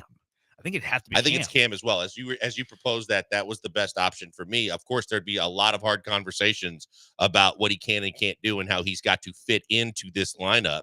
And he certainly can't be first option offensively or shoot first with those guys in the lineup, but he could be a huge part of the lineup. I would start with Cam. I mean, Giannis can play every position, so where would he play? I'm going to start 4? Jabari. I'm going to start Jabari at the 5, Giannis at the 4, and then Dylan or Dylan at the 3. Well, that's pretty pretty nice. Damn good. My fear with that lineup, though, is that it's going to have trouble scoring consistently. The spacing's going to be bad. Shooting is what scares me. Yeah, for sure. That's what scares me, too. Shooting scares me, but then you just have to start. You have to, whether it's, low level free agents just on veteran minimums and things like that. Because like you said, that's a good team. There's going to be guys that are coming in that want to play on that team that can shoot and shoot only. And that's all you need. Because your questions on spacing, defensively, they are a nightmare. Oh, for sure. Yeah. And so when you have to double and you have to collapse, now you just need spot up shooters. And that team is significantly better than they are this year. And that team has a chance to be really good, significantly, dare I say, close to contender over the next couple of years. It's a pretty dang good team. It really is. It's a pretty dang good team. I'm still concerned about Giannis and Amin on the floor at the same time. Like that to me is going to hurt you so bad. Like Amin has been, with the exception of Game 4. Like I thought Amin did some good things in the second half. In fact, I thought that they went away from him whenever he was getting to the basket and finishing at the rim. But if I'm looking at this and how I would defend the Rockets, that 5 that we just put together, like I'm not defending the perimeter. Like I'm putting all of my bodies in the lane, all of them in the lane. Yeah, no, and that's one of the things I worried. But okay, with that starting lineup alone, you do have fully capable 3-point shooters in VanVleet and in Dylan Brooks. You need Reed Shepherd to develop. Yeah, and obviously that he's a key, right? And reading some of the interviews that came out today and Tim McMahon's column, they fully believe Reed. They believe in his talent. They believe in his future. Sorry, Israel. And they believe that he's going to develop into being a big part of what this team's got going on. I do think you can get guys that, are out there that you can get for fairly cheap that can just shoot too. But I just think that if you give Dylan Brooks, as you've mentioned, had a career year from 3. And if you give him like shoot around threes because they're not contested because they're all worried about closing in the lane. And even Fred, instead of shooting 40-footers, if you get him toenails right up to the line, no one within 10 feet of him threes, I believe they're going to knock those down. And you come off the bench with Tari, and you come off the bench with Reed, and you still have you have Phoenix's first. If you're not trading Steve, that one, he says one of Phoenix's first. You have several, right. So it doesn't have to be this year's. I'd keep this year's. I mean, the lottery depends. Like, I mean, if it ends up number 12, I'm not heartbroken if you trade it. But you know that it's going to be a pretty good pick this year. If it's projected to be Phoenix 9. trying to reload. No. I'm talking about this current one. I know. I'm saying it's 9th. I would say that the chances of that being the highest pick you could possibly get from Phoenix. I have no problem trading this one if it's 9th. But do you think it'll be higher next year? Yeah. You think Phoenix will be worse? I think it's possible. It is possible, right? Because we still have Booker. My point wasn't so much about Phoenix. My point was more I don't need the draft pick this year. I rather have it next year. So I mean, I'm not really looking at where Phoenix is going to be. Now, if you win the lottery, I mean, just take Cooper Flag. That's what I'm saying. The one name that obviously as a long shot flashed into my head was if you got a shot at Cooper Flag, then I'd hang on to this year's pick because you have some ping pong balls that could be. Now Milwaukee's saying that you have to include it or we're not making a trade with you. At that point. Well, and then you have to hope that Phoenix, because they're probably going to try and do everything in their power to move Beal. Booker's going to be the only guy left. It is conceivable that they're worse next year. So you still would have a good pick. My concern with Giannis and Amin and all of that is the spacing and the shooting. I'm not sure that you're good enough offensively But I'm not heartbroken losing Jalen or Alpi. No, me I neither. like both of their games. Jalen's playoffs has been very disappointing. I do question the consistency long term. I do question if he could ever develop being a dog because I think he's soft. And I like Alpi's game, but defensively, you try to hide him a lot. And I think a little bit of times, too, like he misses a lot of easy shots that frustrates the heck out of me. Yes, you can go to him. Yes, he can score, but he frustrates me a lot of times, too. I think, with both of them, I have a concern about LNS. I have major concerns about when the pressure's on the line and the biggest shots need to be made, that those guys get a little tight. All right, let's see what the Hive thinks about this. 713-780-ESPN. Do you want Giannis? 713-780-3776. Killer Bees, ESPN 97.5, ESPN 92.5.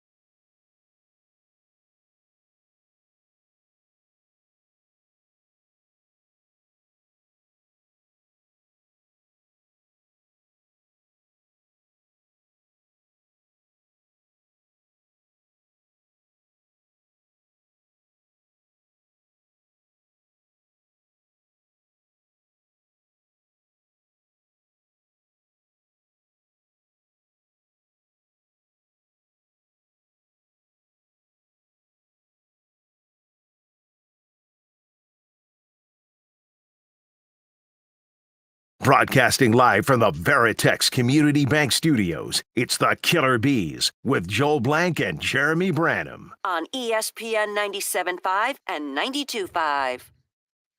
713-780-ESPN. Battery Chuck on Twitch said that Nick Wright proposes Alpi, Reed Shepard, Jock Landale, 4 first-round picks for Giannis. So you're still stuck with Jalen. I mean, you have Jalen. Still stuck with Jalen. That's mean. And it's Alpi, Reed, and 4 firsts. Yeah. Alpi, Reed, Landale, Maybe to make salaries work. I don't really. Yeah, I I'm could not care even sure less. how that makes the salaries work. I'm not either, because what you're taking That back, seems like a ripoff. That seems like a ripoff for the Houston. Bucks. No, I think the Rockets. The Rockets win. are ripping off the Bucks. Yes. We're saying the same thing yes, differently. Yes. The Rockets win that trade massively. I completely. Massive. And then for me, Giannis is just your 5. Sure. Just play Giannis at the 5. So all I'm getting rid of is Alpi, and I think Reed has prospect and all that, but he's not going to be the hang up of a Giannis trade.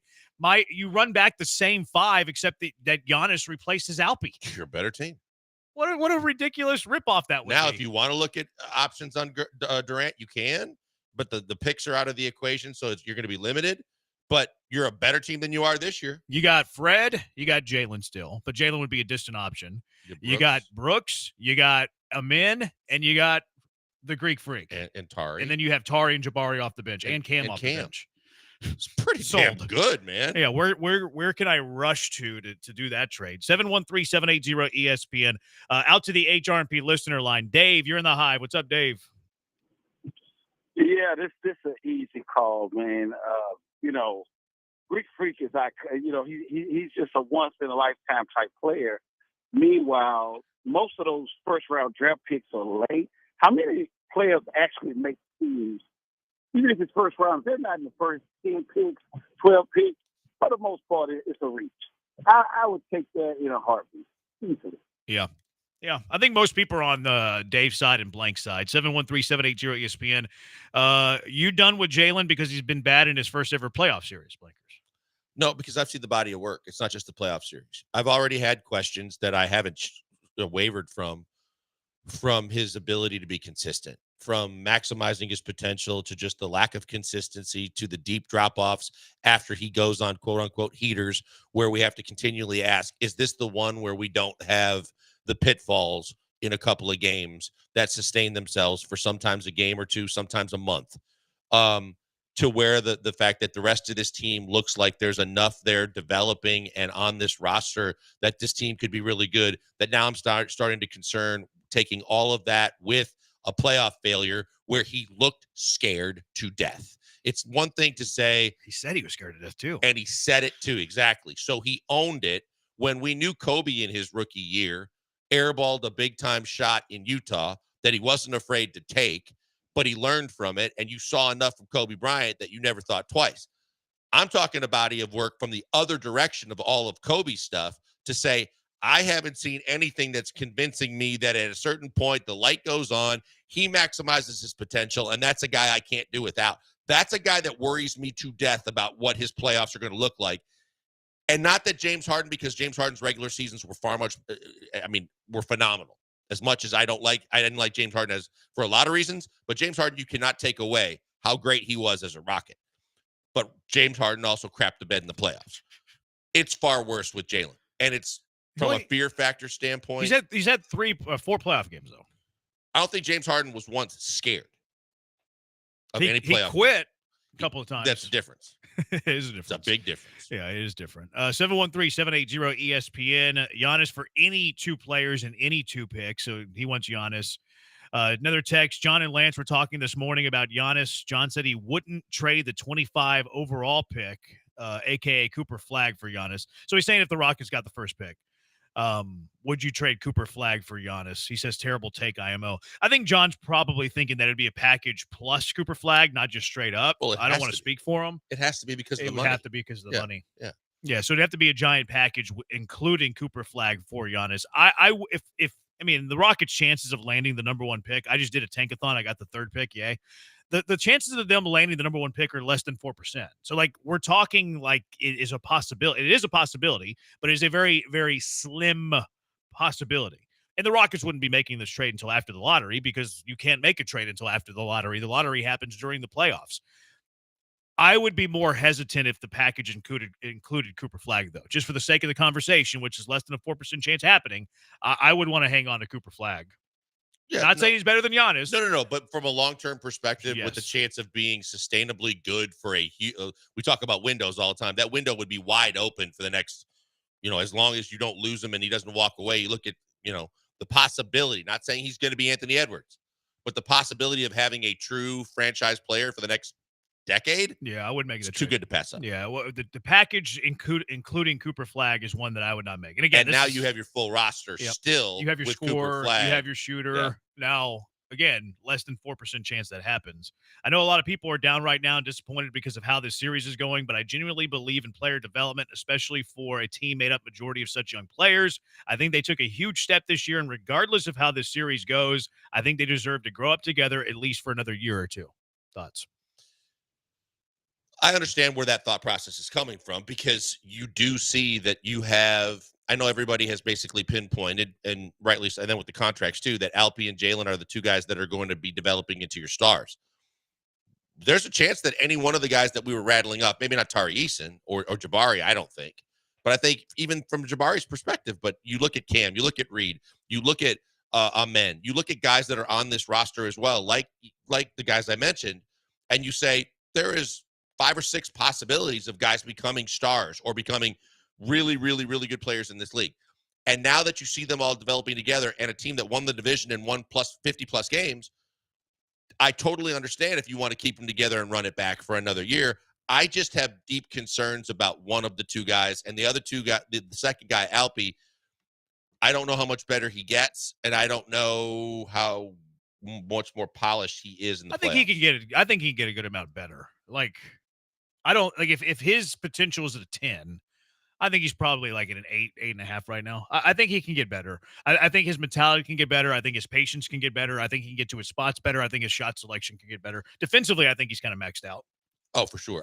He's actually doing more than I thought he was going to do, especially what we saw under Silas. Yeah. Right. I think he's actually gotten better defensively when I wasn't sure he could. His shot selection still stinks. I think this series is fantastic for him in terms of learning from it and growing from it overall, but also as it relates to pressure and matchups and finishing and things like that. So I do think that there is room for him to grow.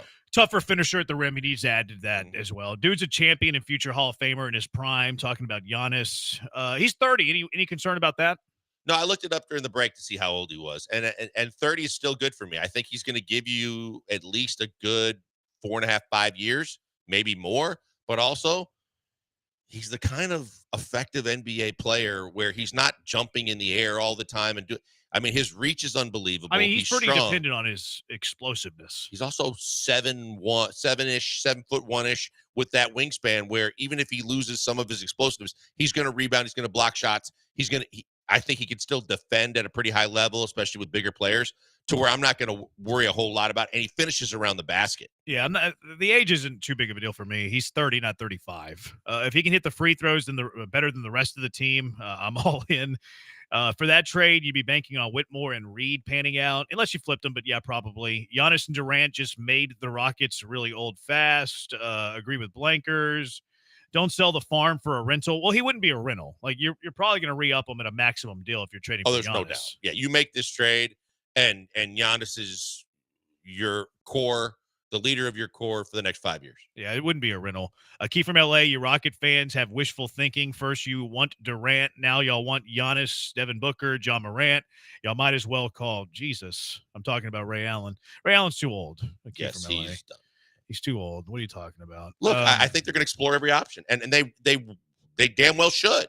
I have no problem with it, and I encourage them to do it. And I am one that is not on the Jalen bandwagon anymore. I am off that. I am completely free of that entire thought process, and I said it yesterday. I'm done with him. I don't want him in a Rockets uniform next year unless you got to give him away for pennies on the dollar. If there's any trade that makes sense this year, I'm perfectly fine moving on from Jalen Green. This texter says, what if we trade for Dame instead of Giannis? Texter, No, you just made the list. No, he just tore his Achilles. Not only did he tear his Achilles, he's 35, coming off an Achilles now. So even when he comes back, there is no guarantee anything close to it. He'll be anything close to the same player. You stay away from that. Texter, I love you like a brother, but you just made the list. Trading for Dame, coming off a torn Achilles at this advanced age of his life with a blood clot, is maybe the worst take That's I've right. seen He today. also had the thrombosis. Yeah. Sorry, Texter. I love you, but that's a bad take. All right, 713-780-ESPN. The text line's hot and heavy about Giannis. Do you want him in the H? 713-780-3776. Killer Bees, ESPN 97.5, ESPN 92.5.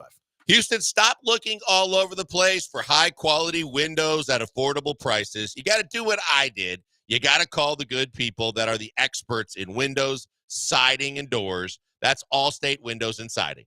Allstate Windows and Siding, they're the best. And look, even before I found out they were an advertiser on ESPN 97.5, I had heard of them, and I talked to Lance about them. So then I talked to Allstate about my new house that my wife and I and my family moved into a little over a year ago, and what we could do from a variety of different aspects in terms of energy saving and upgrading the look of the house and doing some of the things that make sense, that would make sense for us in the short term.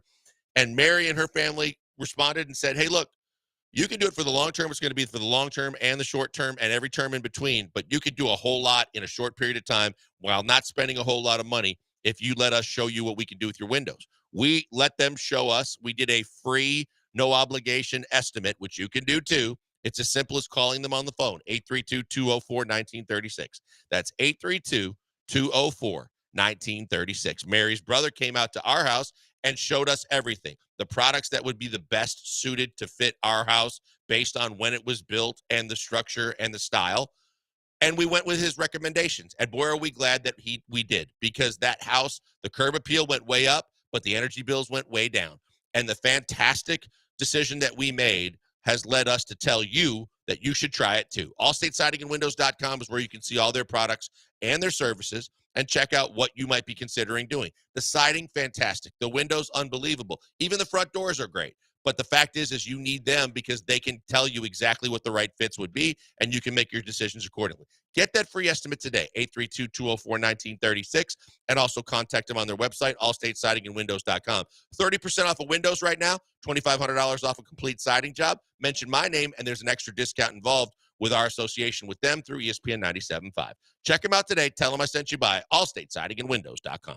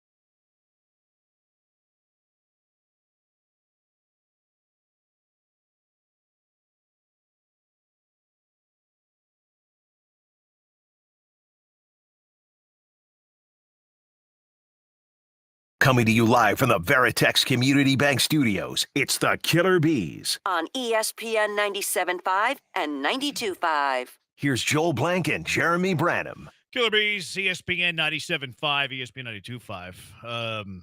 The Hive feels some kind of way about the Giannis thing. And it's kind of, I mean, it's divided. Not everybody wants Giannis. I would put it, what do you think, 65-35, 60-40, 70-30? I think pro Giannis for sure. I think it's 65. That's about right. 35. That's about pro where I have it. Giannis. Yep. I'd give up half the Rockets to get the Greek freak. He's guaranteed 30 a night. Do I want Giannis? Of course. Do I want to blow up one of the most promising young cores in the NBA to get him? Heck no. This is our first playoffs with this group. Chill in all capital letters. Here's the thing to me too, as we were talking about this, you also have to look at the landscape of the West, and you know who you're up against. The same way when we do this in football, and we look at the fact you start with the Chiefs because they have Patrick Mahomes. Well, you start with the Oklahoma City Thunder, who have the same, if not a better, young core and nucleus, and they also have SGA. So you understand that the recipe, you have to go through them, and you have to be at least as good as them to be better than them to have a chance to win a championship. You also have Anthony Edwards in the West, and you have young talent kind of spread out. Luka's still with the Lakers, but they're obviously a notch below. But in weighing all of that, the Rockets need a go-to guy. And I think that this phase was done way faster and executed way better than I could have thought in terms of the turnaround. But to get to that next level, to compete as one of, not just a 2 seed that everybody wants to play, but to compete as a 2 seed with a legit chance to win a championship, you are missing one, if not 2 guys. And that's something you have to address sooner rather than later. Otherwise, you're just going to be bridesmaids at best, playing behind teams that have better talent. Pete, who was awarded the tongue the other day, he called in. I think it might have been Friday. He might have been gone. The Rockets need to wait until they find out their draft position. If they have any possible shot at Cooper Flagg, teams will be begging for a trade and probably not ask for a huge haul in return. They have no choice but to wait for the draft lottery. The draft lottery happens during the NBA playoffs. Coming up in the next week or so. It's May 12th. There you go. May 12th. Like, it happens during the playoffs. You can't make a trade until after the playoffs, until the league year opens. So there's no worry about that. They can't trade this year's pick, Phoenix's pick, that is currently the 9th best odds in the NBA lottery, because it happens during the season. So don't worry about that. It's not a fear at all. You see if you agree with me or not, but I would say that this is one of those drafts where we talk about, like, where the different, it's not phases, what am I looking for? The different tiers, right? This draft, there's one tier with one guy on it, and then everybody below it. There's more than one. Yeah, there's more than 2 one tiers. Yeah. But I would say that there is one. There's Cooper Flagg that's head and shoulders above everybody completely. And then you've got some of the young guys, especially some of the young talent that has like 7 foot, that has all the intangibles, the 7 foot talls with the wingspans and the athleticism, or the point guards. And I really like Dylan Harper. Now, he's nowhere near Flagg. I agree with you 100%. Right. But if I had the second pick in this draft, I'm taking Dylan. See, I think there's Cooper Flagg tier, huge drop off. I think there's a Dylan Harper tier, a huge drop off, and then I think it's everybody else. You don't think anybody's on that tier with Harper? I really don't. No, I think Dylan Harper, I'm not going to say he's as unanimous a number 2 pick as Cooper Flagg is a 1, because that would be stupid. But I believe Dylan Harper will easily be the number 2 pick in this draft. Easily. I could see it. The other kid, I think, needs work. He's kind of fallen off a bit. Ace Bailey, you're thinking of? Yeah, Ace Bailey. Isn't it amazing they had both of those guys that did make the tournament? I watched them play. Wisconsin beat them at Rutgers. I saw them in the Vegas in that Players Era tournament. And I just was like, how in the world did the Badgers beat this team with those 2 guys? Now, they had nobody around them, though. They really didn't have anybody around them. But it's crazy that you have 2 potentially top 3 picks. You don't make the tournament. You look at Kevin Durant at Texas. You look at guys with other teams.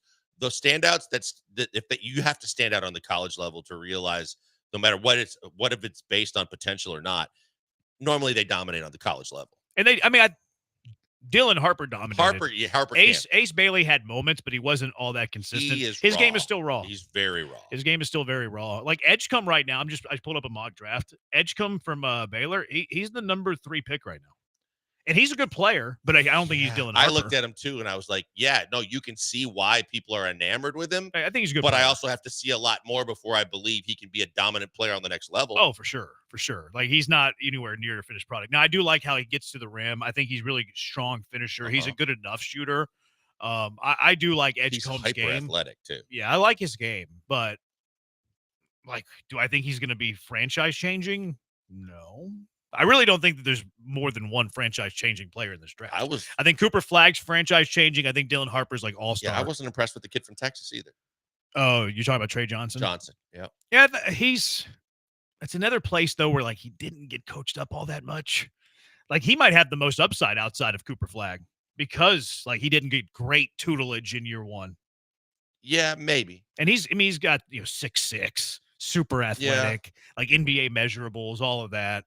It'd be interesting to see where the Rockets land. I don't think the Rockets are going to be desperate to hang on to this draft pick, though, unless they get I agree super with that. lucky. Yeah, Unless they get it's Cooper super Flag, I lucky. think they're looking to move it and use that as like trade bait to get other teams enticed to do something else. I might extend that out to number 2, but that might be my man crush for Dylan Harper talking. So, maybe that's biased of me. 713-780-ESPN. 100 Jalen Greens couldn't defeat Casper the Friendly Ghost. Start Cam Whitmore now. Dang, that's mean. If we do trade, get KD. He's cheaper and can shoot. Phoenix needs to make a deal. The entire league knows that they have zero leverage. I do think that that's far more realistic than Giannis, is the Kevin Durant avenue. And I agree with the texture that it would be obviously far cheaper. That's the biggest thing, right? You don't have to give them a haul. They're trying to like soft reset while they keep Booker and try to figure out how to get out of Beal. And so they'd be looking for it to add some youth and some chances and opportunities for the future, but they're not going to look to rob you blind. Yeah. Texture, wow, Blanker's giving Rafael Stone big props today. You've given him props on how this team has been built. I absolutely have. Yeah, you've given him props. No doubt. We need the Greek Freaks, something serious right now. I want to see Rockets billboards again. They have billboards. They have Rockets billboards. They're all over the place. Maybe even banners. We have liftoff for the playoffs are all over the city with maybe even banners.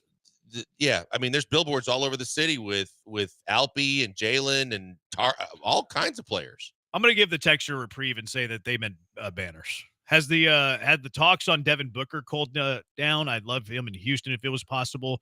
He said he wants to stay in Phoenix. He said it, and the owner backed it up and said, we want him to be a lifetime Sun. I think he's the one guy that they're not trying to move. And they've both said, like, we're going to build around him and all that stuff. With Giannis, it's a complete rebuild. This team isn't built for him. It'd be a lateral move with no assets. See, I see where that text is coming from, because I don't think that Giannis is a great fit for the rest of the roster. But to your point, perhaps you do go with the revamp or the rehaul of what the roster looks like. Mm-hmm. Yeah, and I think that it has the potential, and I think you're going to have guys that want to play here. You're going to have guys that come here on veteran minimum deals to try and win a championship with this team, and you still have some pieces that you could move should you want to try and go a different direction to get shooters. I still prefer to stand pat and add some vets. It took Tatum and Brown a while to figure it out and finally won a championship. And it does take lumps. Like, you look at these NBA champions, they usually have lumps along the way. Tatum showed me more in a short period of time than Jalen has shown me, because he started to get it. The light went on almost immediately. You could see that this was a kid that was special. Brown was a guy that maybe you had a little bit more concern for. Like, a lot of people didn't even know who he was when he was drafted out of Cal, but then they were like, did they reach for him? But then it took him a little longer, but then when the light went on for him, you were like, oh God, these two guys together are going to be tough. Yeah. 713-780-ESPN. Give me Booker, an elite guard. We already have a man who has the nickname Mini Giannis already. See, this is my thing. Like, this isn't NBA 2K. Like, you can't just say, I want this player. Right. The team might not be motivated to trade the player, and the player might not be motivated to leave that team. So you can't just be like, here are all the players in the NBA. This is who I'm going to target. There's going to be a small number of players that are available, and an even smaller number of those available players that you think would significantly help your team. I think there's only 2 players right now that are realistic options that would fit that criteria. And I think that it's Giannis, and I think it's Kevin Durant. I think that's it. Because I don't think DeJounte Morant's in that pool. Because I don't think he wants to be traded. They want to trade him. He doesn't want to. They want to move on from him. You think so? I do. I think they've had enough. Well, then he would be in that pool too. Then. I think the 2 late additions to Giannis and KD are Trae Young and John Morant. I've heard from a lot of sources that I know that around the league that have said that Atlanta is basically at a crossroads, saying he hasn't been bad, but we just don't know how much further we can go with him. And maybe it's for both parties' best interest. It's best to find a fresh start. Where are you at with him? I'm not interested. Okay. I don't, like you said, I don't think he's on the same level. He's a high volume scorer, but he's a high volume shooter, and he's small and he doesn't defend. Yeah. Let them grow. They have some areas to improve. It's nothing they can't fix in the offseason. I don't know. If it's mentality, I think it's hard to fix. Somebody wants Trae Young, Jalen, Cam, Reed, and draft picks for Trae Young from Baldy. That feels like a lot. That's a lot for Trae Young. Yeah, I don't think you'd have to give up that much for him. And I think that's way too much. Yeah, it feels like a lot. Why not upgrade the point guard position, and get rid of Fred? Need to match up better with SGA. Again, like, what are the possibilities and the reality of that? Jalen doesn't have the it factor. Jabari definitely doesn't. Şengün does, but Dude only applies it sometimes. Trade for the Greek Freak. We still got Cam, Amin, etc. Branham, do you still believe the Rockets in 7? Of course I believe Rockets in 7. When am I to waffle? I don't waffle. I have take clock, Brian likes to say. I never waffle. That it factor thing I wouldn't bet any because money I don't on it, think though. Alpy has convinced me he's got the it factor yet.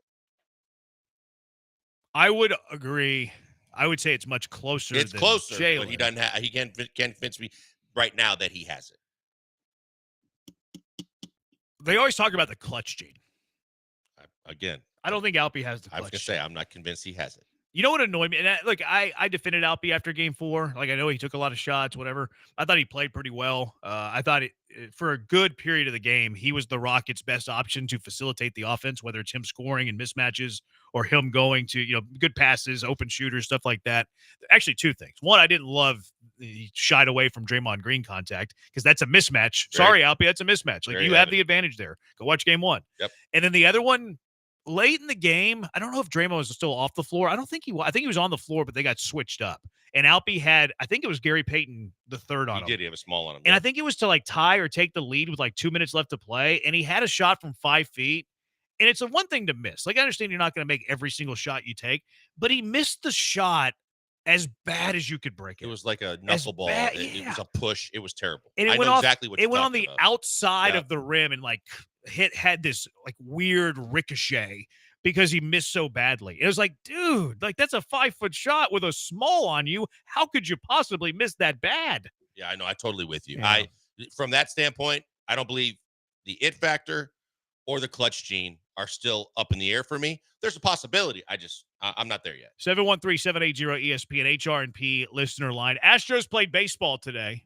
Astros did not do good at baseball today. We'll talk about today's game. We'll talk about yesterday's game as well. 713-780-3776. Killer Bees, ESPN 97.5 and ESPN 92.5. First, though, HRP, Human Resources and Payroll. They're fantastic.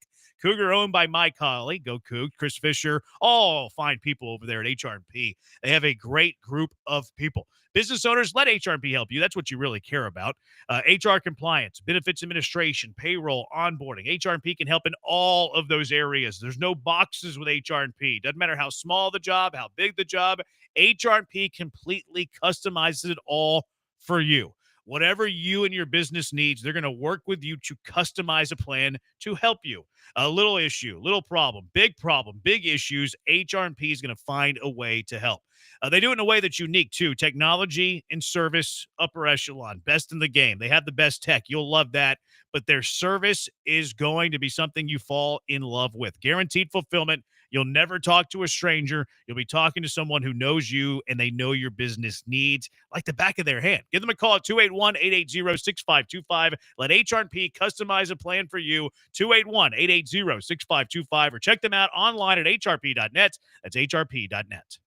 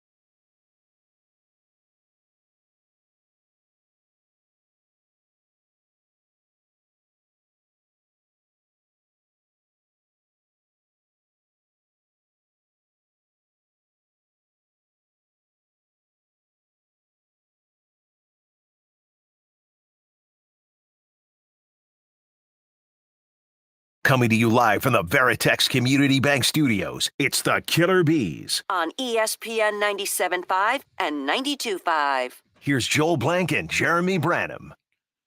713-780-ESPN. We're going to talk Astros, but the people don't want lettuce. People don't want it. People want the Rockets. We'll get to the Astros later. 713-780-ESPN. Call Branham Ego because he waffles. Come on, man. I'd rather have Trae Young than Ja Morant. Would you rather have Trae or Ja? Ja. See, I think I'm on the opposite end of that. Ja can defend. I think Ja is mostly immaturity, but Ja's overall skill set, he can make the three ball. Not as good as Trae. No, but Trae doesn't defend. Yeah, he doesn't defend. And he doesn't defend. You're right. Yeah, I just think that there's more upside potential with a Ja Morant than you're getting everything you're going to get out of Trae Young. To me, it's my bias was shooting for this team. Like, I think this team needs the shooting more. But you're right. The defending would be an issue, especially for Ime. No one thought Luka would move either. Not even 2K would allow that. Fair point. Touche.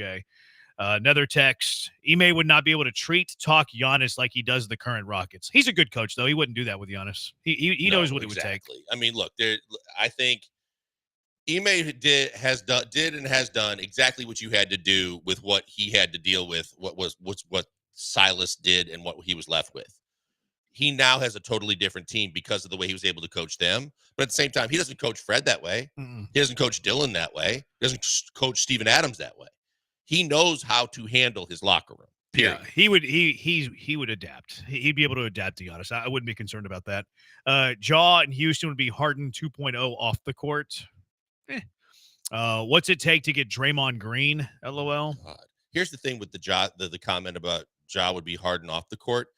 Maybe it would help that the Rockets franchise has already dealt with Harden off the court to have a better way of handling Ja off the court. It would definitely be a talking point, though. Like, if you're trading for Ja, that's a big boy conversation that's being had. No, but what I'm saying is, though, that I think that having gone through everything with Harden, this might be a more seasoned organization to take him on than someone that has no idea just what they might be dealing with. But who's really still around? I mean, I know that Rafael Stone had some crossover there because he traded Harden, but I mean, it's an entirely new front office and There's coaching still staff. plenty from I won't name names. There are 3 or 4 guys that basically part of their responsibilities were dealing with just that. Was it one of the big security guards on the bench? No. That guy's massive. No, I don't know any of those guys. That guy's huge. He is. They got one really big guy and they got one more slender guy. I know that. He used to be at U of H a lot.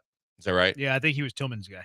Okay. Yeah. And then my boy Tony, who used to be the equipment manager, now is director of basketball. He's been through everything. He's been there for 20 some odd years with the Rockets. They know how to handle a whole lot of situations, and I know that they're really well versed in it. Let's go out to the HRP listener line, 713-780-3776. Mike, you're in the Hive. What's up? Hey, guys. Just want to talk some Rockets. Yeah, I agree with the it factor thing with on the team. It's really hard to tell right now, especially because the guys are so young. You really don't know, because even some of the greatest players, their first playoffs weren't as good as what they turned out to be. But, 2 things I would say I've liked so far is Şengün's defense. Most of the concerns for him, even when he first came here, was could he survive in a playoff series? And I think the Warriors is probably the best test for that. And he's been really, really good on defense. I know his offense hasn't been as efficient as we like, but I think his defense has been real impressive.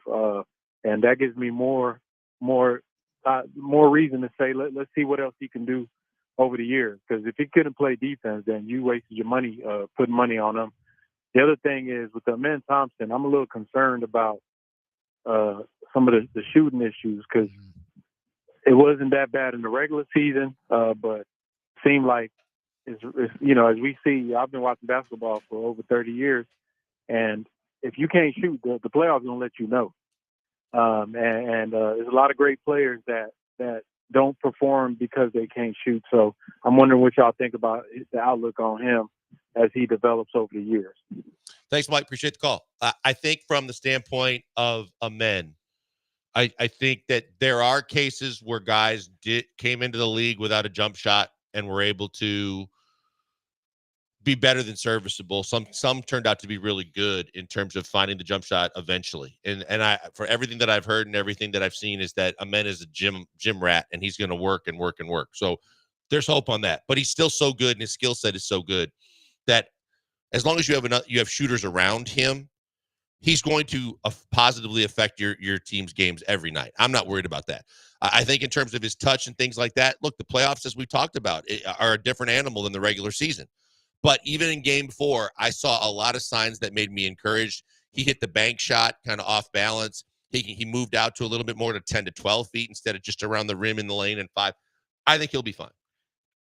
I don't think he's going to be a great shooter. No. But I think he'll be effective. What he has to do is what you mentioned. Like, he has to get that running head start because they're sagging off of him and beat guys to the basket, which is what, I mean, Russ did that for a long time. See, that's the thing. I don't like the comparisons with Giannis as much as I think I see a lot of Russ, the way Russ had to play the game, because Russ is not a great shooter. I mean, how does Giannis score?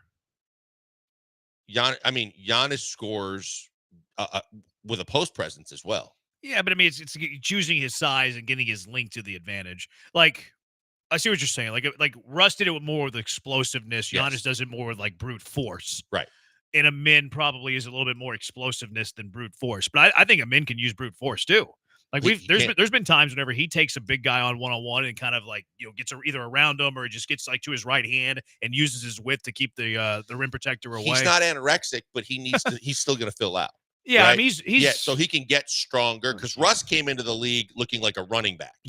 So he was that rare combination of just having the athletic, strong, a physical presence, but being so hyper athletic, both with his jumping and his speed, that he could do everything you're talking about. Amen is capable of doing those, and I think he's going to continue to fill out and get stronger as he continues to develop parts of his game. I don't think shooting's ever going to be a strong suit. No, it never will be. Now, if he can shoot to like 30%, like corner threes, that'll be helpful. But if they're going to sag off of him, he needs to get the running head start to blow by. Like, I don't like the passiveness. And, I mean, you don't want Amin Thompson trying to score 25 times a game. But if they're going to sag off of you that much, either you have to develop at least a respectable three-point shot, or you have to use that space to your advantage in attack. You can't just sit there and let the defender be 10 feet off of you and you're just getting the ball and passing it. You got to be aggressive. I think that's why Russ is the better comparison, too, because Giannis, he knows he's not supposed to shoot him. He might shoot one or two here or there, but he's toned it way back. Yeah. Russ had to be able to make the corner three and the wide open three, but also pick the spots. To what you're saying is sometimes this is the shot they want me to take, but they're giving me 8 to 10 feet of space, where if he's really good on the bank shots and the closer to the mid-range, to where that's a better chance of going in. Texter says Amin equals Rondo. I disagree. No. Rondo didn't have the explosiveness or that the Amin physical or the size. Yeah, the physical presence. Like, Amin can literally play the 4. Rondo wasn't playing the 4. Right, especially in today's NBA. Yeah, I think Rondo is a way better, truer point guard, too. Like, Rondo is a true point guard, get his teammates involved, like with somebody you trust with the basketball, good handle, good dribble. You want to talk about, like, hyper-intelligent. Yeah. We talk about Fred as, like, a coach on the floor. Rondo's basketball IQ is off the charts. For sure. And not to say that Amin's is not. No, but just saying But Rondo is a way truer point guard than I think Amin is. I'm not sure Amin's a point guard. I think he's... The more you and I've talked about it, I know you were... I was more optimistic that he could be. Yeah, I said before the year he's more of a power forward than a point. Yeah, and I thought that he could still develop into a point, but I'm kind of starting to wane off of that. I don't think he's ever going to be a good enough ball handler to play the 1. He can do it in spells, I think. And he can do it in transition. He can run the break. He can orchestrate the break. But being pressured in the backcourt and being a true point that way, ball handling wise, I don't think he's ever going to be able to do that. I think he can have it like at his like position, like backup positions. Like, he's capable of doing it in a pinch. He's capable of doing it a few possessions a game. I don't think he's going to be 40-minute starting point guard ever. I know it's a stretch, but would Walter Clayton Jr. fit in here? You mentioned shooting, and he definitely does that. Way too soon, Texter.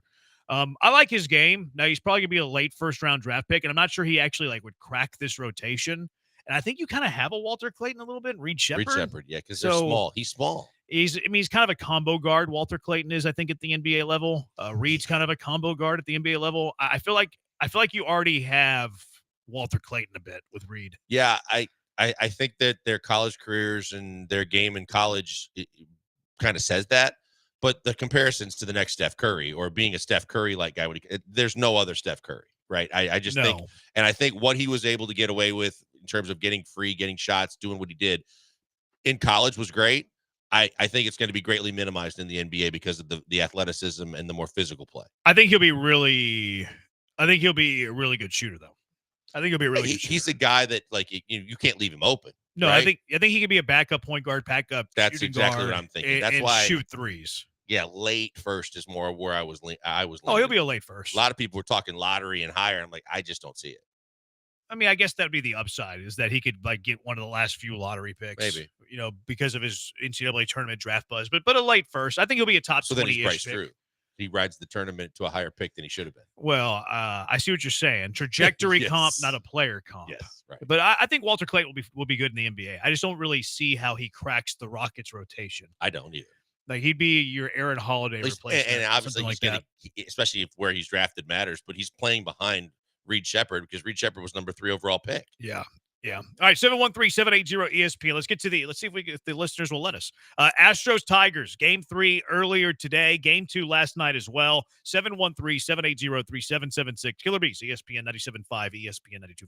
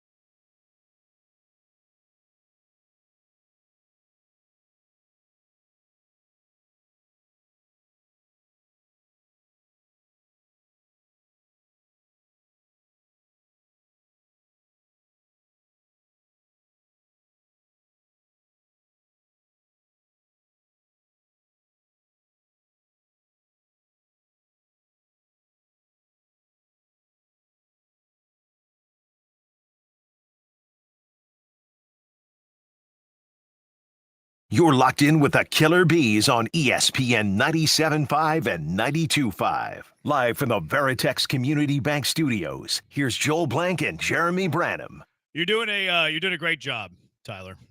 Fantastic work. Slow on Twitch, though. He says that the intern producer looks like B-Mag, but 25 years younger. Is that a fair comparison? Does Tyler look like B-Mag, 25 years younger? Nothing to look forward to. I think it might be more than that, actually. Okay, you do have the gray hair. You have the extra, I've got couple extra To be pounds. fair, though, I've had gray hair since I was like 19. It's so funny. You had gray hair since 19. It went down. I was drinking water. There used to be back whenever I started my broadcasting career, I was a freshman in college, and we were covering spring baseball. Who went to the state championships. Pretty good team. They had an outfielder drafted by the Cardinals. They had a big running back who played baseball who was really good, but they had a pitcher by the name of Sam Dimmel who was bald in high school. Not like he didn't have like what Will Smith's wife had, or like Villanova. Yeah, no, he wasn't anything like that. He lost because you could still see like the horseshoe. Yeah, he just. Well, he was, Jeremy, he no was matter bald how much as you a lose senior in hair high in school. other places, you never lose the hair on the side from the back of your head. But that was Turn the your case. forehead into an 8-head. That's right. You just call Doc Linville. That wouldn't be the case. 975hair.com. That wouldn't be the case for Will Smith's wife, though, right? Like she. No, would have that's a a condition. disease. That's yeah. a condition. Was it echo? I can't remember. Alopecia. Alopecia. I remember what it sounded like, but not the whole thing. Yeah, but this is Sam Dimmel was bald as a senior in high school. Good pitcher. Good pitcher. No.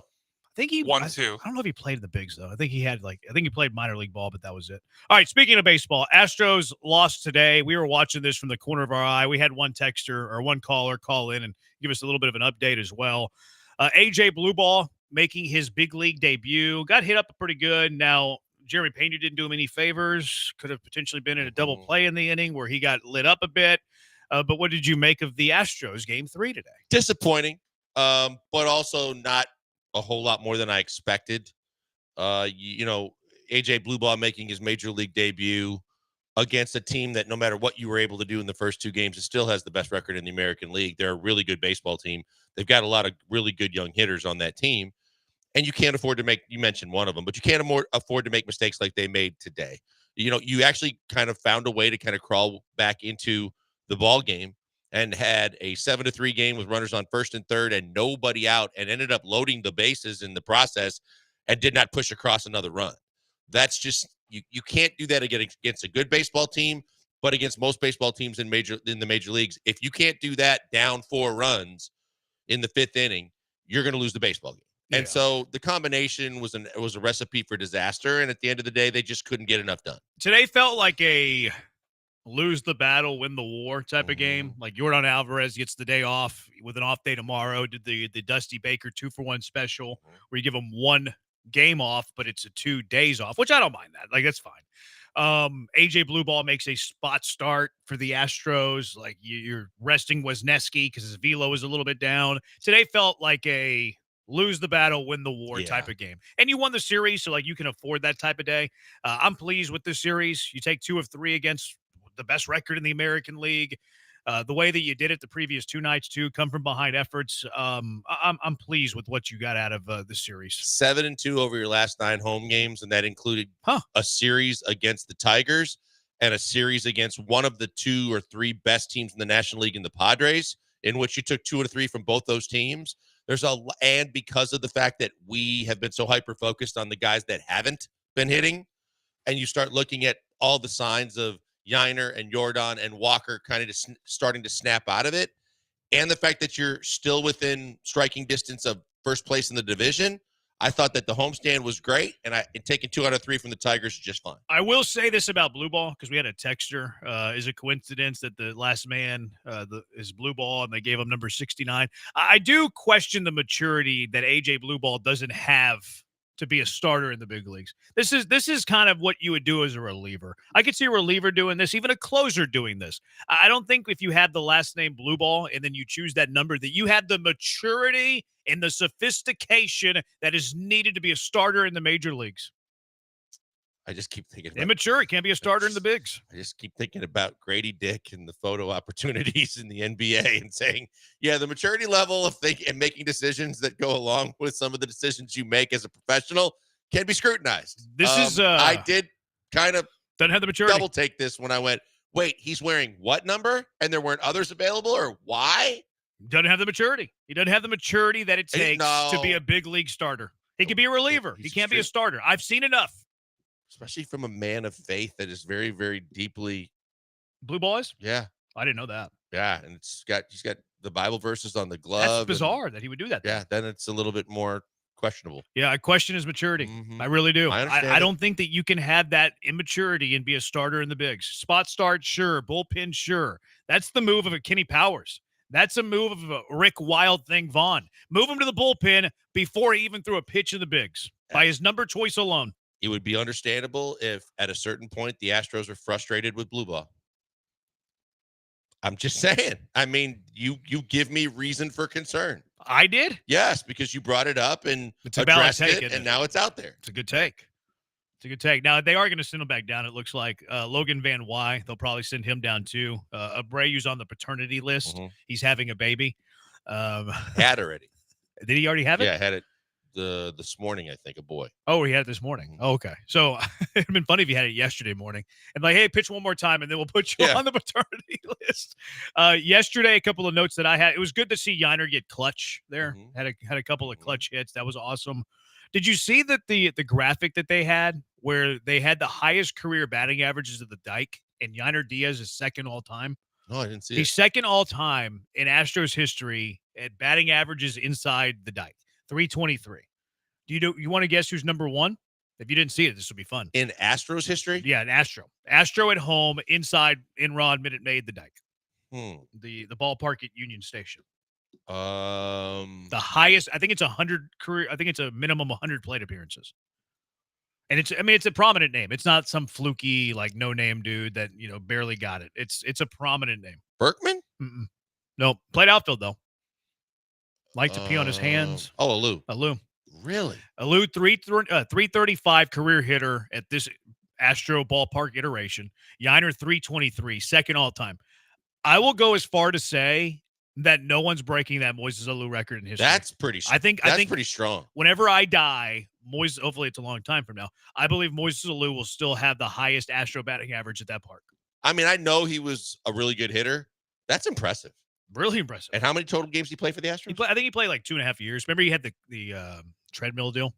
I loved Alou when he was here. He was so good. He was good. Those lineups were good. Yeah, just don't shake hands with him. I mean, he'd wash his hands after at bats and stuff. Really? He played. I had a buddy one night that tried to he was investigate that at Papacito's. He was here 4 years. He was here 4 years, but missed one because of the whole treadmill thing. So they got him in 98, did not play in 99, 2000, and 2001. Okay. So he didn't play all of his career, his Astros career at Minute Maid then. Because didn't they move into Minute Maid in 2000? Yeah, I believe that opening game was in 2000. Yeah, I think it was 2000. If it wasn't 2000, it was 2001. I'm pretty sure it was 2000 though. He hit 355 in 2000. He hit 331 in 2001. For the season, dude was a he hit stud. 355. Yeah. Wow. That year, I didn't realize it was that good. He finished 20th in MVP voting. That's criminal. That year, Moises Alou. Now he missed some games because he was coming back from injury, but he played 126 games. He hit 355 with 30 home runs and 114 RBIs in 126 games. Wow. He was a stud. That record's never being broken. I will bet anybody that. It was 2000, right? March 30th, 2000 was the day it opened. Yeah. Yeah, that's never being broken. That's impressive, man. Really impressive. It's kind of crazy that Yiner's second. I mean, Yiner's pretty good number 2, 323. But I wouldn't have guessed that. You lose luster in it because of how slow the start has been this year. For sure. Yeah. For sure. That's why I would never have put him in that category. I would have, if you would have asked me before I saw that graphic, what is Yiner Diaz's career home batting average? I would have been like, I don't know. 260? No, it'd be higher than that because he had 300 last year. I would have been like, I don't know, 305. I would think Altuve and Berkman were in that mix. Berkman was obviously very good. He had some years of high average, but he was more of an on-base guy. Like he had quite a few years where he was under 300. I thought Altuve would be higher too. I don't know his career batting average, but I mean Altuve last 10 years or so has kind of transformed who he is offensively. Like he sacrificed average for home runs For sure. So that probably comes into play there. And then last note I have, did you know yesterday was Julia Morales Day? That was so weird. How did you celebrate Julia Morales Day? By asking how the hell is it Julia Morales? Oh, but have some respect for Julia. She does a great I do. job. She's not retired yet. I think she's. I thought you were going to say something else. She's what, 13 years doing this? Has it been that long? She's great. I mean, she's think been so. here the golden again, era. not taking away from how good It sounds she like is. you are a little bit. No, I'm not. But I don't give someone their honorary a day in Houston unless they're in retirement phase and your career is behind you and you're celebrating all of the accomplishments and the longevity. I just wouldn't put her in that category. Yeah, she deserves a day. Here comes Brian. Headsets are coming on. Pushing Tyler out of the way, anchoring down. I was just going to say, I think we found something else to add to Joel's list. Julia Morales. Doesn't deserve it. Julia Morales and people getting days of recognition. Before it's time. I want to see a list of this. Like, what would compare to Julia Morales Day? Evidently, the Mayor Whitmire is more focused on celebrating Houstonians on a more consistent basis. Because I think that there were 3 people honored yesterday. She was one of them. 3? I think there was 3 yesterday. Is it no longer your day if I you think got they all 3 got, other yeah, people? I think it was. It's not our day. I think it was their day. I think. Because I believe when it's got pronouns? I saw some of the people announcing or making this announcement or recognizing this on Twitter and on social media, they said that the mayor's office had said that along with Mayor Whitmire's focus on honoring more people, that it would be Julia and 1 or 2 others. It's going to become like Yankees retiring numbers are going to run out. Maybe so. If you got more than 365, you've done it wrong. Well, I mean, if they're just if they're doubling, tripling, I know, I quadrupling don't up like on that, days, though. though, they're never going to run I out know, of but numbers. I We don't know like that that. on any given day, it's National Spaghetti Day and Love Your Boss Day and Walk Your Dog Day. There's multiple days within the day, if you know what I'm saying. Don't like it. Well, I'm just saying, when Don't you like look at it. these calendars that they make, it's not just this day is solely just this. It's not just Taco It can't Tuesday. be my day if it's also 5 other You're people's right. day. Well, I mean, you're sharing it. Yeah, I know. So it's not your day anymore. You're At a going to certain have point, you're going to have to be calling May Day. 500. Come on, 100 days or 100 years from now. Fast forward 100 years, we're going to have like 10 people on every single day in the city of Houston. Don't like it. Julia Morales Day. I mean, I think she deserves it. Y'all clearly don't. I think No, I'm fine with the her only- having a day. I don't want her to share it, is what I'm saying. I'm the only She shouldn't have gentleman. to share it. I'm the only gentleman on the you show. are. Okay. I am. I'm a gentleman Okay. and a scholar. Yeah. Well, the Rockets Scholar. avoid. I don't know. What, to U of H? I mean, you I were went a to the math Ivy major. League school You in the were- third ward. That's Rice. Not in the third Well, ward. not my the guy. third ward. Yeah, No. I started to say that's Rice before you said third ward. I mean, I think you were a scholar for that one semester. You're a math major, but then that. What are you saying? Journalism that ended. degrees are worthless? Communication degrees? I did Well, have a. okay, so you got I did have a minor in global Okay, business. so you got a journalism degree, and you claim you're not a journalist. So I would say yes to your question. If you're not willing to claim the profession that it implies, You want Tyler to come back on now? I'm saying a radio talk show host is not a journalist. Is not a journalist. I know I am in agreement though, but to get a journalism No degree, chance. There and might then be not use journalists it- who also double as radio talk show hosts. But if you do if your only job is a radio talk show host, you're not a journalist. You still are reporting on what happened on. You're not report. When was the last time you reported on anything? No, you're just giving an opinion. Right, but we report on who won the game. We just did. We reported on don't who won the report it. game. We just told everybody who we just You told think everybody. we're breaking news to these people who won the Astros Some game people today? that have been working all day and maybe some people that Come bought into the on. bit. We just told them who won the game and why. That I don't think that qualifies as a journalist. Qualifies Yeah, as a to journalist. me, you'd have to break Like, news. you gotta be writing stories. You gotta be a reporter. You gotta be breaking We're the telling the stories. news. I mean, we're sharing opinion. We're in the opinion We're business. doing We're not both. in the journalist business. I think we're both. I think we are journalists and media members, and I do think that. But you're the one answer you gave to you being a journalist is that you told people that the Astros lost today. And why? And gave you storylines. That's opinion. Those are storylines. I would argue that a journalist doesn't give opinion or storyline. Now they kind of Oh my that God, has been especially in blurred. this That has town, been yeah. blurred. That has been blurred. But a traditional journalist is supposed to not give opinion. Now that has been blurred a lot in the 20th. Yeah, No question about columnist that. now Those is, days yeah. But no, I don't think I wouldn't qualify myself as a journalist at all. I do zero that has anything to do with journalism. Okay. Nothing I do has any journalism. I would disagree that I think that What do I do that has any journalism integrity or qualifies as journalism, whatever? You give a lot of pertinent information and stories that are pertinent to go with the information. I don't think I do. I think even from a U of H perspective, I think that's a little different because I do wear two hats. Like that's my outing. But I'm though. saying talking when about you're my talking innie. about U of H, you give not just again storylines or what Isn't happened. Wouldn't that and be why. more of an like an analyst? I think it's today. You touched on it in today's day and age of journalism. I think journalism has spun more to that side. For sure. I would say that we've gotten away from journalism more than I would say that it is morphed into this. I think true journalism's almost dead. I think there's some of it. Speaking of journalism, 3-1 favorite to win the Kentucky Derby. There's a horse named Journalism that is the betting favorite to win the Kentucky Derby. So if you don't think the journalism's dead, 3-1 to win the Derby this weekend.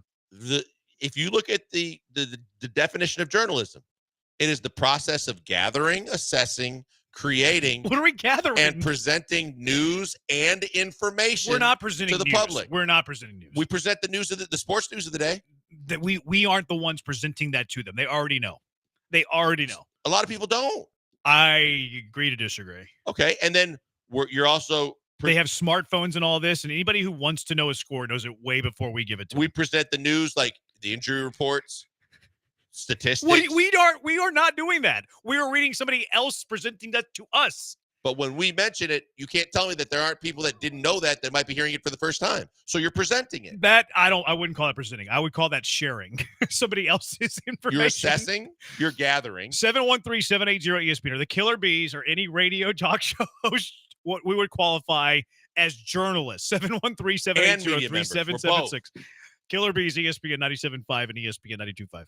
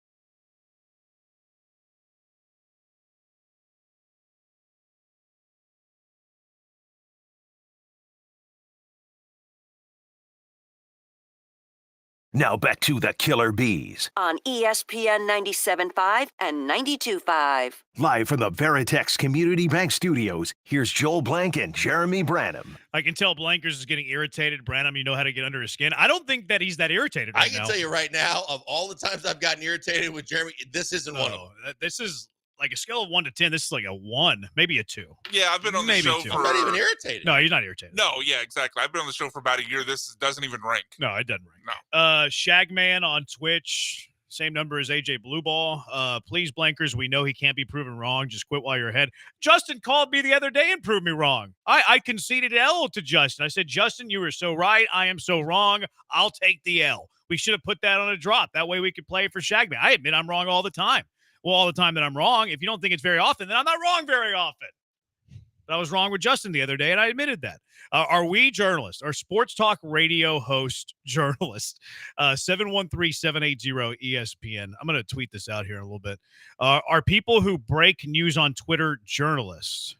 Well, some of them are. Some of them are. Well, like Mark Berman was a journalist. And he would break news on Twitter. He did a little bit pre-Twitter, but he would still have some Twitter news. But he was Adam Schefter's a journalist. Yeah. Oh, yeah. Yeah. Absolutely. So, yeah, I think people that break news on Twitter are journalists. Some of them, not all of them, some of them. Branham interviewed himself. Sounds like a journalist to me. That's a good point.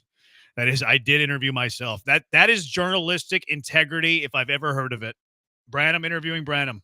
That's a sign of a true journalist. Is it? What? Yeah, you don't think so? No. What do you mean? It was a great interview. Great questions, great answers. Maybe the best questions, the best answers we've ever had on this show. Personal opinion is right there. What are awards that journalists win? The Walter Cronkite.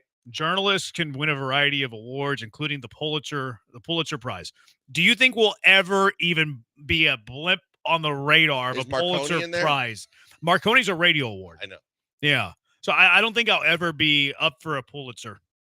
Isn't a Marconi for like one of the most pristine screw ups in history of No, life? I don't think that's a Marconi. No. I think so. I don't think so. I think Marconi's a radio award. Okay. Yeah. What do they I'm gonna give look that up, Marconi's too. for? Yeah, Marconi's a radio award. Yeah, it's a radio award. Oh, Brian, shut up and look it up. Marconi's are given for excellence and achievement in radio. So no, I don't think it's a screw up thing. Unless you're saying that they screwed up by getting into radio. What's the one where people actually screw up to the point of killing themselves?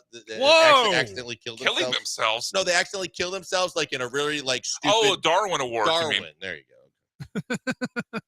Marconi wore a little tie though. I just pulled up a picture. He had a very little tie. This Marconi guy. You wouldn't say a play-by-play guy is a reporter? No, a play-by-play guy is not a reporter. Absolutely not. Now you could. I would both. No, it could be. Yes. Yes, because like Michael Kay or whatever, he can do the play-by-play. And What then is he can go Michael down Kay reporting on? He can go down to the locker room after the game, and then he can report whether he tweets. Does it he out do or- that? Huh? Michael Kay's not a reporter. I think he's a journalist. I think that's the debate right here. Now, the play-by-play guy, I would say, is a member of the media.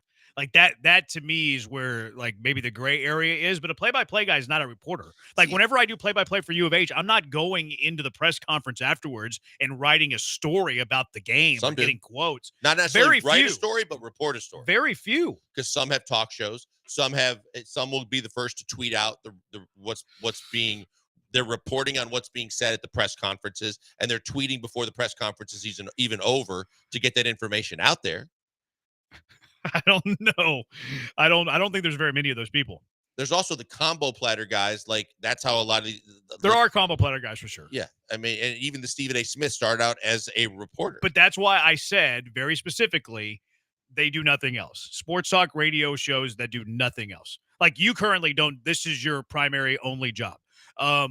You look like Paul, same thing. Dale, same thing. Granado, same thing. Now Lance is a little bit of a plays for both teams a little bit. Lance does. Lance likes to play for both teams. He'll do sports talk radio, but he's also very much a. You've got to send that to them. I don't know if I would call it a journalist though. Like I don't know if what he does. That's more of an analyst. Like that's more of an. Yeah, he's more of an analyst. Definitely media member for now that. he writes stories for it, but I don't even know if he writes stories. I mean, No, he doesn't really write stories. He writes write-ups. I meant analyst. But you called him an analyst. He plays for both. After you plays for both teams. Here we go. Day 2.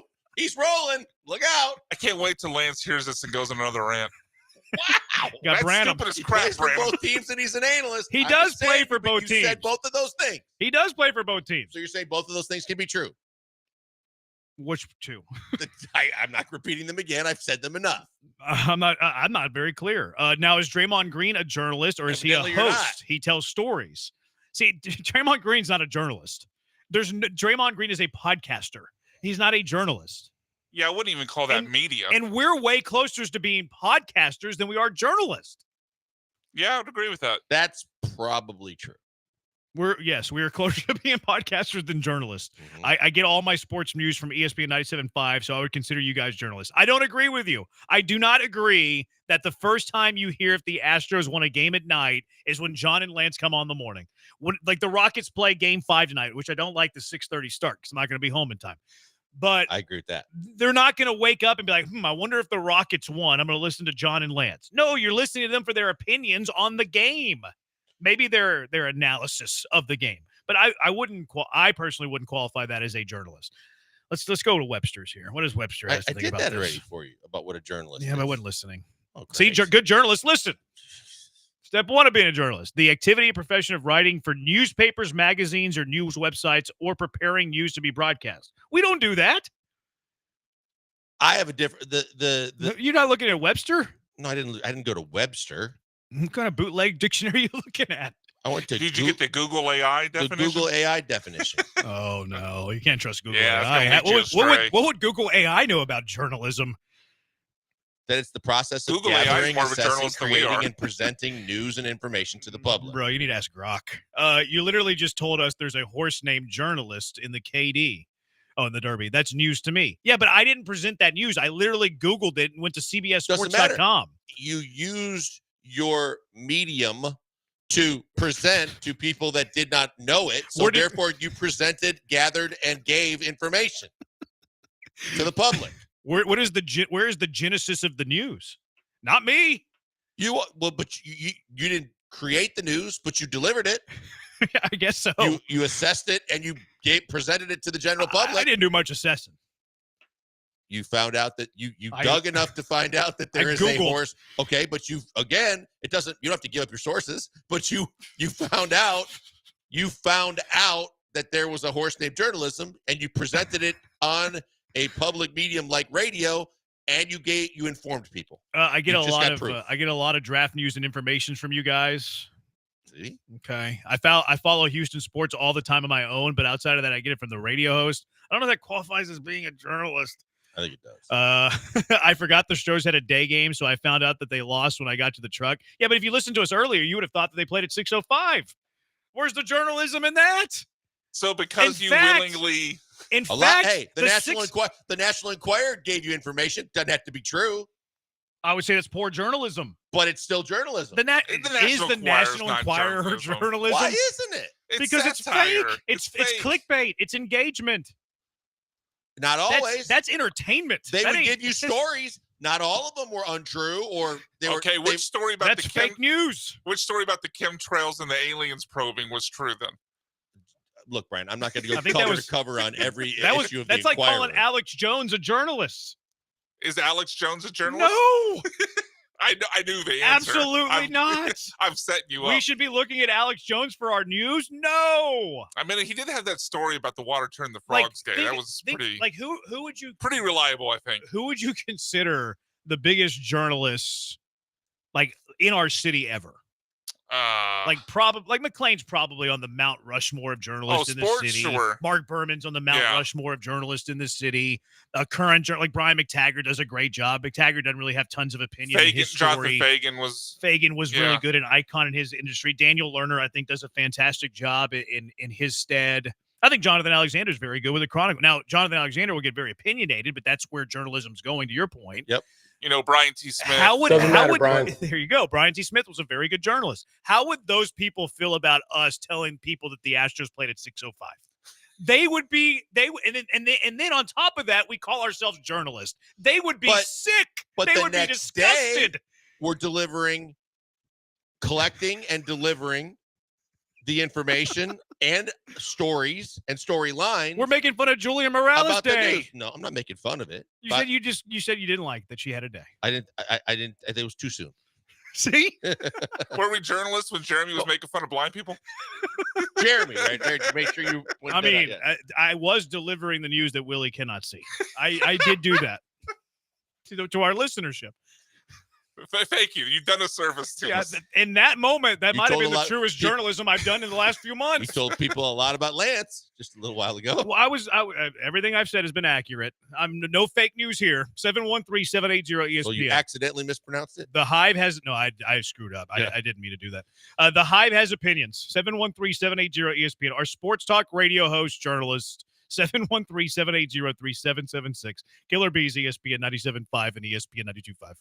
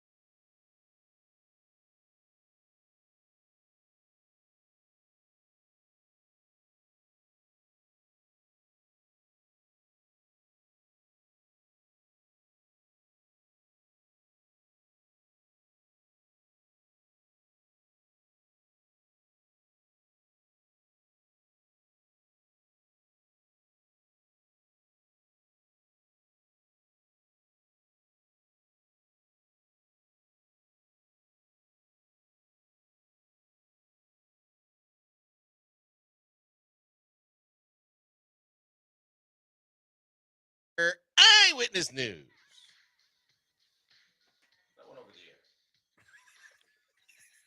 Coming to you live from the Veritex Community Bank Studios, it's the Killer Bees. On ESPN 97.5 and 92.5. Here's Joel Blank and Jeremy Branham. Texture said Marvin Zindler, journalist. And I think I did the impersonation that, thanks to our very fresh new producer, went over the air. His name's Tyler. Thanks. I know. About to say thanks, but no thanks, Tyler.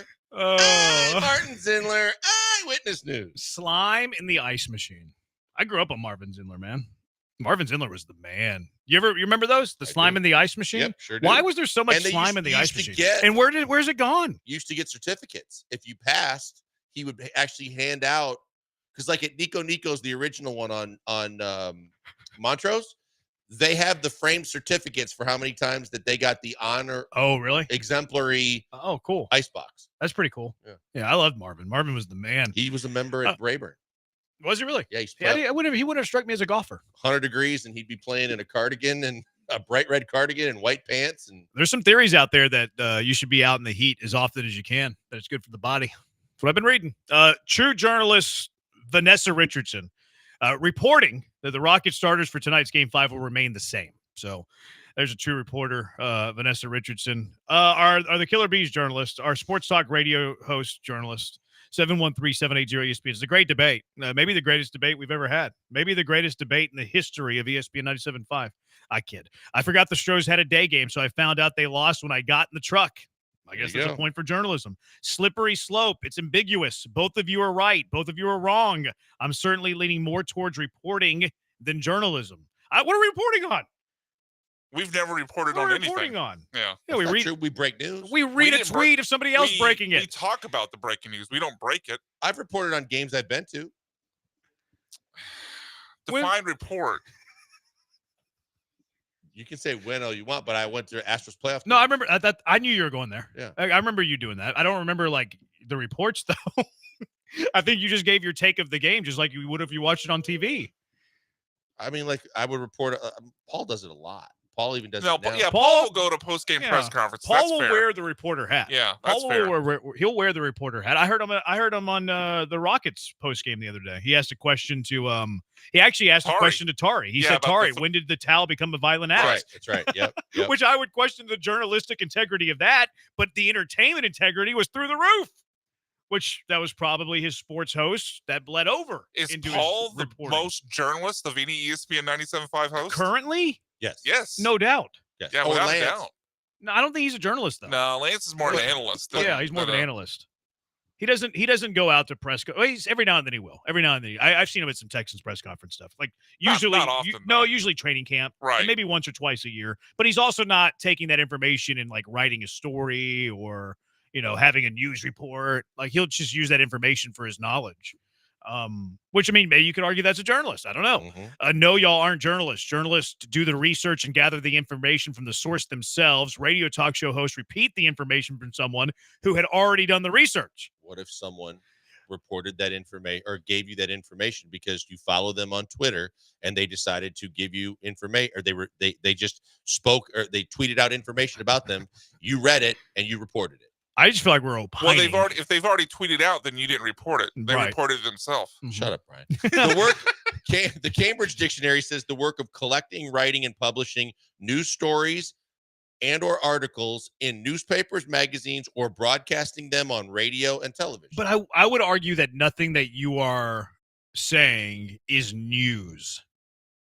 We spent a good amount of time on the news that Lance McCullers is pitching this weekend. Yeah, but we were not the originator of that. Not even close. But I think in today's day and age, you don't have to be the breaking news originator. You could multiple outlets report on this. Those are the journalists, not us. We're an outlet. We're We do it opining too. based off of it. We're okay. We agree to I think disagree. the age in which what we do died as journalists is when social media became a thing. Because now everyone can just get the information so much quicker than we could tell it to them. Probably. Like journalism, that's why a lot of people say journalism is dead. Because it's now been morphed into more opinion. It's been morphed into like columnist. It's been morphed into podcast. More people have access. More people can have that voice or whatever. And like we also see more fake reporting than we've ever seen in our lives. Ever in our lives. I believe y'all are journalists. Y'all provide insight from sources that no other outsider will know and provide educated feedback. Blankers, reading other written stories, reports, and watching games and then talking about it doesn't make you a journalist. A play-by-play guy on the radio is giving you the news of the game. He's giving you the actual play and what is happening up to the minute. If you're not reporting the game, like that's calling the game. I think they're different. I would say I wouldn't say it's reporting. I think it is. I mean, reporting is It hasn't happened yet. You're the one telling people that don't have a That's a TV in reach. front of them that you're telling them what's happening as it's happening. Yeah, but I'm not going to sit there and give you like, here's the injuries that, here's who's not playing or getting any insider information. And if you had insider information, you're not sharing it. Does. You're not sharing this. A lot You're of times telling you're not who's not sharing it. playing. A lot of times I know who's not playing, and I don't say a darn thing. But in your pregame show, you tell people who aren't playing. Usually it depends. It depends. But I'm not like I'm not an insider. I might be an insider, but I'm not acting as an insider. If you go to John and Lance for journalism, you need to get your head checked. It's a good point. But Granado will break some stories though. Like he'll have some sources. He'll have some scoops. A journalist get their facts from the source and then write a story from the information they gathered, and y'all don't. All you two dimwits do is get on the air and start talking. The only thing you're good at is giving us numbers and ERA and whatever the heck y'all do. Thanks for listening. All we do is give out ERAs. Google AI told you that work ethic was one word, while Webster said it was 2 words. It's a compound word. You can have more than one word in a compound word, and it would only be one letter on the acronym. Texture, this is awful radio. Bring back the Wheelhouse. Another texter. You guys are by far the most entertainment of the day on the station. So half a dozen, bring back the Wheelhouse. The other half a dozen, y'all are the most entertaining show on the radio. And Jake's not allowed to text more than once. I text y'all information all the time, so I must be a journalist. There you go. I think he's right. He texts us new information that we do not know. The baseball guy with the Athletic is a journalist, the one everyone hates. That's Chandler Rome. Rome is getting into the opinion business a little bit too. I typed in our sports radio hosts, journalists. It says sports writers are journalists. Writers. Writers, yeah, who cover the sport, the industry, focusing on specific sport or region, and their work can include covering games, traveling to games, networking with industry insiders, and conducting research. I'd love to hear Dan Rather's thoughts here. Dan Rathers would be rolling over in his grave at this conversation. He would laugh at the idea that sports radio host or journalist. My wife met him several times, has pictures with him. Really? Mm-hmm. They can be a great guy. He's a Texan, I think. Is he? Was. What do you mean he was? Dan Rather? I mean, if you die, you're still a Texan. Oh, okay. Okay. I'm just saying. I guess you're right. But like whenever I die, I'll still be a Texan, right? Like you were. You're not here anymore. Once a Cougar, always a Cougar. Bury me in the H, Joel. Once a Texan, always a Texan. No, I think I'll be a Texan whenever I die.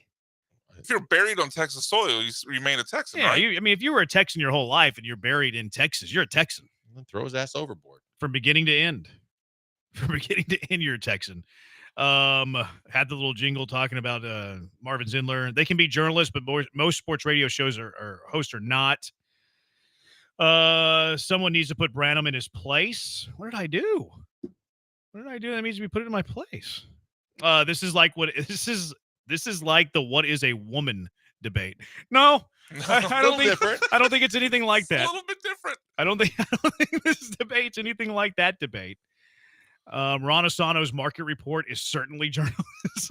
That's the most journalistic thing on the show. Y'all are BuzzFeed. Is that insulting? I don't know if that's insulting. I think it might be accurate. That is actually. insulting. I don't know. Why? I think it might be accurate. Because that's just like the slideshow clickbait. Like, what are 27 reasons you're like a Friends character? That's what that website's like. Lance reports on dry brisket. I didn't say it. Okay, enough of this nonsense. Let's move on already, clowns. This is getting the most engagement of the day. Y'all are entertainers. That's it. We're entertaining, baby. I bet Blankers believes Katy Perry's an astronaut. Also, dang. Oh, yeah. There you go. Oh man, let's see what else we got. Why did I get singled out in this? Start the Who segment, the Who Said It segment already. I like the Wheelhouse too. Bring back the Willies. No way. Puke emoji. When you're dead, you're nothing. I would disagree. As creator of Blankers Hates in the unofficial ESPN 97.5 power rankings, I deserve a raise. You're not getting anything. What's a raise from 0 too? All right, let's take out one more call and then we'll move on. 713-780-ESPN. Troy, you're in the Hive. What's up, Troy? Hey, what's going on, guys? Hey, correct me if I'm wrong, but back in the day, AJ and Fred wrote for some sportscast, or they wrote columns for something that you guys used to advertise. So does that consider them journalists? I'll hang up and listen. I wrote for them too. Did you? Sportsmap. Oh, Sportsmap. Yeah. I mean, that's kind of dabbling over into that side for sure. Yeah. Now that might put you in blogger territory, and I would argue blogger is not a journalist. Very well could. It was a sports website that was doing exactly what the newspaper does. Did you go to press conferences and get quotes? Uh-huh. You did. Uh-huh. Back then I did more.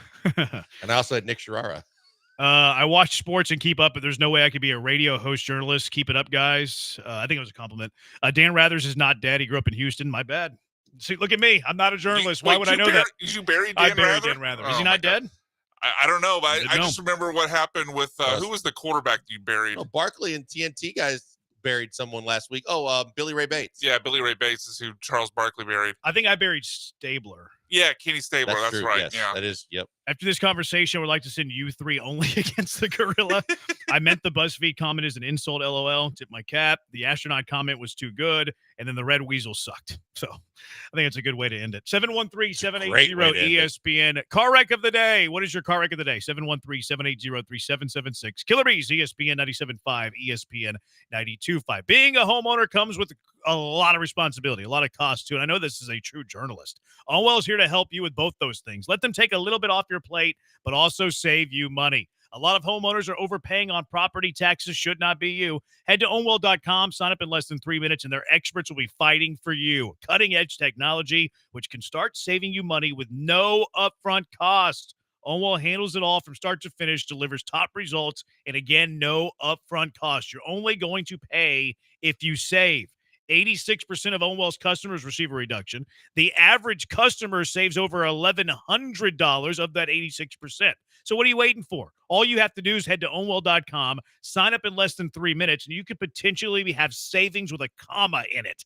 The deadline to protest May 15th. Do not run out of time. Save money on your property taxes with Ownwell. Sign up in less than 3 minutes. Start that protest today at ownwell.com, OWNWELL, ownwell.com.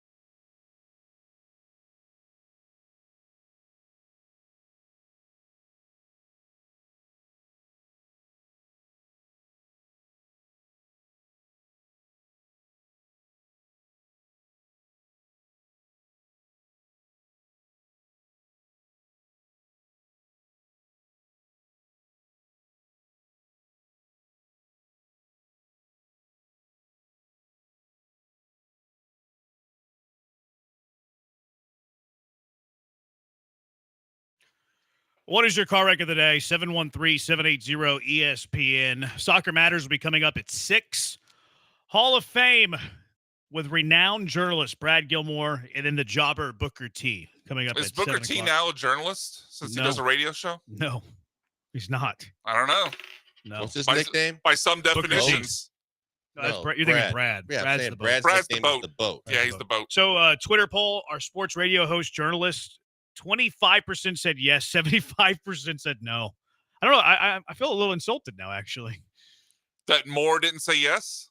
Yeah, I feel a little insulted. But you agree I'm with kidding. it. I'm not insulted. All right, car wrecks of the day. What you got? I got Tyrese Halliburton's dad. That was weird. That was really, really bad. And then you start seeing all the different angles and everything like that. I mean, I get it because John Morant's dad's kind of like that too.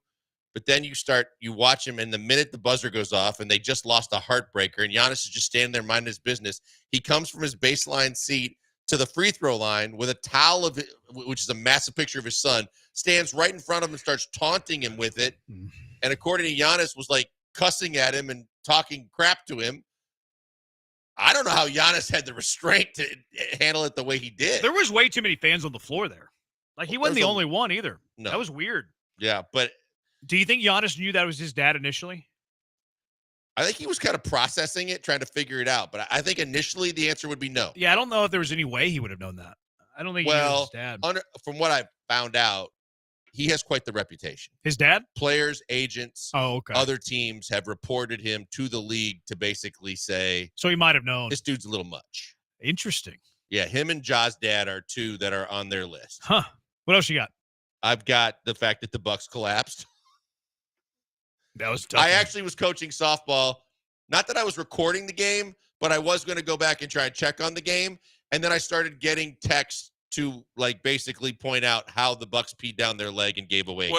Up 7 with 35 seconds Gary left? Trent Jr. went from being a hero for 3.5 quarters and more to being the reason why they're going home.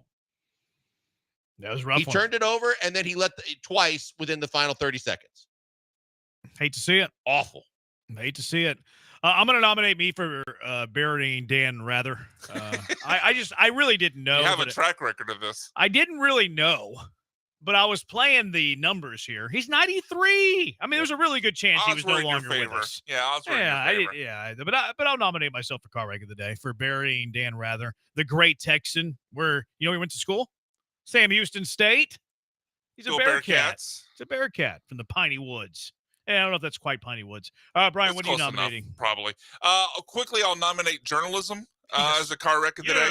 And then also there was a story in the New York Post about a woman who went to a Broadway play, brought her own food, which is already kind of weird enough. It's usually a no-no to bring in your own food. Are you allowed to do that? Not really. No, I don't think movie? so. I mean, we sneak in like a movie. The problem is not that she snuck in food; it's what she snuck in. She snuck in a can of tuna and opened it up in the middle of the Broadway show audience. She's looking for a good protein to calorie ratio. No, I can terrible. respect it. That's bad. With disrespect to your audience members. Also, it's a place of elegance, and you have canned tuna. Yeah, like the most inelegant protein, probably. Car wreck of the day. One of my dogs pooped on the rug in the middle of the night, and our robot vacuum smeared the poop all over the house again. All right, what's winning? I think it's Halliburton's dad. All right, Halliburton's dad, you're the winner. It does it for us. Thanks to Brian. Thanks to Tyler for the hard work. He's blank on Brad. Talk to you tomorrow. Soccer Matters. Glenn Davis right now on ESPN 97.5.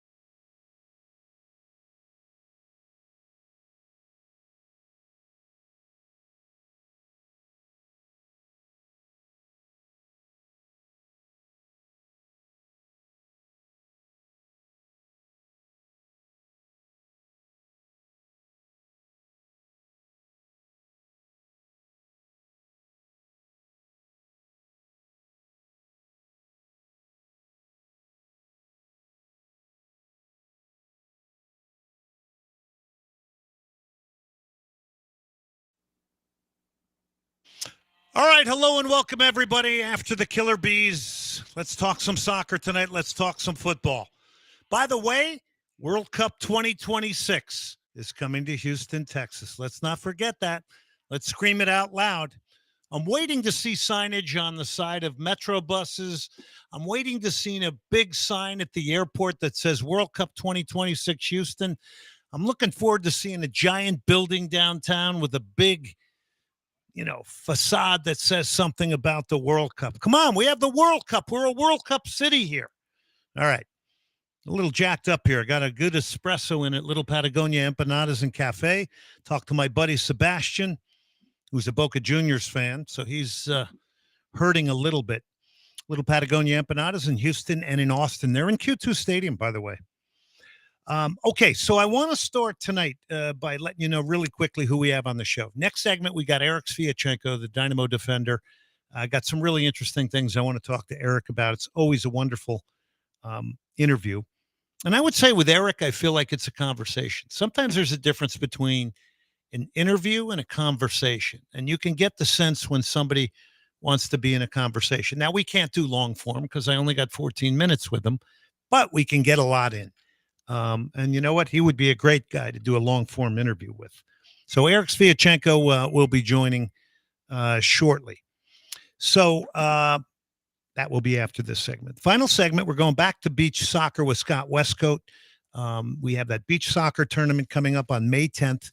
We need some teams at certain age levels. That's May 10th at the Third Coast Sand Volleyball Complex. This is a beautiful place, by the way, 5652 Forney. 4-versus-4 beach soccer tournament. Inlandsandsoccer.com is where you get the information.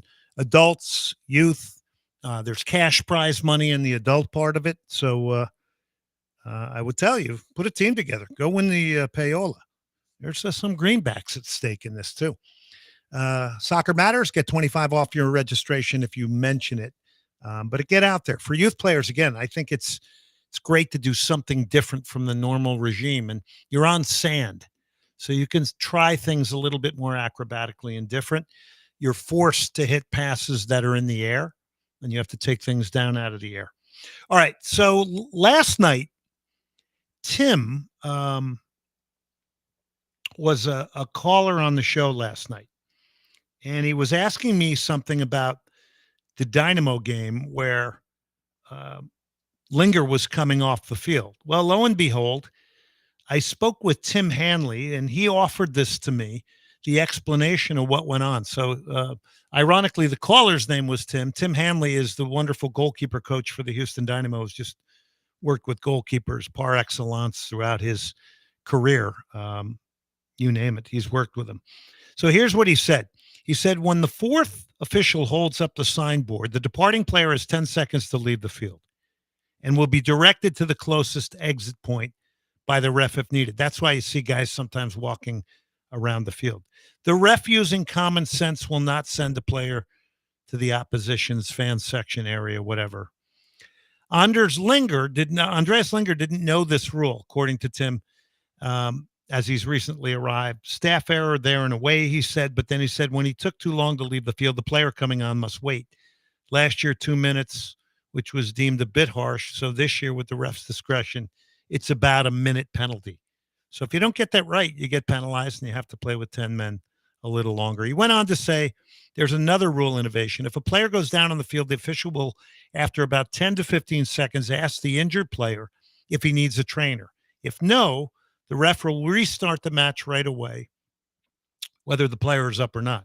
Should the player need medical attention and the trainer enters the field, that player then has to wait 2 minutes before re-entering the match. The exceptions are head injuries and goalkeepers. So that's a great rule to speed the game up for time wasting. So big thanks to Tim Hanley, the Dynamo goalkeeper coach, for that. Okay.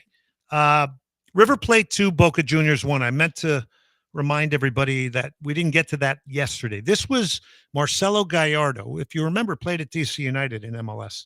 They call him Muñeca against Fernando Gago. Two huge names. And by the way, great players don't always make great coaches or owners, etc. But, fan bases usually buy into it. Anyway, River Plate wins this 2-1.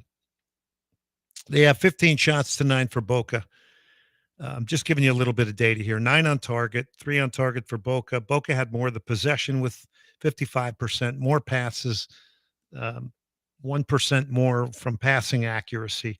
These are all out wars. There were 26 fouls overall, 11 yellow cards, which is amazing because guys carrying yellow cards, you expect somebody to get sent off. Nobody got sent off. There were 9 corners overall. This was an amazing atmosphere. I just wish more people would tune into this. It's not as readily available as the Premier League. I think I saw it on like TY Sports or something. But the visuals are just, the audio and the visuals are off the chains. This was at the Estadio Monumental, which is obviously the famous World Cup stadium in 1978, where Argentina won what was a very controversial World Cup. We'll have to talk about that at some time. The star of that team was Mario Kempes from a goal-scoring perspective. But this game was amazing. Had a number of Argentine national team players. There is a left-footed player on River Plate. His name is Franco Mastantuono. He's already played 41 times for River Plate. Okay, he plays regularly in front of 70,000 plus people at 17 years of age. 25th minute, he hit a ridiculous free kick, and here's what it sounded like. Le va a pegar Mastantuono. Va Mastantuono.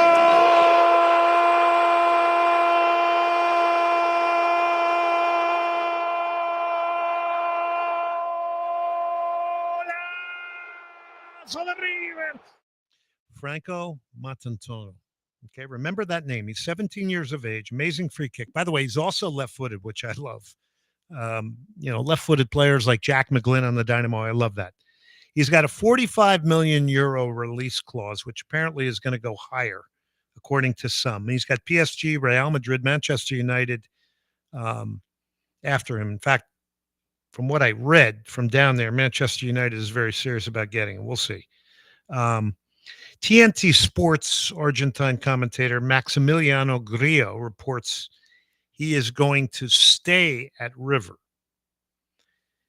He was a youth international, and he was coached by Pablo Aimar, who you remember was another 10. The 10 in Argentina, as everybody knows, everybody compares them to Maradona and Messi, and they say, you're going to be the next Messi. I'm sure they're saying that about Franco Mastantuono, okay? But Aimar called him into the other 17 team when he was only 15, which I find interesting because, managers and coaches see a lot of themselves in players, right? I can guarantee you Ben Olsen of the Houston Dynamo, you work your tail off for 90 minutes in training every week. There's going to be part of him that is tied to you, because he's gone through the same thing. He approached the game the same way. So many coaches will look at guys in the image of them. So Aimar was a playmaker. So, of course, he's going to look at Franco Mastantuono and go, well, yeah, he's a playmaker. I see a lot of me in me. That's not a bad thing. Okay, Boca would tie it up. This is one of the great rivalries in the world, by the way. 713-780-3776. Miguel Marential. La busca Pesera, la perdió. Se viene Merentiel por el empate. Merentiel. ¡Gol! ¡Gol!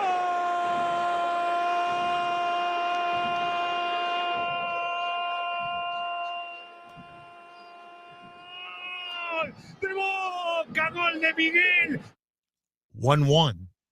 Marential, and apparently they say there was 85,000. I think some people were saying there was 90,000 in there.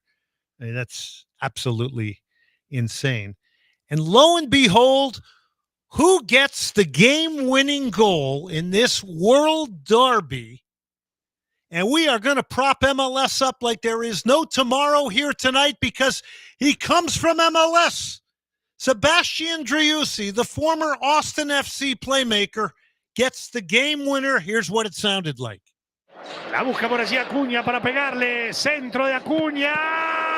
Marquesín, Driussi, gol. ¡Gol! ¡Gol!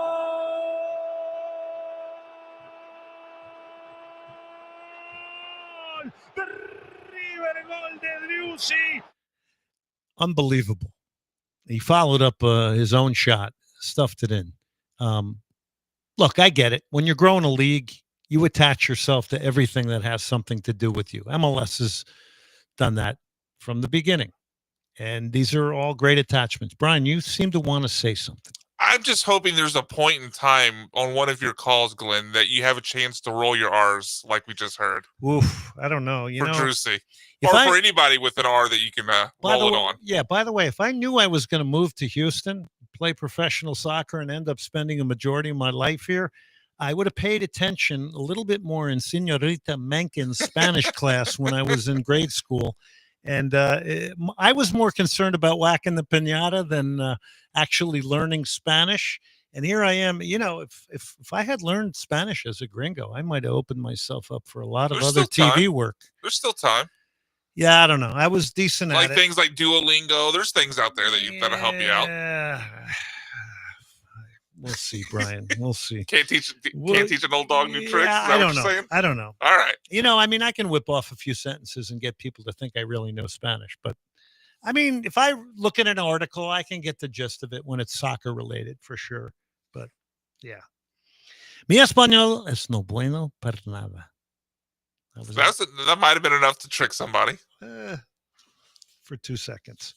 All right. So let me get back to something here that I want to talk about. You know, we often talk about the entertainment of soccer. That's what brings people to games. By the way, it's not just winning. I hear Dynamo fans, all you have to do is win. That is the most tired old argument. It's more than winning. Yes, winning is a part of it. You have to entertain. You have to market. There's a whole bunch of points and criteria you have to hit. So who is the most entertaining soccer team in the world? And I say it's Barcelona right now. And there's a number of reasons why. First off, they play the game intent to score goals. You score 2, we'll score 3. You score 3, we'll score 4. Of course, they have ridiculous individual talents. Rafinha, Robert Lewandowski, I believe, is the leading goal scorer in La Liga and also the Champions League. Oh, and by the way, they just scored 6 goals in 2 games against Real Madrid and Inter Milan without the leading goal scorer of La Liga and the leading goal scorer in the Champions League. So what's going on here under the manager, Hansi Flick, who, by the way, is German and has got this thing rolling? Well, you've got a 17-year-old named Lamine Yamal. Now, Lamine Yamal is ridiculous. In 2 months, he's going to be 18. He's already won the European Championships with Spain. He is the heir apparent, no question, to Lionel Messi. I don't think there's any question. And when you watch him play the game, it's incredible. His ability to change direction with the ball at his feet, he's got an insatiable desire to take on defenders. And I'm not talking about, he doesn't get isolated very often. It's very rare because everybody's game planning, trying to get numbers around him because he is such a skilled player. So, and he's not afraid to take 2 and 3 guys on. He'll try to beat 3 people. And the way he looks at the game is extremely different. Like a lot of these very creative sort of, I wouldn't say on the spectrum, but these talented, creative guys with the ball at their feet just look at the game and the sport overall very, very differently. Now, the other thing I want you to factor in here real quick is Barcelona plays with a high line a lot of the time. They did against Inter Milan in this Champions League game. In doing that, they forced an opponent, I believe, into playing more of a transitional game.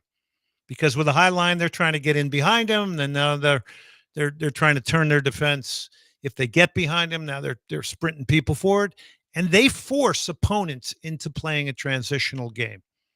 And that, I think, is the brilliance of Hansi Flick, their head coach. But for me, the most entertaining team in the world is FC Barcelona. Not sure what you think. All right, it's interesting. Hugo Perez, remember him, the former U.S. international? He was a coach of El Salvador. He coached in the U.S. system. He comes out with a quote the other day. I saw it on Twitter, and he says, 2 of the best midfielders in the world are small in size, but big in technique, awareness, vision, and understanding of the game. We need to find those kinds of players that are creative for our national team programs and clubs. I'm assuming he's talking about the U.S. I don't know why we still have this stigma around size. I don't know if that's because of our other sports. When, like Cuco Perez is saying, there's these glowing examples right in front of our eyes every time you flip the TV on. By the way, yesterday, the 1-0 PSG at Arsenal in the first leg of the semifinals of the Champions League. Well, that was a tough one for Arsenal. They didn't live up to it at home in the first leg. Yes, Donnarumma came up with big saves for PSG, but they're in the driver's seat. They have a very good pressing game, PSG. And I like the fact, as I mentioned yesterday on the show, that, they're doing it without Neymar. They're doing it without Messi. They're doing it without all the big name Mbappe, right? It's a collective unit. So PSG under Luis Enrique is making a statement for the collective. But when you're mixed business and selling jerseys and how you want to put a team together, and believe me, those are all off the chain soccer players I just mentioned. So today 3-3. Thuram is 30 seconds in, and that's Lilian Thuram's son as a striker for Inter Milan. Ball comes in, his other foot off the planted foot, he flicks in. This is 30 seconds in. Dumfries in the 21st. Inter Milan's up 2-0, 21 minutes in. Lamine Yamal comes back, scores for Barca. Ferran Torres ties it. Dumfries again for Inter, 3-2, and then an old goal, Jurgen Sommer. Unbelievable game today. And I sometimes go, that's 2 hours I want that, watching soccer. Not today. I mean, I had 4 phone calls with friends. We were so stoked about this game and how good it was. Unbelievable. So yesterday, producer extraordinaire Brian was asking me about American Woman. So here it is from the Guess Who.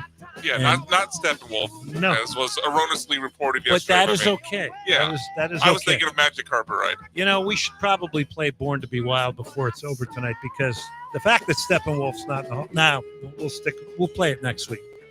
Cactus Music's going to love the fact that we're playing a little Guess Who here. By the way, Cactus Music, all your vinyl, your CD needs, they have in-store concerts. You should get on their list down there, because they play acts in that place that then go on at Cactus. They've done it for years, that go on to be big stars. Charlie Crockett, I think, just played at the rodeo. He was in there. I saw him in there with like 50 people. It's pretty incredible.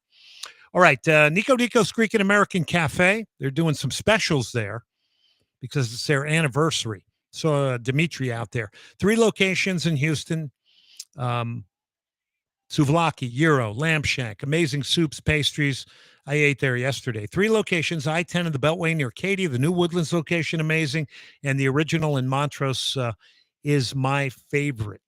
Okay, as we go to break here, quick reminder, LamontBrands.com for your Soccer Matters t-shirts and hats. And don't forget the best in modern contemporary furniture. He was on the show last night, Jan Christensen of Danish Inspirations, Modern Contemporary Furniture. Let's take a break. The Daspit Law Firm, daspitlaw.com, 713-CALL-NOW, our presenting sponsor.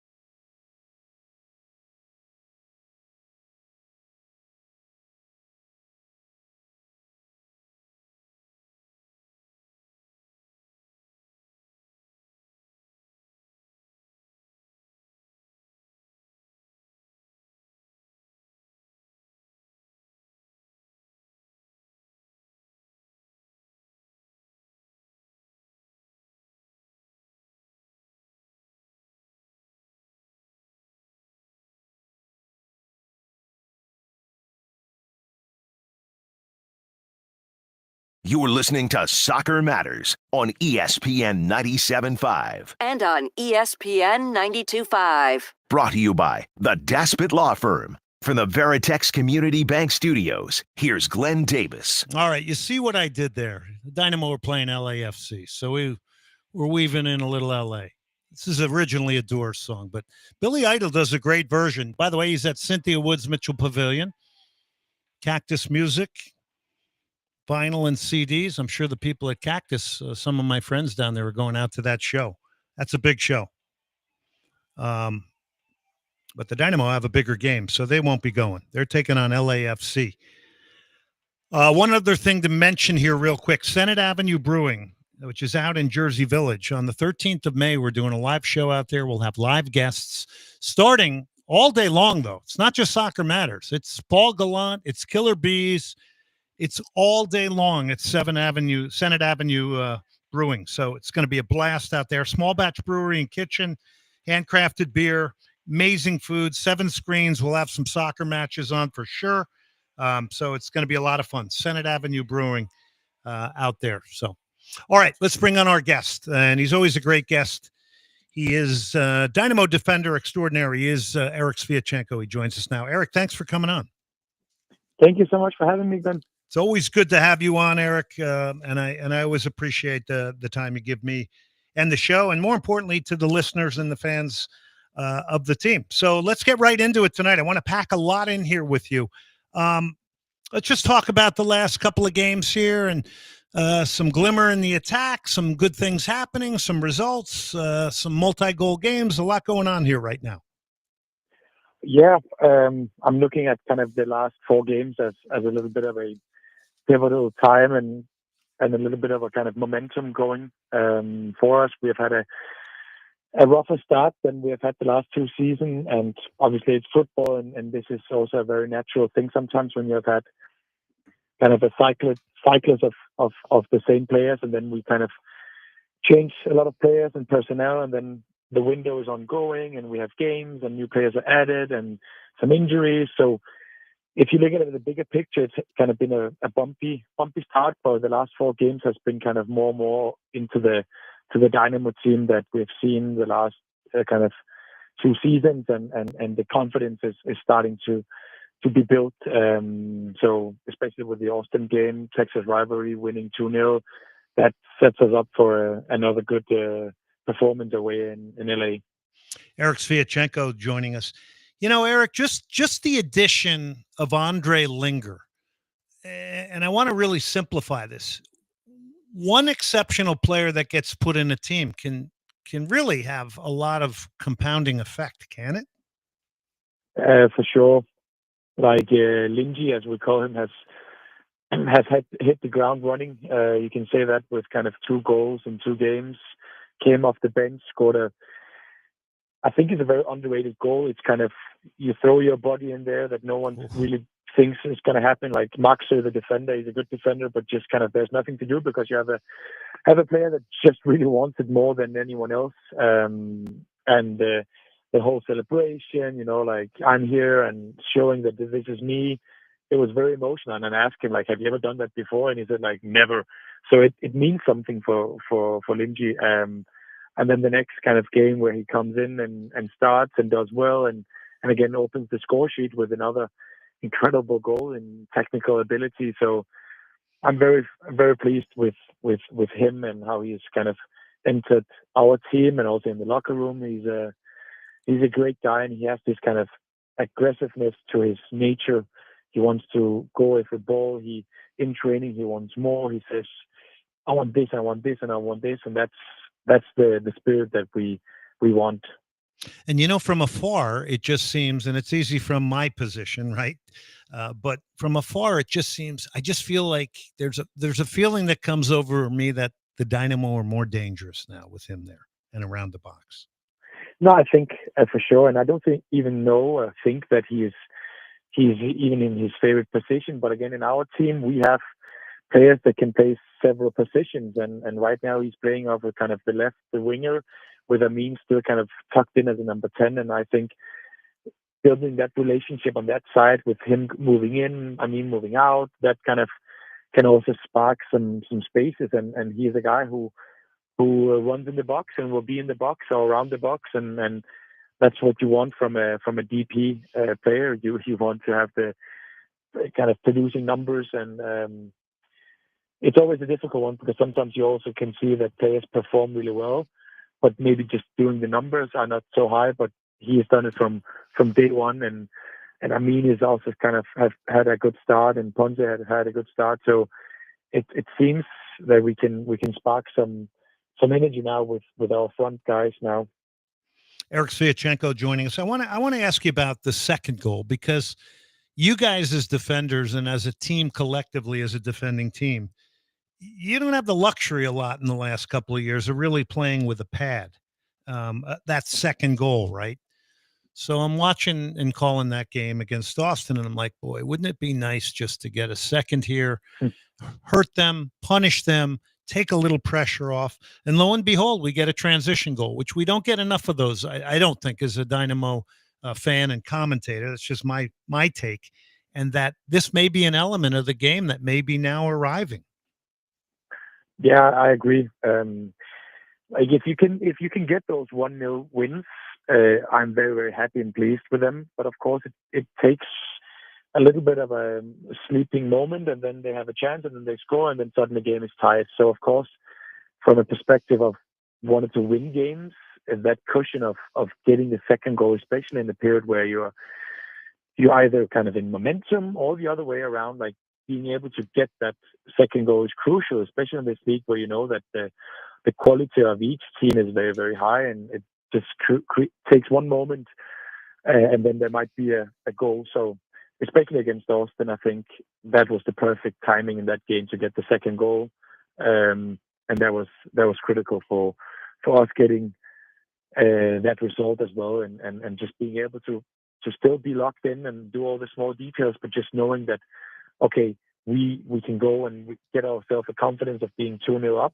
but still have the mentality of let's protect this, let's be doubled as dialed in as we are, because again, football changes. You see Champions League today, it's 2-0 up, and then suddenly it's 2-2 with Barcelona into Milan. So that's just top football. I'm glad you mentioned that. Wasn't that an unbelievable 2 hours of watching football? It was. Unbelievable. I was buzzing so much I must have called 3 or 4 of my friends just just to talk about it. It was really some entertainment. Can I ask you something about that game? Because I believe because Hansi Flick plays with such a high line, it almost forces other teams to play a transition game with them because they're seeking out space behind them. Would you agree with that or disagree with that? No, I agree with that, and I've seen some of the games later with Barcelona, and my heart skips another kind of beat because I think it's very, very risky. And the last games I've seen it, if it's not for interception from one of the center backs, it's a 1-against-1 with a keeper, and I think it's too risky for my taste of football. But it's worked, and Barcelona have done that all season. But of course, it's a fine margin because they also get a lot of offsides where they have a great line. But yeah, I think it's overall it's too risky for me. But it works in some occasions. It's great for the neutral and the person on the outside watching. Yeah, from exactly. An entertainment value, it's incredible. I mean, I think they're the most entertaining team in the world, and that's part of the reason why.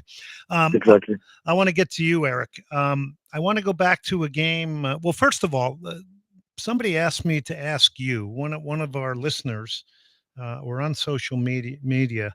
They wanted to know what you thought of Houston and how you've, as a city and living here with your family and everything else.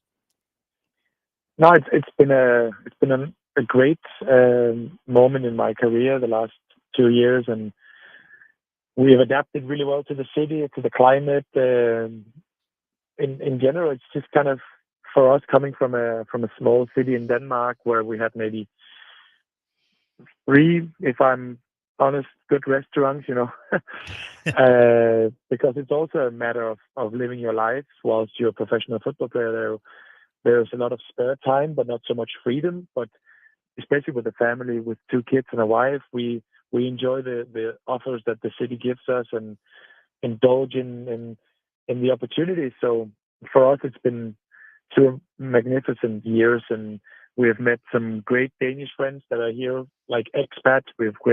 Met some great friends on my son's team, some great friends from my own team. So it's just in general, just a nice moment in our life. And that's why it was also a very kind of decisive moment that we enjoy being here. And that's why I also resigned, because I see myself here for another 2 to 3 years, making an impact on the team, in the league, and of course also making my kind of mark in this city, even though there's a lot of fight for that kind of sports enthusiasm. Well, I wanted to, by the way, I forgot to tell you congratulations. So congratulations thank you on so that. much. I have certainly enjoyed the way you play the game. I want to talk to you about the family issue, which you just mentioned. There are a number of guys on the Dynamo who, you've seen, they're married. They now have a child that comes into the picture. How important is that, or how much of a change do you see, maybe from your experience or in your teammates, when all of a sudden they have a family? Do you see a visible change in players, and maybe looking at it more as a job, and because now you got dependents?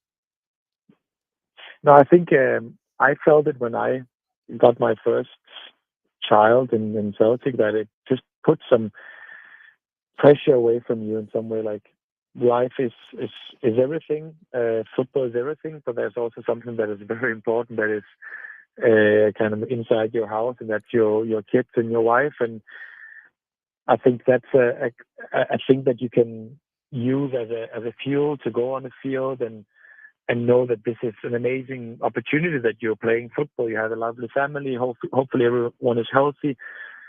So I sometimes get those kind of notional feelings that, wow, I have the best job in the world. I have my family around me, and I feel like stepping on the field is my habitat, and that's where I put on this cape of being, in quote, Superman. This is where our superpowers are kind of explored. This is where we want to be. And then seeing your family on the sideline celebrating, for instance, with Ponce that scored, run out to his family, that is just a magical moment for football players, where they share that excitement with the ones that you lost, that sacrificed that much. My wife moved from Denmark with my kids. My kids sacrificed a lot, but we all do it because they support me, and that's when it gets into a higher kind of note and picture.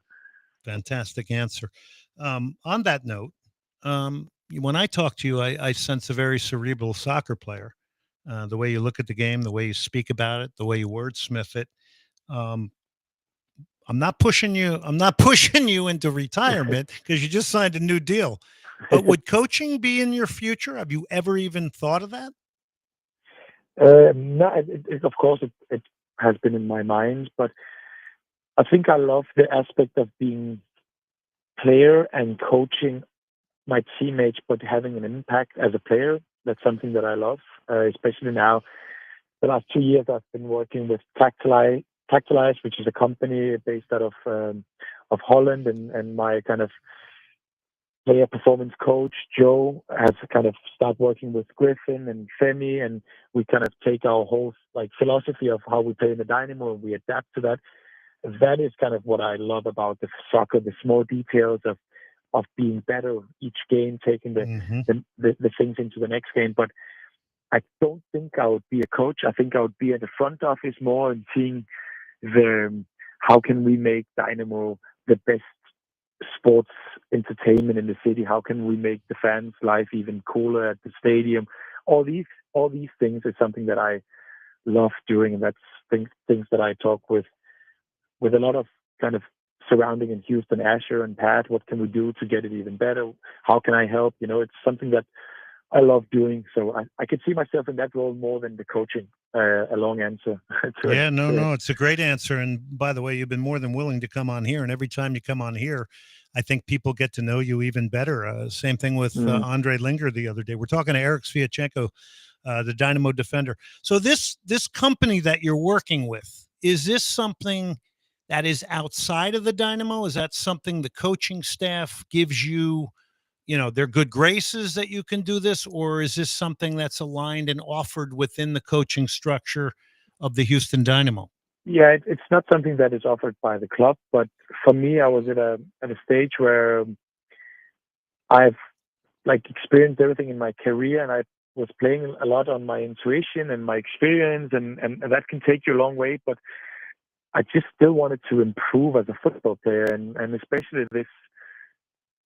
I came across and they work with different players, and like Cody Gakpo at Liverpool, and Jolan Marlin and Aston Villa, and a lot of players I think in Columbus Crew, Malte Amundsen is working with him. Kieran Tierney is having a meeting with him. So it's something that is just interesting, and it's all aligned.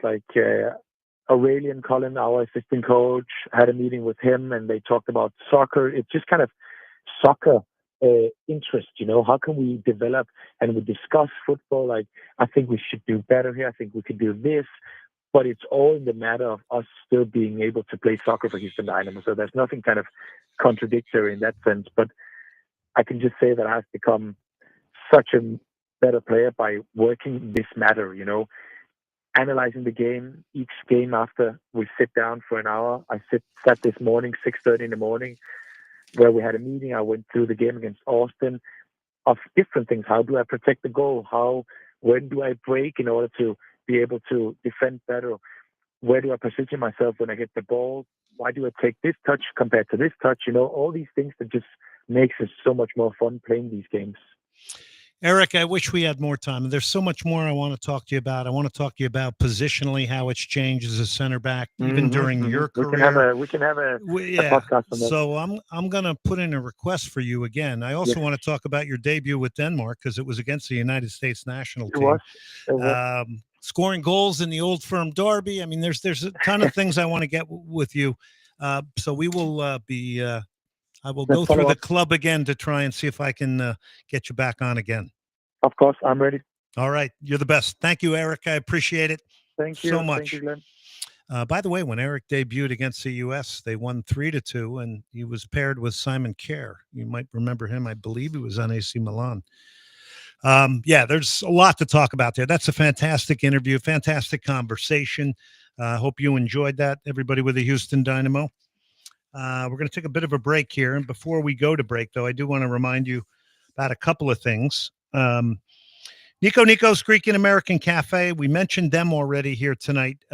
Inland Sand Soccer Tournament's coming up. They need a few more teams in that, and there are cash money prizes. May 10th, Third Coast Sand Complex, 56-52 Forney. There's youth and adult divisions. Get on the sand. I mean, you do different things. You have to play the ball in the air to people's feet or chest or head. It's different, and I think it would be fun, especially as a sort of an ancillary training session for youth players. Keep the parents out of it, get a roster together, make one of the kids the captain, let them do it on their own. That could be a lot of fun. And also, again, I remind you, Senate Avenue Brewing.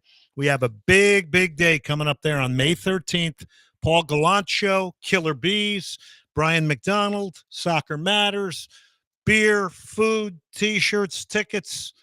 And when we come back, we're going to start talking a little bit of beach soccer. You know what we'll do right now? Can we do a 4-pack right now? All right, 4-pack right now to the Houston-Louisville.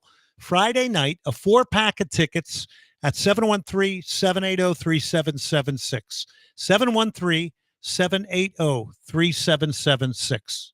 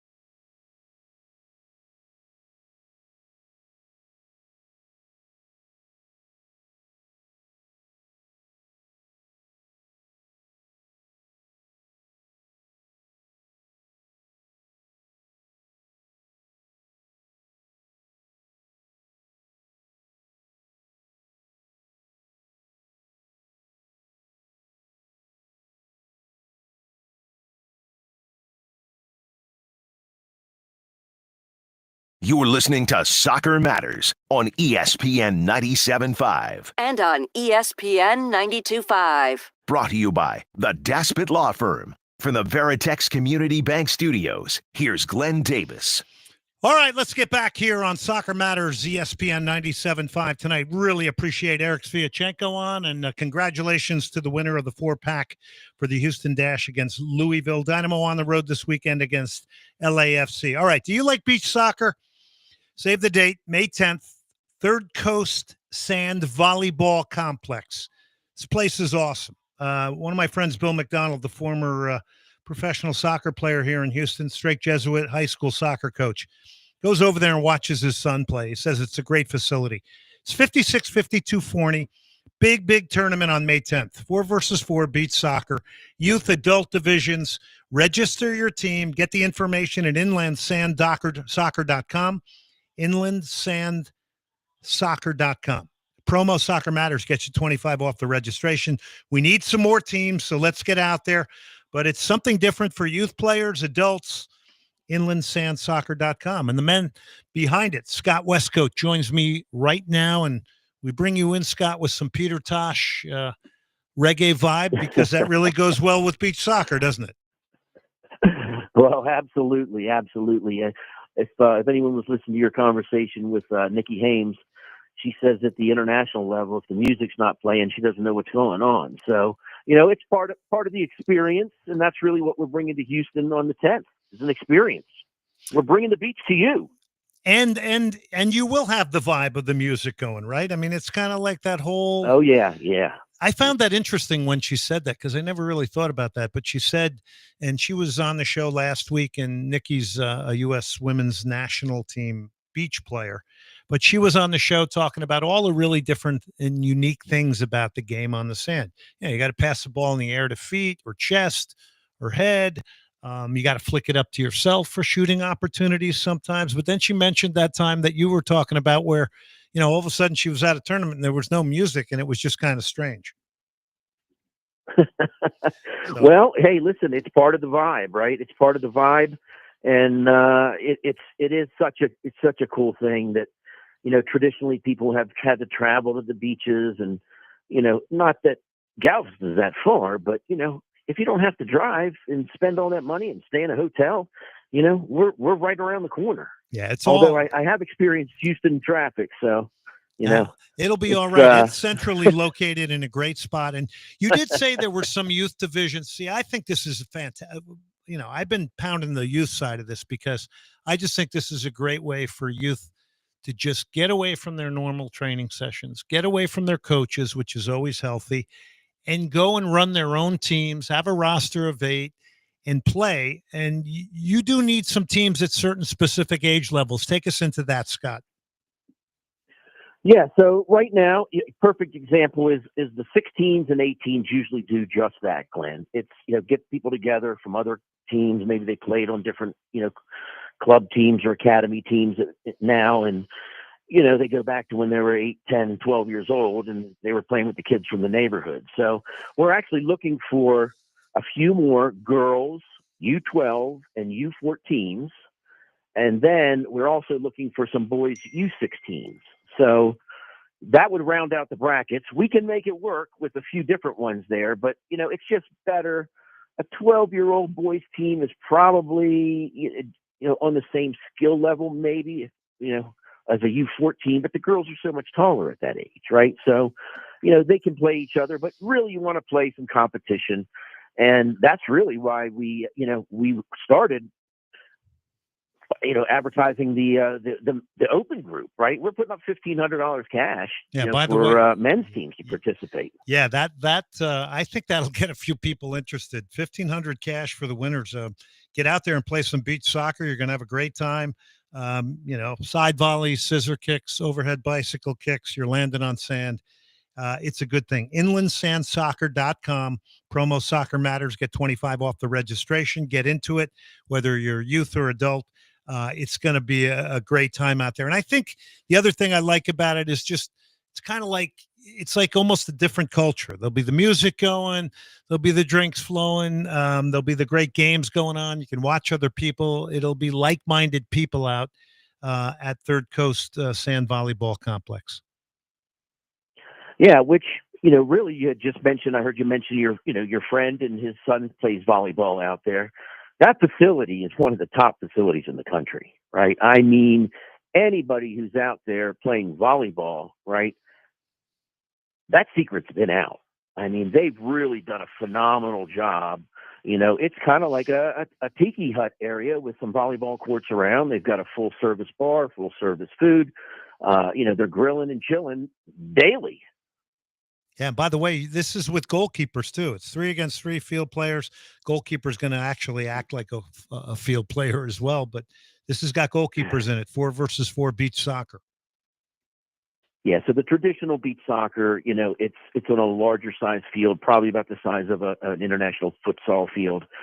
Being that, we're really just trying to bring the flavor, recreate the atmosphere of being at, hey, the World Cup starts tomorrow in Seychelles. For the next 11 days, people are going to be able to check out a lot of soccer, beach soccer action on television. So, the ESPNs, the BN Sports, everybody is picking this up in different levels, playing at different times throughout the day. But, the rest of the world is tuned in. Unfortunately, the men's team didn't qualify for this one. So, we're really looking at the sport as an alternative pathway. Yes, there are pro teams. Yes, there are international teams. Yes, we do have U.S. national beach soccer in both men's and women. And the skills are different. So, if you're not the fastest runner or you're not the fast, you can play this game. It takes a game or two just to get the feel for it. But once you get the feel